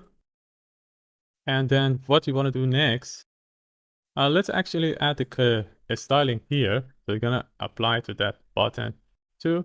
So I want to make the text gray 400. So it's going to be that color. And when we hover over it, we want to change the color to be text blue 500. So now when we hover over it, we see that effect. And then the type of this one is going to be a button. And what else we want to add is an onClick event listener, which is going to call that, remember that unlike function that we have created. And also we need to pass the comment ID. We just say comment underline ID. So in this case, we know which comment is being liked. And then based on that, we want to create a request and change the number of likes and etc. So first we create that function inside the comment section component. So here we're going to complete the handle like. Let's add a try and catch a statement. And then inside the catch, I just want to console log the error message. But inside the try, first I want to be sure if the person is authenticated or not. So we just say if the person is not, we don't have a current user, we want to return. And also we can just navigate the user to the sign-in page as well. So for navigation, let's delete this unnecessary import. We need to use navigate React hook from React router DOM. We need to initialize it, and then we can use it here inside the function. So we just say navigate to sign-in page. But if the person exists, is authenticated, we're gonna create a request. So this is going to be API/comment and then like comment, and then we need to pass the comment ID, which we are getting from the input from here, which is comment ID. Okay, after that, this is going to be a put request, and we don't actually need to send anything because we're gonna get the ID of the user. We get the ID of the user from the cookie, so we don't need to send it as a body or something. So I want to just close this. So if the response is okay, we want to convert the data to JSON. And then, so here we want to just set the comments. Remember we had the comments as a piece of state. We want to update the comments based on the new data. So we're going to loop through the comments. And if the comment ID is equal to that comment ID, what we want to do here, so let's actually make it in a different way. We just say comment underline ID. If it's equal, then I want to set these things. I want to keep the previous comments, and I want to change the likes to the new data.likes. And then we want to update the number of likes here as well. We just say number of likes, which is going to be data that the number of likes we can do, or we can just check the likes and then we see the lengths of it. In both cases are okay. And then otherwise, we just want to set the comment. Whatever the comment says, it means that nothing has changed. So after this, we're going to, here we need to close the parentheses. And also that parenthesis. Okay, so we don't need this actually. Okay, now it's fine. Let's see what we get here. Let's open the inspect and we go to network. Let's refresh the page. For example, I can't like this comment. So we are getting an error. We just say unauthorized. Okay, we need to actually sign in again. So let's sign in with this account, for example.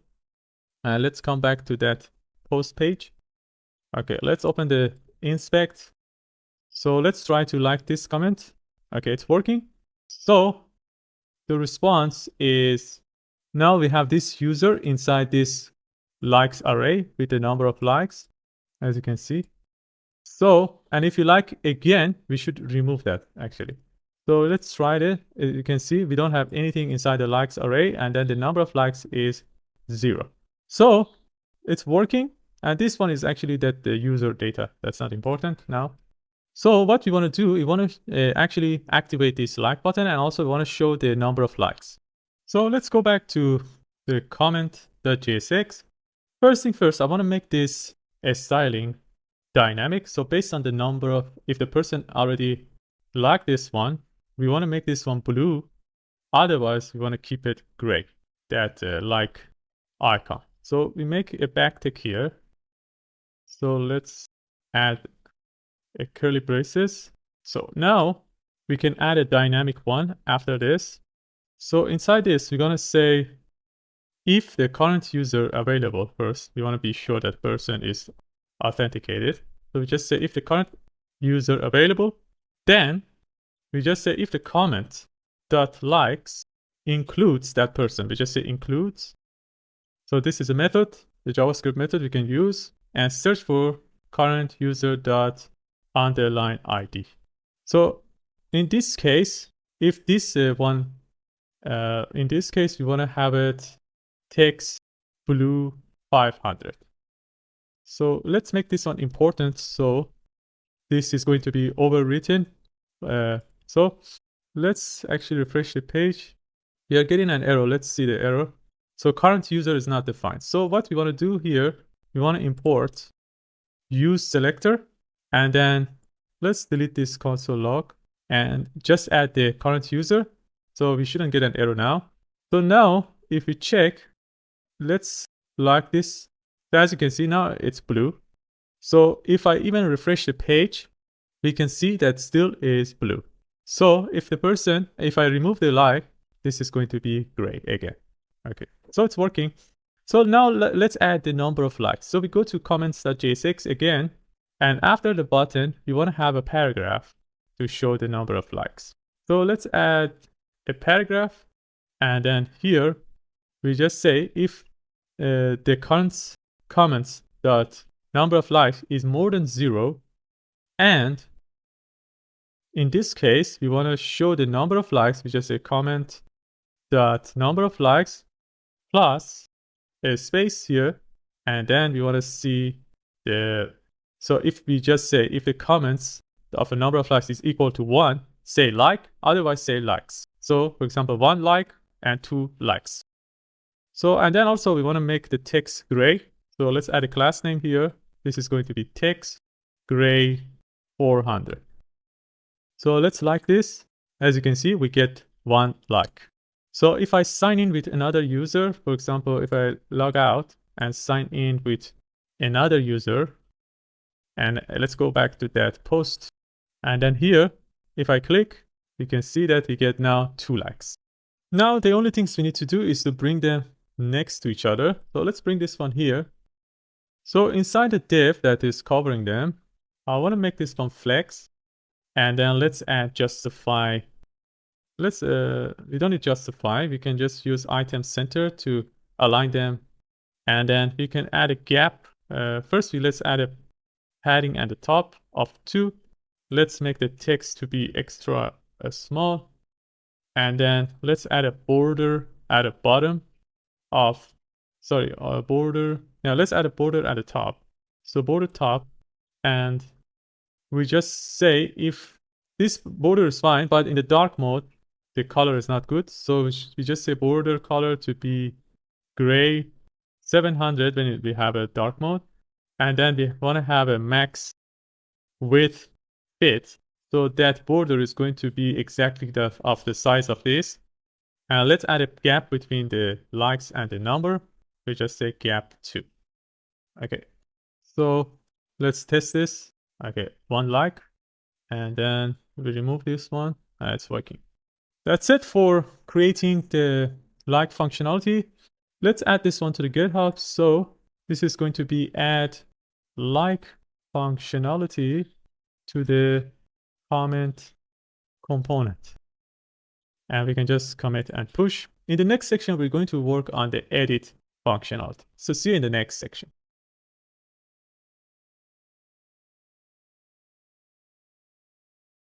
All right, in the last section, we have completed the like functionality of the comment section. In this section, we're going to work on the edit functionality. If you look at the final version, you can see that if you are the owner of the comment, or if you are an admin, you can have that edit functionality. So when we click on edit, we can see that we can we get that actually information, the comment, and then we can just change it. For example, you can remove some part and then click on save and see the new comment, or you can cancel that. So let's go to the comment section. So here, this is going to be exactly like functionality. So we're going to have the function inside the comment section, and then we want to pass it through that component and then use it inside the comment component. So inside the comment section, so actually before starting, we need to create the API route for that. So the first step in every section of a project is to create the API route and then create the UI of the frontend, then connect them together and show the functionality inside the frontend. So what we need to do, let's close everything and then we go to the API route and we go to the comment.route. So this is going to be very similar to this like comment. So I'm going to copy this and then I just change the word like to edit. So we need to create this function inside the controller. So comment.controller.js. So edit comment. Let's close this and import it. Okay. So first we use a try and catch a statement to handle the error using our middleware.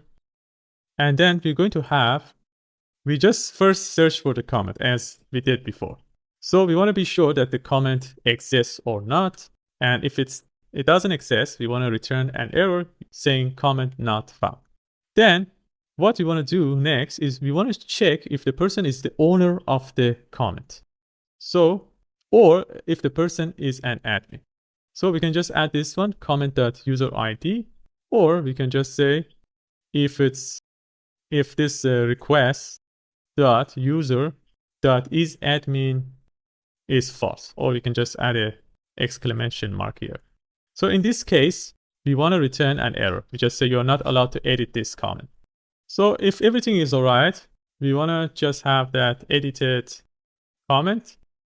So this is going to be, we want to search by ID and update based on the comment ID. So the content is going to be request.body.content because we want to change that one. And also we want to send back the new comment because this is going to be updated. We want to send the new one, okay, not the previous one. So, and then we want to have a response and we send back the edited comment. So now the API route is ready. We can use it inside the front end. All right, so now we go to the front end. We can close this and we go to the client side. We just go to the comment.jsx, just under the like, where we show the number of likes. So here we want to show that edit button, but we only show the edit button to the person who is owner of this comment, or if the person is an admin. So we just say current user if the current user is available, and if the current user.id is equal to that user ID inside the comment, or the current user is an admin. So we can just put this one inside the parentheses. And then here, this one should be inside the parentheses as well. This one should be current user dot is admin. So in this case, we want to see the the button. So we see a button saying edit. For the color, I just want to, when we hover over it, I want to make it blue. So let's check our website. So now we have the edit button because we are the owner of the comment. So this is the final version. That's exactly the same. So what I want to do is to add an onClick event listener to this button. So when we click on it, I want to call a function called handle edit. We don't need to do it inside a comment section because we don't need to update all the comments. We just need to update this comment. So we can do it here because we get the comment here and we have the comment user ID and everything that we need. So here we just create that handle edit function. Oh, let's make, okay. So here, if you look at the final version, when we click on edit, we see these things. So when we want to have a piece of state that if it's true, you want to see this extra section. So in order to do that, let's first close this comment in this function. And then here, I want to add another piece of state with the name is editing. So this one is going to be false at the beginning. When we are editing, we want to make that one true. And also we want to get the content. So when this is true, when this editing is true, we want to show that text area. So instead of showing all these things, instead of showing this comment, content, and etc. from here, we want to see that text area. So we just say if is editing, we want to see a text area like this. Otherwise, we want to see that section. So I want to, let's delete this one first. And let's just move everything and bring it inside there. So let's see what we have. Okay, from here to this div. So I want to cut this one and then put it here inside an empty fragment. So for the text area, I want to use the text area from Flowbyte. So text area, let's import it. So we just say import text area, and this is coming from Flowbyte. So after that, let's install this. So the value, we need to have a piece of state. For now, we have the value comment.content. But actually, I wanted to have another piece of state called edited content. So because we want to change this comment.content. So let's create another piece of state. We can call it comment content, or we can just call it edited content, or edited, just call it content. Okay. And then we want to set that one. So the initial value for this one is going to be that comment.content. Okay. But this text area, make it that edited content. And then we want to change that edited content here, which is going to be that e.target.value. So inside this function, handle edit. So what we want to do here now, first, when we click, we want to set that edited content to that comment.content, the initial value. So when we click, so we want to set this one to true, and this one is going to be comment.content. So let's see what we get here now. So in the version that we are working on, so when we click on edit, now we see an input text area with the text of that text. Here we can do it too, as you can see. So let's a little bit style this text area too.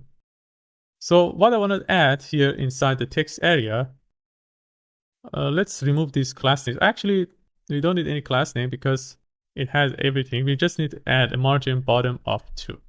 And let's remove the rows. So this is going to be arranged based on the based on the text. And also we want to set this one, I think that's fine. We don't need to change anything. So as you can see, this one looks better. And also we want to have 2 buttons, cancel and save. So let's add those as well. So we just here add an empty fragment and we bring this text area inside. And after the text area, I want to add 2 buttons. So the 2 button is going to it's going to be inside a div. And then this is going to be the first button.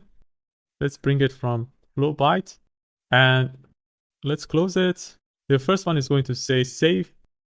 let's style it. The type is going to be, the type is going to be button. Then we want to have, let's make the size to be small, and let's set the gradient to be purple to blue. And let's make another button. So let's copy this. This one is going to be cancel. So for the cancel, I want to make it outline. And let's see what we get. Okay, we have these buttons. Let's bring them next to each other by changing the display to flex here. And I want to bring them to the end. So we just say justify on end, add a gap between them, and also make them with the text of x as small. So like this. And when we click on cancel, I want to remove this. So I want to make the is editing to false again. So let's do that one first. So for the cancel, I just want to add an on-click event listener. So here we set the is editing to false. So if I click here, I remove it. Okay. But when we click on save, we want to submit the new comment inside the database. And also we want to change the UI. So as we are changing the UI, we need to update these comments, which is inside the comments section. We want to update this piece of state comments. So that's why we have to put the function here. So we have to create a function. I'm just gonna call it handle edit, which is going to get the comment ID, or actually we get the comment itself, and then also we want to get that edited content. So here, let's see what happens. Okay, let's make this one. So we want to set that comments to, we want to get all the comments, get each comment, we just call it C because we have here comments, so we don't want to mix with that.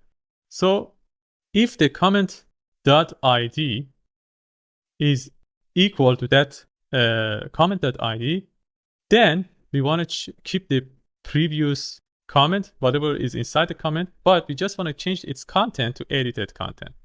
Otherwise, we want to keep the comment as it is. So this is going to be handle edit.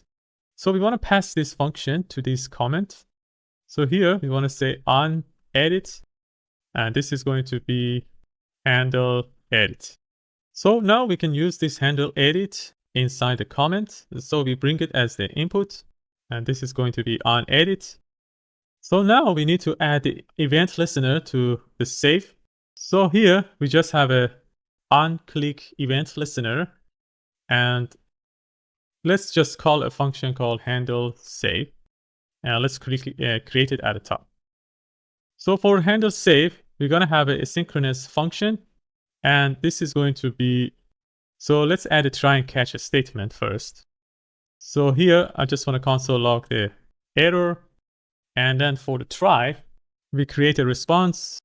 We want to fetch a request to the API /comment /edit comment / we need to add the comment ID.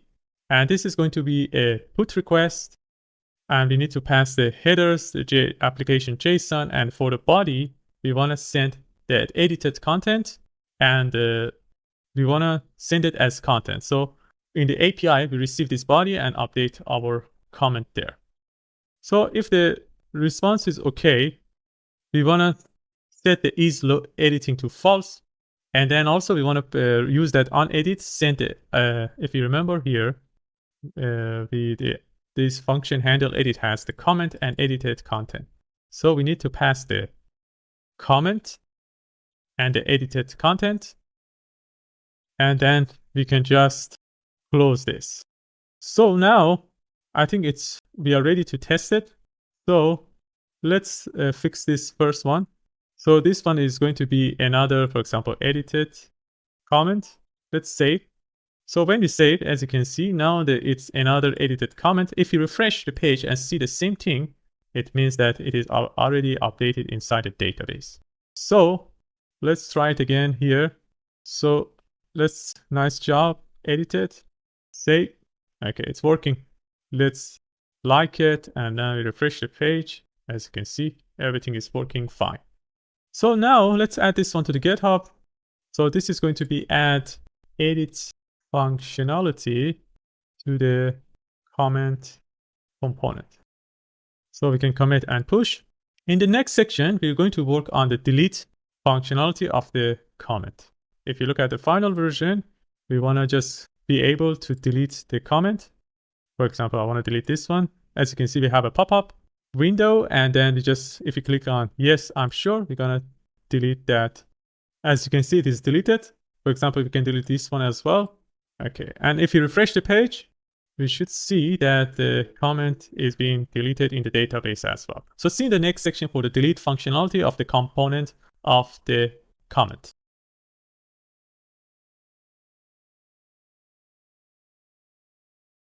All right, in the last section, we have completed the edit functionality of the comment section. In this section, we're going to work on the delete functionality. So the first step is to create an API route for the delete functionality. So let's go back to Visual Studio Code. We can go to the API. First, we create a route for the comment section. Let's copy this one and change this one to delete. And let's create the function inside the controllers. So here, we're going to create a new function called delete comment. And then let's close this and import it here. So now let's add a try and catch statement. And here we're going to use the middleware to handle the error.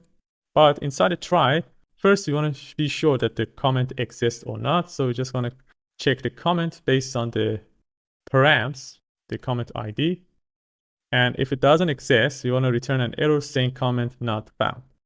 And if the comment, the user is not the owner of the comment, or he's not or she's not an admin, we're going to return an error.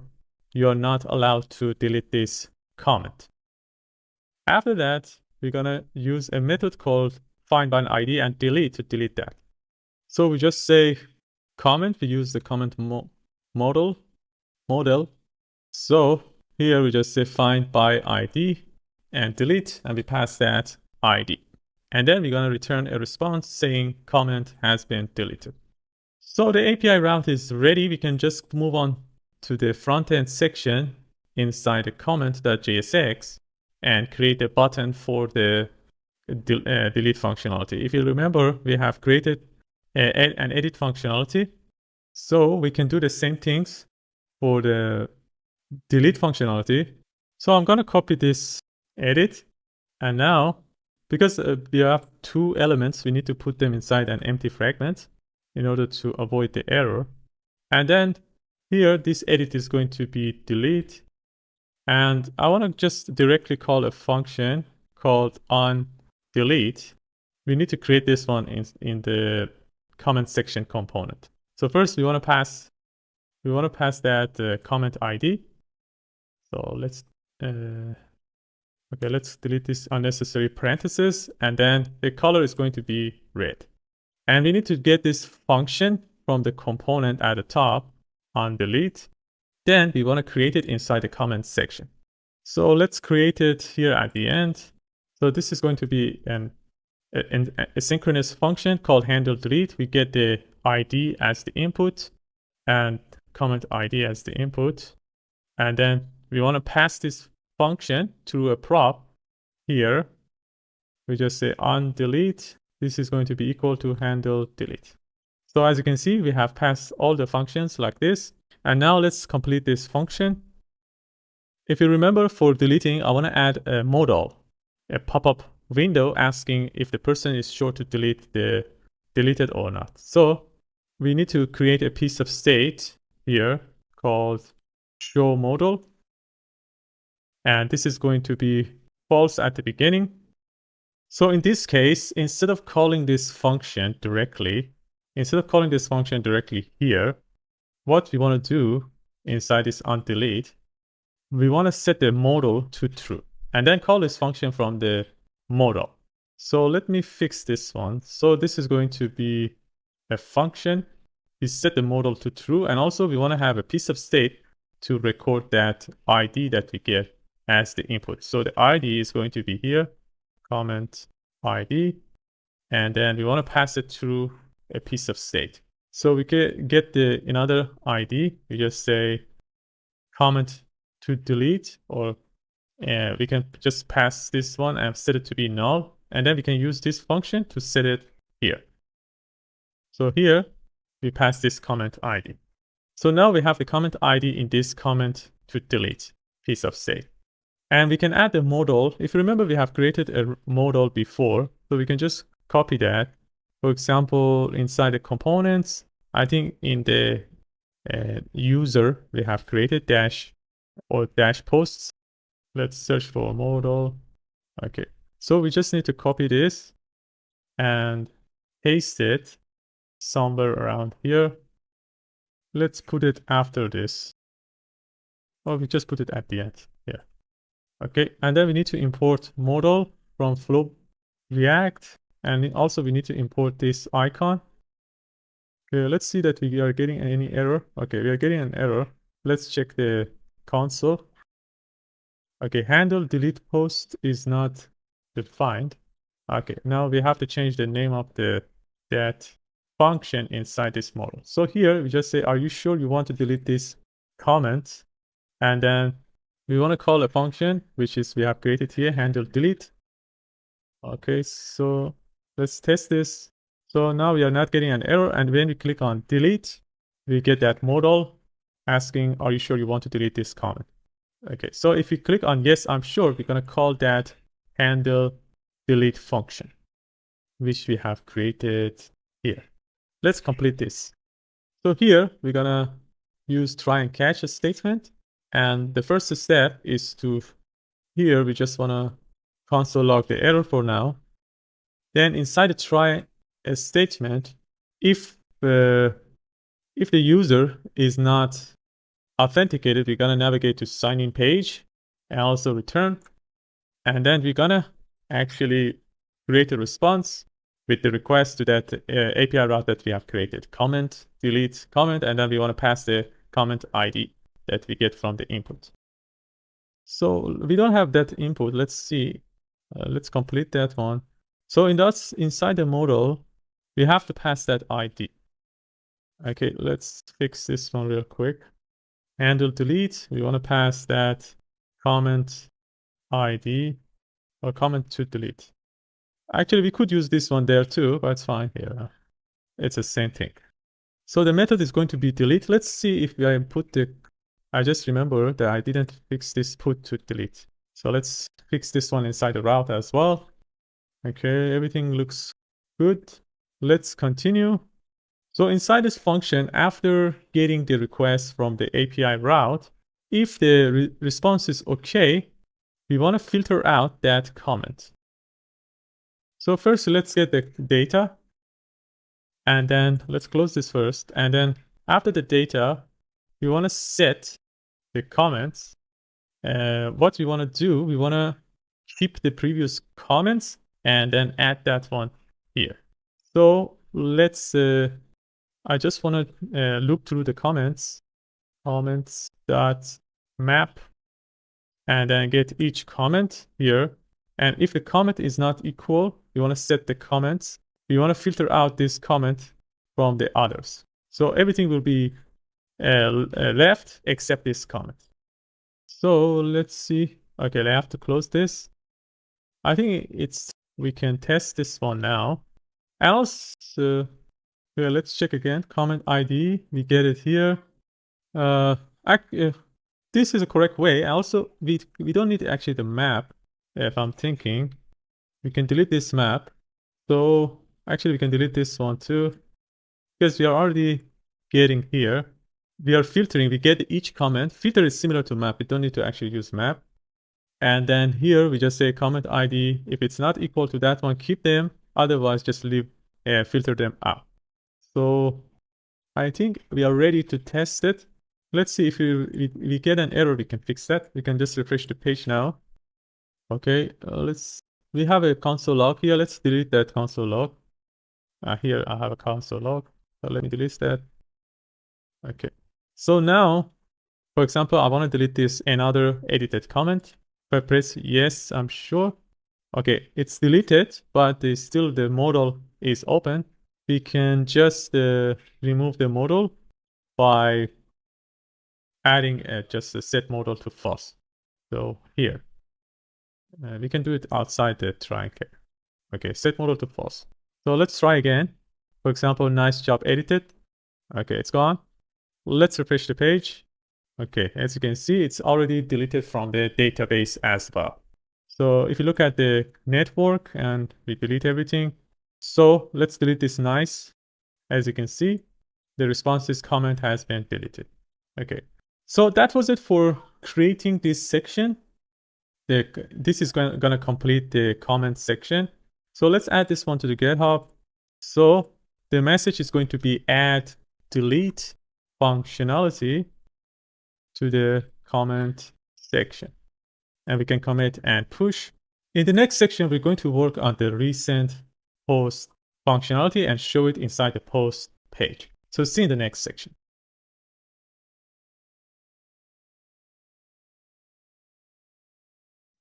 All right, in the last section, we have completed the comment section. We have added the delete functionality. In this section, we're going to work on the recent article section. As you can see from the final version, we want to show the last 3 posts. And also we want to create a card like this so we can hover over it and see the read more button. So first thing first, we want to create this h tag and then this heading. After that, we're going to request for the API.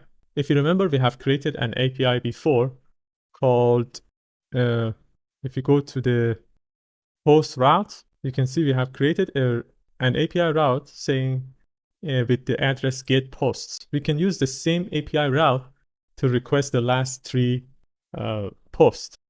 Let's check the controller as well. So this is the get post function. As you can see, we can sort it and get only with the limit of 3. And then we can sort the direction in a way we get the recent one first. So let's do that. Let's close this controller and comment section.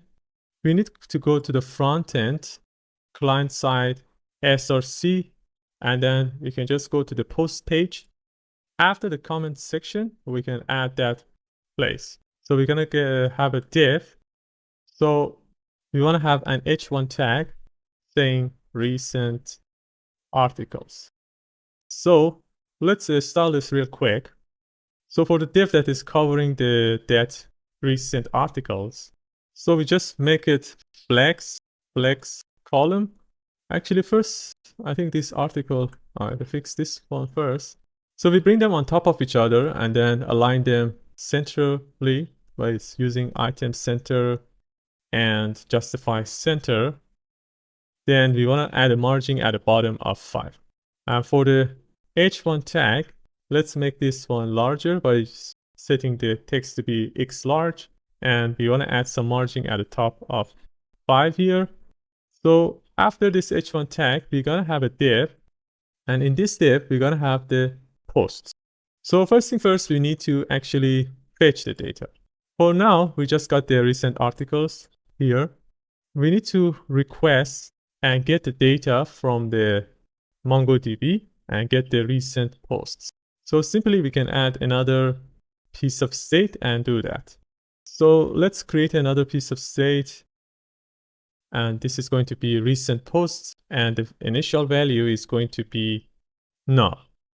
Then we want to have a use effect React hook. As you can see, we have already one fetch request here. After that, we can add another request here too in this use effect. Let's make it another one so we can make it separate. Because this one doesn't need anything, we just say run this one time when the page is loaded.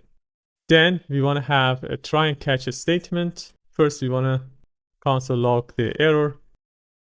For the try section, we want to create a function called fetch recent posts, and then we need to call this function at outside. So here we want to create our request. So we create a response with the address API/post/get post. And I want to just get 3. So I add a query and limit that one to 3.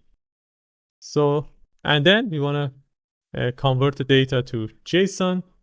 And if the response is not okay, or we don't need to handle the error. It's not a important section. Even if it doesn't show, it's fine too. If its response is okay, we want to set the recent post to data.posts, because we are getting three information: post, number of the number of posts in the last month, and total number of posts. We want to get the first one, posts only. So inside this div, we're gonna just say if the recent post is available, then map through these things, map through the post, and then I want to make it another component for the post card, because I want to use the same post card, this one, in different pages. I want to see it inside the kind of home page. I want to see it in the search page. So we make one component for the card, and then we can use it in many places. So I just want to call that component post card. And we need to pass a key here, which is going to be post._id, which is a unique key. And then we want to pass the data, which is each post. So let's close this. Okay, now we want to create this postcard component. So inside the components, I want to create that component postcard.jsx.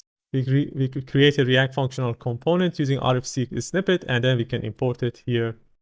So now if you look at our website, we should see 3 postcards. So now it's time to create that postcard, make it like the one in the final version. So let's go to the postcard. First thing first, I want to get that post. And what I want to do here, first thing first, I want to import link, because I want to just use link to go. When we click on it, we go to that specific page. And then inside this div, we're going to have first a link tag, which is going to go to the post/post.slug. And inside this link, we're going to have an image first. The src for the image is going to be post.image. Okay, now we see the images here. So it's time to add some styling to it. So the alternative, I'll just say post cover, or you can just add the post slug. It's not that important. Then we want to have a class name here. Let's set the height to be 260 pixels. This is completely optional. I just want to make it like this because I feel this is beautiful, and you can design it as the way that you like. You can just add more information. You can just add different hover effect. It's totally up to you. This is just an example. So here we just, I want to, when we hover over it, first we let the width to be full. And then we want to set the object to be cover. So we keep the aspect ratio. Then I want to just, when we hover over it, I want to zoom, change the height of the image. But I don't want to hover only on the image. If I hover on the card, I want to change the height of the image. In order to do that, we can add a group in this div. We can add a group class. And then here we just say if we hover over the group, it means we hover over everything. Then we want to set the height to be 200 pixels. So as you can see, if I hover over it, you see the height is different. But I want to make a transition so we can see it with some transition. So transition, we want to have a transition at everything. So all and duration of 300. And also we want to set the Z index of the image to 20 because I want this image to be on top of everything else in inside the card. So as you can see, we have some transition. Let's continue and add the title and other stuff. So here I want to have a div, and inside the div we're going to have a paragraph with the post title. After that, we're going to have another paragraph or a span, which is for the let's make it a span. This one is going to be post.category. Okay. So after that, we're going to have another link tag. So with the same address, and then here we want to have a button, or we can use the same link tag for the button. We just say read article. Okay. So let's style them one by one. So for this div, let's add some padding. Let's bring them on top of each other using flex column and add a gap between them. And then also, I think it's fine now, because we didn't put any height for the card itself. It's moving everything, but it's going to be okay later. Let's keep continue. So for this paragraph, I want to make it larger. So we just say text large. We set the font to be semi-bold, and then we want to set, I think it's fine now. It looks okay. For this span, I wanted to make it italic and text as small. For the button, let's style it. So this button, I want to make the z index 10 because I want it to be only shown when we hover over it. It's like this. And then when we hover over the group, we want it to be bottom 0. And then we want to set it to be absolute. And as we are using this one as absolute, we have to make the div that is covering everything to relative. Otherwise, it's going to be relative to this screen. So after that, we want to create. So when we hover over it, the bottom should be 0. But in the normal time, I want to set the bottom to be minus 200 pixels, which is going to be outside. So now we don't see the read article, but when we hover over it, you see the read article here. So it can be any number outside that. So, and then we want to set it to be left 0 as well, and right 0. So to bring it completely in the center. And then we want to have some border. Let's make the border color to be teal 500. And then let's make the text to be teal 500 as well. And then when we hover over the button, I want to change its background color to be teal 500, but I want to change the color of the text when we hover over it to white. Let's add some transition to all with a duration of 300 milliseconds, and then we bring the text to the center using text center. Let's add some margin at the y-axis and also make it rounded medium. But I want it like the final version, this corner to not have the rounded behavior. So we can fix that one by just adding an exclamation mark. We just say rounded top left to be none. And then we want to add margin of 2 as well. We see the button now when we hover over. As you can see, because we don't have any height for the div, it's going to behave like that. So let's fix that one. Inside this place, first we set the width to be full, and then we want to have a border, and then we want to have a height of 400 pixels. So now when we hover over it, it doesn't change or push something that side, as you can see. So because we haven't actually hide the overflow, we can see still the button of this image here, as you can see, comes out. So we can just set the overflow to hidden to hide everything outside this there. So now we see it like that. And we hover over this one, you can see another transition. So let's make it rounded large. In the mobile size and above, I want to set the width to be, instead of full, to be 430 pixels. And then, so I think it's fine now. Let's open this. As you can see, it's smaller when we have a bigger size. And also, as you can see, sometimes we have 3 lines and sometimes we have 2 lines.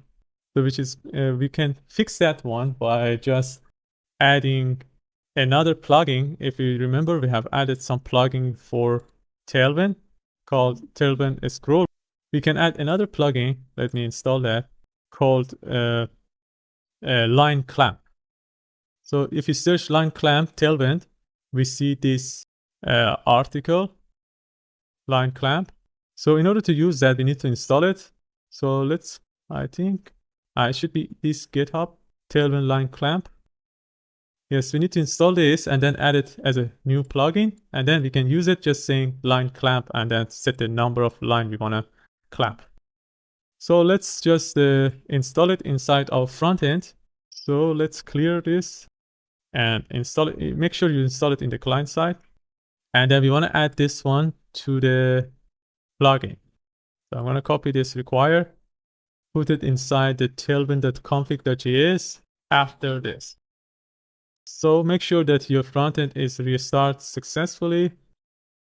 Okay, so we are seeing some error. Let's refresh. I think it didn't install correctly. npm install Tailwind. Let's check again. Okay. So let's stop this and then restart this server. So npm run dev. Okay, now it's working. You need to restart it. So we got a warning. As of Tailwind CSS version 3, the Tailwind line clamp plugin is now included by default. Okay, we didn't need to actually install it. So for the new version of Tailwind CSS, we don't need to install it. So we can remove it from the plugins array in your configuration. Okay, we don't need it actually. In my previous project, I have added that. So let's try to have it and see the effect. So inside the postcard, in the title, where was it? Inside the title, we can just add line clamp. Actually, yeah, it's included. So we don't need to install it. So line clamp 2. When we add this one, you can see if we have more than 2 lines, we get this ... I think the card is ready. Let's add some other effects in the card. I want to make this div that is covering it. We have a border, but I didn't add any border color. So let's add some border color. So we just say border teal 500. And also when we hover over it, I want to change the border size, border width to be 2. Like this, but let's add some transition as well. Transition off. Okay, let's see. Okay, let's check it in the dark mode. Okay, looks okay. So now we want to bring them next to each other. So in order to do that, so inside the post page, so here in this div that is covering the post, we need to add the flex direction. So the flex direction here, I want to make it, actually want to make the flex wrap. So flex wrap is going to automatically, for example, now we have 3, but when we have a smaller screen, we have 2, then smaller than that, we have 1. So flex wrap has the benefit of automatically change the number of columns. And then we want to have a gap between them, margin at the top of 5. And also we want to use justify center to make it always in the center. Okay, so we have 2 now, then we have 1, and this is the mobile size. All right, that's it for adding the recent articles inside the post page. Let's add this one to the GitHub. So now we just add everything and then we create a message, add recent article section to the post page. So we can commit and push it to GitHub. In the next section, we're going to work on completing our dashboard. So if you look at the dashboard, we see the post, we have the users. Now, because we have the comments, we want to show the comments as well. I want to see the comments, and then we want to have a dashboard that is showing everything. So like the one in the final version, if you look at the dashboard here, you can see here, we see the total number of users, comments, and posts. So first we want to actually show the comments. And then once we have this showing these comments to the admin, we want to add a dashboard at the top. so we can see all these three informations. So see you in the next section.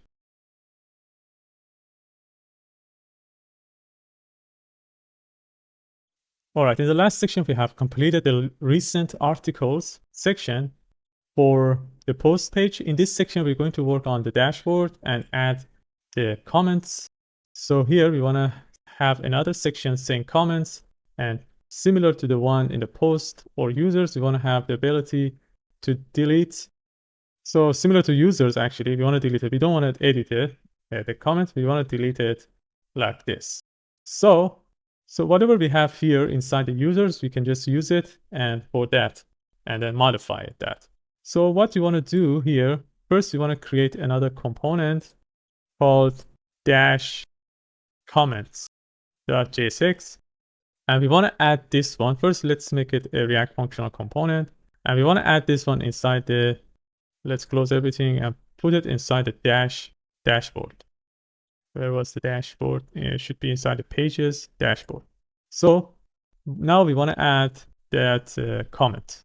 So the message is going to be comments. So if the tab is equal to comments, we want to have that dash comment. So let's go to the tab comments. As you can see now, we get the dash comments. So whatever we have inside the dash user, we want to see there and then modify that. So because we have a lot of functionality like show more and etc., I don't want to waste time to create it because we have already done it one time. So let's copy everything from the dash users and paste it here. Let's refresh. Now we can see the user data. So let's fix it from the top. Let's bring it here. So, and then we go to dash comments. Let's close everything else. So from the top section, I want to fix that. So this is going to be dash comments, the number of component, the name of the component, and then we want to have, let's change this user to comments. This is a user ID to delete. We need to change it to comment. I think I didn't select it correctly. So Ctrl D, comment, and this is going to be an empty. So we're going to fetch the user. So we're going to choose everything here. Okay, this is going to be comments. So I think this is fine. And the user should be admin to fetch the comments. So let's choose this one, this one. What else we have? Call user. So let's change this one to comments. And then here, this is going to be handle delete comment. So let's choose all the users and change it to comment. Okay. So here we want to show the comment. So I want to just use Ctrl D to choose this one. Okay. So for now, I just want to change this user. This is going to be comment. So for now, here it's fine, comments, but we don't want to show the profile picture or something. So let's test this one by refreshing the page. We are getting an error.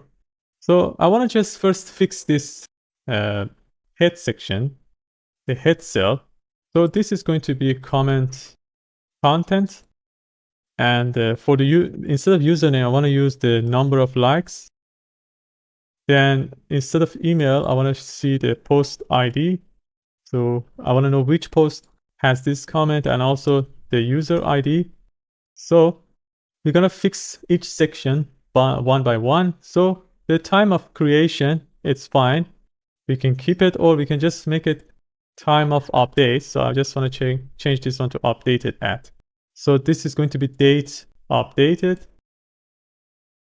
And the next one is going to be, we don't want an image for that.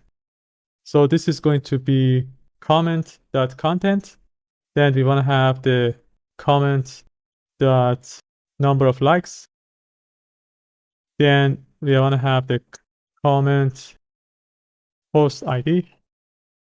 So let's, okay, this is just, we need to delete this one. This is going to be user ID. And then finally, we want to have that delete functionality, but this is going to be different because this is going to be comment. So I want to change this one to comment. Sorry, comment.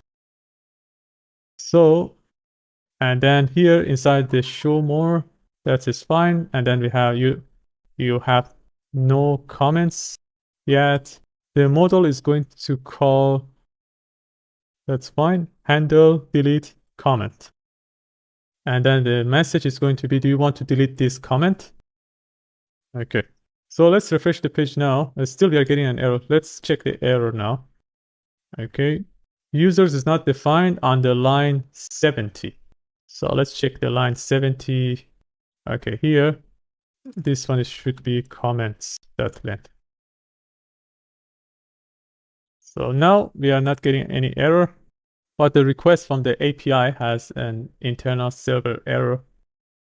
Okay, the URL is wrong too. The URL should be API comment. Get comments. Okay, let's refresh the page. Why is still it's the same? Okay, this here, API comment. Today I'm just making this typo. Okay, so let's refresh the page. We still, that is wrong. Comment / get comments. So let's check the route again. So we go to API, routes, comment route. So this is, okay, this is the API route. Get post comments. No, that's not it. Oh, we don't have that API route actually. I thought actually we have created this one before. So it's fine. We're going to create the API route. So for the API route, this is going to be a GET request. And we just call it GET comments. And this is going to be GET comments function. We can make it camel case. It's fine too. But this one should be here. And we don't forget to add that /. So let's create this one inside the controller. Okay, we don't have actually. I thought, I don't know why I think. Okay, we created that get post comments. I want to get all the comments. So it's a bit different. So here we want to create that function, get comments. So what we want to do is to add, let's add this one to the route first. We don't get an error here. So let's add a try and catch a statement. And then here we're going to use our middleware to handle the error. Inside a try, let's first, before the try, I want to even check if the person is not an admin, we should make an error. So if the person is not an admin, we want to return an error using our handler. We just say you are not allowed to get all the comments.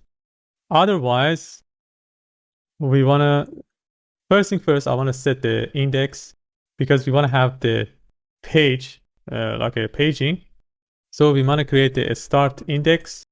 So this is going to be, we want to have the integer of that query.index. And we want to show, for example, 0, start from 0 by default. We just want to set the limit. We can set it to 10. I just added 9 for other things. So let's add this one 9 as well. Then we want to have the sort direction. So this is going to be sort. I want to set it like this. Just say if the sort is equal to descending, do this one. Otherwise, make it ascending. So, and then we want to get the comments. We just say comment.find. So we sort it based on that and skip the index, start index, and we limit it to that limit. And also we want to get the total number of comments. We just say total comments, which is going to be count document. And also we want to get the comments from the last month. We just say we get the now, and then we get the 1 month ago, which is going to be same year, but the previous months. So the comments for the last month, we just say last month's comments is going to be that comment.count document, but we want to set the created at to greater than 1 month ago. And then we want to return all of them. We just say response with the status of 200. And then we want to have a return for the comments, total comments, and last month's comments. I think this API route is ready to be used. let's see if we are getting an error. So let's refresh the page. So we are getting the internal server error. Let's go to the network. Okay, the header is /API/comment/get comments. That is correct. So here that is get comments. And then inside the index.js, that is API/comments. So that is fine. Let's see what is our error here. Oh, okay. We are passing, we want to get the admin, but actually we didn't add that verify token here. So let's add that verify token. So this should be fine now. Let's refresh the page.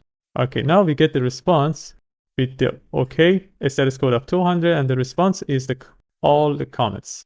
So total number of comments are 2, and the last month was 2 as well. As you can see, the number of likes we get from each of them, all of them is here. And also we can see them here as well. So the comment content and number of likes, this is 0, 1, date updated, user ID, post ID. We can delete them here. Let's delete this new comment. Okay, it's not working. Let's see. Dash comments. Let's search for that modal. So the modal is going to call a function when we say, yes, I'm sure, handle delete comment. So let's check this function. So handle delete comment. Here, maybe we deleted, but we didn't set the modal to false. So we set the modal to false here. Then we click on yes. Okay, it's not deleting actually. Let's check the inspected. We go to network and we click on delete. Yes. Okay.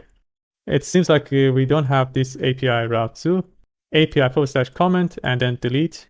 So we go to the comment.route. We have the delete functionality, but the name is delete comment, a camel case.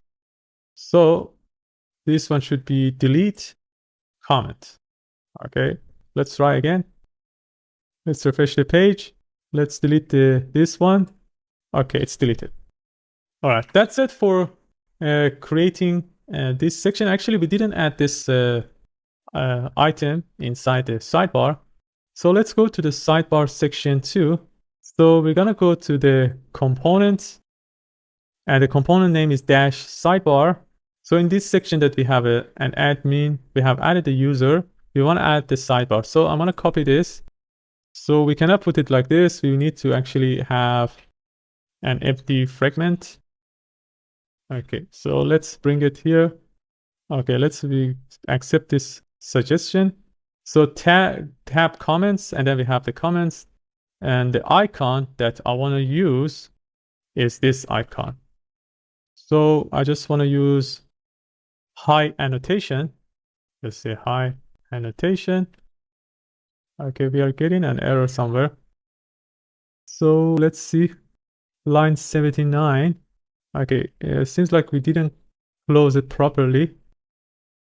Okay, we need to close that link. So that's fine. Now we have these comments here. As you can see, we go to the another section, comments. Okay, it's working. So that was it for adding the comment section. Let's add this one to the GitHub. So this is going to be add comments section to the admin dashboard. So in the next section, we're going to complete the dashboard and adding the dashboard section like the one in the final version. So see you in the next section.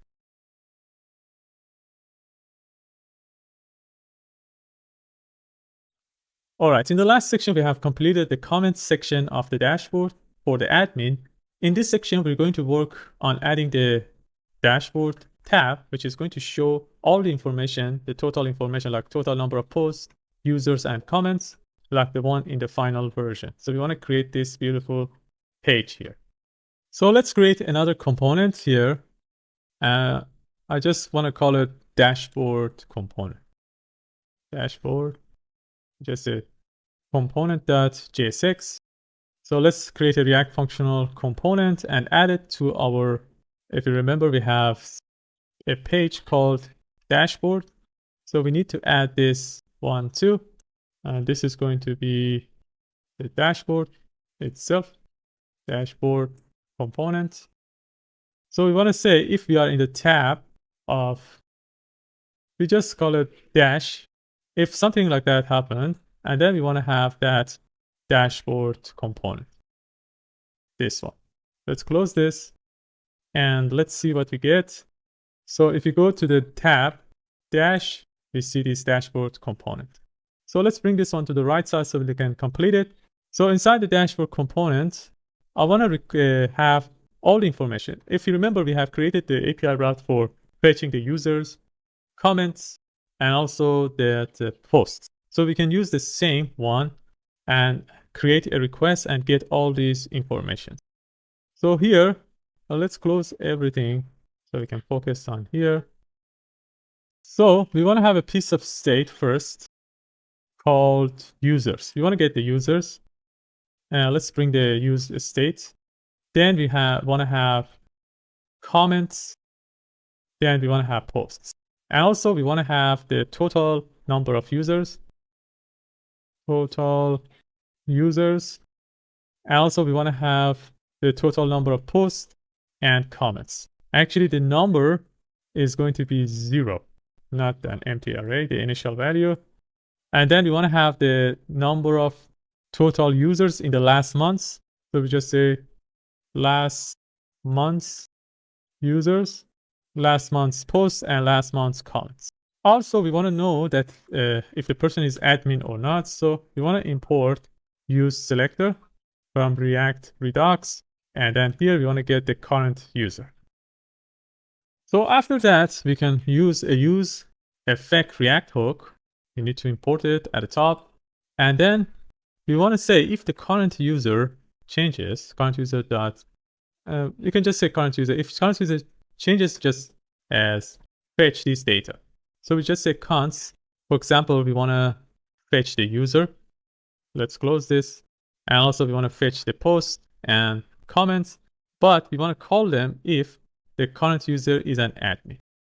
So now it's ready to create the request. So for the first one, actually we have done this one part before, but just for practice, we do it again. So this is going to be fetch /API /user, and then get users. And we want to limit this one to 5 because I just want to show like the final version, only the 5 of them. Because we see the full version inside the users, comments, and posts. But here, I just want to have the overview, the last 5 comments, users, and the posts. But if you want to see all of them, you can click here to go to this tab. Okay, so let's go back. And then, so we get the response, we get the data. And if the response is okay, we want to set the users to data.users, set the total users to total users, and the last month's user for the last month's user. So we want to do the same things for the other requests. We can add a try and catch too, so to protect it. So we can just delete this one, add a try and catch. Here we just console log the error, error.message, and then inside the try we do that. Okay, so I want to copy this. Oh, let's create it. I think GitHub is going to suggest us better, GitHub Copilot. So let's accept this one and just fix it. So for the post, it's /post, get post and limited to 5. And then if the result is okay, we want to set the post, total post, and last month. That's fine. For the comments, this is going to be comment, but this request, I think this one is okay too. I think that's fine. Let's show them inside our code. So let's bring this one to the left side. We are not getting any error. Let's see if we are doing some requests or not. So we go to the network. If you refresh the page, as you can see, we create 3 requests for the users. We get the response, last 5 users, total number of users, and get posts, we get total number of posts and last months. And as you can see, the comments, we only have 1 comment. That's fine. So let's complete this section. So here we're going to have a div, and inside the div, we're going to have another div because we want to have different section, like the final version. So this is kind of another div and then another div for this one. So this is going to be a lot of divs. So first we start with the top section. So let's bring this one here. So this is going to be a div. Inside this one, we're going to have another div. So actually it should be 4 divs. And then inside the last div, we're going to have an h3 tag saying total users. And make this one uppercase. So, and then after that, we're going to have a paragraph showing the total users. So we can see total users are 6. After this, we're going to have an icon, I outline user group icon. This icon. So let's close this. I outline user group. Oh, we didn't import it, so we can import it at the top. Okay, you can see the icon here. After this we are going to have another div, and inside this div, we're going to have an span with another icon, which is high arrow narrow up. Okay, let me see. Okay, here I made a mistake. Arrow narrow up. Let's import it at the top. This one, and then we want to see that last month's user. After that, we're going to have another span. Here, we're going to say last month. So that's it for actually the total user. Let's style this, and then we can just copy this one and create the other sections like the total comments, because they're very similar, but actually their icon is a little bit different, the numbers and etc.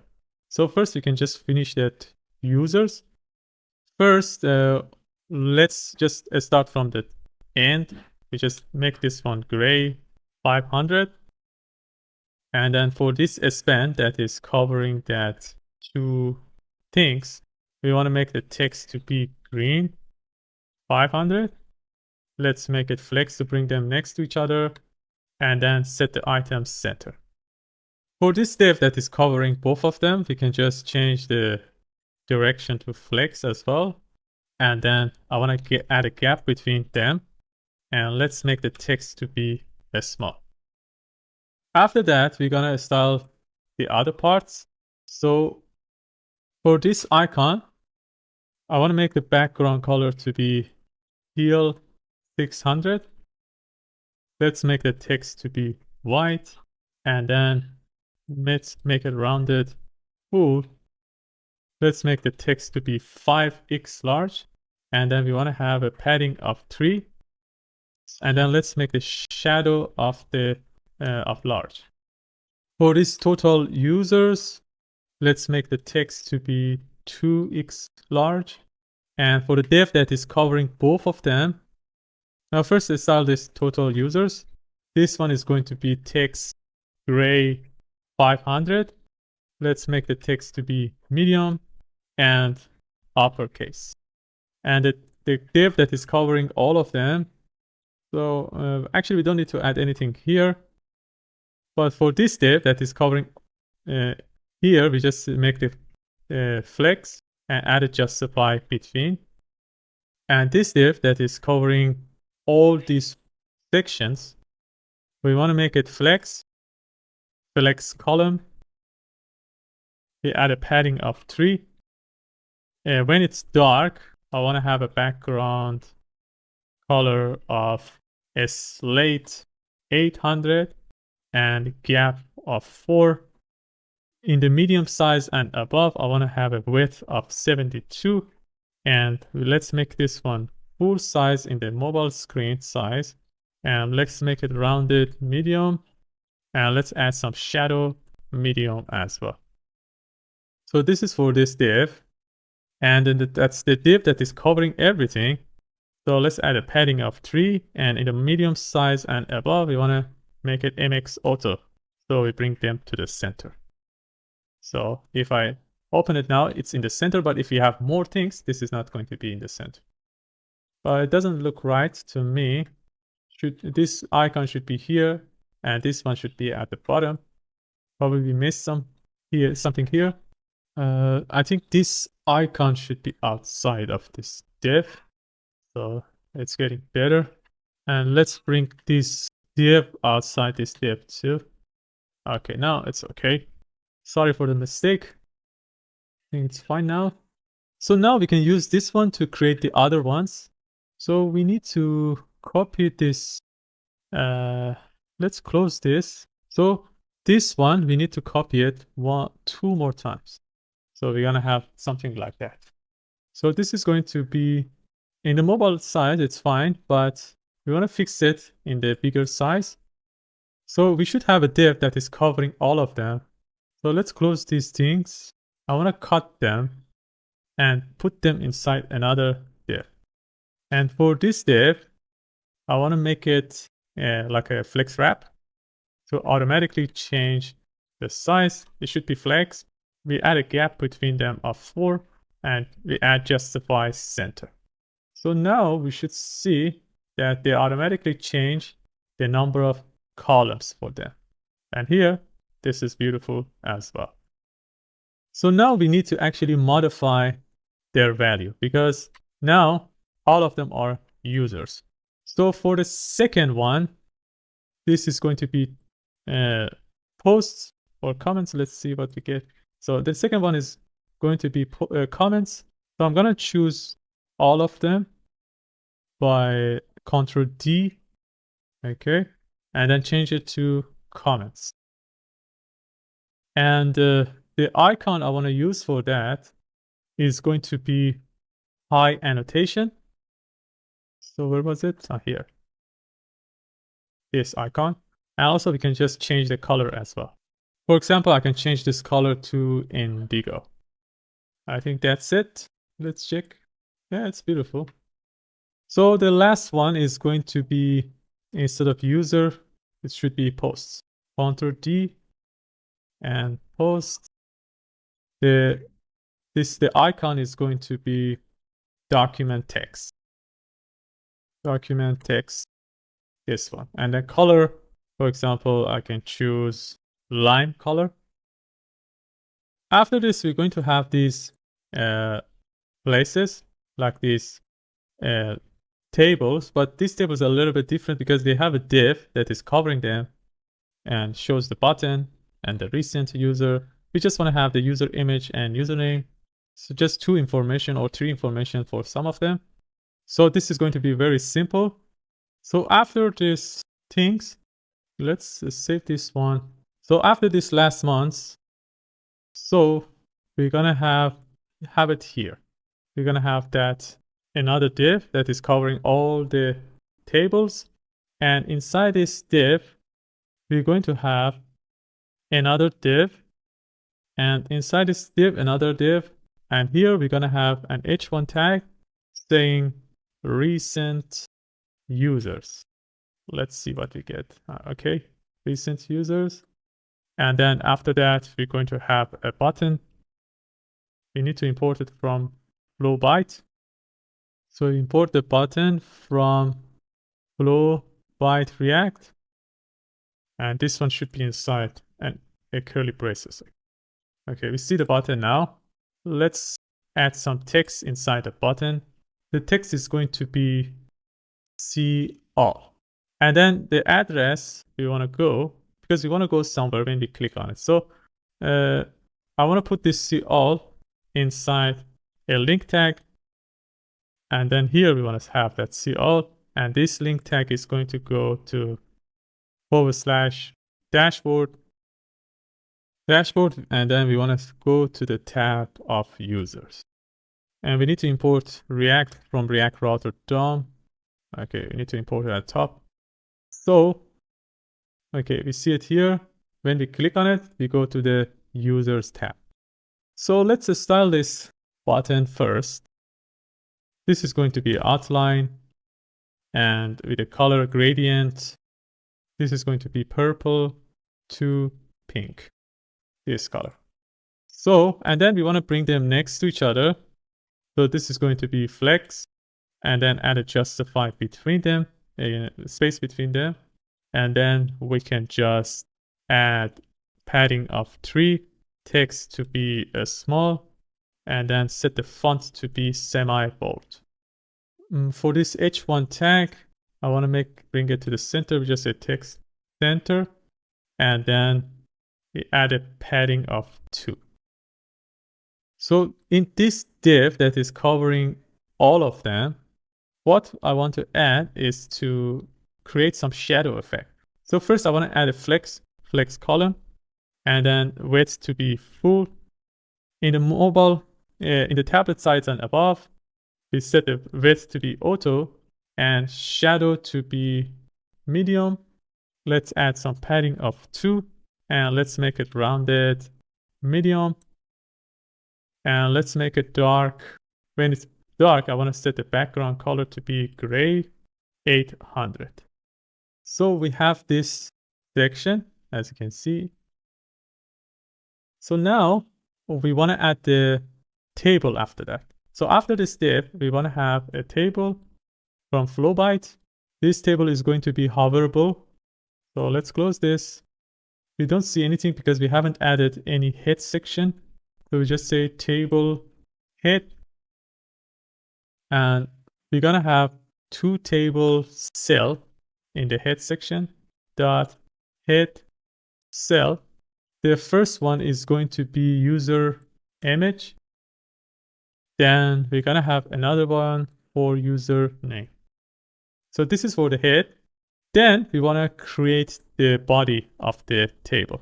But first we want to create a condition. We just say if there is some users, then map through the user and then show them inside a body section. We just say table.body. You can set a key for that. And also we want to have a class name divide-y. Let's close this and also close this map so we don't get an error. So here we're going to have a table row. So let's install this table row as first. We set the background to be white, but when it's dark, set the border to be gray 700. And when it's dark, we want to set the background to be gray 800. So inside this table row, we're going to have a table cell. And inside this, we're going to have an image showing the user profile. So we've set it to be like this. And also we want to add a background gray 500. Okay, looks fine. And then we're going to have another cell. So another cell for user name. And we don't need any link for that. Okay, let's see it in the bigger size. That's fine. So we want to have the same things for the comments and posts. So we can copy this whole thing, this whole div here. So let's close this div, copy it 2 more times. Okay, we have the 3 tables, and let's actually style this div that is covering all these 3. So starting from here. So we want to bring them next to each other actually by using a flex wrap. So we just say flex wrap, and then we want to add a gap between them. Let's add a padding in the y-axis of 3. We set the mx auto to bring it to the center and justify center to align them centrally. So as you can see, we have 3, and the smaller size we have 2, and then we have 1. And in the mobile size, we have full size table. So now we want to just modify the other 2s and make it for posts and comments. So for the second one, I want to make it for comments.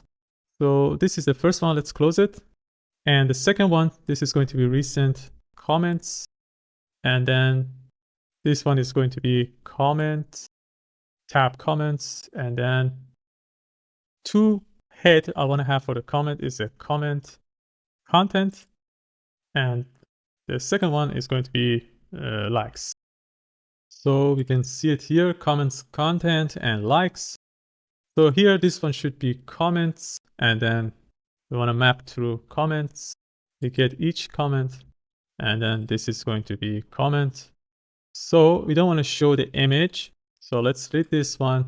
And this is going to be comment content. I want to truncate it, but I want to truncate it for 2 lines. So we just say line clamp 2.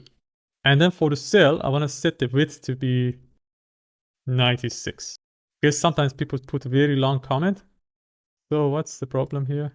Here, it still didn't finish it. And then the last one is going to be comment dot number of likes. Okay, as you can see, we only have 1 comment now. So let's do it for this last one. So I just put it more space, so when we have a longer comments, we can see it nicely like the final version. So that's why I made it this size. So in the last one, so let's close this second one. And then the last one is going to be recent posts. So let's keep the Ctrl D here. And then this one is going to be post image. The first one is going to be post image. Then we have post title. Let's add another one. I want to add a category. So here we should loop through posts. Let's copy this and add it here. We get each post. So this is going to be post ID. And the image is going to be post.image. But I don't want the image to be a square. I just want to make this width to be 14. And instead of being rounded, I want to make it a square. And let's make it medium size. We are getting an error because we haven't completed this section. So this is going to be post.title. And let's add the last one, which is going to be post.category. So for the size of this, I want to add the width to be 96. And width of this category, I want to make the width to be 5. Okay, like this. I think it's beautiful. So in a different size, we have different numbers on top of each other. The last things we need to do is to add this dashboard button so we can use it. So we can go to the sidebar again. I want to put it at the top. So after this group, we want to have, just say if the person is an admin. So if the current user, if we have a current user and the current user is an admin, then we want to have another link tag for the dashboard. So let's complete this one. I want to call this one dashboard. And this is going to be with a tab dash. We don't need an active for this, but the icon is going to be high chart pie from React icons. Actually, we need to add active for that. When the tab is dash, we want to set it to be active. And also, if there is no tab, if there is no tab, we want to have it as well, active. I mean, if there is nothing in here, for example, if there is no tab, we want to just go to that section. So let's see what we get here. Okay, we have this dashboard. And let's go to profile, go back to dashboard. So everything is working as expected. So we have the total comments last month. Okay. So you can just make it dynamic as well. For example, you can just make it like if it's 0, you just want to remove this, for example, arrow or something. These are very simple, but just you can do it for your practice. But mostly, if you have a new users or comments, you should keep the arrow green all the time. So that was it for creating the dashboard section. Let's add this one to the GitHub. This is going to be add dashboard, like overview to the admin dashboard. And then we can commit and push. So see you in the next section.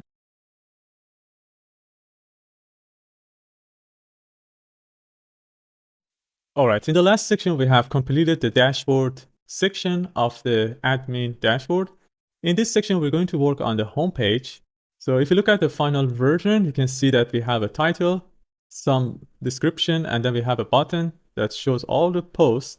Then we have a call to action. because we have created this component before, we can just easily use it. Then we have the recent post, but this time we want to fetch 9 of them, and then we can have a button saying view all posts here as well. So let's start creating that. Let's bring this one to the right side and close everything. Let's close this and go to the client folder, src, pages, and we go to home.jsx. So as you can see, if you go to the home page, we don't have anything except saying here home. So what I want to add, first thing first, let's add that title.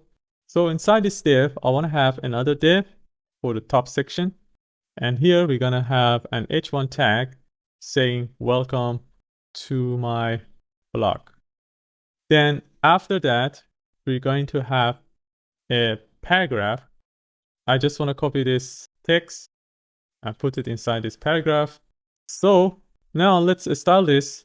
So for the welcome to blog, I want to make it 3x large in the mobile size and also font bold. But in the larger screen and above, I want to make it bigger, text 6x large. So in the bigger screen, we're going to have a bigger title.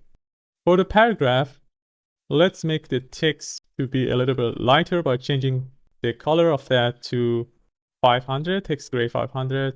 And then let's make the text to be x small for the mobile size. And after the mobile size, I want to make it text small. Then the div that is covering them, let's make it flex column. Let's add a gap between them. Then let's add a padding in the x-axis of 3. Or let's just add a padding. I want to have a big padding, 28. But I want this one to be in the large size. Let's see in the larger screen. In the larger screen, it's okay. But in the smaller screen, I don't want to have this much padding. So in the larger screen or after large, we make it like this. But just the normal time, I want to add padding of 3. Okay. And then I want to make a maximum width of 6 pixel and bring it to the center using MX Auto. So it should be like that. After this div, we're going to have that call to action. Oh, okay. No, actually, first let's add this link here. This view all link. But it seems like it's different from the final version.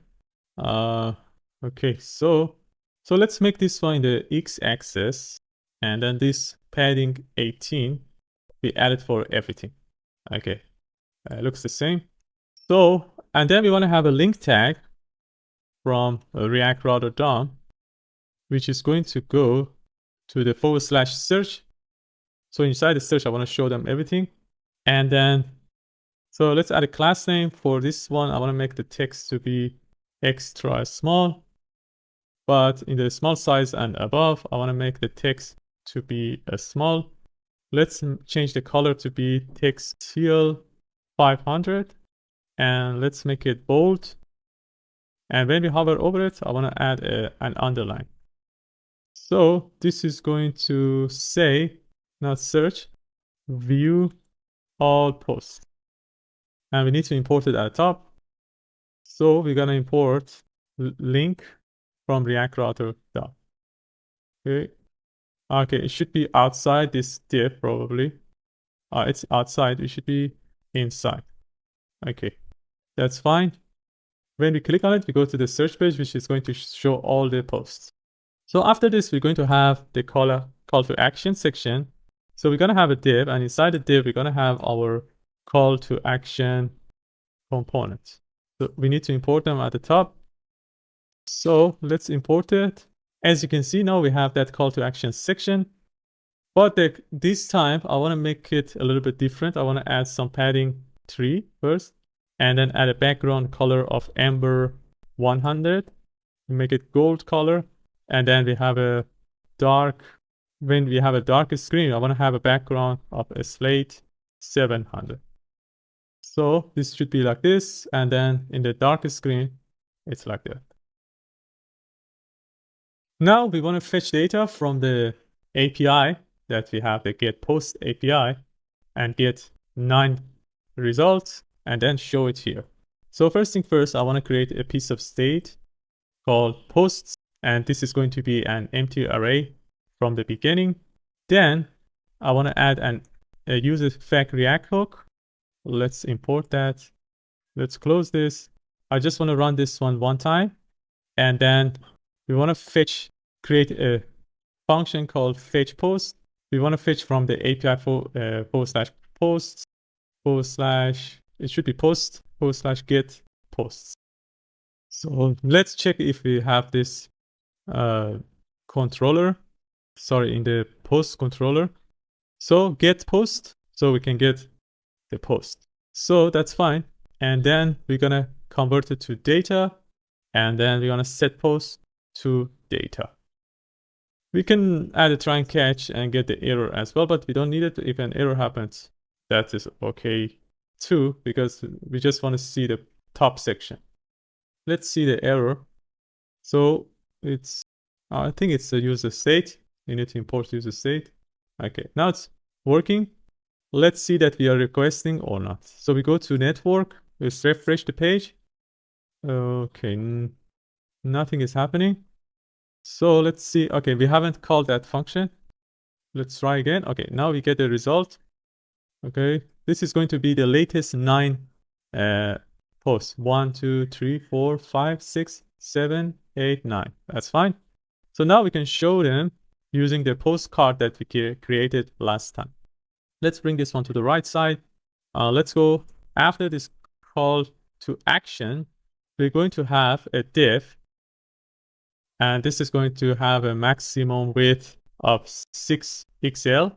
We want to bring it to the center using MX Auto, padding of 3. Let's make it flex, but flex column. And let's add a gap of 8 here, and padding in the y-axis of 7. So inside this div, we want to show the post. So we want to create a request. We say if the post is available, then if the post length is more than 0, then loop through the map. But let's don't do it now. Let's add some title.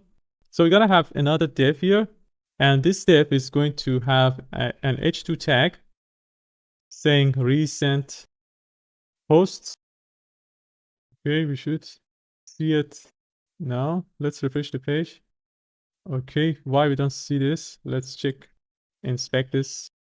Let's refresh the page. Network. We got the request. That's fine. Okay. So it should be not post.length. It should be different. It should be, because inside the post, we have another post. So post.post, something like that. It should be post.post. Or we don't need to do it here. Here, when we are setting the post, we should do the data.post. Okay, this one should be fine. Let's check. Okay, now we are getting the h1 tag. Okay, let's keep continue. First, we style this h2 tag. I want to make it with the text of 2 XL, font of semi-bold. Then let's bring it to the center using text center. Okay, so after this h2 tag, we're going to have another div, and inside this div, we're going to loop through the posts. So we just say, we loop through it, we get each post. Let's close this. Okay. So here we want to send this data to the postcard component that we have created. We pass the key and also each post. So let's import this one at the top. Okay. So I think I put some extra parentheses here, or this one. Okay. Okay. Now we see the recent posts. They are on top of each other, but we can just use the flex. We just say flex wrap, and add a gap between them of 4, like this. As easy as that. So because we have created this component, we can easily use it anywhere in our application. So, and also in this div that is covering both of them, I want to add a gap too. So just say flex column and add a gap between them gap 6. So it's okay. And after that, we're going to have that button that is going to, here we can add that button. We just add a link tag. And the text is going to be view all posts. And this is going to go to /search. And then let's style it real quick. So I want to make it larger, text large. Let's change its color to text teal 500. When we hover over it, I want to add an underline, and let's bring it to the center using text center. That's it. So that's it for the creating the home page. So let's add this one to the GitHub. So this is going to be complete the home page. We can commit and push. So in the next section, I think we are ready to work on this search functionality. So see you in the next section.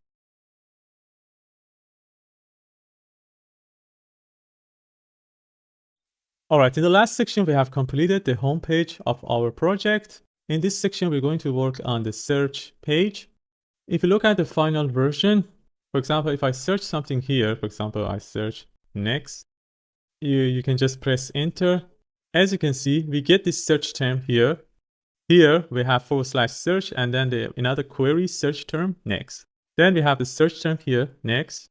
It's sorted by latest, and the category by default is React, but you can change it here. So if you have more than 9 searches, we're gonna have a show more button. So let me, for example, remove this search and then search here. As you can see now, we have more than 9, so we have show more button. So when we click on it, we see the other posts with this search term. And then here we can just sort it by the oldest. We can choose the category, for example, Next.js.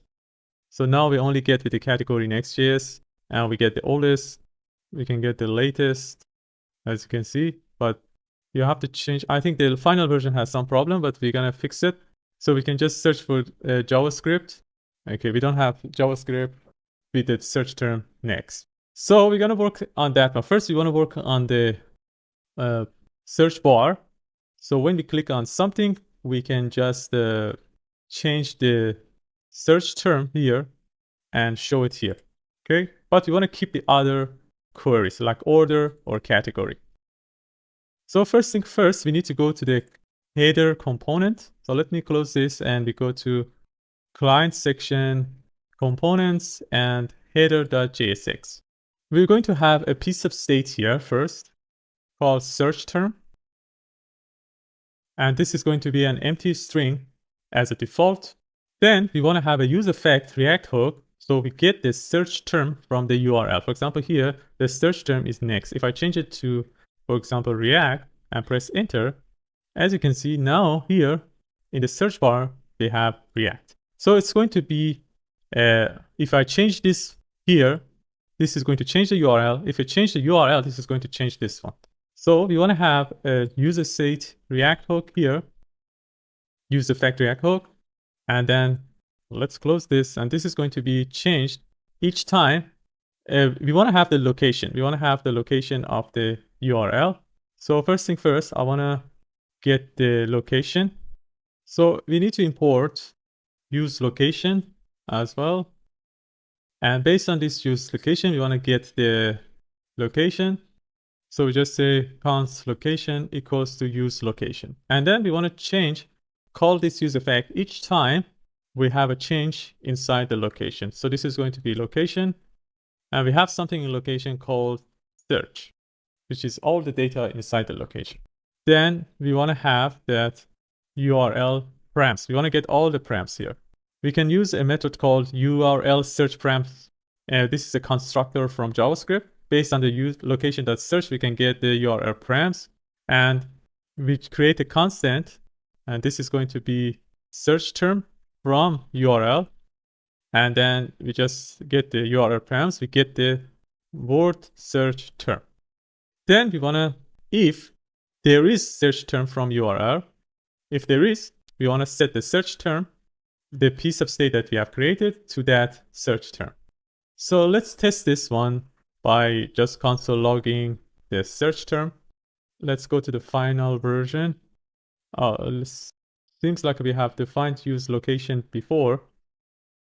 Use selector. Okay, we already had the use location. I don't think we had load location before. Let me check. I think we have changed this one. This one should be used.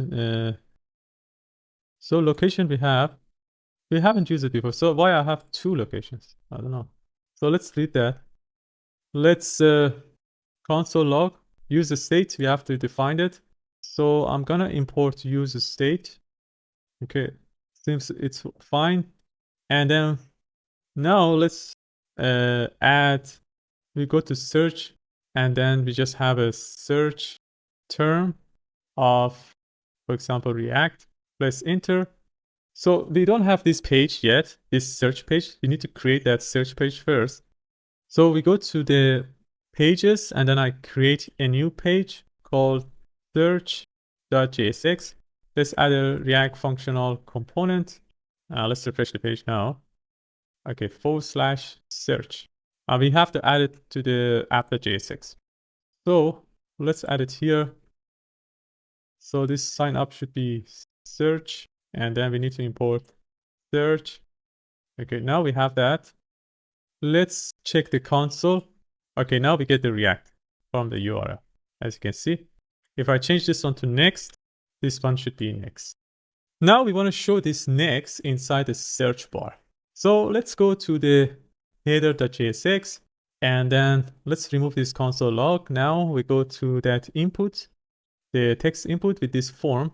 So here we want to add a value, which is going to be search term. Now we see the next here. And also, when we change this value, we want to change the search term as well. So if we put an unchanged event listener, which is going to get the event, and set the search term to e.target.value. So if I change this one, we should see changes in the search term. And when we click submit this form, we want to change the URL. So here, let's add an unsubmit event listener, which is going to call a function called handle submit. And let's create this function here. First, we want to prevent the default behavior. And then we want to change the URL, the search term. So we can get the URL params from the constructor, location.search. Then we want to set the search term to the search term. We have that piece of state that is being changed by the input. Then we want to navigate to that place. So here we want to import use navigate as well. So we're going to import navigate. And based on this navigate, we can navigate to anywhere we like. So first, actually, I want to change it to a string. So to be sure that is a string. So we just say search query, and we convert it to a string. Then we want to navigate to /search, and then with that search query. So let's try now. So now it's next. Let's change this one to React. Okay, when I press enter, this is going to be here, that React. React.js here, we change it. We change it to JS. Now we see JS in the header. So we are changing this one by changing here. We are changing this one by changing this section. So that's working perfectly. Now let's complete this search page. We want to make it like the final version. We want to have a sidebar, and then here we want to show the results. And here we want to add more search limits. So let's bring this one to the right side. So here we go to the search.jsx. First, we want to make the UI for that. So we want to have, so in this div, we're going to have another div, and this is going to be a form on the left side. We don't need an action for that. So for this form, we're going to have a div inside that. First, we want to have a label. So this label is going to say search term. And then this is going to, after this label, we're going to have a text input. So that the text input is going to be from the flow byte. And then let's close this. This one is going to have a placeholder saying search. Then we want to have an ID of search term. The type is going to be text. Okay. So here we're going to have a piece of state called sidebar data. So here we create a piece of state called sidebar data, which is going to be an empty, it should be an empty, let's make them some initial value actually. So we set the search term to be an empty string. Then we want to have a sort. So the sort is going to be created at create.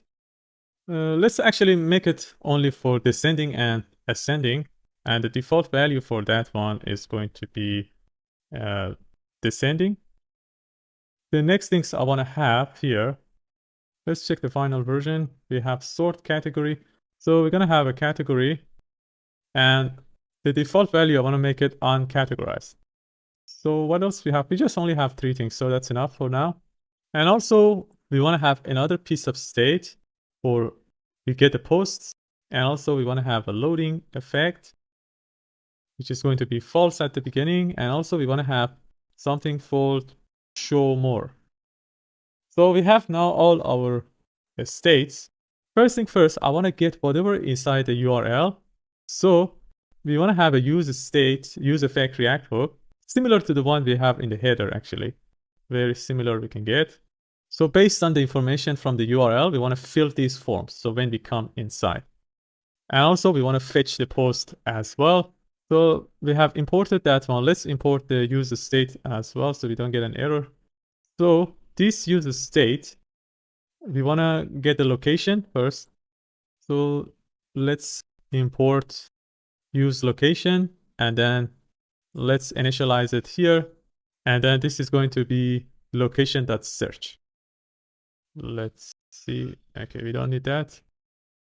So we want to get different things from the URL. First, you want to get the whole URL from using the constructor. Then you're going to get the search term from URL, which is going to be search term. And then we want to get that, remember, we want to get that sort and category. So the sort is going to be sort, and then we want to have the category as well. So here we want to say if the search term from URL exists, we want to, if you remember, we want to set the sidebar data. We keep the previous data, and then we want to set the search term to this one, sort to this one, and category. But not only search term, it should be, we want to add the sort and category too. So now we have this information. Let's check what we get here. Let's add a, I want to console log sidebar data. So let's open it. So let's see what error we are getting. So use effect, I think the use effect we have used. Well, what happened? Why you have a parenthesis here? Okay, let's remove this parenthesis. And this one should be like, so actually we need to fix this one. Here we want to close that and then close this parenthesis here. Okay, this is the if. Close this, and we don't need this parenthesis here. The use effect should have a parenthesis inside, not there. I think that is fine now. Let's see the error. Still we are getting the error from use effect. Let me check again. So use effect, okay, it doesn't have a equal here, I think. Yeah, that's fine. So let's open the console. Let's refresh the page. Now we have the object. This object is the sidebar piece of state. So the search term is JS, sort is null, and category is null as well. So, but first the initial value was descending and category was uncategorized. So if I add other stuff here, for example, I add the sort to be ascending, you can see that the search term is JS, sort is ascending, and category is null. I think it's fine. We can use this information now to fill up the form. So now we have this use effect. Based on this information, we want to actually fetch the data from our API, and we get the post and fill up this post here. So first let's do that. So we just say const let me see if, okay, after this if, let's add that. So this is going to be fetch posts, and then let's call this function. Then first we want to set the loading to true. Then we want to search, have the search query. We just say const search query, and this is going to be whatever we have inside the URL params, and we just convert it to a string. Remember, we had URL params here. We want to convert it to string, and then based on that, we want to have a response. We want to fetch from the API /post/get posts, and then we want to have that search query. So, and if the response is not okay, we want to console log we want to set the loading to false first, and then we want to return, so we don't search data. Otherwise, if everything is okay, if response.okay, we want to convert the data, set the post to data. Remember, we had post inside the data.posts. And also we want to set the loading to false. And if this data.post, the length is equal to 9, because we want to have a 9 request. If this one happens, we want to set the show more to true. Okay. Otherwise, we want to set it to false. So let's see what we get here. Let's open the inspect, go to network. Let's refresh the page. Now we have a request here. As you can see, we have a request. The search term was JS, and we sorted ascending. So the content or the title should have the JS inside. Okay. So we have these things. Let's change the search term, make it next, and press enter. Now we have the request, and this is the next. As you can see, all of them, they have next. Okay, seems working.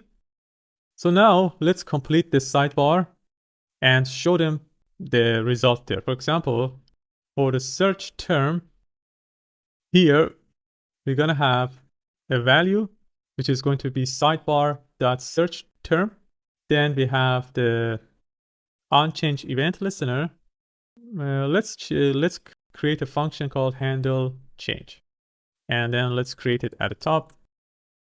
So for the handle change, we want to find the data. For example, if e.target.id is equal to search term, then we want to keep the previous information in the sidebar data and then just change the search term to e.target.value. Okay. But for the sort and other things, we want to do in a different way. For example, if the ID is sort, so we're going to have a constant called order, and this is going to be target.value, or if there is no value, we just want to say descending.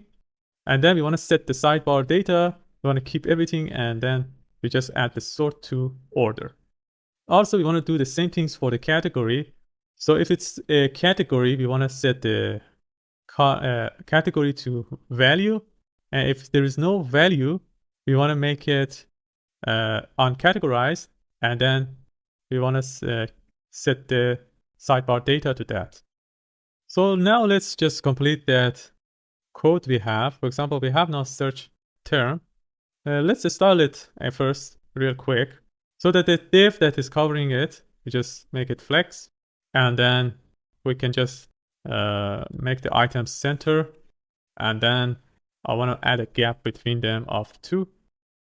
In this form, I want to make it flex column, and add a gap between these things of 8. We don't have anything else yet, but we're going to add soon. And the div that is covering these things, I want to add a padding of 7.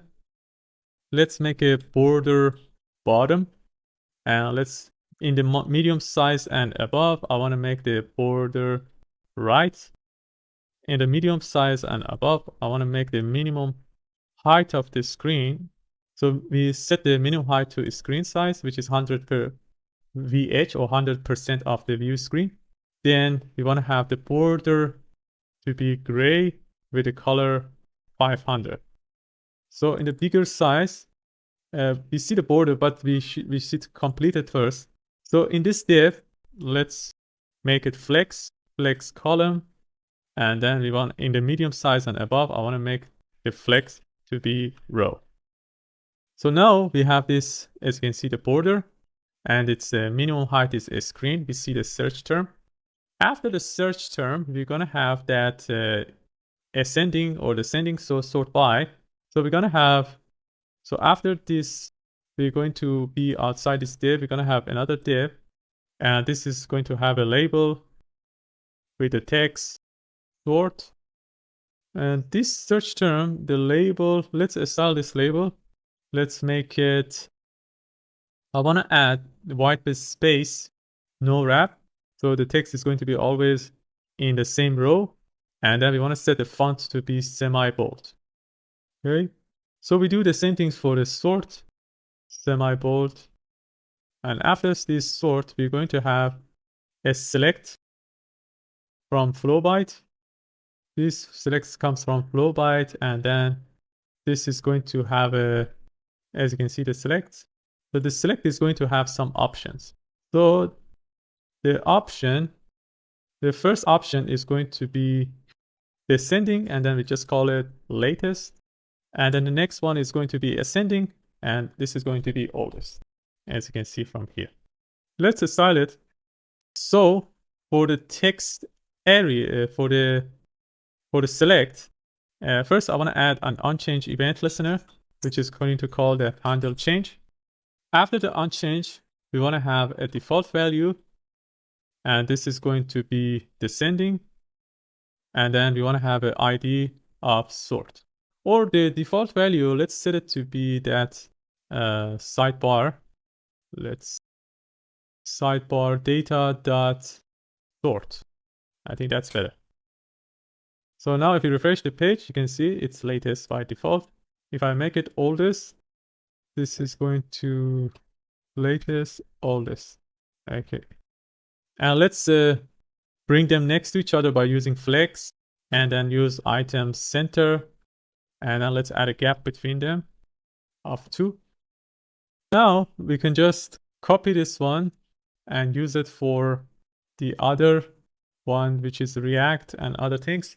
So this label is going to be category, and the default value is going to be sidebar data.category.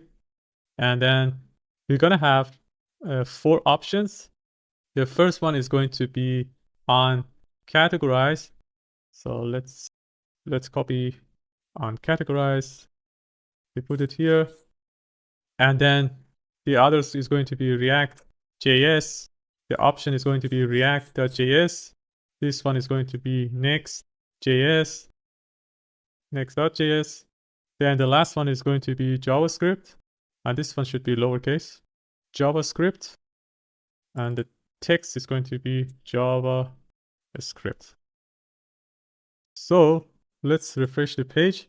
As you can see now, we have the search term next, it's latest, and the category is uncategorized. But if I change this one to React, for example, sort to be descending, and then we add a category of React.js. So let's see, we get the React. So these are not working. Let's see. Create sidebar.category. This ID should be category. And this ID is going to be, that's fine, it's sort. So category, sort, and the first one, the ID is search term. So let's inspect this one and check the console. So the category is React.js, sort is descending, but this is React, but this default value is uncategorized. Let's check why we get that. So this is going to be sidebar.category, the default value. Okay, so I think we need to, instead of having default value like this text input, I want to change this one to value. I think that's the problem here. Let's change this one to value. So now, as you can see, the category is React.js in the URL. And here inside the sidebar, we see the category. Let's make it Next.js. Now category is Next.js, JavaScript, and all this, it's working now. So now we want to submit this form. When we change it, we want to change this URL. So we want to have an onSubmit event listener to this form. And this is going to call a function called handle submit. And then let's create this function at just here. So handle submit, first we want to prevent the default behavior. And what you want to do, first you want to get the URL from the we want to get the URL, and then we want to set the search term to that sidebar, that search term, sort to, and then the category. So the search query is going to be this URL parameters with all these params, and we convert it to string, and then we can navigate to /search with that search query. So let's close this. So now let's refresh the page. Okay, we should have a button to submit it. I forgot to do it. So after this select, we're going to have a button. So we're going to have a button. We're going to use Flowbyte to create it. Let's import it. The type is going to be submit because we want to submit the form. And then let's make it outline with the color gradient and the purple to pink. Create this button here. And the text inside is going to be search. Or we can just say apply changes, apply filters. Okay, so we change this one to next. When we click on it, okay, nothing is happening. Let's check. This one should be in the form. The type is going to be submit. That is fine. So why nothing is happening? Let's change this one to all this. Okay, it's not working. Let's check our submit button. We're gonna navigate to search. Let's see, we have this use navigate. Okay, we haven't created that use navigate. So I want to just import to use navigate. And let's initialize it here. Okay, now it should work. So let's change this one to next. Okay, now we see the category is Next.js. Let's change this search term to JS. Okay, header is changing, and also here the search term is JS. So it's working. So what we want to do now, we want to show the results here. Because we already have the result, we get it from the API, and we just show it and set it inside this post piece of state. So we want to show.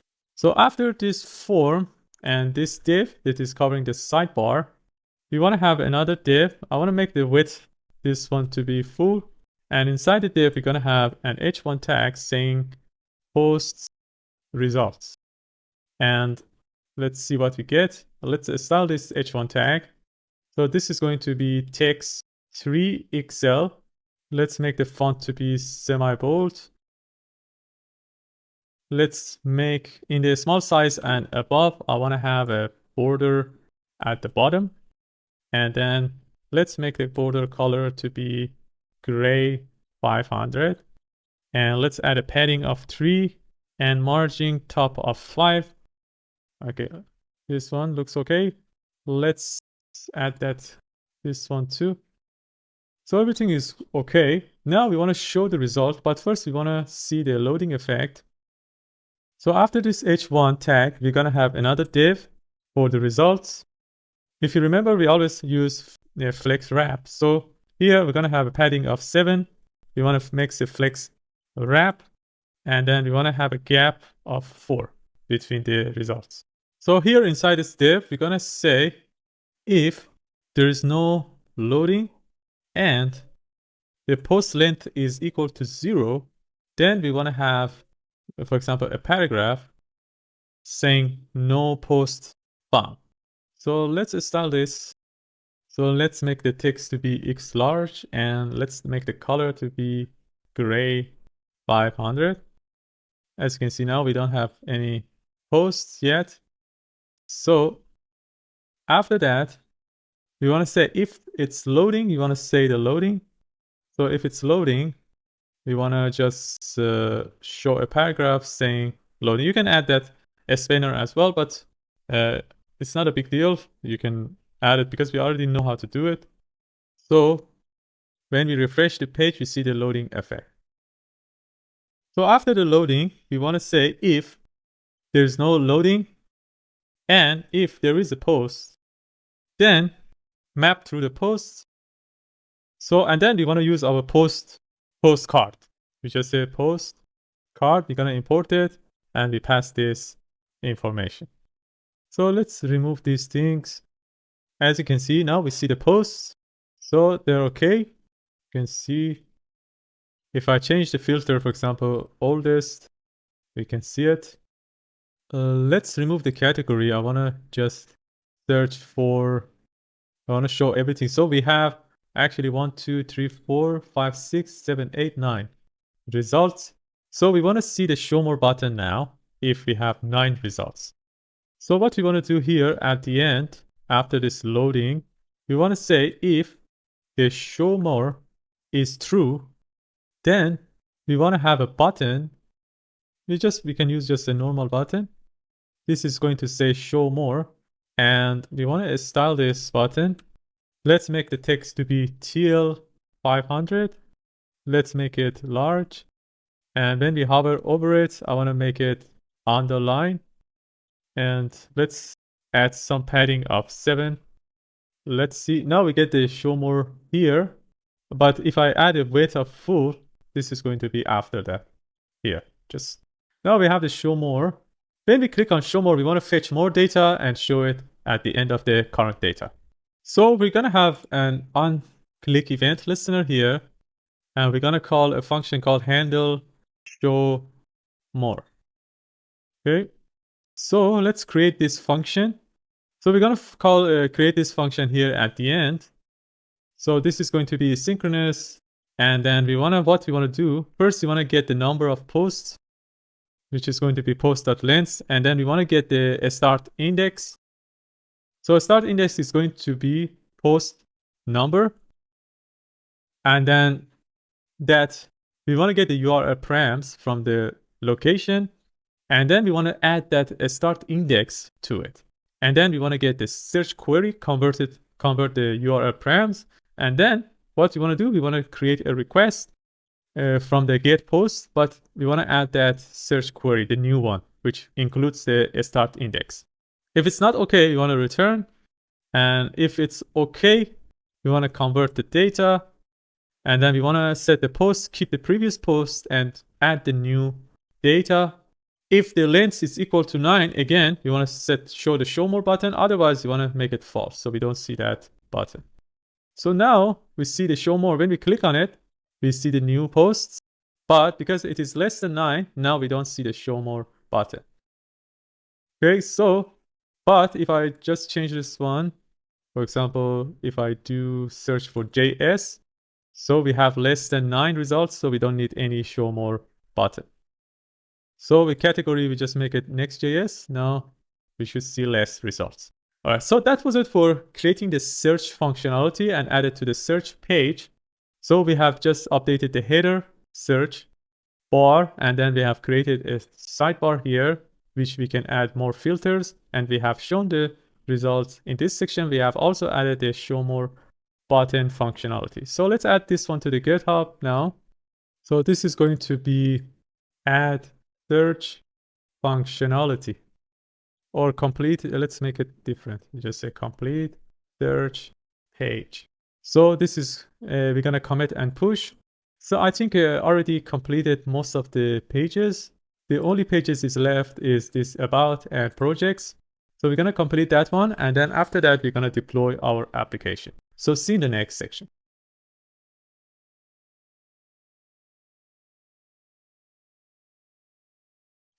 All right, in the last section, we have completed the search page. In this section, we're going to work on the about and projects page and complete our project.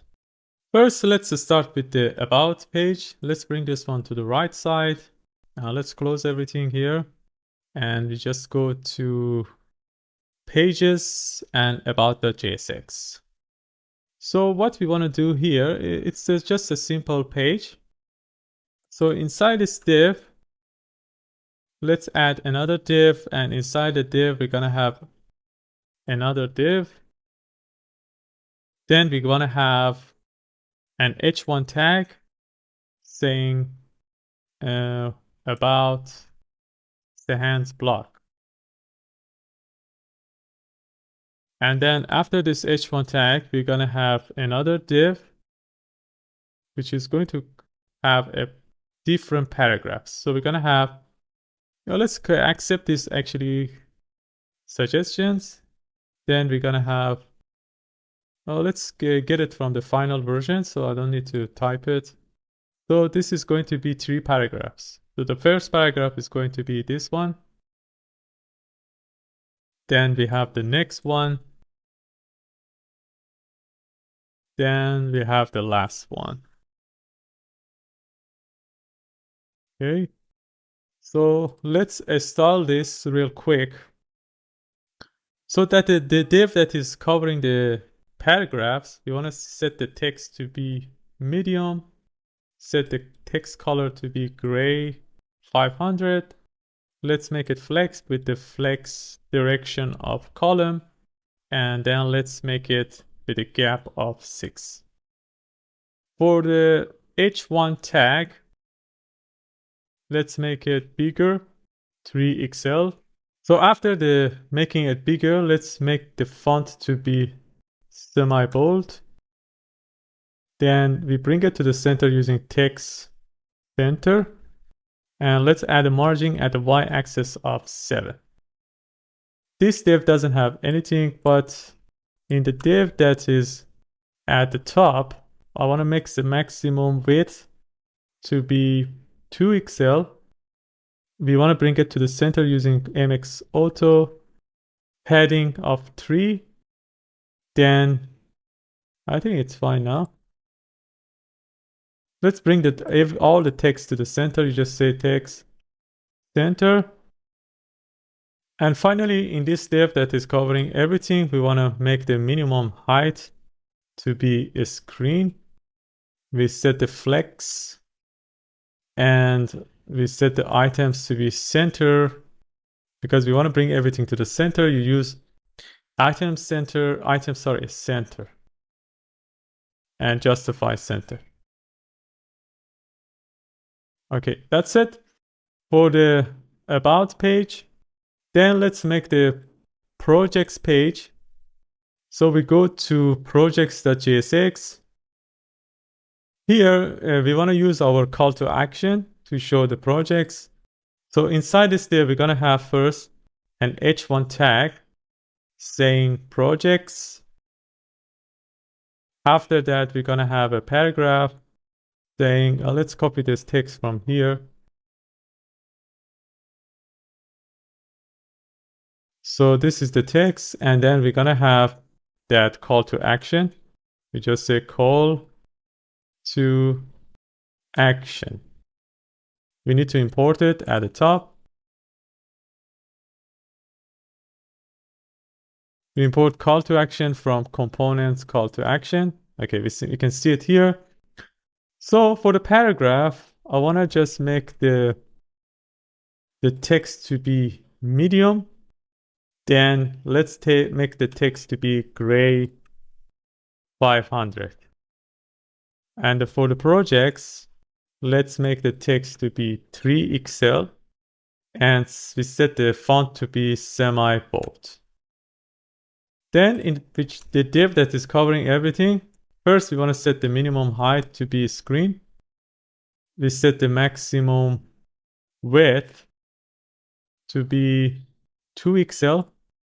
We want to use MX Auto to bring it to the center. We want to use flex and justify center and item center. So we set the flex direction to column, and we can add a gap between them of 6. And let's add some padding too. So padding of 3. So this one's projects. Okay. So everything is fine.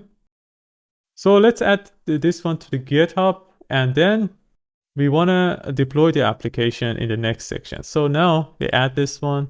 We just say complete, about, and projects pages.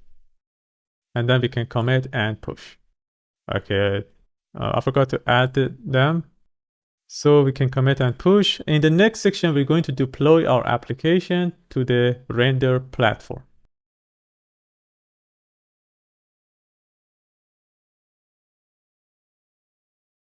All right, in the last section, we have completed our project by completing the About and Projects page. In this section, we're going to deploy our application to render platform. In order to be able to deploy it, we need to do some changes in our application, including the package.json in the root directory. And also we need to add some more script inside the index.js. So let's just go to the API. And then in this folder, we have to go inside the root folder. We go to package.json. And then here we want to add one more script. The script we want to add is to add a build script that is going to build the front end and the back end together. So let's add that one and we call it build. And we're going to use, so first thing first, we want to use npm install to install the backend because this is the root now. Then we want to install the front end. For the front end, we just say npm install, but we have to install the client folder. So we add the prefix client. So this is going to go inside the client folder and then install the packages. Then we want to run npm run build to build the front end as well.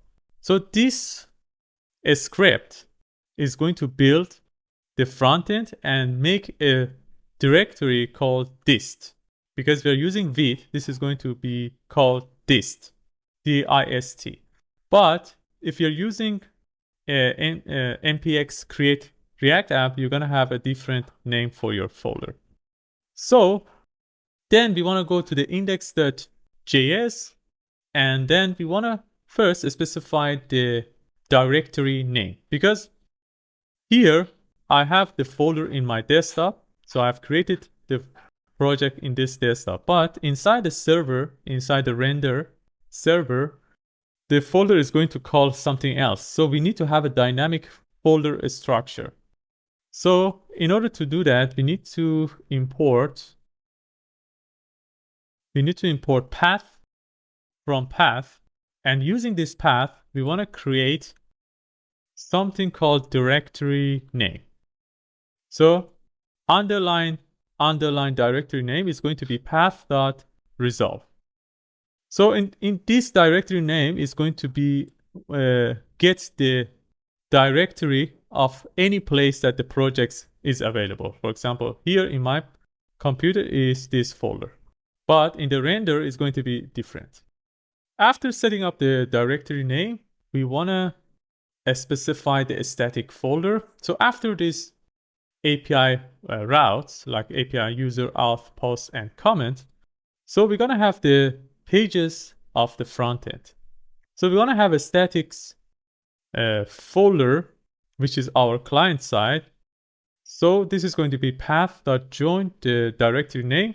And if you're using create React app, you should say here build. But if you're using Vite, you just need to have dist here because your folder is going to call dist. So this is going to find that folder and run that index.html for you.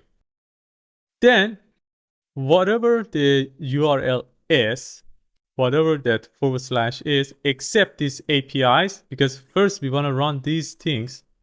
Then whatever else, we want to have a request and response, and we want a response with the file name, with the file. We want to join the directory name, and we're going to call that index.html. But we can just do it like this as well. We just say client, and this is going to be dist index.html. So whatever address we have that is not these 4 address, it's going to run this index.html, which is our React project. So let's close this. Now we are ready to deploy our application. First, we need to commit these changes as well. So we can just say add pre-installation, and then we can commit and push. So now our GitHub repository is updated. So if you refresh your GitHub repository, you should see the last commit is add pre-installation. Then we can go to the render platform. We just search for render and we go to render.com. Let me check. Yes, render.com. They completely changed their UI. Yesterday I was checking, it was completely different, but that's fine. You're going to learn the new UI. So you have to go to your dashboard. So if it's your first time, they're going to ask you to sign in. You can sign in for free with your Google account.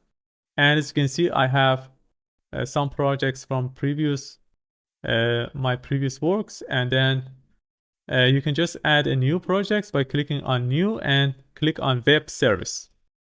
We want to use GitHub repository to deploy it. So we choose the first one. Then if you have connected your GitHub repository, you can see this part. Otherwise, just connect your GitHub repository. And as you can see, the MERN blog is the my last repository that being committed a minute ago. You can just click on connect. You can just choose a name for it. I just call it MERN blog. So we're going to choose our region. You can choose anywhere close to your users. Then here we just choose the main for the branch. The root directory is just empty because we don't have another folder for root directory because our code and our package.json is inside the root directory. So we don't add anything here. For the runtime, we just choose Node. And for building, we want to choose npm run build. And for the start is npm start. And then we can just choose the free one. You can choose the free one. It has just 500 megabytes RAM and a very low CPU. But anytime you have more traffics, you can just update it later. As you can see, the free one spends down if there is no activity. So if you don't have too many users, your website is going to sleep. But once you go inside, they wake up after, I think, few seconds. And then if other persons is anywhere in the world use your website, they're going to see it instantly. So this is for the free version. You can just test your application or share it with others. But later, if you have more traffic, you can just update it anytime. Then we want to add our environmental variables. So we have to just copy the environmental variables here. For example, this Mongo. You just need to copy inside this code, not the code. Put it here. If you want to add more, just click here. And then this JWT secret, I just use it. And then we need to just add the client side as well. Inside the client, we have an environmental variable, which is our Firebase. So we paste it here. Let's copy this. Okay. So now we have added all our environmental variables. For the advanced one, we don't need to check it. That's just, you can just leave it whatever it is. And then we just click on create web service. So this is going to run your application. You can see all your logs. For example, they're going to run npm install and npm install the client side. They're going to build it. And if an error happens, you can see it here. Otherwise, you should see that your application is live. They already set a URL for my application, MERN blog. So I can use this one. You can use this one and share it with your friend, or you can put in your portfolio. So let's wait for the installation. Okay, here you can check all if there is a problem, if there is a warning, you can check, you can fix it, fix your code and deploy it again to the GitHub. So by just deploying again, this is going to automatically detect your change and successfully redeploy it for you. As you can see, the build is successful and we need to wait. Even when they say it is live, I highly recommend you just wait 5 more minutes to completely they make it live and then use it. In my experience, it takes more than 5 or 10 minutes to build it. Okay, now this, I think they are running the npm start, which is the last part. Okay, the server is running on port 3000 and MongoDB is connected. That's a good sign for the backend. So the front end is firstly created by npm build, then they're gonna run the backend. So now our service is live, as you can see. We can just test it by clicking on this link. As I mentioned, we should wait a few more minutes, but as you can see, it's already working. The homepage is working. The only things we need to do is to actually fix the Google for ourselves, because the Google is not going to work because we have to add this URL to the Google Authentication. So we need to search for, we go to our Firebase. Let me choose my Gmail account and we need to go to our console. We choose our application and we just go to the authentication. Once you're in the authentication, just go to the setting, authorize domains, and add that domain. So you just need to copy MERN-blog until.com and just add this one here. As you can see, now this one is added. So let's try again. Let's refresh the page and let's continue with Google. As you can see, the Google is working as well. I can just connect with one of my accounts. Okay, so it seems like it's working. Let's go to the dashboard. So as you can see, because I'm an admin, I can see it like that. So the profile is working, posts, users, comments, and let's, for example, create a new post. As you can see, it's working here as well. Let's upload an image. So let me just, I think I have some image somewhere. Let's upload that.